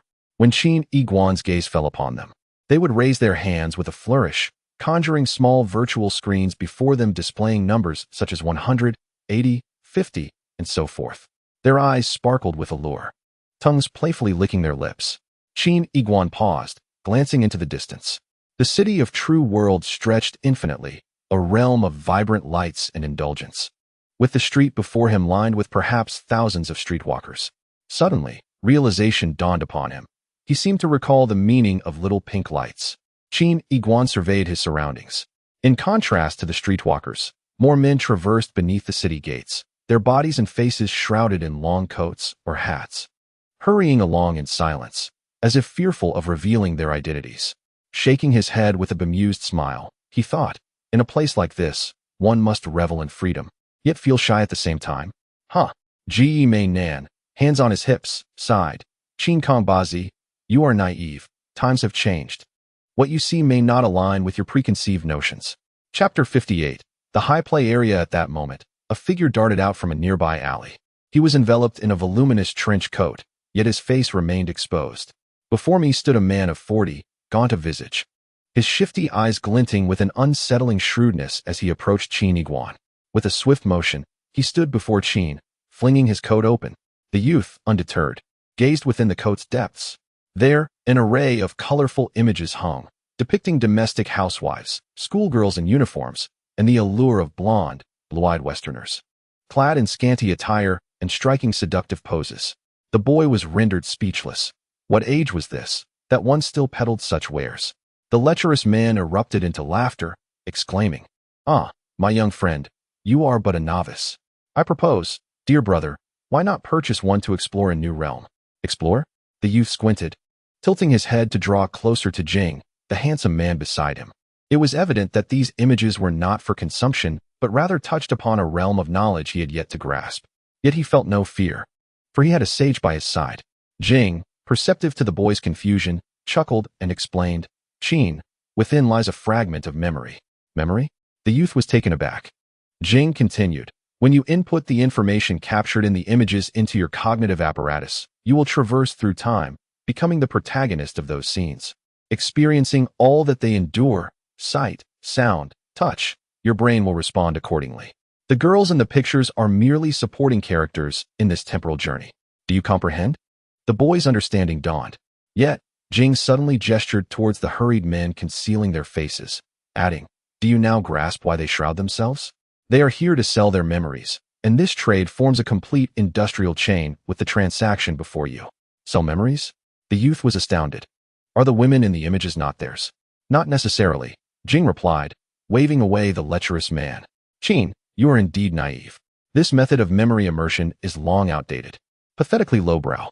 Even more so are those streetwalkers. From their asking prices, it is evident they seldom attract customers. For the distinction between a courtesan and a respectable woman is stark." Qin Yiguan remained puzzled. The notion of memory immersion was already bewildering. At that moment, Jing exhibited an unusual gravity, slowly articulating, "In this restless era, what holds true? That which is superficial is but illusion. Only desire remains genuine. The experimental field has long been known to unleash human nature. Thus, the name of this grandest city of pleasure in the entirety of the multiverse is the city of the True World." Jing patted the somewhat stiff shoulders of the youth. Smiling, "Qin, we are merely traversing the realm of ordinary players. Come, allow me to show you what constitutes the domain of the elite." The youth snapped back to reality, realizing that the city of the True World imposed no taxes. Moreover, the coordinates left by Jiao Shun pointed to a precise location still 3 kilometers ahead. "Little brother, Your sweat is worth nothing. Before a towering 100-story edifice, a waiter clad in a tailcoat intercepted the young lad. The concept of sweat value, as its name implies, refers to the perspiration expended in collaboration with others within this city of the true world. Each cooperative effort yields an increase of a single drop to this value. As the premier establishment in this realm, our Mogweifang Club exclusively caters to Level 3 VIPs of the true world. A gentle reminder, a Level 3 VIP requires 100 points of sweat value. The waiter tilted his head, casting a disdainful glance at the countenance of Qin Yiguan. Do not blame me, he remarked, for these are the regulations set forth by the lord of the city. Should you not partake in expenditure here, you do not qualify as our esteemed guest. Naturally, you lack the standing to reproach our lord. With hands clasped behind his back, the waiter maintained his stance, asserting that he was merely adhering to the fairness upheld by their proprietor. Once, he had arrived alone, and within a mere 3 years, he amassed 1,000 points of sweat value, ascending to the status of a Level 6 VIP. Consequently, the Lord graciously bestowed upon him this parcel of land, giving rise to the illustrious Mogweifang. Qin Yiguan surveyed the coordinates before him. The final destination lay within the confines of this very Mogweifang building, merely 30 meters ahead. Yet, he found himself lacking the privilege to enter. What absurdity lay with this lord? What foul regulations? Ahem. Qin, allow me, came a voice from behind, as Jing Yi, a handsome figure, stepped forward, effortlessly unveiling his data panel with a wave of his hand. The face of the tailcoat waiter was illuminated by the azure glow of the data, leaving him momentarily stunned. With a thud, the waiter knelt, his facial muscles quivering with overwhelming excitement. I never imagined in my lifetime I would encounter a Level 47 VIP. Esteemed one, allow me to pay my respects. Jing Yi stifled a cough with his fist and gestured toward Qin Yiguan, saying, this individual is, in fact, my superior. What? The waiter, still kneeling, turned in alarm. The superior of the esteemed one is also my superior? How blind I have been. Qin Yiguan fell into a brief silence before glancing at Jing Yi. Logically, such a gratifying narrative should have been within my acceptance, yet today's occurrence felt oddly peculiar. I was, in essence, slapping someone in the face in this manner, and I felt a tinge of embarrassment. A Level 47 VIP? How did you not collapse from exhaustion? Jing Yi smirked. Qin, as the ancients said, each person has their own aspirations. Were it not for my intervention today, could you have reached that coordinate? Indeed. The young man pursed his lips, muttering a few words through gritted teeth. The handsome one is truly remarkable. Esteemed gentlemen, do not linger in surprise. You are most welcome, given your stature. Should I charge a fee, the lord of the city would likely disapprove. Come, that one over there. Accompany these esteemed gentlemen throughout their visit, and whatever they desire shall be graciously offered without condition. The tailcoat waiter rose and signaled to a young man clad in service attire, who promptly approached and positioned himself at the entrance, bowing respectfully in anticipation. The young lad and Jing Yi traversed the opulent interiors of Mogweifang, accompanied by the young server. The surroundings were extravagantly lavish, leading to an endless corridor flanked by a series of adjacent rooms. It was said that among the esteemed guests, one was visiting for the first time. The young waiter, with a smile, suggested that he would discreetly unveil some perspectives for your learning and observation, ensuring a more enjoyable experience later. The charming young man chuckled, recognizing the potential in this youth. In that fleeting moment, the doors on either side suddenly became misty, their colors fading to reveal transparency. The young man grinned, wondering if there was a hidden mechanism behind the door. The young waiter responded with a mysterious smile, assuring him that the patrons inside were unaware. They were merely VIP 4, far inferior to the two of them. What a shameless merchant. The youth turned his gaze and beheld a lavish room where a middle-aged man sat bare-chested on the edge of the bed, clutching several cards in his hands, seemingly in the midst of selection. Upon closer inspection, the cards displayed an array of stunning women, each with a distinct allure. Was this some form of memory immersion? Wasn't this the so-called high-end gaming area? The youth was perplexed. The young waiter interjected, explaining that the guest was unaware of the true nature of their establishment. The technology at Mo Gue Fong surpassed the mere memory immersion found elsewhere. He pointed toward the room, revealing that the customer held a set of intricate codes. And once his selection was complete, corresponding equipment would materialize those codes into reality. The charming young man suddenly chimed in, stating that within that room, A figure would emerge based on the selection. She could be a top-tier celebrity, the girl next door, or even transcend time to meet renowned beauties from history. Furthermore, all data about this individual would be pre-optimized by computers, ensuring that no blemish could be detected. Even under magnification, one would find no pores on her flawless skin. In essence, she would be perfect in every way, eclipsing any streetwalker by 1,000-fold. Naturally, one could even customize their encounter to meet their unattainable dream goddess. Thus, a solitary man and woman would engage, one obedient, the other indulgent. Qin Yiguan was taken aback, realizing that what lay within was indeed the fabled digital human. The young waiter smiled and shared a thought-provoking remark. Esteemed guest, the technology of the metaverse has matured. A key term within this technology is immersion. Therefore, the development of the adult industry is not only logical but inevitable, as it is inherent to human nature. Those who put at the far end of the corridor lay a solitary, more opulent chamber. Naturally, the grand entrance of this room remained transparent. The young man paused, realizing he had arrived. Yet, a frown quickly creased his brow. The only clue left to me by Jiao Shen-san, the chief of the research society before his demise, was an encounter involving two overweight men engaged in unspeakable acts within this room. Jiao Shen-san, dear guest, were you just calling for me? It was the young attendant, suddenly stepping forward. The boy hesitated. I did not call for you. I was calling, wait. Squinting, he observed that the young attendant's visage bore a faint resemblance to someone he once knew, albeit decades younger than the face etched in his memory. Qin Yiguan suddenly interjected. Pardon me, you have served us for quite some time. May I inquire your full name? The young attendant nodded slightly. My surname is Jiao.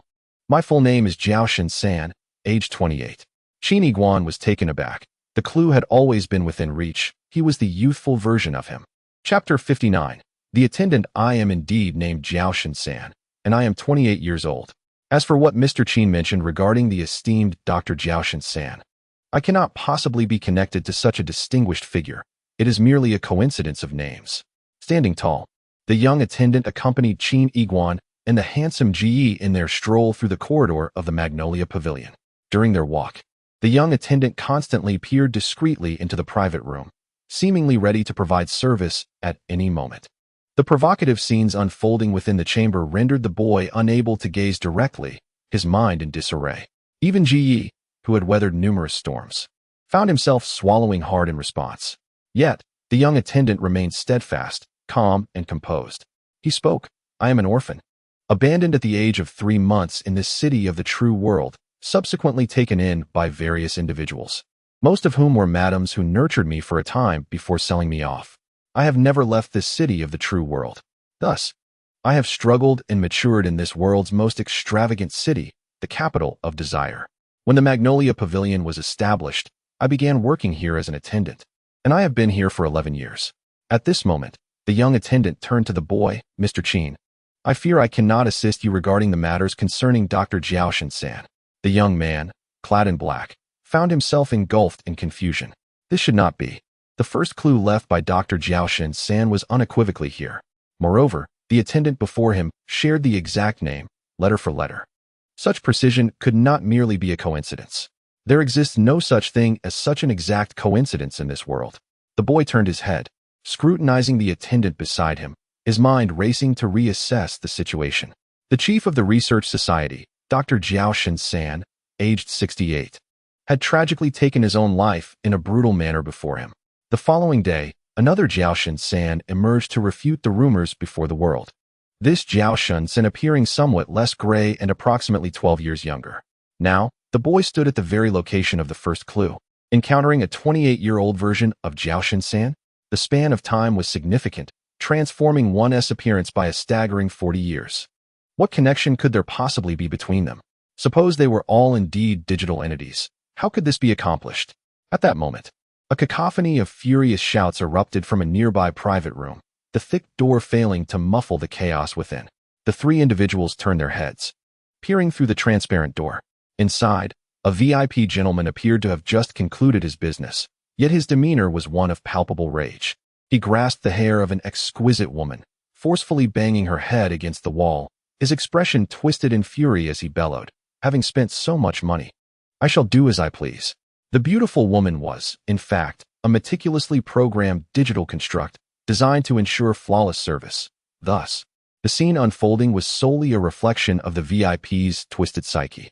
In the next instant, the man's hands clutched the woman's neck, his veins bulging, saliva flying. His face contorted in a grotesque manner.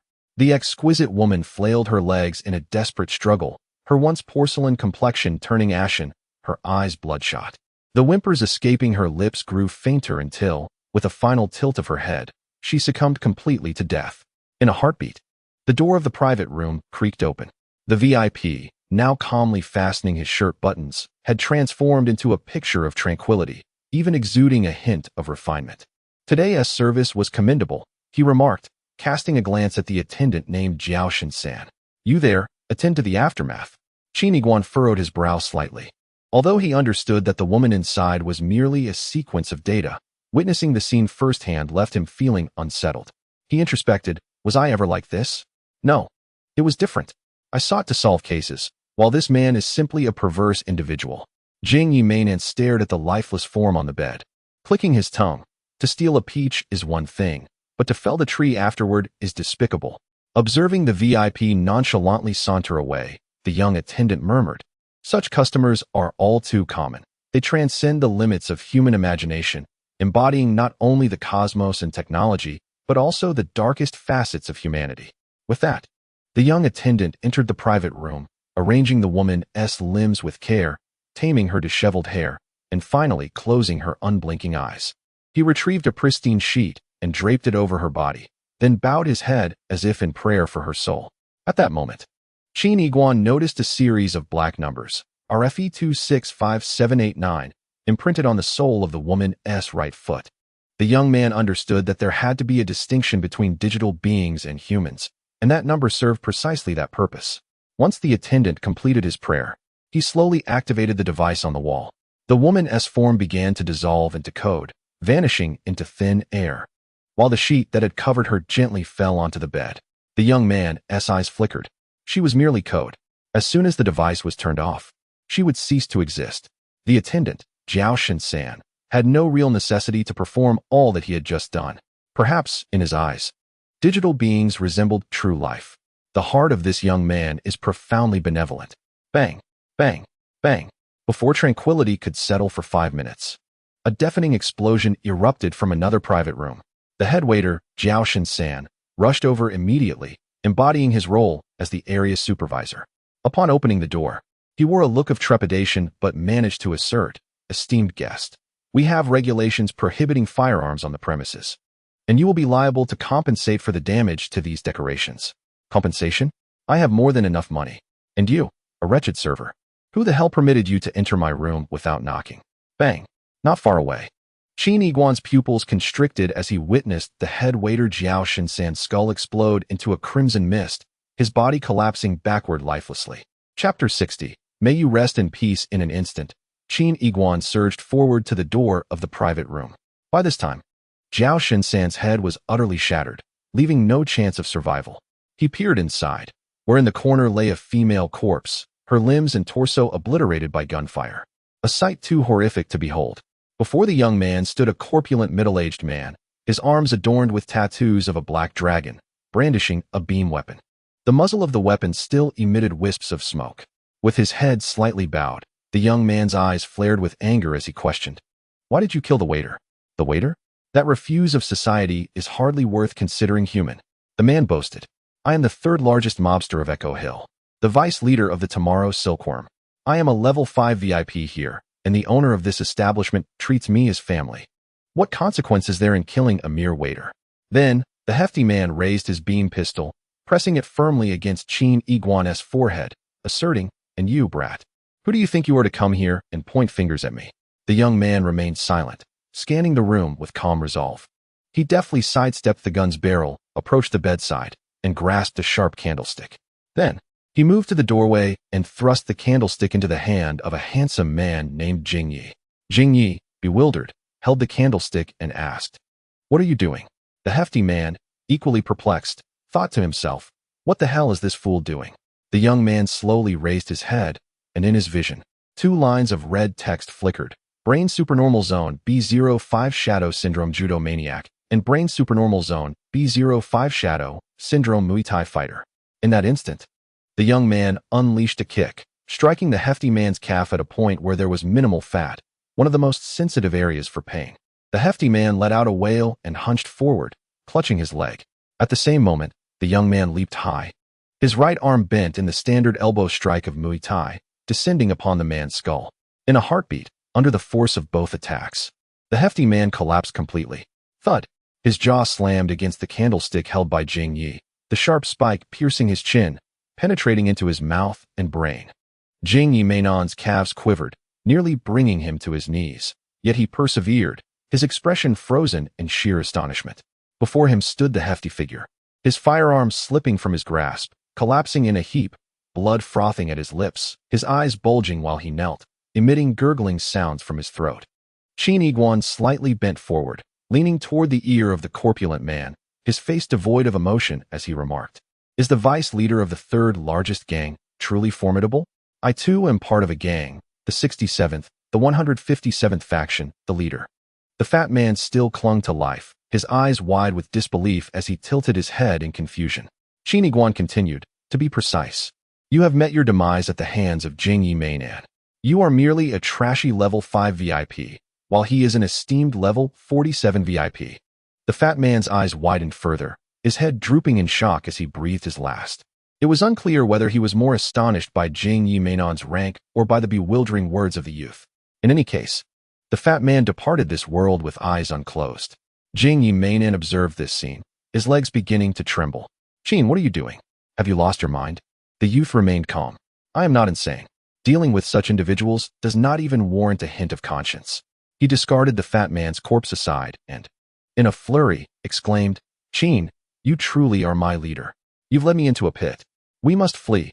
If this fat man's subordinates discover us, we are finished." They belong to the third largest gang. Jing Yimenon tugged at Qin Yiguan, urging him to run toward the exit. Yet, in that instant, Qin Yiguan suddenly froze, a glint of brilliance igniting in his eyes. He swiftly turned around and approached the body of the waiter, Jiaoshan San, removing his right shoe and sock. Upon inspecting the soles of the young man's feet, he was taken aback. There, inscribed in dark ink, were the characters AE 235. The youth paused, his thoughts swirling. Ultimately, a flicker of compassion crossed his gaze. "May you rest in peace." The entire Magnolia Square descended into chaos. The vice leader of the Mingri gang lay slain within its confines. Various gang members rushed about, vowing to avenge their fallen leader, effectively surrounding the Magnolia Square building. However, Qin Yiguan chose a contrary path. Instead of fleeing the building, he pulled Jing Yimenon toward the staff dormitory. Following the nameplate, they swiftly located the bedroom of the waiter, Jiaoshan San.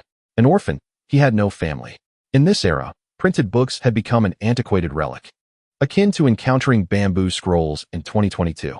Yet, within this room of less than 10 square meters, books were piled high, alongside numerous illuminated virtual screens. Qin Yiguan sifted through the books, scanning the information displayed on the virtual screens, his expression gradually shifting to one of incredulity. The servant of a technological brothel had, astonishingly, self-taught quantum physics. Moreover, his understanding appeared quite profound. The youth's confusion deepened as the visage of Jiaoshan San flashed through his mind. In such a chaotic, lust-driven environment, he had not succumbed to assimilation, but instead retained his ideals. A group of individuals clad in black infiltrated the Mo Gue Fong, each holding a silver metallic case and bearing an expression of stern resolve. A subordinate of the Tomorrow Silkworm approached, brashly challenging them, only to be sent flying by a swift strike from the leader of the black-clad figures. Subsequently, these intruders revealed their electronic credentials, identifying themselves as representatives of the Metaverse government's B5 Sector Bureau of Information Management. With a single, authoritative proclamation, they instilled fear in all present. Although the experimental field lacked order, any who dared obstruct their official duties would summon the might of the B5's 3rd Mechanical Legion, which would level the Tomorrow Silkworm within 10 minutes. Despite the chaos within the experimental field, a comparison between the Tomorrow Silkworm and the Metaverse government revealed a stark disparity. The former resembled mere ants, while the latter was akin to a colossal elephant. The black-clad figures advanced deeper into the Mo Gue Fong, disregarding the lifeless body of the tomorrow silkworm's vice leader. From their cases, they extracted devices reminiscent of vacuums, meticulously collecting the remains of the deceased server, Jiao Shinsan, inch by inch, including every fragment of flesh and every drop of blood that had splattered within the core of the metaverse on Earth. In a dimly lit office shrouded by curtains, a middle-aged man spoke into a communicator. Yes, rest assured, leader. I have dispatched personnel to the scene. Not a single inch of his body will be lost. In other words, not a byte of Dr. Jiao Shinsan's data will be discarded. We will undoubtedly restore Dr. Jiao Shinsan. He ended the call, and the nameplate on his desk glimmered in the darkness, indicating his position as the director of the Bureau of Information Management in the B5 sector. Chapter 61. The King of Gluttony. Clouds obscured the sun, thick with mystery that concealed the truth. Outside the city of the real world, in a desolate area, a young boy gazed at the sky, pondering the unfolding events. Even as the Mo Gue Fong was encircled by numerous gang members, he and his companion effortlessly escaped.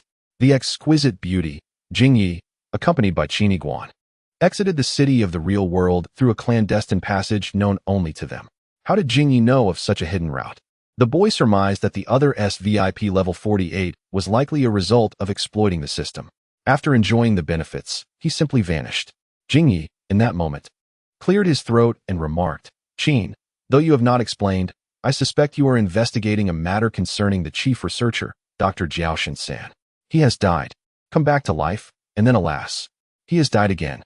The boy nodded in agreement, admitting, to be honest, I have assisted the police in solving numerous murder cases.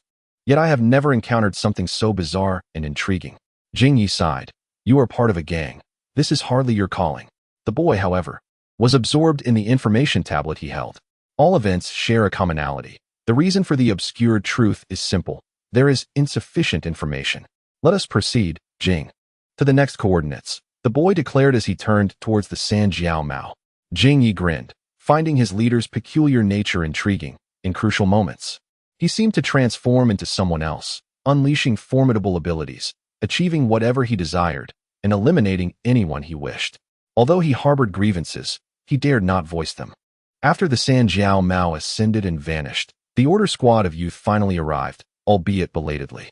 The makeshift aircraft assembled by Wei Hu pales in comparison to the transformed three-legged cat, crafted by top-notch engineers. Captain Jiao Zhengxian, based on the data, it appears that the two individuals have entered the city of the true world and have yet to emerge. Jiao Zhengxian furrowed his brows. The city of the true world? Wei Hu replied straightforwardly, it is one of the most sordid cities within the metaverse's experimental fields, populated entirely by women of ill repute. Jiao Zhengxian inquired with confusion. Women? Wei Hu hesitated. Well, not in the sense you comprehend. They are all prostitutes. Prostitutes? Jiao Zhengxian's confusion deepened. Why would there be so many animals? Wei Hu felt helpless, aware that his captain had been subjected to close training by Commander Lu Xun for 18 years, rendering him somewhat naive. Huashuang, unable to bear it any longer, stepped forward, explaining, they are sex workers who engage in transactions of their own bodies for wealth. Of course, among these workers, half are digital entities. As she elaborated on physical transactions, Huashuang subtly adjusted her posture. Captain Jiao Zhengxian, do you comprehend?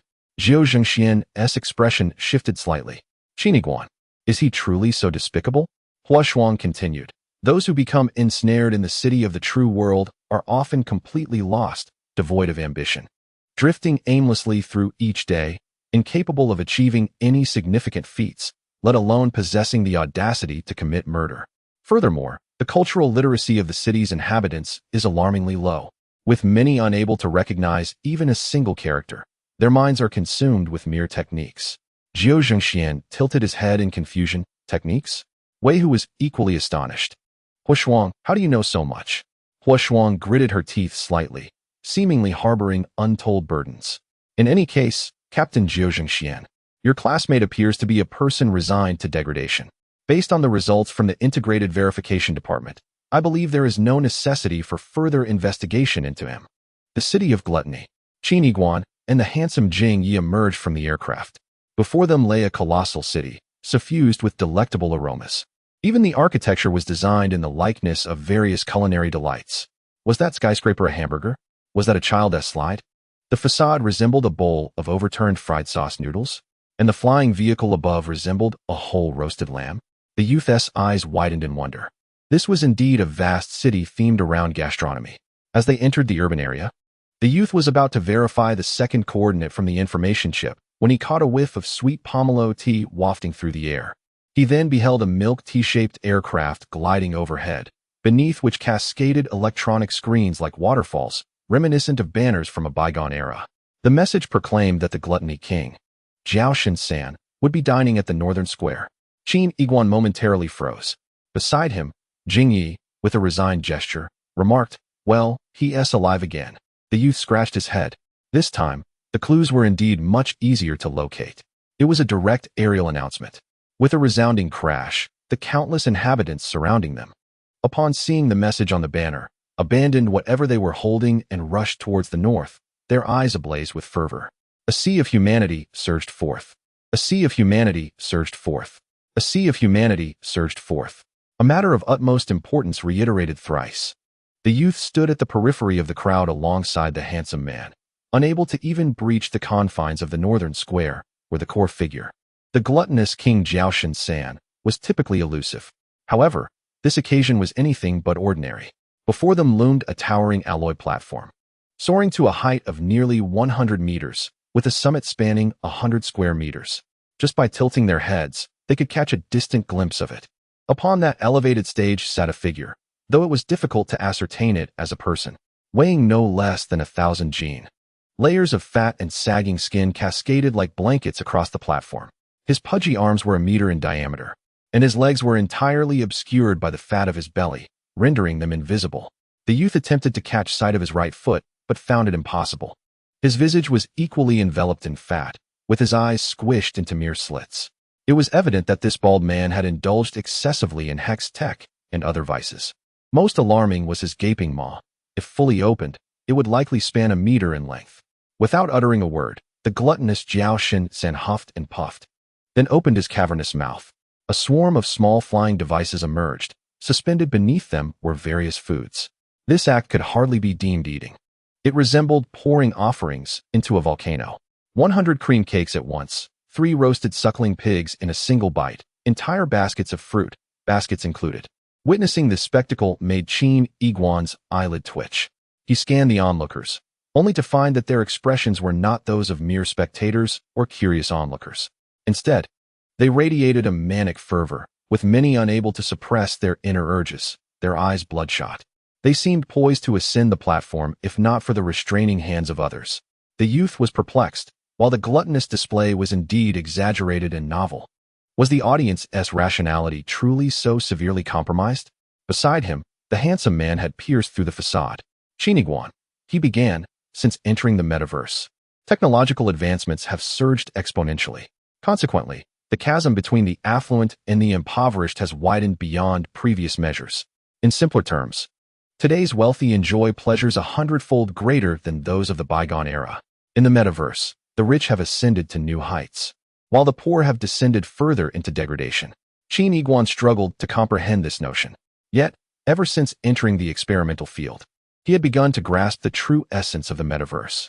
This technology was not merely about donning a headset and embarking on quests. As for the gluttonous king before him, there must inevitably be deeper implications. At that moment, a dollop of cream suddenly dripped from the greasy corner of Zhao Shin-san's mouth, cascading down the edge of the platform and into the throng below. The crowd erupted into a frenzy, akin to those who had languished in thirst for 7 days upon encountering their first drop of water, or individuals trapped beneath ice. Discovering the first glimmer of an escape, a slender young man erupted with an unimaginable force, leaping high into the air to catch a droplet of cream. He held it in his mouth, reluctant to swallow, trembling with excitement and tears streaming down his face. Meanwhile, several individuals approached him, eyes bloodshot, eager to pry his mouth open, but he resolutely refused to let go. Qin Yiguan was incredulous. Was the cream truly that delectable? How marvelous could it possibly be? Jing Yi, the handsome figure, smacked his lips, pondering that the typical sweetness in reality is about 12 bricks, which is a perfectly delightful level of sweetness. Indeed, in the physical realm, a nutrient chamber can provide our bodies with the necessary sustenance. Yet, living and enjoying are two distinct matters. Within the metaverse, food transforms into pure indulgence. The piece of cream you just witnessed is priced comparably to diamonds. It is a delicacy that can only be simulated within the metaverse, boasting a sweetness of approximately 64 bricks. Do not envision it as excessively sweet. Rather, it presents an intricate tapestry of flavors, where the palate experiences an exquisite cycle, akin to ascending a grand tower. Ordinary food resides at the first level, while a mere taste of that cream propels one 100 levels higher. I had the fortune of sampling it once and nearly reached ecstasy. Though Jing Ye's description was rather crude, the young man grasped the essence of it, marveling internally. Yet, Jing Yi continued, in the bygone era, the distinction between you and the affluent might have been merely the size of a house, the price of a car, or the cup size of the women around you. Of course, there could also be differences in inflated egos and gasping breaths. But in this era, Jing Yi surveyed the scene, asserting that the joy of the wealthy is utterly beyond your comprehension. A taste of 64-degree cream is child's play. The same cream, when savored by the glutton king and an ordinary person, yields vastly different experiences. An adult possesses approximately over 3,000 taste sensations, while the glutton king has likely purchased taste experiences from the metaverse government, enhancing his sensory palate. He could possess 300,000 or even 3 million distinct flavors. An ordinary person could never fathom such a reality. Each bite for him is akin to ascending to paradise. Burp. A tremendous belch resonated through the air.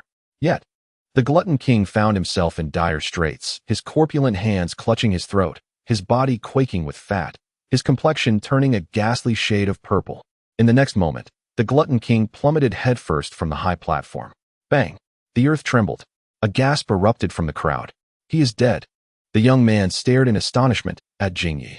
The second glutton king, Jiao San, has met his demise at your hands. Jing Yi appeared dazed, responding, "What does it have to do with me?" Chapter 62. Poisoning Jiao San, the glutton king, perished in such a manner? He was a superstar in our city of gluttony. A passerby lamented deeply, but due to the throngs of people, he could only stamp his feet in frustration. Such a pity. He was wealthier than nations, yet could never savor his fortune again. Qin Yiguan's expression shifted subtly.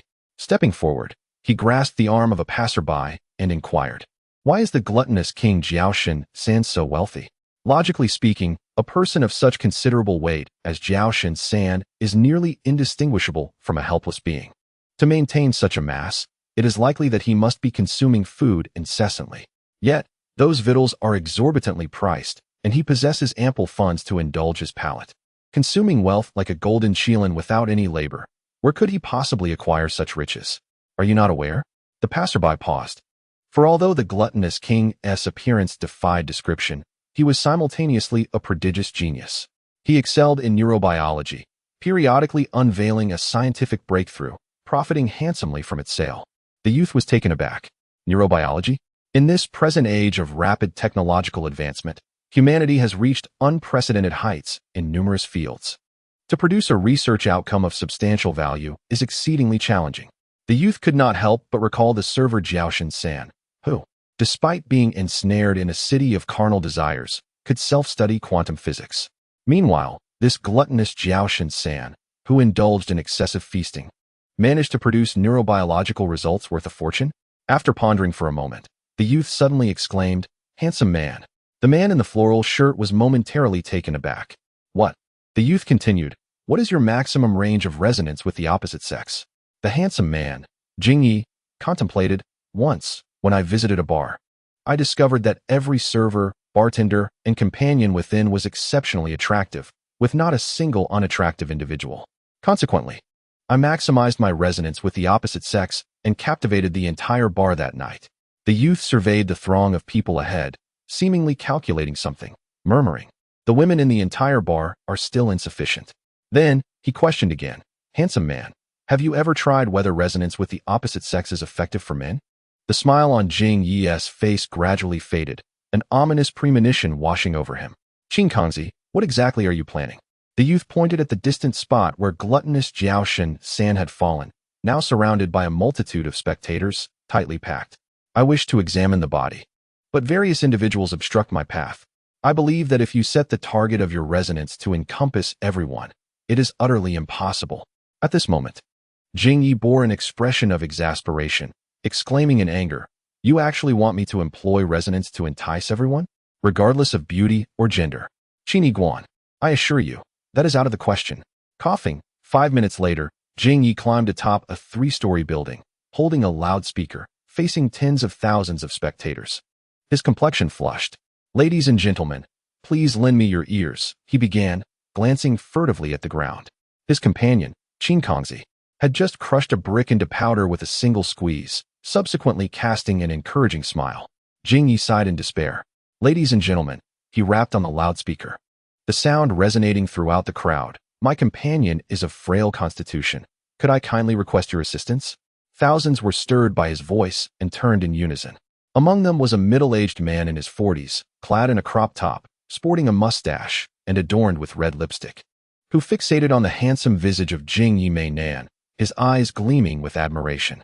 The man exclaimed, "Well, my little handsome one." Jing Yi Mei Nan's lips twitched violently, yet the sound of Qin Kong Ba Zi crushing bricks echoed once more. Trembling, Jing Yi Mei Nan implored, "Could you all assist me with something?" The red-lipped man playfully retorted, "What do you wish to wash?" With a quiver, Jing Yi Mei Nan swallowed hard, gritted his teeth, and, closing his eyes, declared, "Love me." The scene fell into a hushed silence. For a fleeting moment, Jing Yi Mei Nan felt a surge of relief akin to having survived a calamity. He turned to glance at Qin Yiguan, the leader, thinking to himself that he had done his utmost. The resonance of attraction was fully engaged, yet the targets were too numerous, rendering it futile. The youth shook his head, reminding himself to trust in his own allure, as his pheromones had yet to fully disperse. At this instant, the youth, utilizing divine intervention, remotely controlled the 3-legged cat vessel. The craft soared behind Jing Yi Mei Nan, engaging its thrusters at minimal power, yet generating a gust of wind that swept over him. In the next moment, Jing Yi Mei Nan's pheromones enveloped the crowd. With a howl, the red-lipped man leaped 3 meters into the air, his eyes ablaze, exclaiming, "Handsome one, it's fine if you don't wash." In that moment, the women resembled wolves, while the androgynous figures appeared as beasts. Numerous straight men felt their faces flush, quietly stirring into motion. Jing Yi Mei Nan scanned the frenzied scene in shock. The crowd had succumbed to madness, the vanguard already scaling the stairs, transforming the atmosphere into one akin to a zombie siege. Jing Yi Mei Nan was acutely aware of the purpose behind this chaos and refrained from including Qin Yiguan as a target of attraction. Instead, he trembled and shouted, "Leader, hurry up, or my innocence will be utterly ruined." The youth maneuvered against the tide of the crowd, thinking, "What innocence do you possess?" Upon reaching the scene of a body, he found the corpulent figure of the gluttonous Jiaoshan San sprawled on the ground, his bulk splayed out. The gaping maw of Jiaoshan San revealed an upper mouth riddled with ulcers, indicating that these sores had recently developed. This was no ordinary death. It was a case of poisoning. The youth narrowed his eyes as a line of red text slowly drifted into view. Brain hyperfunction area B05 Shadow Syndrome Poison Master. Poisoning. As one of the most clandestine methods of murder, poisoning boasts a high mortality rate, and with adept execution, the perpetrator need not even be present at the scene. In this twisted realm of humanity, skilled poisoners undoubtedly exist. Among them is a woman masquerading as a high school chemistry teacher, who once stood 20 kilometers away and, within a mere 13 minutes, poisoned an entire central district. Although this district was modest, being the solitary construction of a wealthy individual, it housed 286 souls, including family members, company associates, and servants. Naturally, she would not escape unscathed. When Qin Yiguan, accompanied by mechanical officers, encircled her, she detonated the powdered castor toxin concealed within the ceiling. This act resulted in her demise, along with the 27 students in her room who were receiving supplementary lessons. Subsequently, through her diary, it was revealed that the affluent individual who met his demise through poisoning, though ensconced within a nutrient chamber, utilized a mechanical surrogate to trespass into reality, engaging in the illicit extraction and refinement of radioactive substances. This reprehensible act resulted in the residents of a nearby rusted city being exposed to nuclear radiation, leading to a significant number of fatalities. The 27 disabled students she took in were, in fact, the orphans of that desolate rusted city. At the diary's conclusion, she penned a poignant line expressing her helplessness, stating that she could not leave the defenseless children in a world rife with malice. At this moment, Qin Yiguan found herself haunted by the memories of the toxic master, gently brushing her fingers against the non-existent tresses by her ear. Her gaze fixated on the lifeless body before her, reminiscent of her own students, as a tender smile graced her lips. Chapter 63. The Smiling Stone Director. The young boy casually snatched a piece of cloth, discarded by an unknown audience member, to meticulously wrap his palm. He then examined the lower eyelid of the gluttonous Jiao Shen-san, revealing it to be engorged and festering. Qin Yiguan proceeded to scrutinize Jiao Shen-san's skin, where she discovered ruptured capillaries amidst the crevices, the blood presenting a dark purple hue. During this examination, slight erythema appeared on the surface of Jiao Shen-san's skin, indicative of acute radiation sickness. In Qin Yiguan's captivating demeanor lingered a profound anger, which could also be interpreted as a manifestation of radiation exposure symptoms. She began to reminisce about the scene of Jiao Shen-san's fall from the high platform, unsteady, with a swaying head, trembling limbs, and irregular convulsions, all indicative of central nervous system dysfunction. At that moment, the boy's eyes flickered with realization. It was polonium, the king of poisons and the most lethal of chemical elements, its toxicity surpassing arsenic by a staggering factor of 48.6 billion. A mere speck the size of an aspirin could annihilate 200 million lives, and 5 grams could obliterate humanity, its potency eclipsing that of nuclear weapons. However, the lethality of polonium does not stem from its chemical toxicity alone, but rather from its formidable radioactive properties. The emergence of Jiao Shen-san's ulcer was a recent development, suggesting he had not been subjected to long-term exposure to polonium's radiation. Instead, it indicated that he had ingested, inhaled, or absorbed it through a wound, leading to the rapid onset of radiation sickness. The boy surveyed the surrounding crowd. Noticing that they remained unscathed, it became evident that someone had poisoned the food, singularly targeting Jiao Shen-san. At that moment, a cohort of individuals clad in black entered the scene from a distance, approaching Jiao Shen-san with silent urgency. Because they had just appeared, they had not been detected by the resonance of the alluring beauty, allowing them to move swiftly and with agility. One of the black-clad figures raised a beam weapon, pressing it against Qin Yiguan's forehead, declaring, "The metaverse government is executing its duties. Vacate the premises immediately." The boy narrowed his eyes, yearning for just one more moment to inspect Jiao Shen-san's right foot, obscured beneath layers of fat. It was then that an exceptionally tall and robust figure, likely standing at 2 meters, stepped forward. With one hand in his pocket and the other raised slightly, he deftly pushed the laser weapon away from the boy's forehead. He gradually revealed a holographic screen displaying an electronic identification document. The youth inquired, "Information Management Bureau, Chief Sure?" The tall man in black responded with a gentle smile. "The group of individuals you see before you falls under my jurisdiction. I kindly ask for your cooperation." The youth, fixated on the electronic identification, continued, "Your tenure? You have only been in this position for 2 days and already hold the title of chief?" The man's expression shifted slightly, but he quickly replied with a smile. "Young brother, I advise you not to gather unnecessary information. Please leave now, and I assure you, no harm will come to you." The youth looked up to see several individuals in black constructing a light screen, seemingly to isolate the body from public view, obscuring their method of handling it. "Very well." He nodded, then suddenly turned, disregarding any potential radiation harm, and tore away the thick skin of the gluttonous figure. Beneath the corpulent foot, he discovered a line of distorted black letters, AE 230. "He is also a digital human," the youth exclaimed. Chief Sure's expression changed. "Boy, do not provoke my patience. Leave at once." Yet the youth remained unfazed, pondering aloud. Strange, strange. The previous individual, also a digital human, met an equally abrupt demise. Furthermore, digital humans predominantly serve in various industries. To put it bluntly, they are akin to tools in this era. I have seldom heard of them. They exist among us as ordinary people. The imposing Chief Sure slowly turned, the amiable facade fading to reveal a stern demeanor. "You shall not leave." With a commanding voice, he ordered, "Seize him and take him for interrogation. He is no ordinary observer." Upon his command, several men in black, armed with firearms, surrounded the youth and pressed their weapons against his forehead. Chief Sure extended his hand without any protective gear, preparing to inspect the gluttonous corpse, seemingly to confirm its demise. The youth smiled quietly, offering a cautionary note. That body likely harbors substantial radiation. Be careful. You might find your position compromised before you even settle into it. Chief Shi chuckled coldly. It is merely radiation. He then gestured with his hand, and his subordinates understood, moving to press a gun against the back of Qin Yiguan's head, preparing to escort him away from the scene. Are you really going to pretend to use a corpse transport vehicle? The youth remarked, glancing into the distance with a smile. The body of a digital human can be transformed into data. With sufficient equipment, it can be restored anywhere. Why go through such trouble? Chief Shi frowned slightly. The youth continued, the body of the gluttonous figure is merely a mass of fat. It seems of little use. What are you actually here to collect? Is it the neuroscience knowledge contained within his brain? I assume you have also taken the body of that servant, Gluttonous 3, for he was a genius in quantum physics.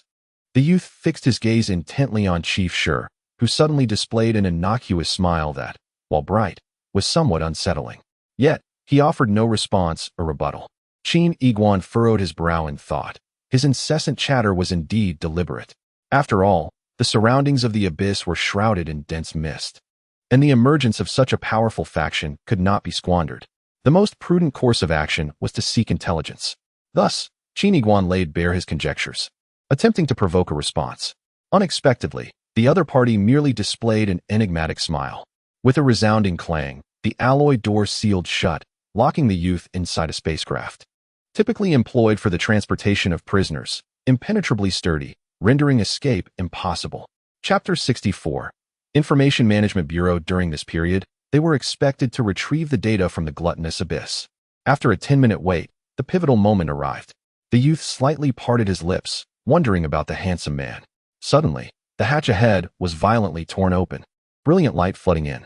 There stood the towering figure of Chief Shi, fingers curled, his face still adorned with that peculiar smile. Apologies, I was just occupied. My curious little friend, you know too much. Did you truly believe you would be taken back for interrogation, gaining the opportunity for deeper insights? Now, you can only go to one place. Chief Shi clenched his fist, the sound of cracking bones echoing. Qin Yiguan chuckled, bemused that a government official would deviate from the norm. With a swift motion, Qin Yiguan's legs bent, propelling him like a cannonball, his knee thrusting toward Chief Shi's face. A thunderous crash resounded as the youth tumbled away, landing on one knee, agony radiating from his knee. Yet Chief Shi remained unwavering, his silhouette unperturbed, even his head not tilting. Slowly, he turned, that same strange smile gracing his face. Then, Chief Shi waved his hand, and the intelligent device on his shoulder flickered, projecting a series of data. Stone Dragon, fusion rate, 52, reality enhancement, flesh petrification. Chief Shi continued, still smiling. In reality, my body has succumbed to a condition known as petrification syndrome. My skin's keratin continues to grow indefinitely, rendering me monstrous, my flesh growing ever harder, until I can no longer manage even a simple smile. However, upon entering the metaverse, I found a silver lining, acquiring flesh petrification. With a body of bronze and iron, I am invincible, merely a source of amusement. Most importantly, I can smile anytime, anywhere. Chief Shi maintained his jovial demeanor, even when it came to silencing you. Ugh. The youth groaned, massaging his knee. Could you at least give me a heads up next time? This man was practically half a guardian. Straightening up, the youth declared, although this is a testing ground, as a member of the metaverse government, do you dare to commit murder in broad daylight? Yet Chief Shi's expression remained that same eerie smile. Abruptly, he raised his hand, pointing at the youth from a distance, and bellowed, the gluttonous king perished from polonium poisoning. And the murderer is none other than this boy. I, Stone Dragon of the Information Management Bureau, shall apprehend him. Should he resist, I possess the right to execute him on the spot. Stone Dragon proclaimed with righteous fervor. At that moment, a shadow flickered before him as the young man darted to his side, his right foot pressed against the back of his heel. His arm swung horizontally, striking towards his chest. In the realm of the extraordinary, the B05 Shadow Syndrome, a martial arts fanatic. Bang! The body of Shilong trembled slightly, but remained steadfast. The young man did not wait, unleashing a flurry of punches like raindrops upon Shilong's cheek. Pain surged through his hands. In a final, explosive effort, the young man aimed a powerful blow at Shilong's right cheek. Boom! Shilong's body finally tilted ever so slightly. With a soft thud, a black object slipped from Shilong's chest. The young man quickly retreated, panting as he squinted at the ground. It was a pair of gloves, metallic gray in hue, soft, lacking the hardness characteristic of metal. Were they leaden gloves? The young man gritted his teeth. Aren't you supposed to be invulnerable? Why carry leaden gloves? Are you afraid of polonium penetrating your skin? In that instant, the young man glared fiercely, proclaiming that Sherlong was the true murderer of the gluttonous Jiao Shin-san. And your Information Management Bureau's scheme is to kill first and gather data afterward. Yet Sherlong wore that peculiar smile. Then, he seemed to transform into a streak of black light, accompanied by a roaring wind, lunging forward in an instant, his enormous hand grasping Qin Yiguan by the neck. He lifted Qin high, preparing to smash him into the ground. My dear child, you truly surprise me. Boom. Qin was slammed into the earth. You are remarkably astute, gifted in observation and reasoning, and possess vast knowledge. Boom. Qin was thrust into the ground again. And your combat prowess. While I am unaware of your fusion degree, you are, without a doubt, exceedingly formidable compared to an ordinary person. Boom. Qin was driven into the ground yet again. He felt as if all his bones were shattering, his internal organs misaligned, an unbearable, intense pain coursing through him. Yet he was powerless to resist. God abandoned me. The young man weakly cried out. Why is my shadow syndrome so feeble before him? Your fusion degree is merely 2. The voice of God abandoned echoed, indicating that, with the enhancement from the shadow syndrome, using the martial arts fanatic as a reference, he had attained a maximum augmentation of 300, his combat power only thrice that of a typical martial arts expert. Meanwhile, Sherlong's fusion degree had reached 52, his physique inherently robust, enabling him to exert his power more fully within the metaverse. Boom. The boy continued to be battered. Yet he recalled that Jiao Zhengxian had a fusion degree of 68, and he had fought him to a standstill. God Abandoned responded, stating that Jiao Zhengxian had never activated reality enhancement.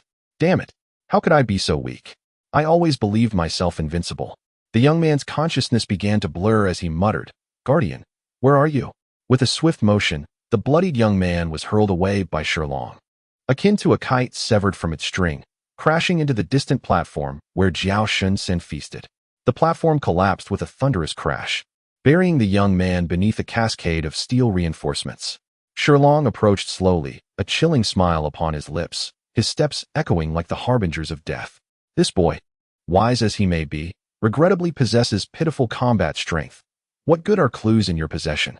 In the distance, atop a 3-story building, the handsome figure of Jing Yi was being fervently assaulted by a man clad in lipstick. At that moment, he could not care less about his own innocence, his pallid countenance reflecting his horror at the unfolding scene. Was that my Qin Kong? Has he been slain? Creaking sounds echoed through the ruins. A young boy extended his arm, effortlessly lifting a massive steel bar and carelessly casting it aside. Subsequently, he swung his arm horizontally, clearing several steel bars in one sweeping motion. He slowly rose, his head bowed, hair cascading down to obscure his eyes, yet revealing a trace of blood at the corner of his mouth, as dust slid off his shoulders. His form appeared oddly coiled. Hey! Stone Dragon laughed with increasing delight. Is he resilient? With a thunderous roar, Stone Dragon leaped high into the air, his colossal fist aimed at the boy's head, intent on concluding the battle with this strike. But the boy suddenly looked up. In that moment, Stone Dragon froze, his gaze caught by the boy's peculiar expression. From Stone Dragon's perspective, the boy's eyes were large, with distinct black and white pupils, exuding a certain innocence and childlike wonder. The boy raised his palm, adorned with remnants of white cream, the very same 64-degree sweetness devoured by the gluttonous King Jiao Shin-san earlier. The boy's voice rang clear as he exclaimed, "The sugar smells so delightful." Ignoring the impending attack from above, he gently licked the cream off his hand. "Delicious," he declared. Then, the boy gazed at Stone Dragon, blood staining the corners of his mouth, now also smeared with cream, and murmured, "I merely wanted to enjoy some candy. Why must you bully me, a child?" With that, he raised his arm, extending a finger towards the airborne Stone Dragon. A strange ripple surged through the air, and a translucent line materialized from his fingertip, slicing through the sky and swiftly connecting with Stone Dragon. Stone Dragon was struck with terror, feeling the very fabric of space constricting around him. Boom. A mere second later, the seemingly indestructible body of Stone Dragon erupted midair. A deluge of blood rained down, with no piece of flesh exceeding 1 centimeter in size. And you all, the boy, licking the cream from his hand, turned his gaze towards the approaching figures clad in black. One by one, he pointed at them. Boom, boom, boom. Each of the black-clad individuals detonated, leaving behind not a single cry of anguish. It was as if someone had ignited crimson fireworks on the scene. In a scant 10 seconds, not a single figure in black remained visible. All present stood frozen in disbelief, including the man in lipstick, who was also captivated by the handsome Jingyi. With humiliation still glistening in his eyes, Jingyi, his lips pale, uttered, "Do you know? That was my leader." At that moment, the boy continued to relish the cream in his palm, oblivious to the data swirling before him. Cognitive block A09. Personality dissociation 6. Temporary development level 5. Total 10. Actual progress 2. Should the host's individual integration not improve, the temporary integration level shall revert to 0 within 48 hours. Personality 1. Black Abyss. Personality 2. Guardian. Personality 3. Child. Chapter 65. Lost memories. I cherish the delicate mist of dawn. I adore the wildflowers by the roadside. In a state of dreamy confusion, the youth found himself in another perspective. This was 2 days prior, when he visited Dr. House's clinic for his monthly checkup. The crimson hourglass slowly trickled its grains. Before him lay a plate brimming with sweets. Qin Yiguan could perceive his surroundings through his own eyes, yet he found himself unable to command his own body. With a snap of his fingers, Dr. House initiated the hypnosis, and the youth understood that in the ensuing hour, he would lose all recollection. Though he disliked pure sugar, he observed himself reach out, grasp a piece of candy, and place it in his mouth. The confection rolled around his palate, colliding with his teeth, producing a symphony of delicate crunches. At least 5 minutes passed before the candy melted down to its core, which he then crushed with a satisfying crack. This sensation was akin to an insatiable craving for sugar. He yearned to savor the delight of breaking the candy apart, yet hesitated, prolonging the experience until only a morsel remained, before finally indulging in the luxury of crunching it. He reached for another piece, repeating the previous ritual. Dr. House and Yu Minglan observed in silence, refraining from interruption or inquiry. By the time he reached the 10th piece, Yu Minglan appeared somewhat bored, her crimson lips moving as if to speak to Qin Yiguan. However, Dr. House subtly raised a hand to halt her. In a whisper, he cautioned her, noting that despite the youth's apparent indulgence, his gestures and expressions indicated he was in a state of heightened vigilance. Interrupting him could lead to dire consequences. Surprised, Yu Minglan replied softly, "Even you cannot deter him?" Dr. House's gaze flickered, and he nodded gently. Her astonishment deepened. Time flowed quietly as the youth passively watched himself consume one candy after another. At last, the sweets were depleted. The youth was forcibly ejected from his own memories. Pain surged through him as he opened his eyes, finding himself amidst ruins. He was still in the city of gluttony. The platform lay in ruins. The members of the Information Management Bureau vanished, and the ground was stained with patches of blood. Turning around, he beheld the distant rooftop, where the beautiful Jing Yi was being embraced by various men. The women, comparatively weaker, could not ascend the rooftop first. If the resonance of the opposite sex continued unabated, Jing Yi would inevitably face humiliation and demise. They could only seize the moment. Yet, even under the control of the opposite sex's resonance, these individuals remained stunned by the recent scene, gazing at the youth in a state of shock. The young man licked his lips, savoring the sweetness. Though he did not favor pure sugar, this flavor was truly exquisite. He then glanced at his information panel. For a moment, he was silent, connecting all the threads of information. Just moments ago, he had been on the brink of death. The Guardian had not appeared, and the 64-degree candy had unveiled another aspect of his personality. "Hello there, child. It is indeed peculiar how you came into existence, calmly accepting everything." The youth arrived at a spacecraft left by the Information Management Bureau, opened the hatch, and discovered a device resembling a high-tech vacuum cleaner. He opened the outer casing of the vacuum and extracted a hard drive, labeled Gluttony Focus 3, Neuroscience. To his astonishment, he also found another hard drive in a nearby safe, marked Service Focus 3, Quantum Physics. The time of death for both Focus 3s was merely a half-hour apart. They had not yet had the opportunity to relay the information back to headquarters. Qin Yiguan slipped the 2 hard drives into his pocket, his eyes narrowing as a vague hypothesis began to form in his mind. However, further evidence was still required. Before departing from the city of gluttony, The youth executed an operation that the handsome Qin Yi could not comprehend. He spent 80,000 yuan of his savings to purchase 3 pieces of candy. For his funds were limited, and these confections were only of 20 degrees sweetness. After placing the candy into his inner pocket to ensure easy access, he murmured to himself, "This attraction should suffice, right?" In the aerial fortress of the Research Institute, Dr. Focus 3, appearing 12 years younger with slightly less white hair, stared at a pile of electronic documents on his desk, his brow furrowed. A student beside him remarked, "Teacher, these 2 studies pertain to neuroscience and quantum physics. My colleagues and I hesitate to draw conclusions without your input. We kindly request your approval." "Teacher?" the student called out. Dr. Focus 3 seemed momentarily lost, as if disconnected from reality, his gaze somewhat dazed. He cleared his throat and replied, "As you know, I have been rather busy with official matters lately. Hee. Let us do this. You can leave these materials with me, and I will review them as soon as possible. Oh, if there is nothing else, you may go about your other tasks. I need a moment to rest." The young student dared not inquire further, bowing slightly before exiting the office. Outside the door, the young student furrowed his brow, pondering, what is wrong with the teacher? What level of documents are these? He usually provides immediate feedback and articulates profound insights. Meanwhile, behind the desk, Dr. Focus 3 stared at the documents in his hand, ruffling his hair in frustration as the text appeared almost incomprehensible to him. He then activated his communicator, anxiously shouting, "What are you all doing? When will my data be delivered?" A deep male voice responded from the communicator, "Focus 3. Watch your tone. Have you forgotten your own status?" Dr. Focus 3, now with slightly less white hair, swallowed hard and replied respectfully, "I apologize. What I meant to say is that I am struggling to conceal my growing impatience." Chapter 66. The Sleeping Youth. Woo-woo.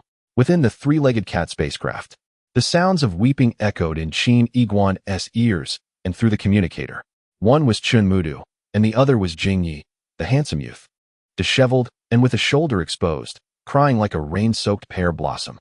He clutched a handkerchief, desperately wiping the lipstick stains from his face and neck. "My goodness, that perverted uncle's lipstick is composed of a naturally decaying pigment, which cannot be removed until a specific time, leaving one to await its gradual fading. How utterly bizarre. Woe is me." Qin, the handsome youth, looked up at Qin Yiguan, "My leader. Both Chun and I, his loyal subordinates, have followed you on the very first day." Our leader berated Mu Do harshly, accusing her of fabricating materials, leaving her utterly despondent. As for me, merely on the second day, I faced various humiliations at the hands of different men. Do you possess no conscience? Is your heart not burdened by remorse? The youth, albeit feeling slightly guilty, suppressed a laugh as he noticed the full visage of the uncle's lipstick smeared across Qin's face, rendering his eyes nearly invisible. Qin bit his lip, tears glistening in his eyes. "I said, Qin, our objective is to assassinate Chief Jiao Shan of the Research Society, is it not? Since he remains alive, let us attempt to kill him once more. Why do you wander aimlessly every day?" The youth fell silent for a moment, asserting, "Everything I have done is in relentless pursuit of Jiao Shan. The coordinates: B61212847. The third address on the information sheet. Within this experimental field lies a dilapidated slum, the buildings crumbling and the atmosphere somber." Qin and the youth arrived at the precise coordinates, a crumbling house. Inside, a boy of approximately 17 or 18 lay on a bed exuding a putrid odor, the room nearly barren and covered in a thick layer of dust. On the distant floor, a dead rat lay, starved. Qin Yiguan gazed at the boy's visage. Despite his youth, he sported an unruly beard, his hair filthy and unkempt, and his toenails and fingernails grotesquely long and darkened. It was evident that this was the youthful Jiao Shan.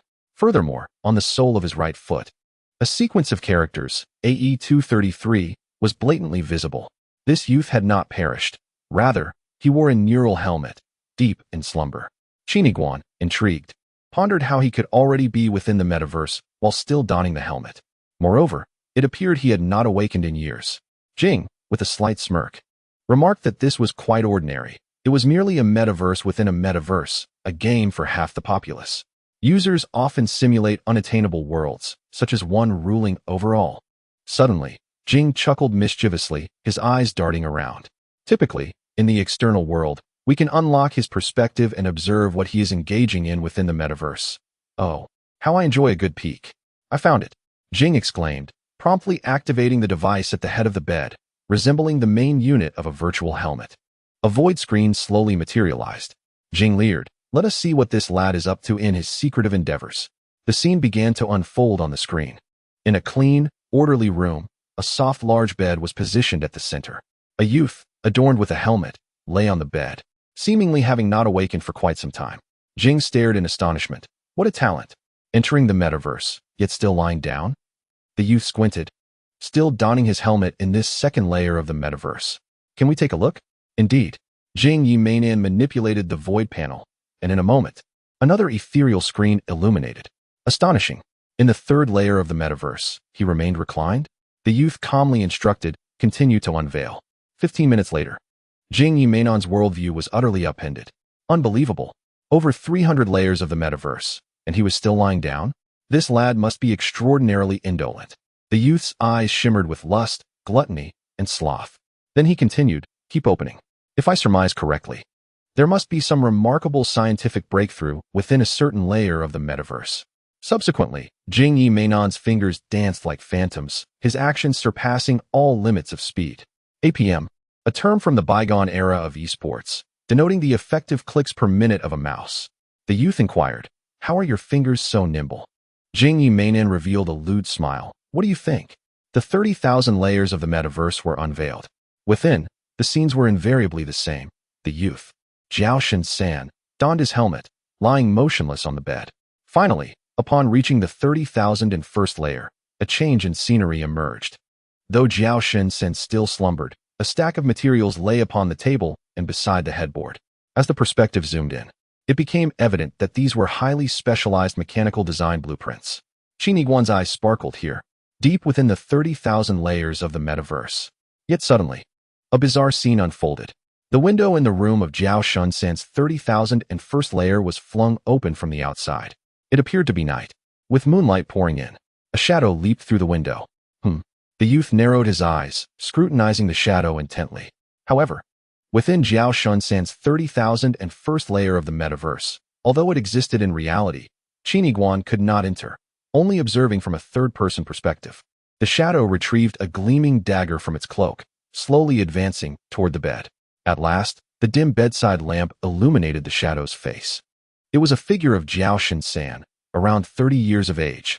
Chapter 67, The Black Knight. By what right? By what right can you, a slothful wastrel, possess such extraordinary mechanical design talent? We are, after all, the same person. Why is your gift more potent than mine? The figure grasped the dagger, hovering ominously above the youth's head. Outside, Qin Yiguan listened intently. When the figure proclaimed, "We are the same person," the youth's eyes widened in shock. Unbeknownst to the figure within the scene, all its actions were being meticulously observed. It was akin to ordinary mortals, who would never fathom whether an omniscient deity lurked beyond the vast cosmos, capable of perceiving all. The figure continued, "Although I am inherently endowed with the talent for electronic code programming, which has crowned me a top-tier hacker, enabling me to infiltrate your 30,000 layers of the metaverse, I am consumed by jealousy." The figure wielding a knife let out a furious roar. Upon hearing this, Qin Yiguan felt as if he had been enlightened. His mind flooded with the 7 deadly sins: lust, gluttony, sloth, and for the 30-year-old Jiao Shen-san, jealousy. The figure in the image seemed to have gone mad, exclaiming, "I am envious. I am envious. I envy everyone stronger than me, especially you. But I cannot surpass you. Therefore, I shall destroy you." With a swift motion, the gleaming dagger pierced the young Jiao Shen-san's neck, severing his carotid artery completely. Blood gushed forth like a sharp sword, staining the sheets, the walls, and the face of the 30-year-old Jiao Shen-san. This scene was utterly unexpected for Qin Yiguan. Jealousy drove Jiao Shen-san to assassinate the lazy version of himself. At that very moment, the young man glanced at the void screen beside him, which displayed 30,001 connection points, representing the 30,001 layers of consciousness of the young Jiao Shen-san. At this instant, those points of consciousness were flashing wildly, their colors growing increasingly dim. If one layer of consciousness were to perish, it would trigger a chain reaction, transmitting death signals until, after 30,001 iterations, the wretched boy before us would meet his demise. Jing Yime shouted. The young man was taken aback. This was quite similar to the death logic within the metaverse. Indeed, they both belonged to the same realm. Yet, the 30-year-old Jiao Shin-san on the screen showed no intention of sparing a life, relentlessly stabbing at the young Jiao Shin-san's chest. But Qin Yiguan could only watch helplessly. He was unable to intervene. Then, the young man cast a glance at Jing Yeme's back, compelled by his own limitations to act as a laborer. Jing Yeme was burdened with the Information Management Bureau's technological vacuum device. The young man's plan was simple, although he did not yet comprehend the essence of the situation. He aimed to seize the opportunity and gather all data on Jiao Shin-san, for those pieces of information would inevitably fit together to form something significant. The young Jiao Shin-san could perish, and the body could be collected later. However, Jing Yeme remarked, "Qin, I know what you're thinking, but I kindly remind you, this wretched boy's consciousness is not within his physical form. At this moment, his consciousness resides in the countless layers of the metaverse. If you collect his corpse, you will only obtain data such as height, weight, hair count, and whether he is a virgin." The young man was taken aback. The handsome man spoke the truth. Yet, what could be done if the young Jiao Shin-san was killed in the 30,000 layers of the metaverse? Not only did he lack a helmet, but even if he had one, there would naturally be corresponding keys within the metaverse that he could not decipher. Coughing, he heard a voice from the dilapidated little sphere resting on his shoulder. "I am called abandoned by the gods because I am formidable." In the next moment, within the 30,001 layers of the metaverse, a torrent of codes surged like a river and materialized into a figure. Dressed in a black trench coat and a black top hat, standing with his back turned, the scene was rendered in monochrome. Yet his garments fluttered as if stirred by an unseen wind, exuding an unparalleled coolness. The Jiao Shin-san holding the sharp knife suddenly froze, questioning, "Who are you? How did you enter here? Are you another powerful hacker? Who exactly are you?" "I am your father." Suddenly, a figure clad in a black trench coat emerged, swiftly drawing forth a gleaming katana from seemingly nowhere, as if it had been conjured from within his very trousers. Without uttering a word, he executed a swift strike, the dazzling brilliance illuminating the entire scene. Subsequently, he sheathed the katana back into his trousers. The handsome man, marked with traces of lipstick, stood frozen in astonishment. "Who is this? His dazzling prowess rivals my own." The youth was equally taken aback, pondering if the deity had its own persona. In the frame, a 30-year-old man named Jiao Shin-san stood, a straight line of light flickering from his forehead to his waist, his eyes wide open, lost in a daze.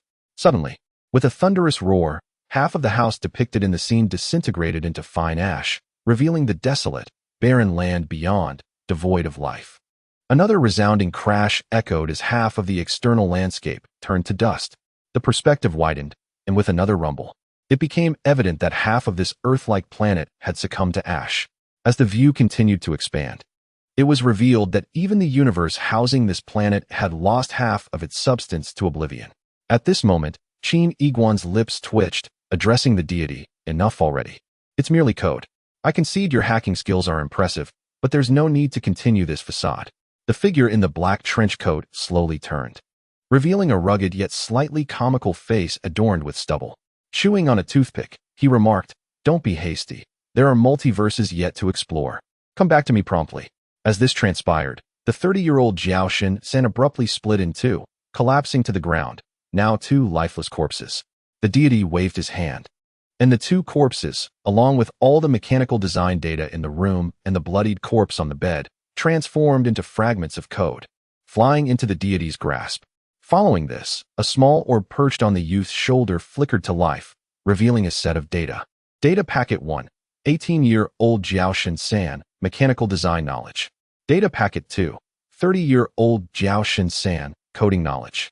The youth nodded in astonishment, realizing he had achieved two objectives with a single stroke.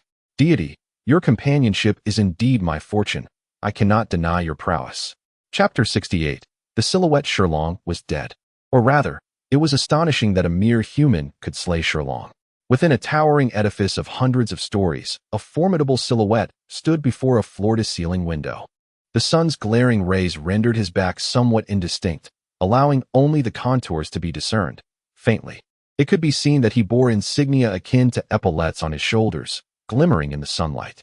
From the very beginning, I harbored distrust towards those feeble members of the Information Management Bureau. Thus, I dispatched my most loyal confidant, Sherlong, to join the Bureau temporarily. Little did I anticipate that on his very first mission, Sherlong would perish, and in the process, lose two crucial sets of data pertaining to Jiao Shinsan. In the distance, a subordinate clad in a black suit bowed his head, unable to meet the gaze of that imposing figure. The man in black lightly tapped a holographic panel, causing a screen to materialize within the room, displaying footage reminiscent of a surveillance perspective. It revealed a scene from the city of Gluttony. A youth clad in a black jacket, approximately 18 years of age, licked the cream off his palm while extending his fingers, seemingly striking at the void. In a flurry, a dozen members of the Information Management Bureau exploded into a mist of crimson. Through the reflection of the floor-to-ceiling windows, the imposing figure did not turn around, yet perceived the unfolding scene. The leader. This youth was none other than the brain anomaly user previously identified by the research committee, designated as 001. Although the committee had captured his visage, they had yet to apprehend him in person, leaving us entirely in the dark regarding his name, address, and other pertinent details. The formidable silhouette appeared to ponder deeply before speaking slowly. This 001, it seems, is deliberately obstructing our plans. He indeed possesses extraordinary combat prowess. Yet, as evidenced by the earlier incident involving the mutated crows, and this latest occurrence where he brutally dispatched the stone dragon after enduring a relentless 2 minutes of being thrown about by it, we can conclude that his unique abilities require a certain incubation period. After a moment of contemplation, the imposing figure promptly dispatched my personal forces, instructing 60 members to infiltrate the Information Management Bureau, ensuring the complete retrieval of the lost data on Focus 3. As for 001, relay my orders upon encounter. There is no need for confrontation. Eliminate him in an instant. Once he lies lifeless, there will be no opportunity for him to unleash his special abilities. Subsequently, we shall investigate his remains, which will undoubtedly lead us to the missing Focus 3 data. In the experimental grounds of the metaverse, beyond this slum, dozens of top-tier aircraft descended silently. Approximately 200 individuals in black suits, armed with heavy weaponry, stepped out in formation, their expressions grave. At the forefront was a gaunt man, his black suit adorned with golden embroidery depicting the number 60. The 60 group, a legendary faction. No one knew to whom they answered, nor their origins. There was only the rumor that the 60 group had a minimum fusion rate of 60, with each member possessing augmented reality capabilities. In the metaverse, humans with augmented reality constitute merely 5%. One can only imagine the formidable strength of a team composed entirely of augmented individuals. At this moment, Major Wu, who had parachuted into the Information Management Bureau 20 minutes prior, had instantaneously ascended to the position that typically required a decade of experience. Furthermore, merely 3 minutes into his tenure, he organized a team armed with the Bureau's most lethal sniper weaponry to proceed directly to this location. His background and strength were immensely formidable. The members of the Information Management Bureau, including the vice captain, dared not question him further. Major Wu walked with measured grace, while the other members instinctively parted to form 2 lines. He gently tapped on his personal panel, transmitting a photograph to all intelligence nodes present at the scene. As they gazed upon the image of the 18-year-old boy, the members of the Information Management Bureau were left in a state of confusion. This mission, more than merely recovering data, hinged crucially upon the capture of this youth. A glint of menace flickered in Major Wu's eyes. The moment you lay eyes upon this boy, he commanded, immediately utilize your directed sniper beams to shatter his skull. Moreover, should I not be present, at the very moment a shot is fired, he must simultaneously send me his location. A gasp rippled through the crowd. This youth appeared serene and innocuous. What could he have possibly done to be denied even a chance at trial? Yet, the onlookers dared not inquire further, nodding in unison. In the next instant, 200 individuals dispersed, encircling a dilapidated residence ahead. Director Wu's gaze flickered with intensity. This was indeed the dwelling of the 18-year-old Jiao Shinsan. Based on prior deductions, it was highly probable that the elusive 001 was within, ripe for capture. Director Wu moved with grace, his footsteps silent as a whisper, followed by a cadre of heavily armed members from the Information Management Bureau. He inclined his ear slightly, catching the faint rustling beyond the wooden door. His eyes narrowed. According to the records, the lethargic Jiao Shinsan had lain dormant for years within the second layer of the metaverse, his body unmoving. What could account for the noise? At this moment, the The small building was heavily guarded. Escape was impossible for anyone. Bang! Director Wu burst through the wooden door, his team instantly aiming their weapons within. Yet, in that fleeting moment, he was momentarily taken aback. Inside, only an 18-year-old boy lay pallid on a fetid bed, a rat gnawing at his corpse. 001 had not arrived? A flicker of malevolence glinted in Director Wu's eyes, yet he found no outlet for his fury. In that instant, he raised his hand and with an unseen force, sent the rat crashing against the wall, where it spontaneously combusted into ash. Fortunately, the body of young Jiaoshun San remained intact. Sir, the body of 18-year-old Jiaoshun San has been successfully recovered, and simultaneously, Team 2 has also retrieved the corpse of 30-year-old Jiaoshun San, the one endowed with programming talent. Though it is peculiar, both died mysteriously before our arrival. The imposing figure continued to stand before the floor-to-ceiling window. I had previously overestimated 001. It seemed he could not follow our every move and was oblivious to our entire plan, utterly unaware of all the locations of Jiaoshun San. But how should we pursue 001 from here on? Immediately, the imposing figure slightly turned his head, directing his gaze towards the nearby virtual screen. There, a man, bloodied and seemingly subjected to severe torture, bore the name Meng Jia. Was he still so obstinate? Sir, he continues to assert that he does not know the young man in black. The imposing figure remained still, speaking slowly. He is a tough one. Let us gift him a token of our appreciation. Amplify his pain by 100-fold. At that moment, an urgent voice from his subordinate broke in. Sir, the 2 sets of data on Jiaoshun San we just acquired have been fully analyzed. The imposing figure nodded slowly. The puppet Jiaoshun San had finally yielded some information. Why is the data so scarce? The subordinate's voice took on an odd tone. Is his height, weight, and hair count indicative of virginity? The scene fell silent for an extended period. It must be 001. He has hijacked the consciousness of both Jiaoshun Sans. The sound of clenched teeth emanated from the formidable figure, amplifying Meng Jia's pain a staggering 300-fold. I must locate 001. Chapter 69. The 5th Coordinates. The Metaverse Experimental Field. B5, 3556, 3456. This was a desolate expanse, the cracked earth surrounded by swirling yellow sands. The geological features strikingly akin to those of a real-life Gobi Desert. Yet, amidst this barren land, a vast pit lay ahead, filled with the cacophony of machinery and throngs of people. It was a source material mine. Suddenly, the handsome man, Jingyi, remarked, "This little commodity has recently become quite scarce. Rumor has it that just 1 gram can entice 6 young ladies into bed, thus I managed to swindle 0.2 grams from 12 young ladies." The youth paused for a moment, retorting, "Do you not possess the ability to converse without resorting to such sordid examples?" "Oh, not at all," Jingyi shrugged. "This is simply my persona. I have no choice." The youth, at a loss for words, observed as Jingyi stroked his chin and continued, "This source material is typically found at shallow depths. The returns are maximized when excavated from the upper layers. The deeper one goes, the lower the efficiency. This pit must be around 500 meters deep, rendering its production capacity quite low.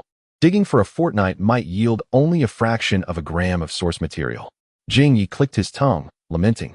The owner of this mine is indeed the youth's gaze flickered, recognizing the essence of greed, one of the 7 deadly sins: lust, gluttony, sloth, envy, and greed. In that instant, he stepped forward. However, at that very moment, a squad of armed guards surrounded the two. In a mining area, one cannot simply come and go at will. Confronted by an array of firearms, the youth remained unfazed. He calmly stated, "I am here to speak with your mine owner, Jiaoshun San." The guards were taken aback. This audacious individual dares to utter our boss's name? Could he truly have business to discuss? Yet the youth continued, "I have a transaction to propose. Your boss specializes in mining, and I happen to possess the location of a mineral site." As he spoke, he reached out to Jingyi. Jingyi, momentarily surprised, quickly understood and rummaged through his belongings, retrieving a source material of 0.2 grams, no larger than a soybean. The guard leader accepted the source material, squinting at it for a time, noting its commendable purity. "Where is this from?" Jingyi's eyes twinkled as he replied, "That place is known as the 24 Milk Mountain." "The 24 Milk Mountain?" The guard was puzzled. "I have never heard of such a place." "Of course not." Jingyi puffed out his chest. "If the experimental field were that well known, it would be quite the scandal. Moreover, with your appearance, you'd be fortunate to even hear of the Milk Mountain in your lifetime. Though the guards were somewhat bewildered, they deliberated for a moment before deciding to lead the two, for their boss had an insatiable appetite for wealth, and if a new source of minerals were indeed discovered, a reward would be forthcoming. As they descended deeper into the mine, Qin Yiguan beheld numerous large machines, astonishingly efficient in turning the soil. Yet, as they ventured further down, the machines became increasingly scarce. To be precise, the purely mechanical ones diminished, giving way to many half-human, half-machine entities. Ahead, a tracked vehicle moved slowly, its front adorned with a steel plate extending a full 100 meters. Nearly 100 laborers lay prostrate upon this steel surface, their arms and heads protruding as they tirelessly sifted through the soil before them. The vehicle advanced half a meter before halting, allowing the laborers ample time to search. "What is this?" the youth wondered aloud. Beside him, a guard replied with a sense of pride, "Our boss, Mr. Jiao, is the most skilled in the mining industry. These laborers are searching for minuscule particles of source material. Though the soil has been sifted by machines, it is possible that a few tenths of a gram may have been overlooked." The youth shook his head, deeming it sheer greed. Yet, as the vehicle drew nearer, he discerned the true condition of the laborers. They were not merely lying on the steel plate. Their thighs were affixed to it by bolts that pierced their flesh and bones. Surrounding the thighs of many laborers were dried, dark red stains of blood. And in some cases, the wounds had healed, flesh entwined with the bolts. Furthermore, their mouths were sealed with small bolts against a steel plate, on which a red light was installed. They could not open their mouths, as if they were welded shut. Additionally, all laborers had their left eyes gouged out, replaced with devices resembling microscopic lenses. The scene was eerily silent. The laborers emitted no sound, their ocular lenses continuously adjusting as they sifted through the sand in their hands. It was a grotesque tableau, steeped in blood and horror, as if technology and hell had intertwined.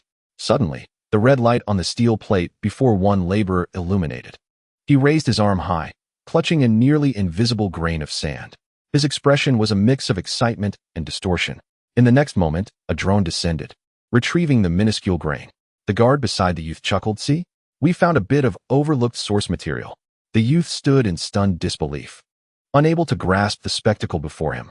"Do not be so surprised, young master," the mine guard shrugged. "These laborers are all volunteers, having signed contracts with our boss. For every gram of source material they collect, they receive a 20% cut. Of course, those small devices they wear are merely to ensure they work efficiently and without distraction." The youth averted his gaze, realizing they likely had no inkling before signing the contracts that they would become unable to escape, unable to speak, and condemned to toil day and night. At that moment, the beautiful yet melancholic figure beside him sighed and shook his head. "Qin, I have previously mentioned that the disparity between rich and poor in our society is far beyond our comprehension." At this instant, Qin Yiguan seemed lost in thought, his expression somewhat vacant. Suddenly, he dashed forward, crouching before one laborer. This laborer, like the others, had his legs pierced by screws, his mouth stitched shut, and his eyes replaced. "Brother Liu." The youth gazed at the filthy visage, terror etched upon his face. Brother Liu. The young boy was a neighbor in Rust City, suffering from a severe kidney ailment. One day, Lu Gao inexplicably came into wealth, moving away with his elderly mother to the central district, where he became a prominent figure. Before departing, he gifted the boy a precious token. In reality, this gift was a fragment of code, inscrutable in its essence. Yet the boy speculated it to be a source essence. In Qin Yiguan's imagination, Lu Gao would be reclining in a clean and comfortable nutrient pod, his ailments suppressed. If not entirely healed, he would accumulate wealth gradually through endless hours in the metaverse, enhancing his social standing, soaring to success, or perhaps leading a tranquil and prosperous latter half of life. Of course, this lifestyle would also be shared with Lu Gao's elderly mother, Grandma Xiao, who was skilled in needlework and had mended Qin Yiguan's backpack in the past. Before him, Lu Gao, with only one intact right eye, shed tears, his mouth unable to open, emitting only muffled sounds of distress. This young proprietor found himself confronted by the mine's guard, who pressed a gun against the boy's back, declaring, "This laborer is the private property of our boss Jiao. Despite your past acquaintance, you have no right to take him away. You would do well to mind your own affairs."